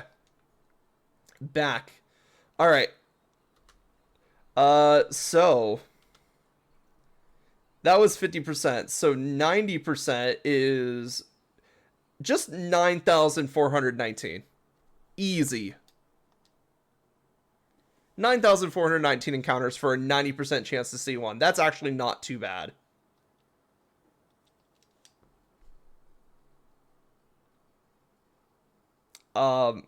Just 9k. Yeah, just 9k.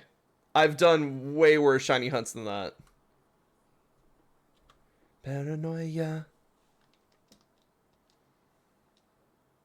Paranoia. It's okay. 99% basically is double that. So like 18k.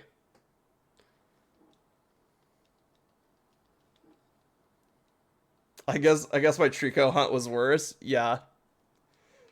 Usually if you're doing a shiny hunt in modern Pokemon, which is like, I want to say, when was it that they increased the shiny odds? Like Gen 6?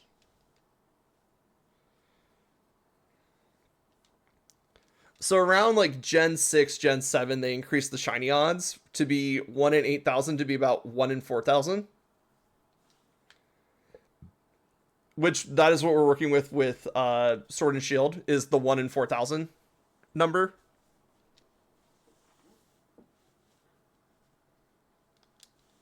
And that's base. Like, you can bump that up with shiny charms and like other shiny hunting methods. It's actually really easy to get shiny Pokemon in modern Pokemon.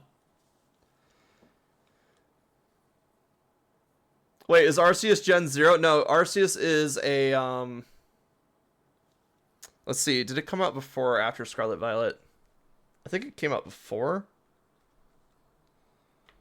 Pokemon Scarlet release 2022. Wow, okay, that's been around for a while. And then Arceus release 2022 also. I think it came out a little bit before Scarlet Violet. Which means it's probably in the Gen 8 category. If I had to take a guess. So it's either Gen 8 or Gen 9, depending on uh what you think. Or like what, I guess technically Scarlet Violet would be the Gen 9.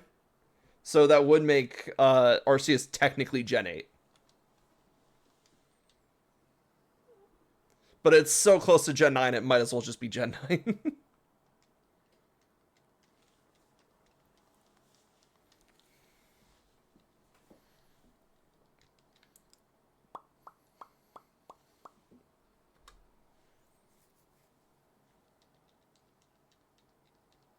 And nothing, they're just one of the same. That's part of the game. Hey, I'm sorry. What you wanted me to say?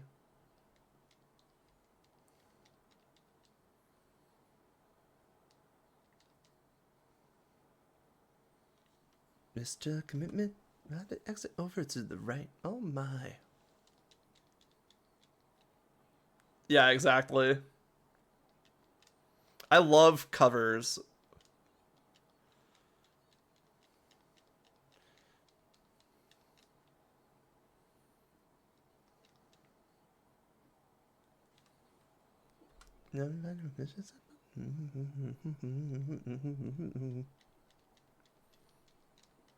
So we have a pretty good chance of finding one before the first 1,000. Uh, just because of odds. The proof was found. Oh no, he's cooked. They found the cards. He's cooked. You can't be burning those trust bridges. The store owner did say he was there. Did he sell cards? One more chance. And he did, in fact, trade them in for money.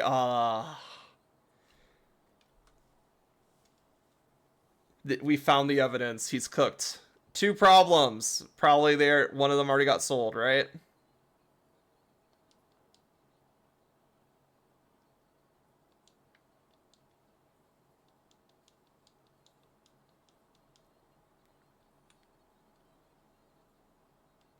Store owner doesn't want to give it back or refund. Oh, come on, dude.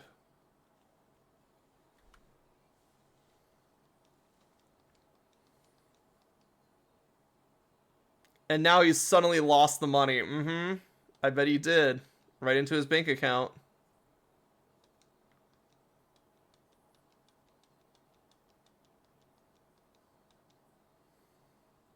Look, as soon as he realized that you were going to go find the cards, he probably ditched that money as fast as possible. It's hidden somewhere, trust me. He didn't toss it out.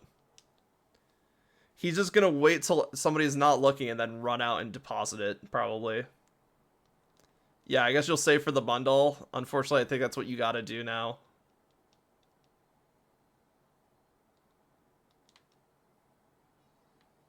Otis! Owl Raid, Owl Raid. Was it Monster Hunter Night again?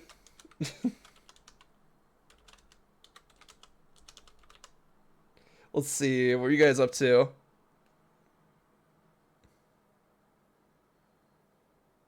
Oh, I got the thing mixed up. 1 second.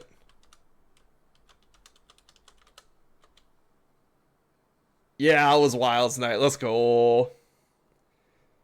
Yeah, at least you get to complete it again. Hopefully they weren't too expensive. I mean, $500 is a lot, but you know. Welcome in, Aki, Owl Raid. Why are we bonking Otis? I mean, he probably deserves it, but why? Welcome in, Otis. Welcome in, Aki. How's it going? How was Monster Hunter Wilds?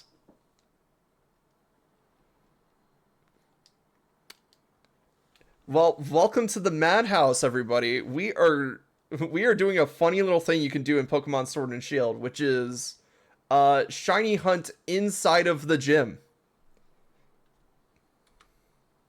It was wild. That's what I like to hear. Let's go. But welcome in, everybody. I'm a variety streamer named Relix Kusa. I'm a Firebird. I have a focus on JRPGs and creature collectors. Today, we are continuing our Pokemonday Shield Potluck, but we're taking a bit of a break from that to do a bit of shiny hunting because this is a very unique shiny hunt that you can only do in Sword and Shield. So, as part of the gym challenge, Kabu has you catch or defeat Pokemon inside of his gym. Since you can catch these Pokemon, they are considered wild Pokemon, which is very important for when you're Nuzlocking, because this does count as a route that you can catch Pokemon in. But the other thing that people have done is that they have shiny hunted in this gym, and that's what we are doing right now. Shiny appears as he's explaining. I wish. That would have been amazing.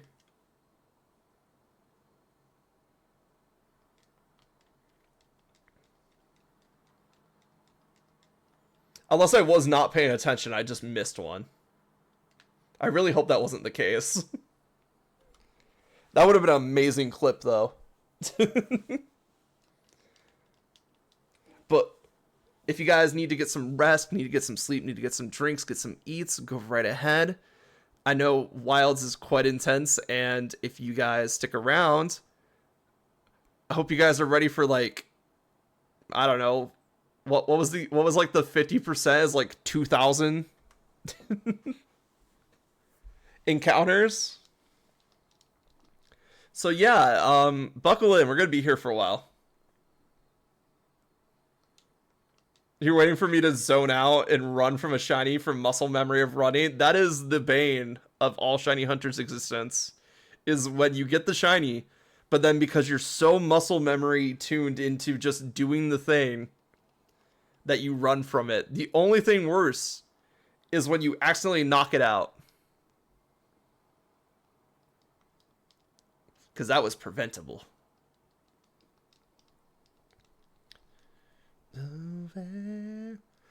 Also, the other thing that makes the shiny hunt kind of interesting is that you have a opponent, quote unquote. So you might have noticed we have two people on our side of the board. So we are competing against the gym trainer to see who can either catch or knock out the Pokemon first. Which is why we're running from it.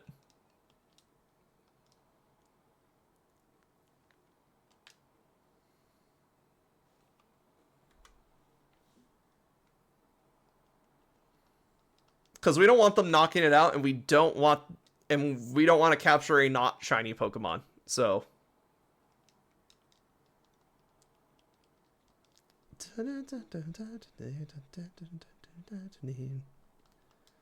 that does mean that our partner can knock out the shiny Pokemon if we do find it. So one strat that people do is knock out the partner when they find a shiny. That would be the true pain. Yeah, if we don't kill our partner fast enough and then they end up killing the shiny because of it. The only one that I'm really concerned about is that Roly-Coly versus that Vulpix.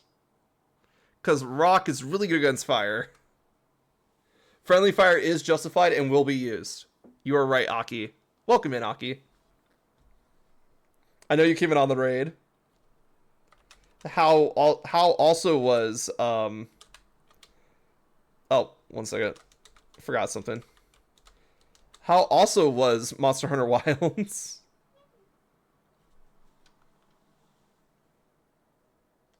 I actually haven't looked up what shiny Sizzlipede looks like yet. I think it isn't it white? Could be just pure white.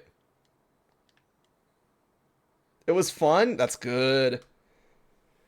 Just doing some random hunts. Excellent. I have to get back into Wilds at some point. Just kind of lost a lot of motivation for it after just, running out of stuff to do. As a blue back? Okay. Let me double check so I know exactly what I'm looking for.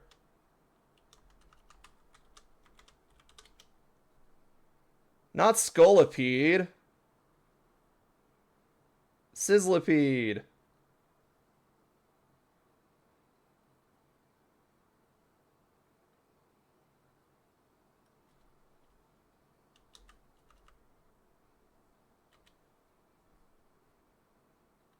There we go.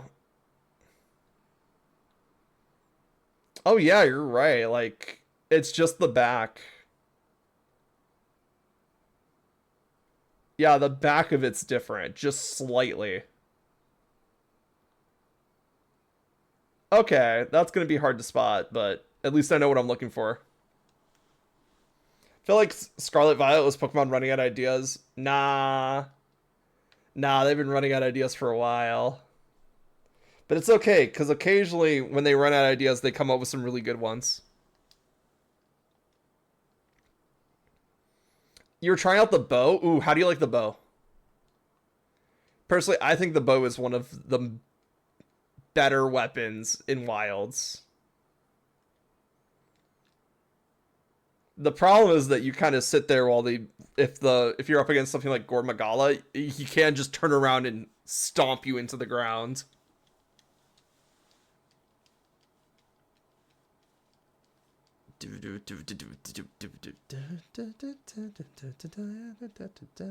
Dash dancing is fun. Oh, are you like a Dash Juice bow user? Because I could see that. I feel like Dash Juice bow would work pretty well. But yeah, you're as frail as wet toilet paper. Mm-hmm.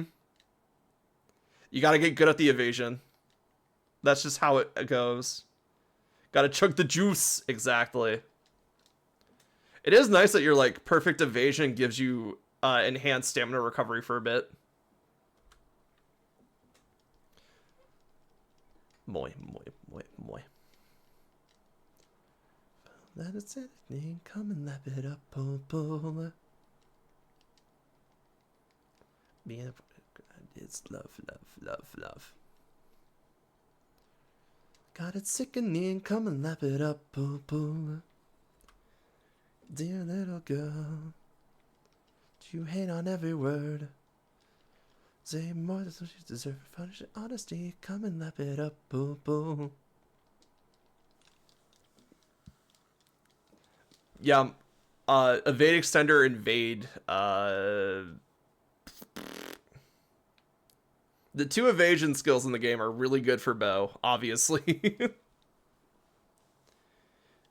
Is it possible to Gigantamax without DLC? Yes. So, but the problem is that you don't have the ability to put Gigantamax on the Pokemon. You have to catch a Pokemon with the Gigantamax already applied. And the only way to do that is through raid battles. So there are certain raid dens in Sword and Shield that have the Pokemon with the Gigantamax factor. And if you get a rare roll, you have a good chance of finding a Pokemon with the Gigantamax factor. There are ways to re-roll dens in Sword and Shield. So once you know the den that you're looking for and you have a rare den spawned, you can just keep re-rolling that den until you end up with a Gigantamax Pokemon. However, the much easier option is through the Isle of Armor, where once you get to a certain point in the story, you'll have access to the ability to use Max Soup. And Max Soup just takes 3 Max Mushrooms that you can find on the Isle of Armor itself, and you can turn it into a soup that will give your Pokemon the Gigantamax factor. But to answer your question, yes, it is possible to get a Pokemon with the Gigantamax factor outside of the DLC. It's just the DLC allows you to apply it to any Pokemon that could have a Gigantamax factor. If that makes sense.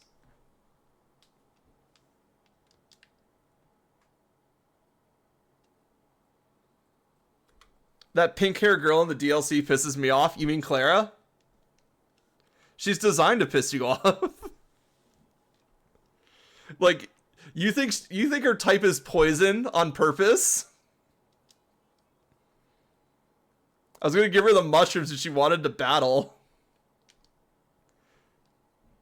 Wait, pink-haired girl in the DLC. That is Clara, right?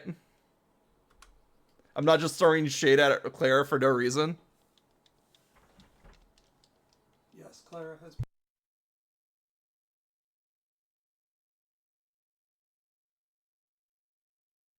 All right, cool. Glad we confirmed that. Only us two. Did you believe I ended up with you? Yeah, unfortunately, Shield. We got Avery.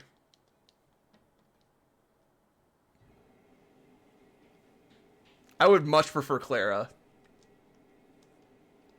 Like, that is the only downside to Shield versus Sword is you guys got Clara.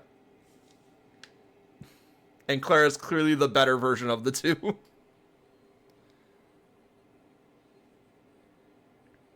Plus, she spiked the battle like we're serious. Oh. Although we've talked it all apart together, what we have forever.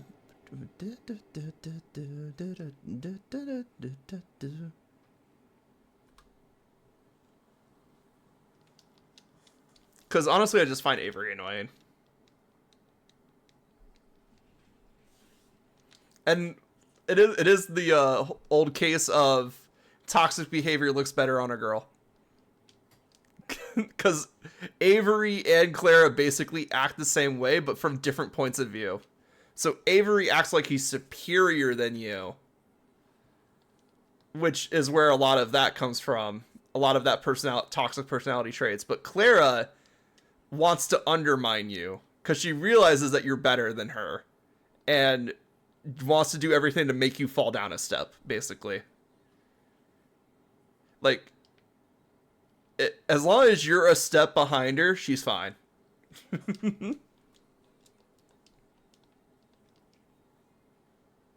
Avery just likes to pretend he's better than you while not realizing that he's not better than you.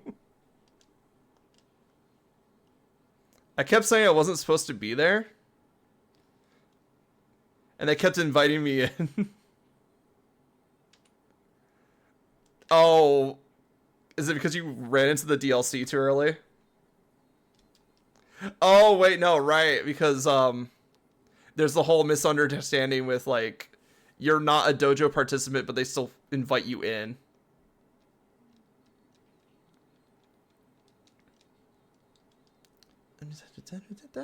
Yeah, you gotta, like, you can access the DLCs relatively early in both Pokemon games. Like, I'm pretty sure we could go access the DLC right now if we wanted to. And we're only, like, 3 gyms in. Which wouldn't be a bad time to start the DLC, but we wouldn't get through most of the DLC. It would just be, what Pokemon can we find on the Isle? And that's about it. There's also certain areas that we would just not have access to because we don't have the Rotom Bike boats yet. And also we wouldn't be able to use certain shortcuts because, again, the boat feature.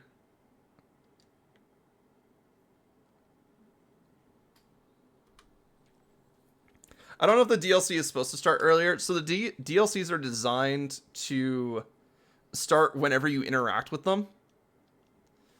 That does not mean that you'll have an easier time either way if you start one of them early.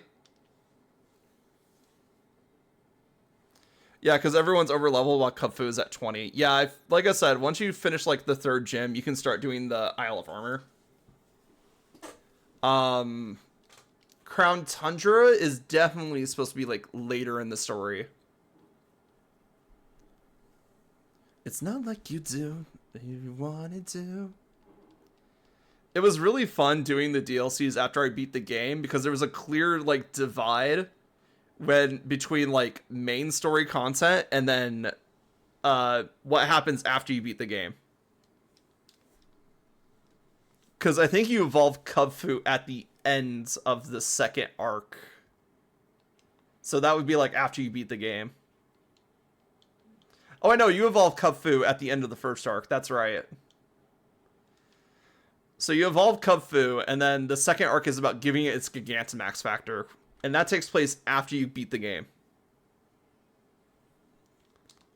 Bang, bang, bang. I remember crying because I bought the DLC before, realized, and I thought I got scammed. Oh. Oh, release. Oh, okay, I see what you're saying. You bought it before release and thought you got scammed. Because then you couldn't access it. I see. Yeah, I got you.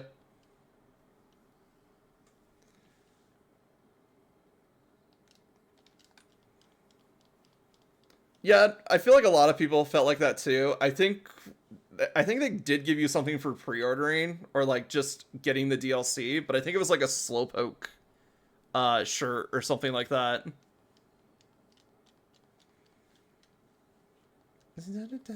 What you undo, so won't you undo? I have auto reject, bro.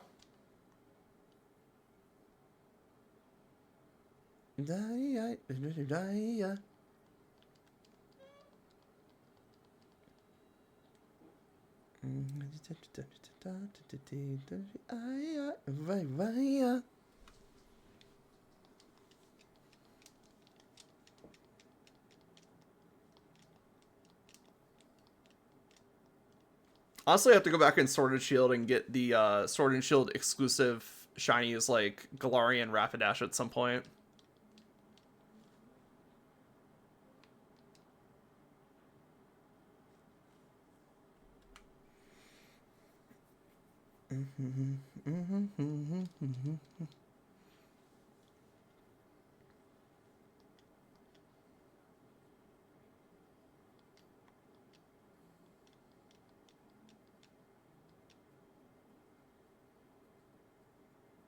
You might shiny hunt the Reggie. Which one?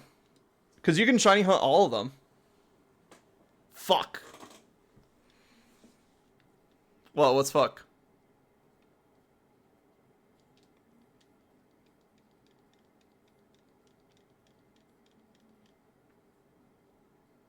I just reset on the shiny Zygarde. No. Oh. That's rough. On the bright side, you know it exists now. No, that's actually really bad. That's actually really rough. That's rough, man.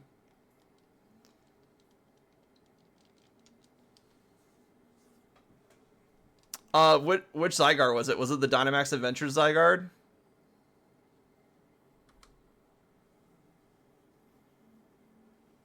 Put it back on the screen, bro, please. Oh, okay, the Dynamax Zygarde. Okay, cool. I think Dynamax Adventures has a higher shiny chance than base odds. I'm not sure how much higher than base odds. But I also know it's not affected by Shiny Charm, so.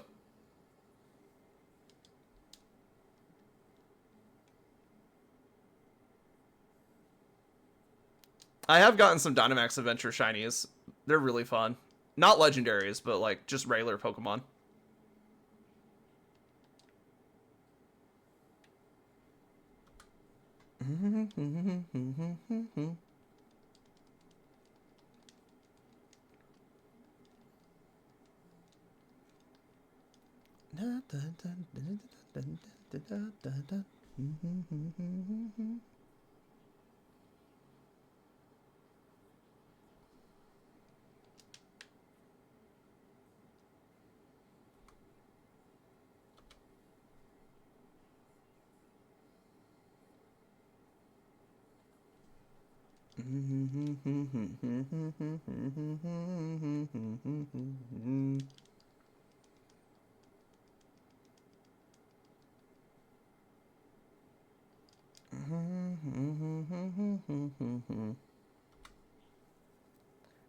$660.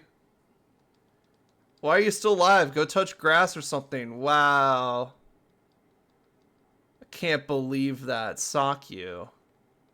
You've been here the entire time. The shiny hunt is real. I mean, we are approaching like 9 hours of shiny hunting, so... Well, not 9 hours of shiny hunting. But... Yeah.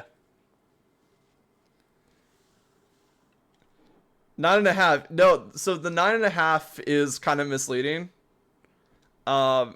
We started the stream 9.5 hours ago. You are right. But we did like 2 to 3 hours of story progress. So technically, we've only been at it for like 5 hours.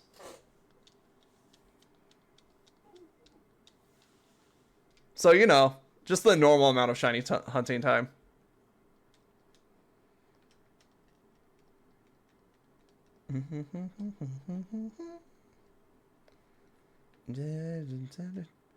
Though, I will say, this is the second time my headphones are about to die.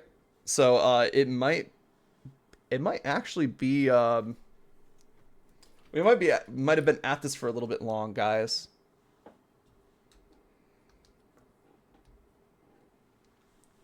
It's let me your love, oh let me your love, let me your love, let me your love. All right, one second. I gotta swap headphones again. So give me 1 second.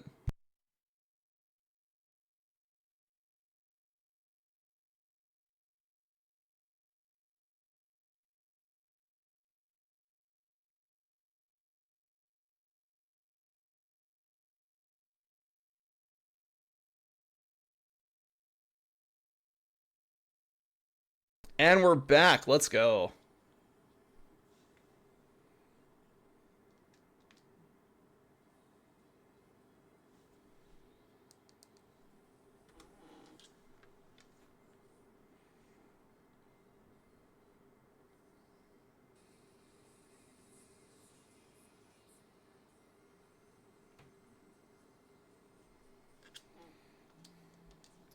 Your friend sent you a pic of his shiny Zygarde?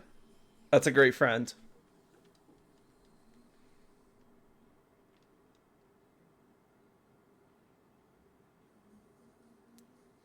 I did not get a good look at the Sizzlipede when we entered. Yeah, it's a normal one. We're good.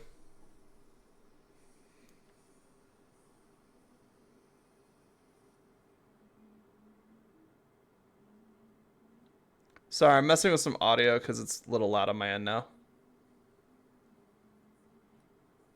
There we go.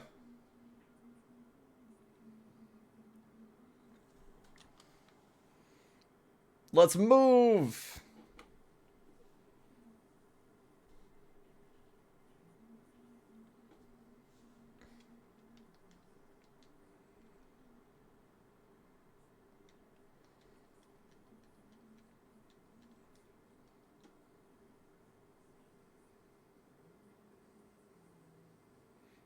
He captioned it. Here's motivation of a Zygarde I didn't run from.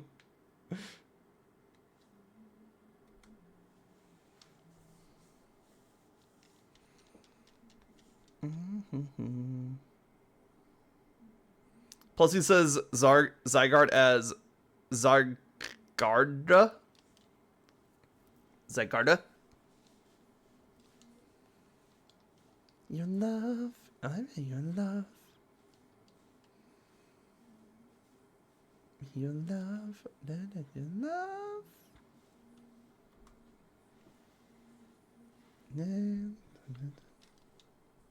Say sending as day.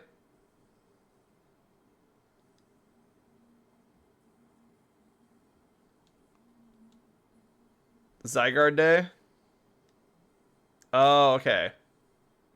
Zygarde.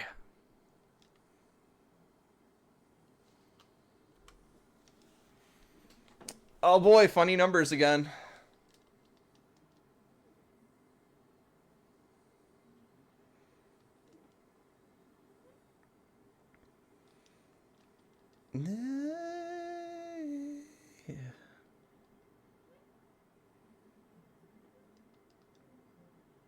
Yay, let's move.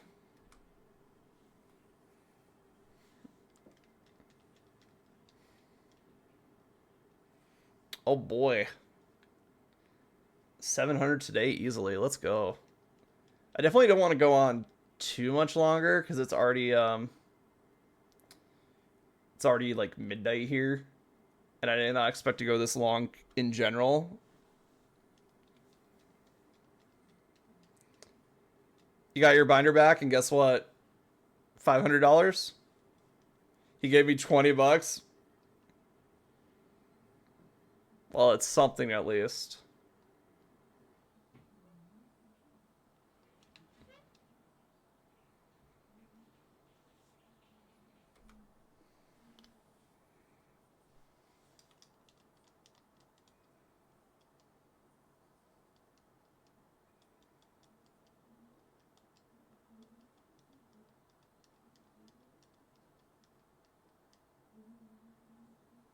Mm.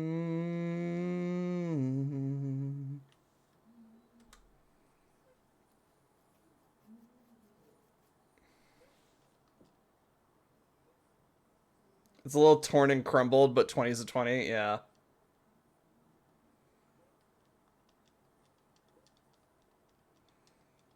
He's still walking away with like $480. Like, goddamn.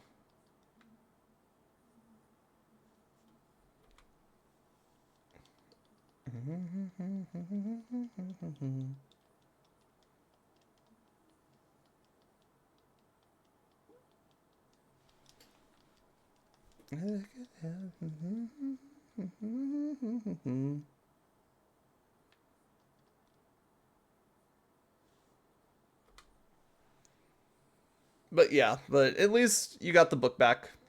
That's the important thing.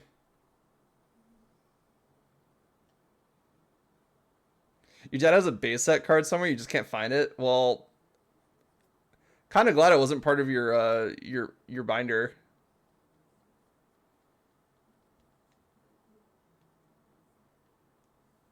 Oh, okay. I mean, it's probably around there somewhere. It probably just got put away somewhere.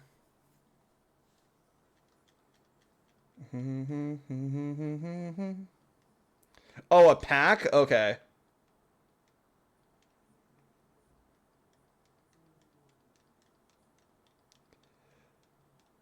Somewhere in the attic? That's nice. There are people that will pay for like unopened packs of really old sets.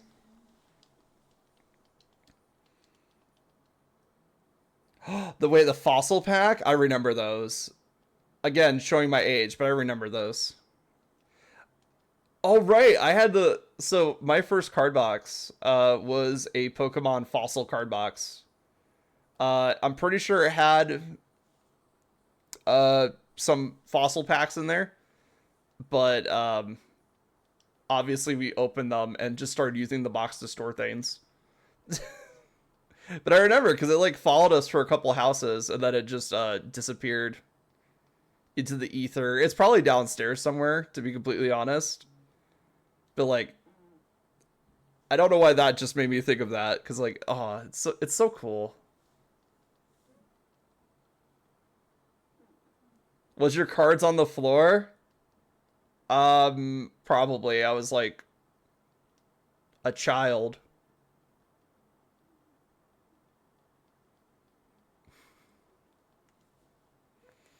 and I did not take very good care of my cards. Because I can tell you guys a funny little story. So back when Little Kid Relics was around, um, I would I was really into Yu-Gi-Oh because I just like saw how they fought on the TV show, and I was like, man, I can't wait to play the actual card game. I bet it plays just like this. And me and my brother would spend hours trying to figure out how the original Duel Monsters series fit within the rules of the game. But in doing so, of course we realized, oh, the fights don't match and they can't happen in the actual card game. But we would open and lose so many of those deck boxes that our mom basically just went to the nearest store, bought an entire like leaflet of deck boxes that had both of the Yugi and Kaiba starter decks, like the old school ones. We're talking like OG Dark Magician, old G, Blue Eyes, and we still like ran through all those cards like crazy because we would just keep losing them. And every time we would lose a card or two to the deck, we would just open up a new deck. And eventually we just ran out of decks, and it was just like, oh, I guess we better start taking care of our cards. But like, we were really bad with like taking care of the cards when we were super young. And that's just Yu-Gi-Oh! Pokemon cards, yeah. They didn't last very long. I think we had like one of those special edition Mew cards that's like, you can't read the text on it. You can't read the text on it, and it's got like a special back and all that. I found it recently. It was beat up to hell. It's still serviceable, not from like a TCG point of view. Yeah, the ancient Mew. It is destroyed. Not beyond recognition. You can still recognize it, but it is. We are not getting money for that card at all. The one you got for the movie, yeah. Again, don't quote the ancient scriptures at me. I was there when they were written.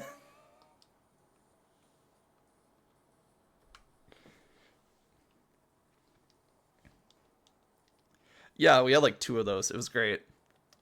We also had like, I think we have some of like the gold-plated Pokemon cards that what was it, Burger King or like McDonald's used to have.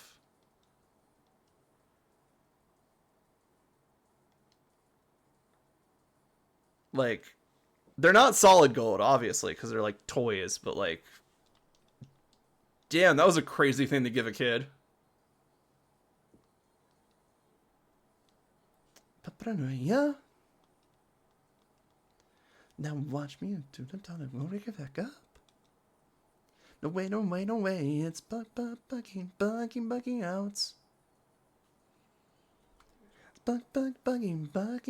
out.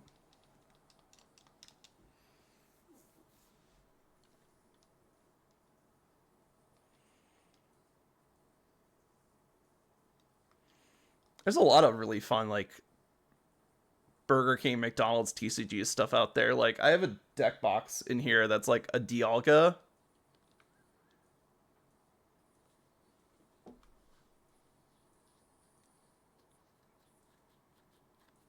And it fits just barely enough room for cards that are unsleeved. And I'm like, this would suck as a TCG product nowadays. Because if your deck box doesn't even fit like one set of sleeved cards, what are you doing? I don't know why your younger mind expected the toys to be the same as cartoons. Yeah. I mean, there was one. This is like digging into the ancient files, though. Like, again, dating myself like crazy hard here.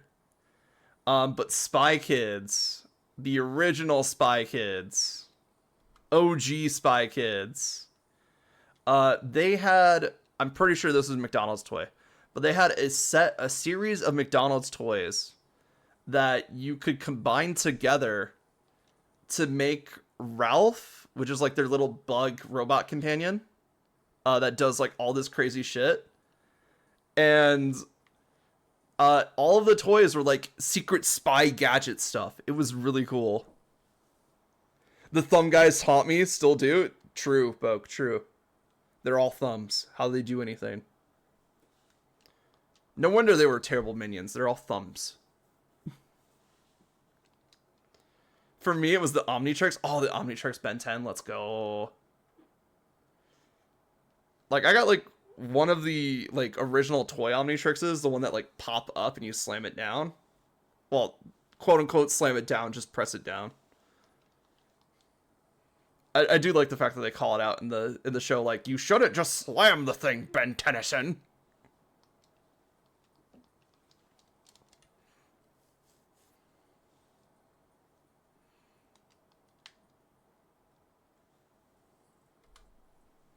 Ben 10 theories are amazing, by the way. Like, some of them just are absolutely insane. The rain's true. I had the one that released in 2005. When was the one I thought of? When did that release?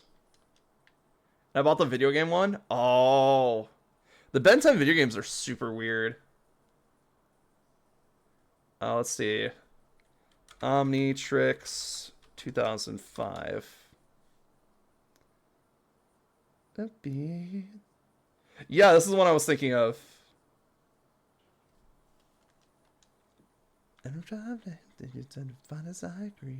The one where it's like the soft plastic for the actual wrist straps.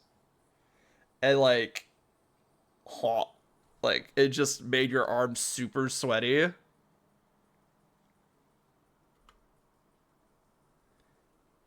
The video game that came with an Omnitrix was Peak. There was a video game that came with an Omnitrix.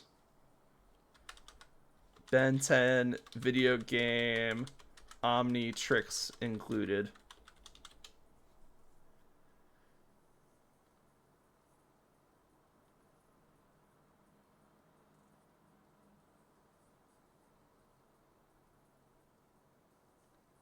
I see.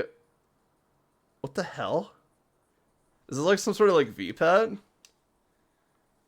Because it looks like the Alien Force Omnitrix.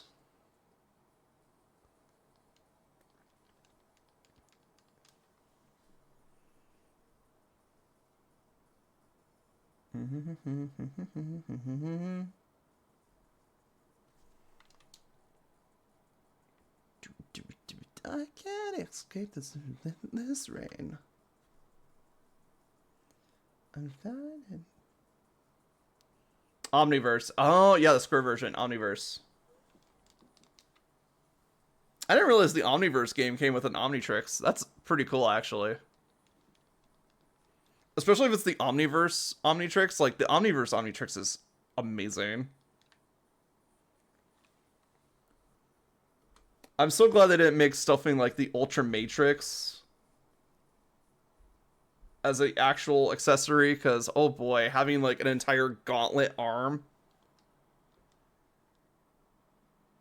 There was an ad where the agents came to the house, to a kid's house to show him the game. That's hilarious.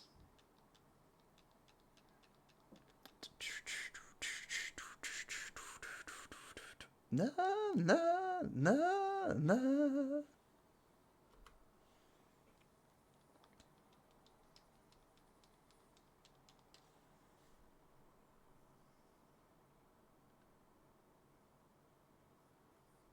Please don't,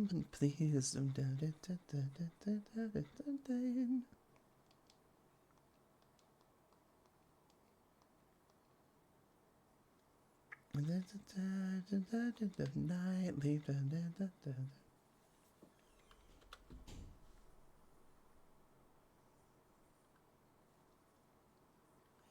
Something I really wanted was the holograms that was in Ultimate Aliens, but we just got the figures to put on the watch, and it hurt when I slammed it. Yeah.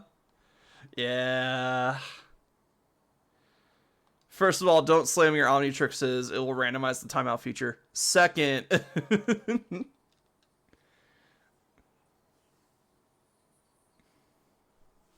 Second, it'll hurt your hand, probably.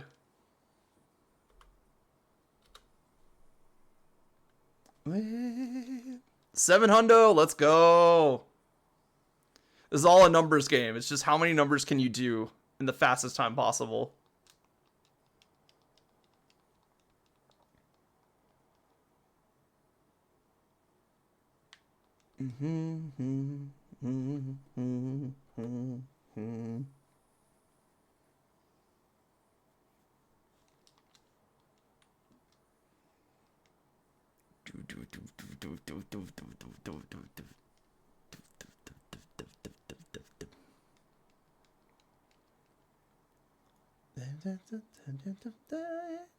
Man, it took me like 9 years to realize that if Ben abused master control, he'd be a blob of all of his aliens. True.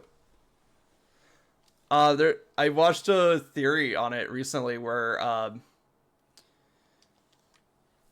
the Omnitrix is like slowly destroying Ben's DNA, and it makes sense because like um the amount of times that he abused master control, as we know, like prolonged exposure to an alien form will permanently attach the DNA to the host.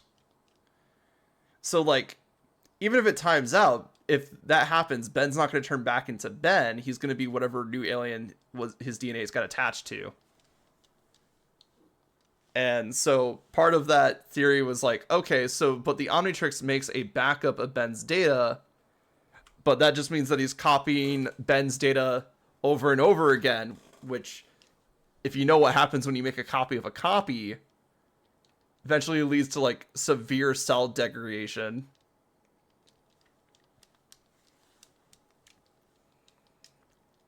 And if you want to know more of that, just look at the Grineer in Warframe. They're a prime example of this thing, of like this thing where it's just like everybody that is a Grineer is a clone of someone else, and they have this like degradation as they clone and clone more people, or like they use the same batch as the original people to make more clones. It's actually a big part of the thing that they're trying to stop, or like one of the problems that the Grineer are trying to fix with them.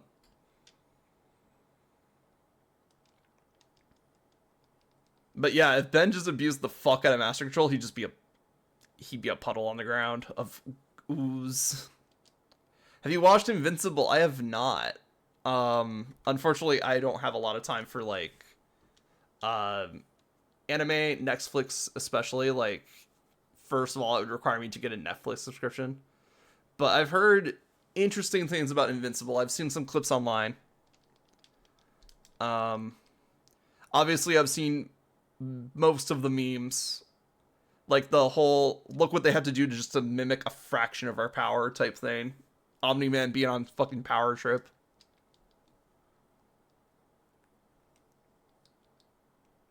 Dude, never I got to make my decision. Moments matter just to fulfill my mission. If I try. Do you see him beat the shit out of his son? Which time? Like the whole like think Mark think meme? Cause like from what I could tell, Omni-Man is just an abusive piece of shit that goes on a power trip and tries to take over the world. So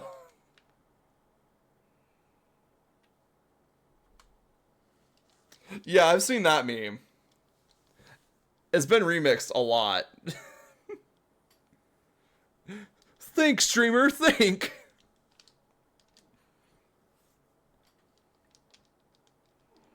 Like, it's just too good. Like, the show was really ripe for like memes, but then you go like actually watch it, and it's fucking depressing. I remember the FN versions when a friend would rush alone. Yeah.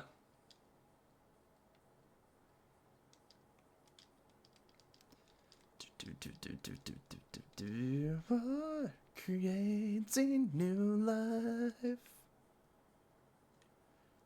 Desert. Boom, boom, boom, boom, boom. Boom. Boom, boom, boom. Boom, boom, boom, boom, boom. Man, Rivers in the Desert just make me want to play Persona 5 again.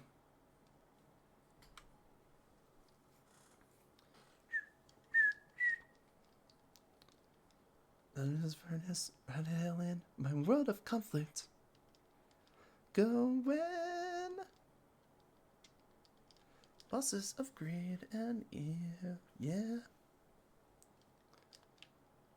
Nothing ready, but I'm ready to take them down now. It's constantly rolling nearer.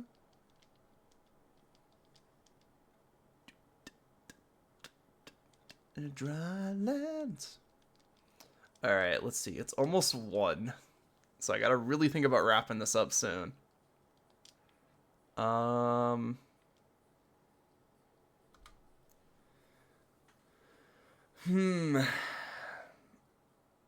Let's see. What would be a good number to stop at? 720? 725? 730?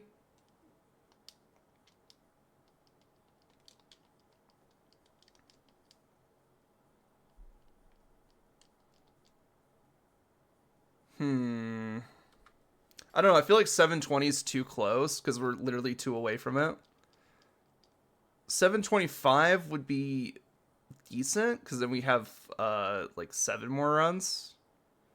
But I could also just do 730 just to have a nice round number.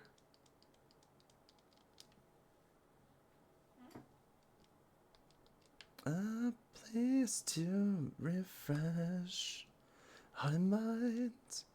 Can I find some time? People think you're all tough and mysterious, but you're listening to Espresso by Sabrina Carpenter in your ear. I mean, is that like a new song? I think it is. I think I heard it. I think it's a decent song. Man. Races in a savage land. The new life. Alright, we hit 720. I think we're going to have a hard stop at 730. So that's 10 more encounters. That is 5 more Sizzlipedes. Dun, dun, dun, dun, dun, dun, dun, dun, dun, dun, dun, dun, dun. Also, we have ads starting in a couple minutes. I might start them early. You gotta get sleep. I will. Once it reaches 7:30. Because then we'll just wrap up and call it good. And then I might pick this up tomorrow if I don't have EO. Or Etching Odyssey.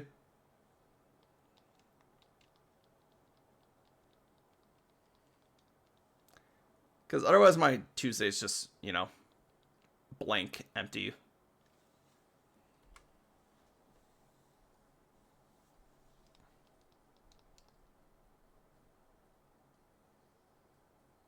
Your sleep schedule's fucked, so you sleep like 3 hours from now? Okay.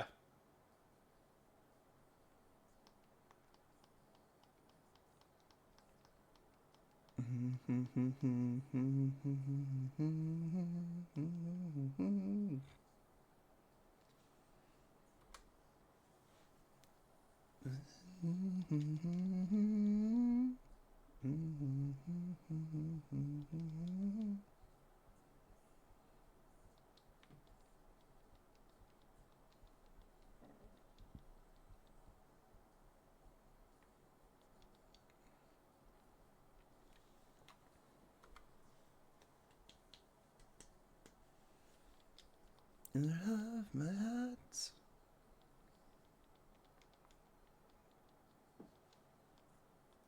But yeah, holy crap, I did not expect to go like 10 hours today.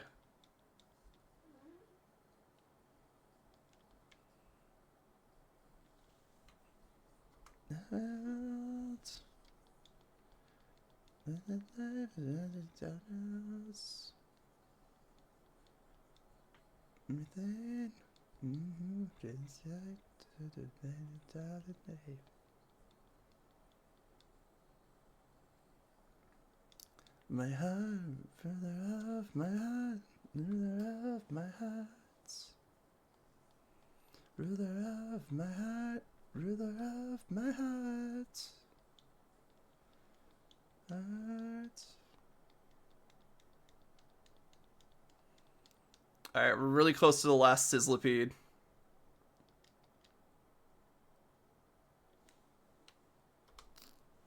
Alright, 727.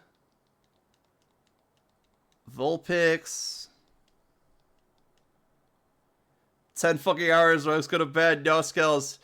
Just a little bit more. I can ride this high till just a little bit longer and we'll get the shiny. Trust, trust. Last Sizzlipede. Let's go. Come on. 729. Damn.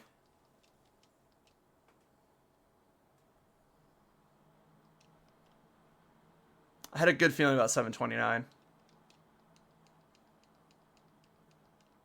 My heart, rather have my heart. Alright. Then we just gotta hit this Litwick and then we'll call it a night.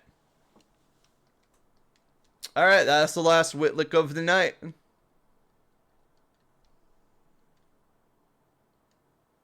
Because I know if I don't give myself a hard limit on what number I'm going up to, I will go forever. GG's, yes. And look on the bright side, we're like almost halfway to 50%. So, thumbs up. Another 10-hour stream and we got this, probably. But yeah, if you saw how long the video was and you skipped to the end of the video, we didn't get it. We're gonna pick this up again probably in the next couple days. It won't be recorded. Next time you guys see a video on the Pokemon Shield Potluck, it will be Kabu. So look forward to that. And if you did not skip to the end, thank you for sticking around for the whole video. It was a lot of nothing, but I think we did talk about some really cool concepts and ideas and stuff like that. Oh. Hi, Snap. Well, I guess we're not done yet. Welcome in. How's it going? Let's see. What are you guys up to? Ooh, Marvel Rivals? Well, Snap Raid, yes. Who talked me into this? Welcome in. Snap, welcome in. How you doing? Darkside, welcome back. Doing anything but letting the bros sleep. And we have ads. I am so sorry. We were wrapping up. I am so sorry, everybody. Did you raid off as you were about to end? Just a little bit. Don't worry, we can keep going for a bit. Yeah, and sorry for the ads.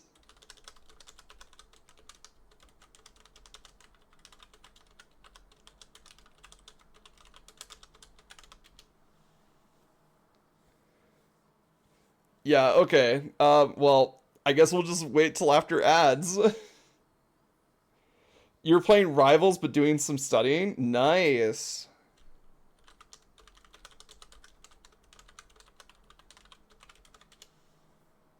How did the Rivals and the studying go? We back? We back. However, my ad manager still says there's 2 minutes left of ads, so... but welcome back. Yeah, so you did raid as I was about to end. So we've been on a 10-hour shiny hunt. Now it hasn't been the full, like, it hasn't been 10 hours the entire time. Like, we started like 3 hours into the stream. I don't give myself a stern goal. I'm gonna keep going forever. Yep. And then we got raided. So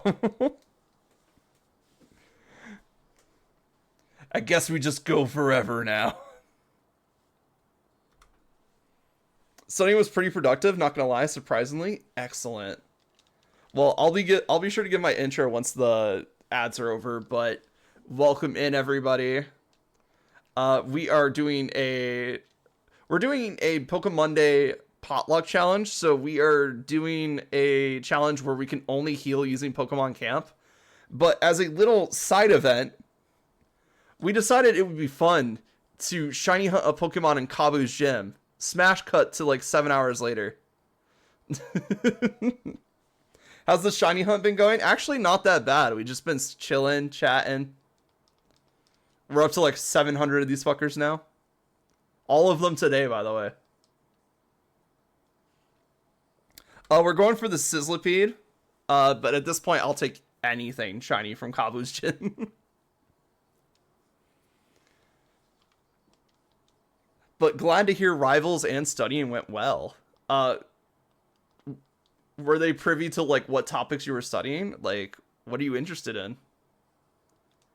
This is making you want to play some Pokemans for real. Honestly, I love shiny hunting. Shiny hunting is like one of the most chill activities you can do in Pokemon. For some hunts, some other hunts you will be ripping your hair out.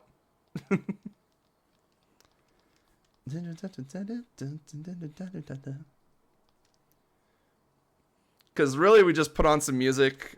We are just counting up the Pokemon we encounter. We talked about some stuff. It's been fun. Oh, it's just a study sesh because I got assigned a crap ton of work this week. Ah, I see. So you're just catching up. Got it. But welcome in, Raiders. I'm Rex Kusa. I'm a Firebird, variety streamer with a focus on JRPGs and creature collectors. Today, we are continuing our Pokemon Shield Potluck Challenge, which is where we heal only using the Pokemon Camp feature in the game. And part of that is that we decided that since this is something that you can only do during the main story, is that we would shiny hunt inside of Kabu's gym. Because if you don't know, all these encounters are randomized in here. And you can catch them. So you can get a Pokemon from the Motostoke gym. And it can also be shiny. Which is just like doubly cool.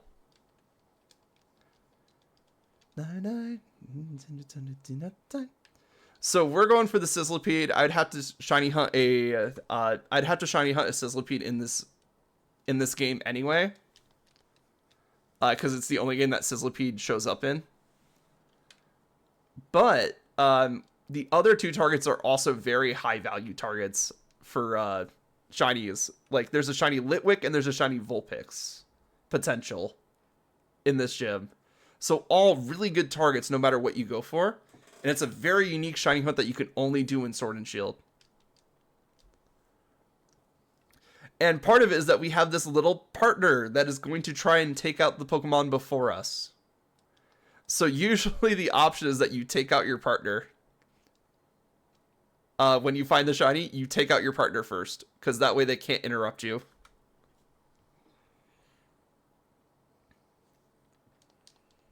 But yeah, we've just been doing this for a couple hours now. Just a few. As you can see, we go through this pretty fast. We have Runaway, which guarantees the runaway. So we don't have to spend as much time like rolling chance on running away from the encounter. Which helps a lot, actually.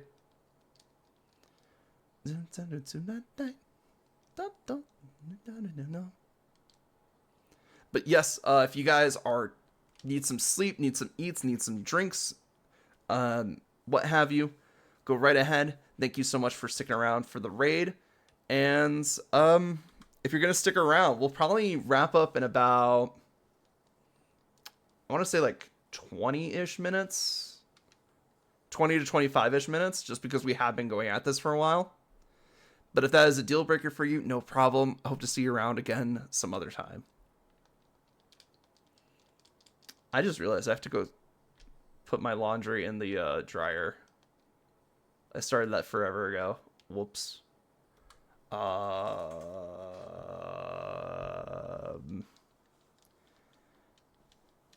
Let's see if I can play while not looking at the screen. So give me a second, everybody.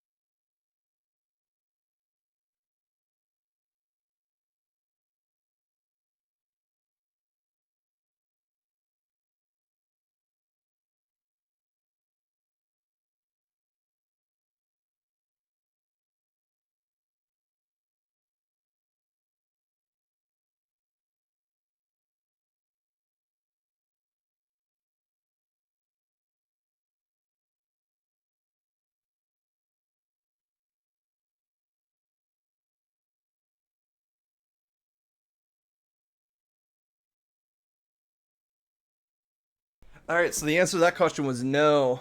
Do got a raid and run as I have an interview tomorrow, but but it was fun stopping by for a bit. Hope you guys have a great rest of the stream. No problem, Snaps. Have a good night. Hope to see you around next time.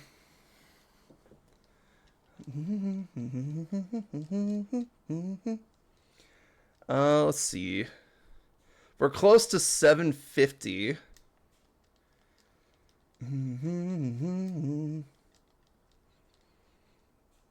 Actually, how far could we go in like 20 minutes, actually? That's pretty interesting.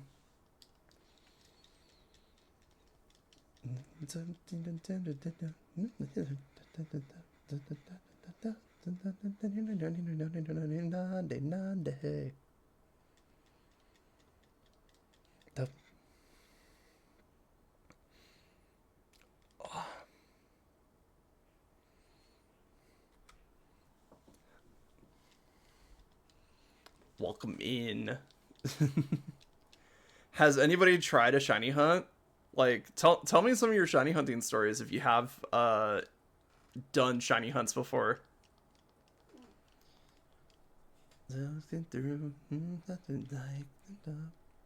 Oh, we were talking about some games that I want to do for the future. One of them in the near future is probably going to be either Xenoblade or Xenoblade Chronicles, I should say, not X. I don't have the money for X right now. But either Xenoblade Chronicles, the first one, or Persona 5 Royal, which I did pick up recently. And I've heard good things about Royal. I've heard a lot of people singing a lot of praise for quote-unquote fixing the problems with 5. To me, honestly, I don't think 5 had as many issues as people said that there were.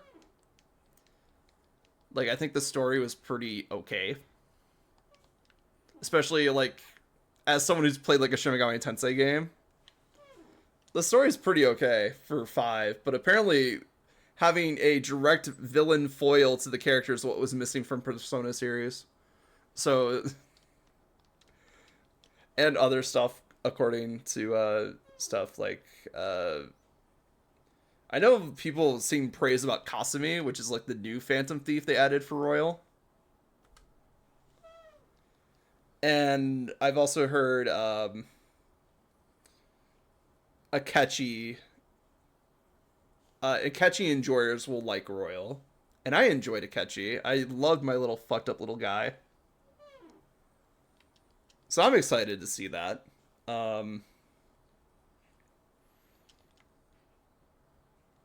But also, I'm just like, I feel like 5 had a pretty good story. Even if it wasn't the best, like, I know everybody's going to compare it to 3's story. 3 is, like, peak Persona in the story department. It's going to be a high bar to clear 3 is what I'm saying. But I feel like 5 had really fun gameplay. And I heard Reload, while it is amazing, doesn't fix a lot of the issues that people had with the original P3. Like, Tartarus is still a grind. It's just less of a grind. And stuff like that. So, like, I'm excited to see, like, what people consider, like, very good. And what was, like, Persona 5 peak is what people were calling it.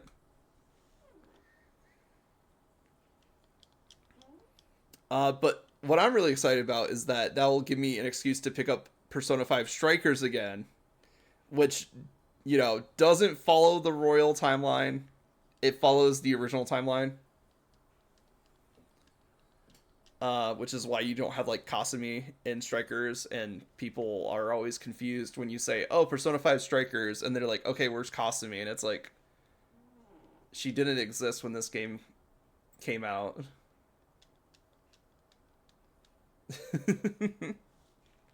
But it's okay because we get, like, the AI Sophie, and Sophie is pretty good, honestly. I like Sophie as a character. We also get the detective guy that's just, like, you know, like, trying to be hip with the kids and, too old for this shit, but not too old to quit, you know?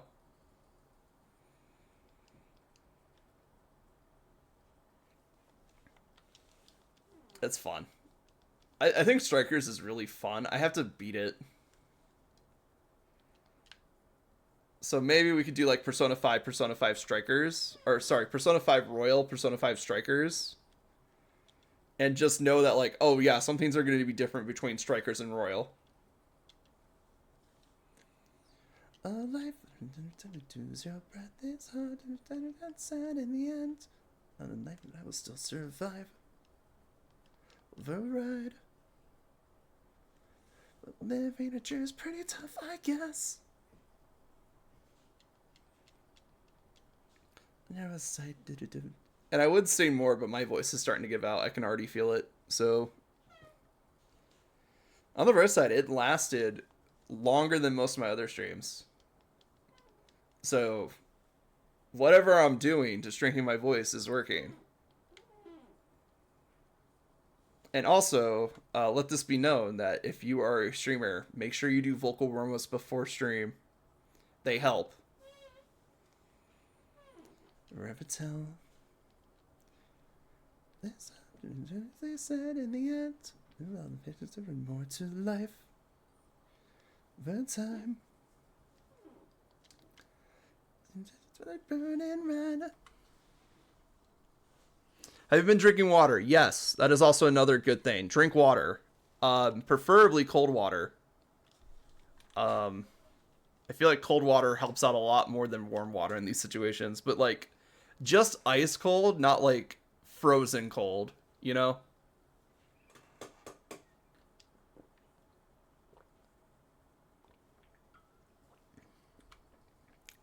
I've actually filled up this cup once during stream, I think. So I've gone through 2 of these cups, which I think is a decent clip. Because these are like the big ass like coffee thermos cups where it's like all about volume and insulation.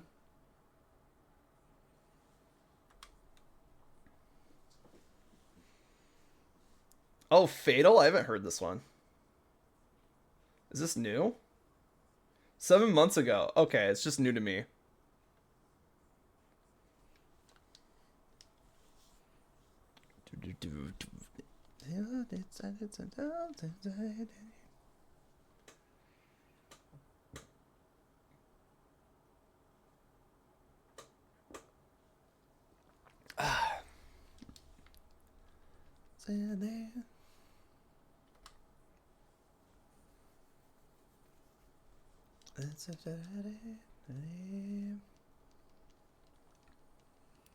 Oh, lemon water is amazing for like soothing throats.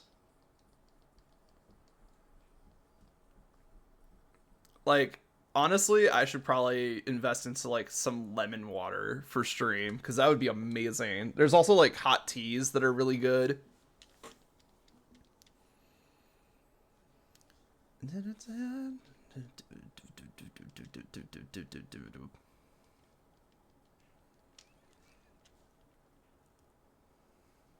But yeah, if you get like iced lemon water or like hot lemon tea, both of those are amazing for like sore throats and shit.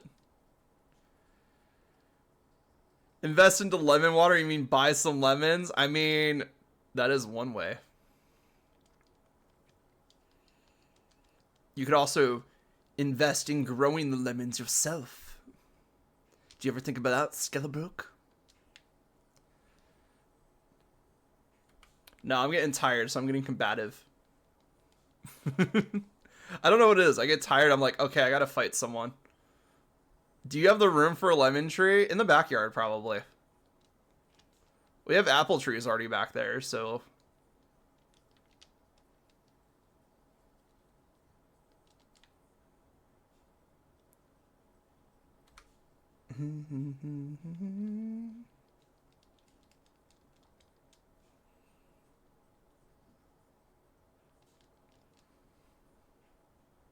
Alright, new hard limit. 800. Once we hit 800, that's the end of stream. I'm used to my friends living in apartments, to be honest. Yeah. I'm not that fancy. I'm a live at home bitch because this economy be struggling.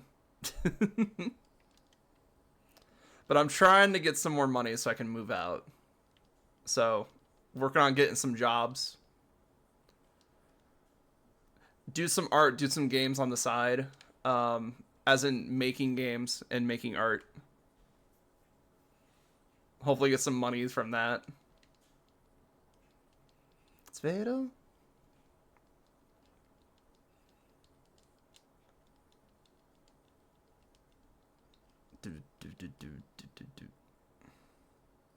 Yeah, Saki and you live at home and are in an apartment. Yeah.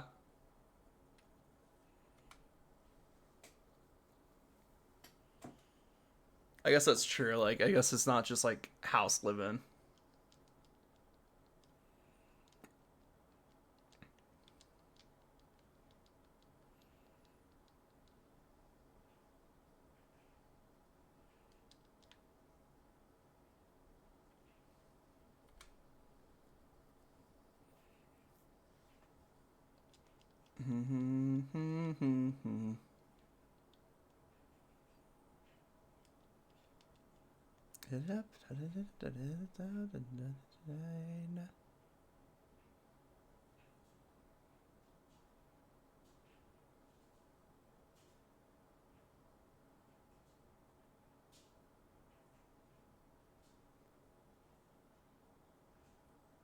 I'm waiting. Bury me in pleasure. As if things have dropped together. There's no life. I've been so adopted.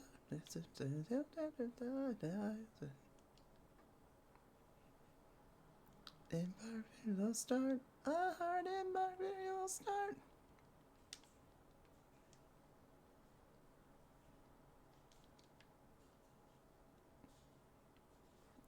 Wow.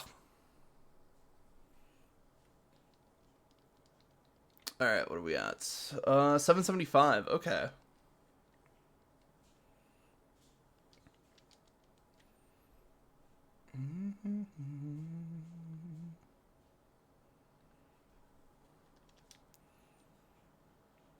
We're almost there. One way or another, this will end. Either we will get a shiny, or we'll hit 800. Now, which one will happen first? It's anyone's guess. But if I had to put money on it, if I was a betting man, I'd say we hit 800 first.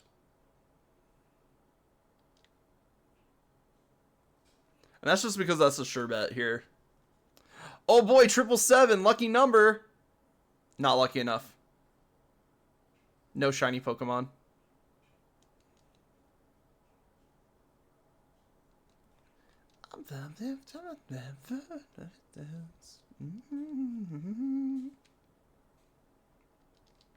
Hard embark, beautiful start. A hard embark, beautiful start.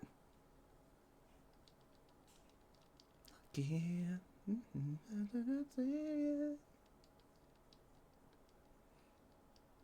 And make our day happy.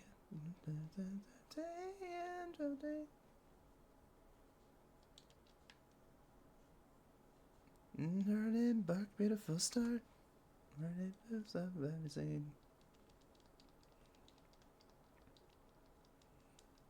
I've always worried that like I'm gonna shiny hunt and then somebody's gonna be like, "Oh my god, he missed a shiny at Blake," and then they timestamp it. It's like, no, my shame on full display.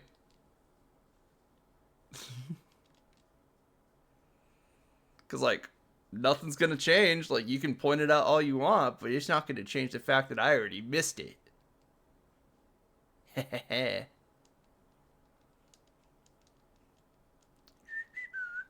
And again, crazy how time flies.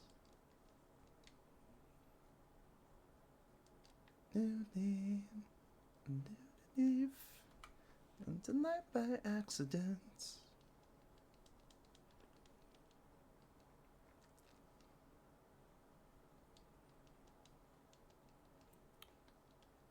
Mark, get up.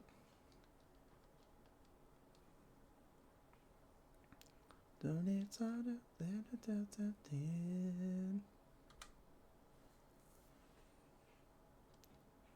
step up, not at the tough, will be somewhere. Mm-hmm.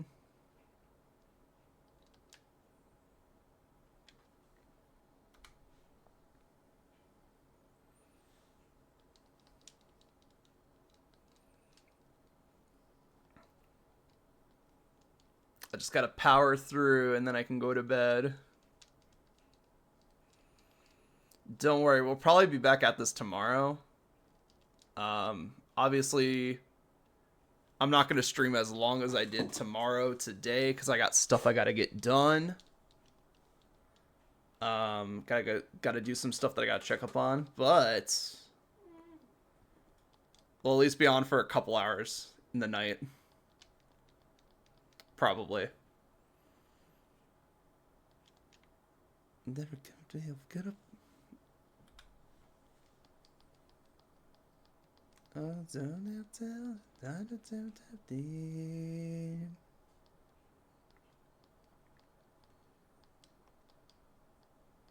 Seems I, it's us, never be someday.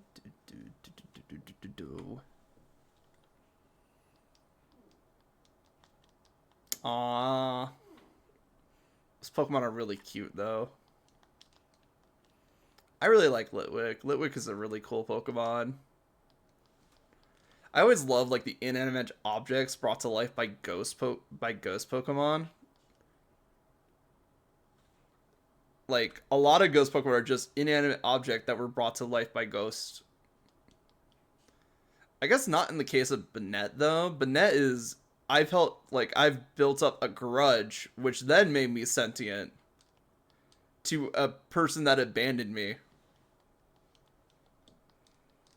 Like it's a doll that had enough resentment and hate put into it that it just came alive.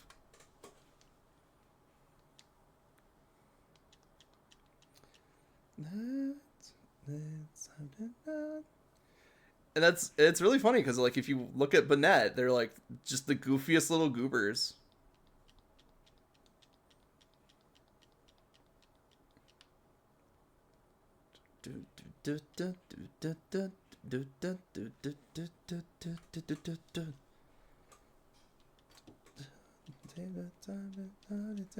Heard.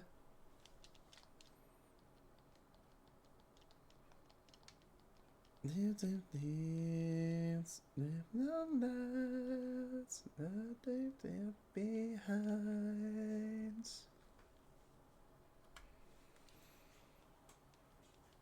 Also, like Yamask, if we're just talking about ghost Pokemon, Yamask is terrifying because it's just like, oh yeah, it looks at the former human face that it had and cries, and it's like that's sad. It's just like, man, it remembered what it like to be human.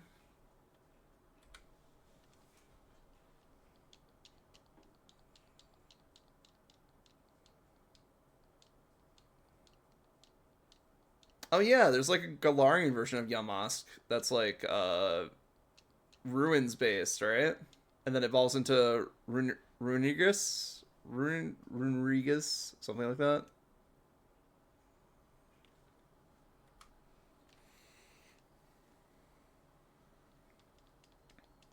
That Pokemon is a bitch and a half to evolve, if I remember correctly. Like you have to do like X amount of recoil damage and then go to a specific spot in Galar for it to evolve. Because Pokemon likes doing funny things to make Pokemon evolve. They later changed it, or they later did the same thing with Basculin, where the white stripe Basculin, if they take enough recoil damage, they will evolve into Basculegion. Which is really cool.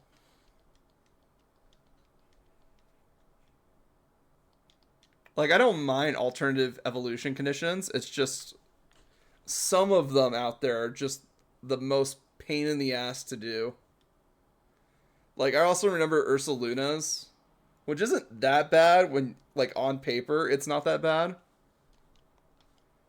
Because all you have to do is like wait till a full moon happens and give an Ursaring a peat block. But with how the moon phases cycle in Legends Arceus, it's just really hard to figure out when it's the full moon.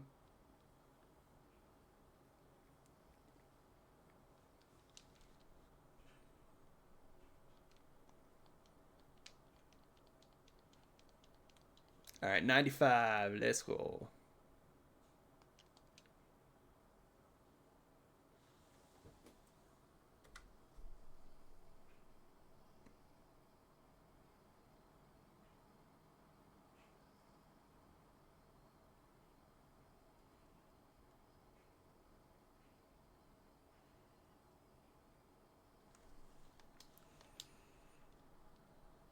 All right, 96.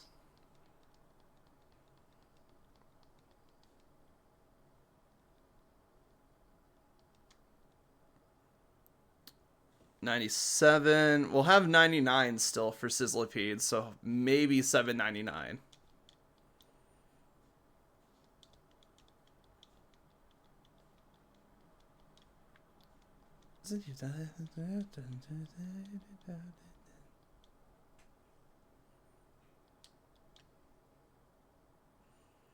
All right, $7.98. Nothing.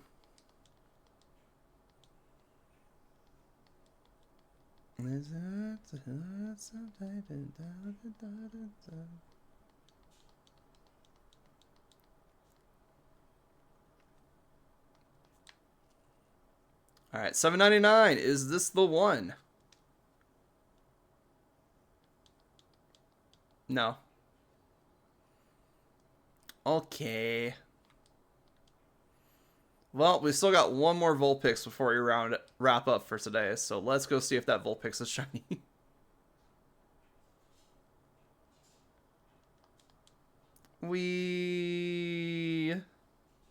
Alright, 8 hundo. Nothing. Alright, well, that's where we're gonna wrap up today. So, if you jump to the end of the video, you might have noticed it's long. We spent a long time shiny hunting today, as indicated by the number right beside me. But if you guys want to see what's going on with the Pokemon Potluck, feel free to pop by twitch.tv/RelixKusa. That's going to be on Mondays going forward. And just know that we probably will be shiny hunting Kabu's gym off the recording. So the next time you guys come into the recording, it should be Kabu. We should be ready for Kabu at that point. So, yeah.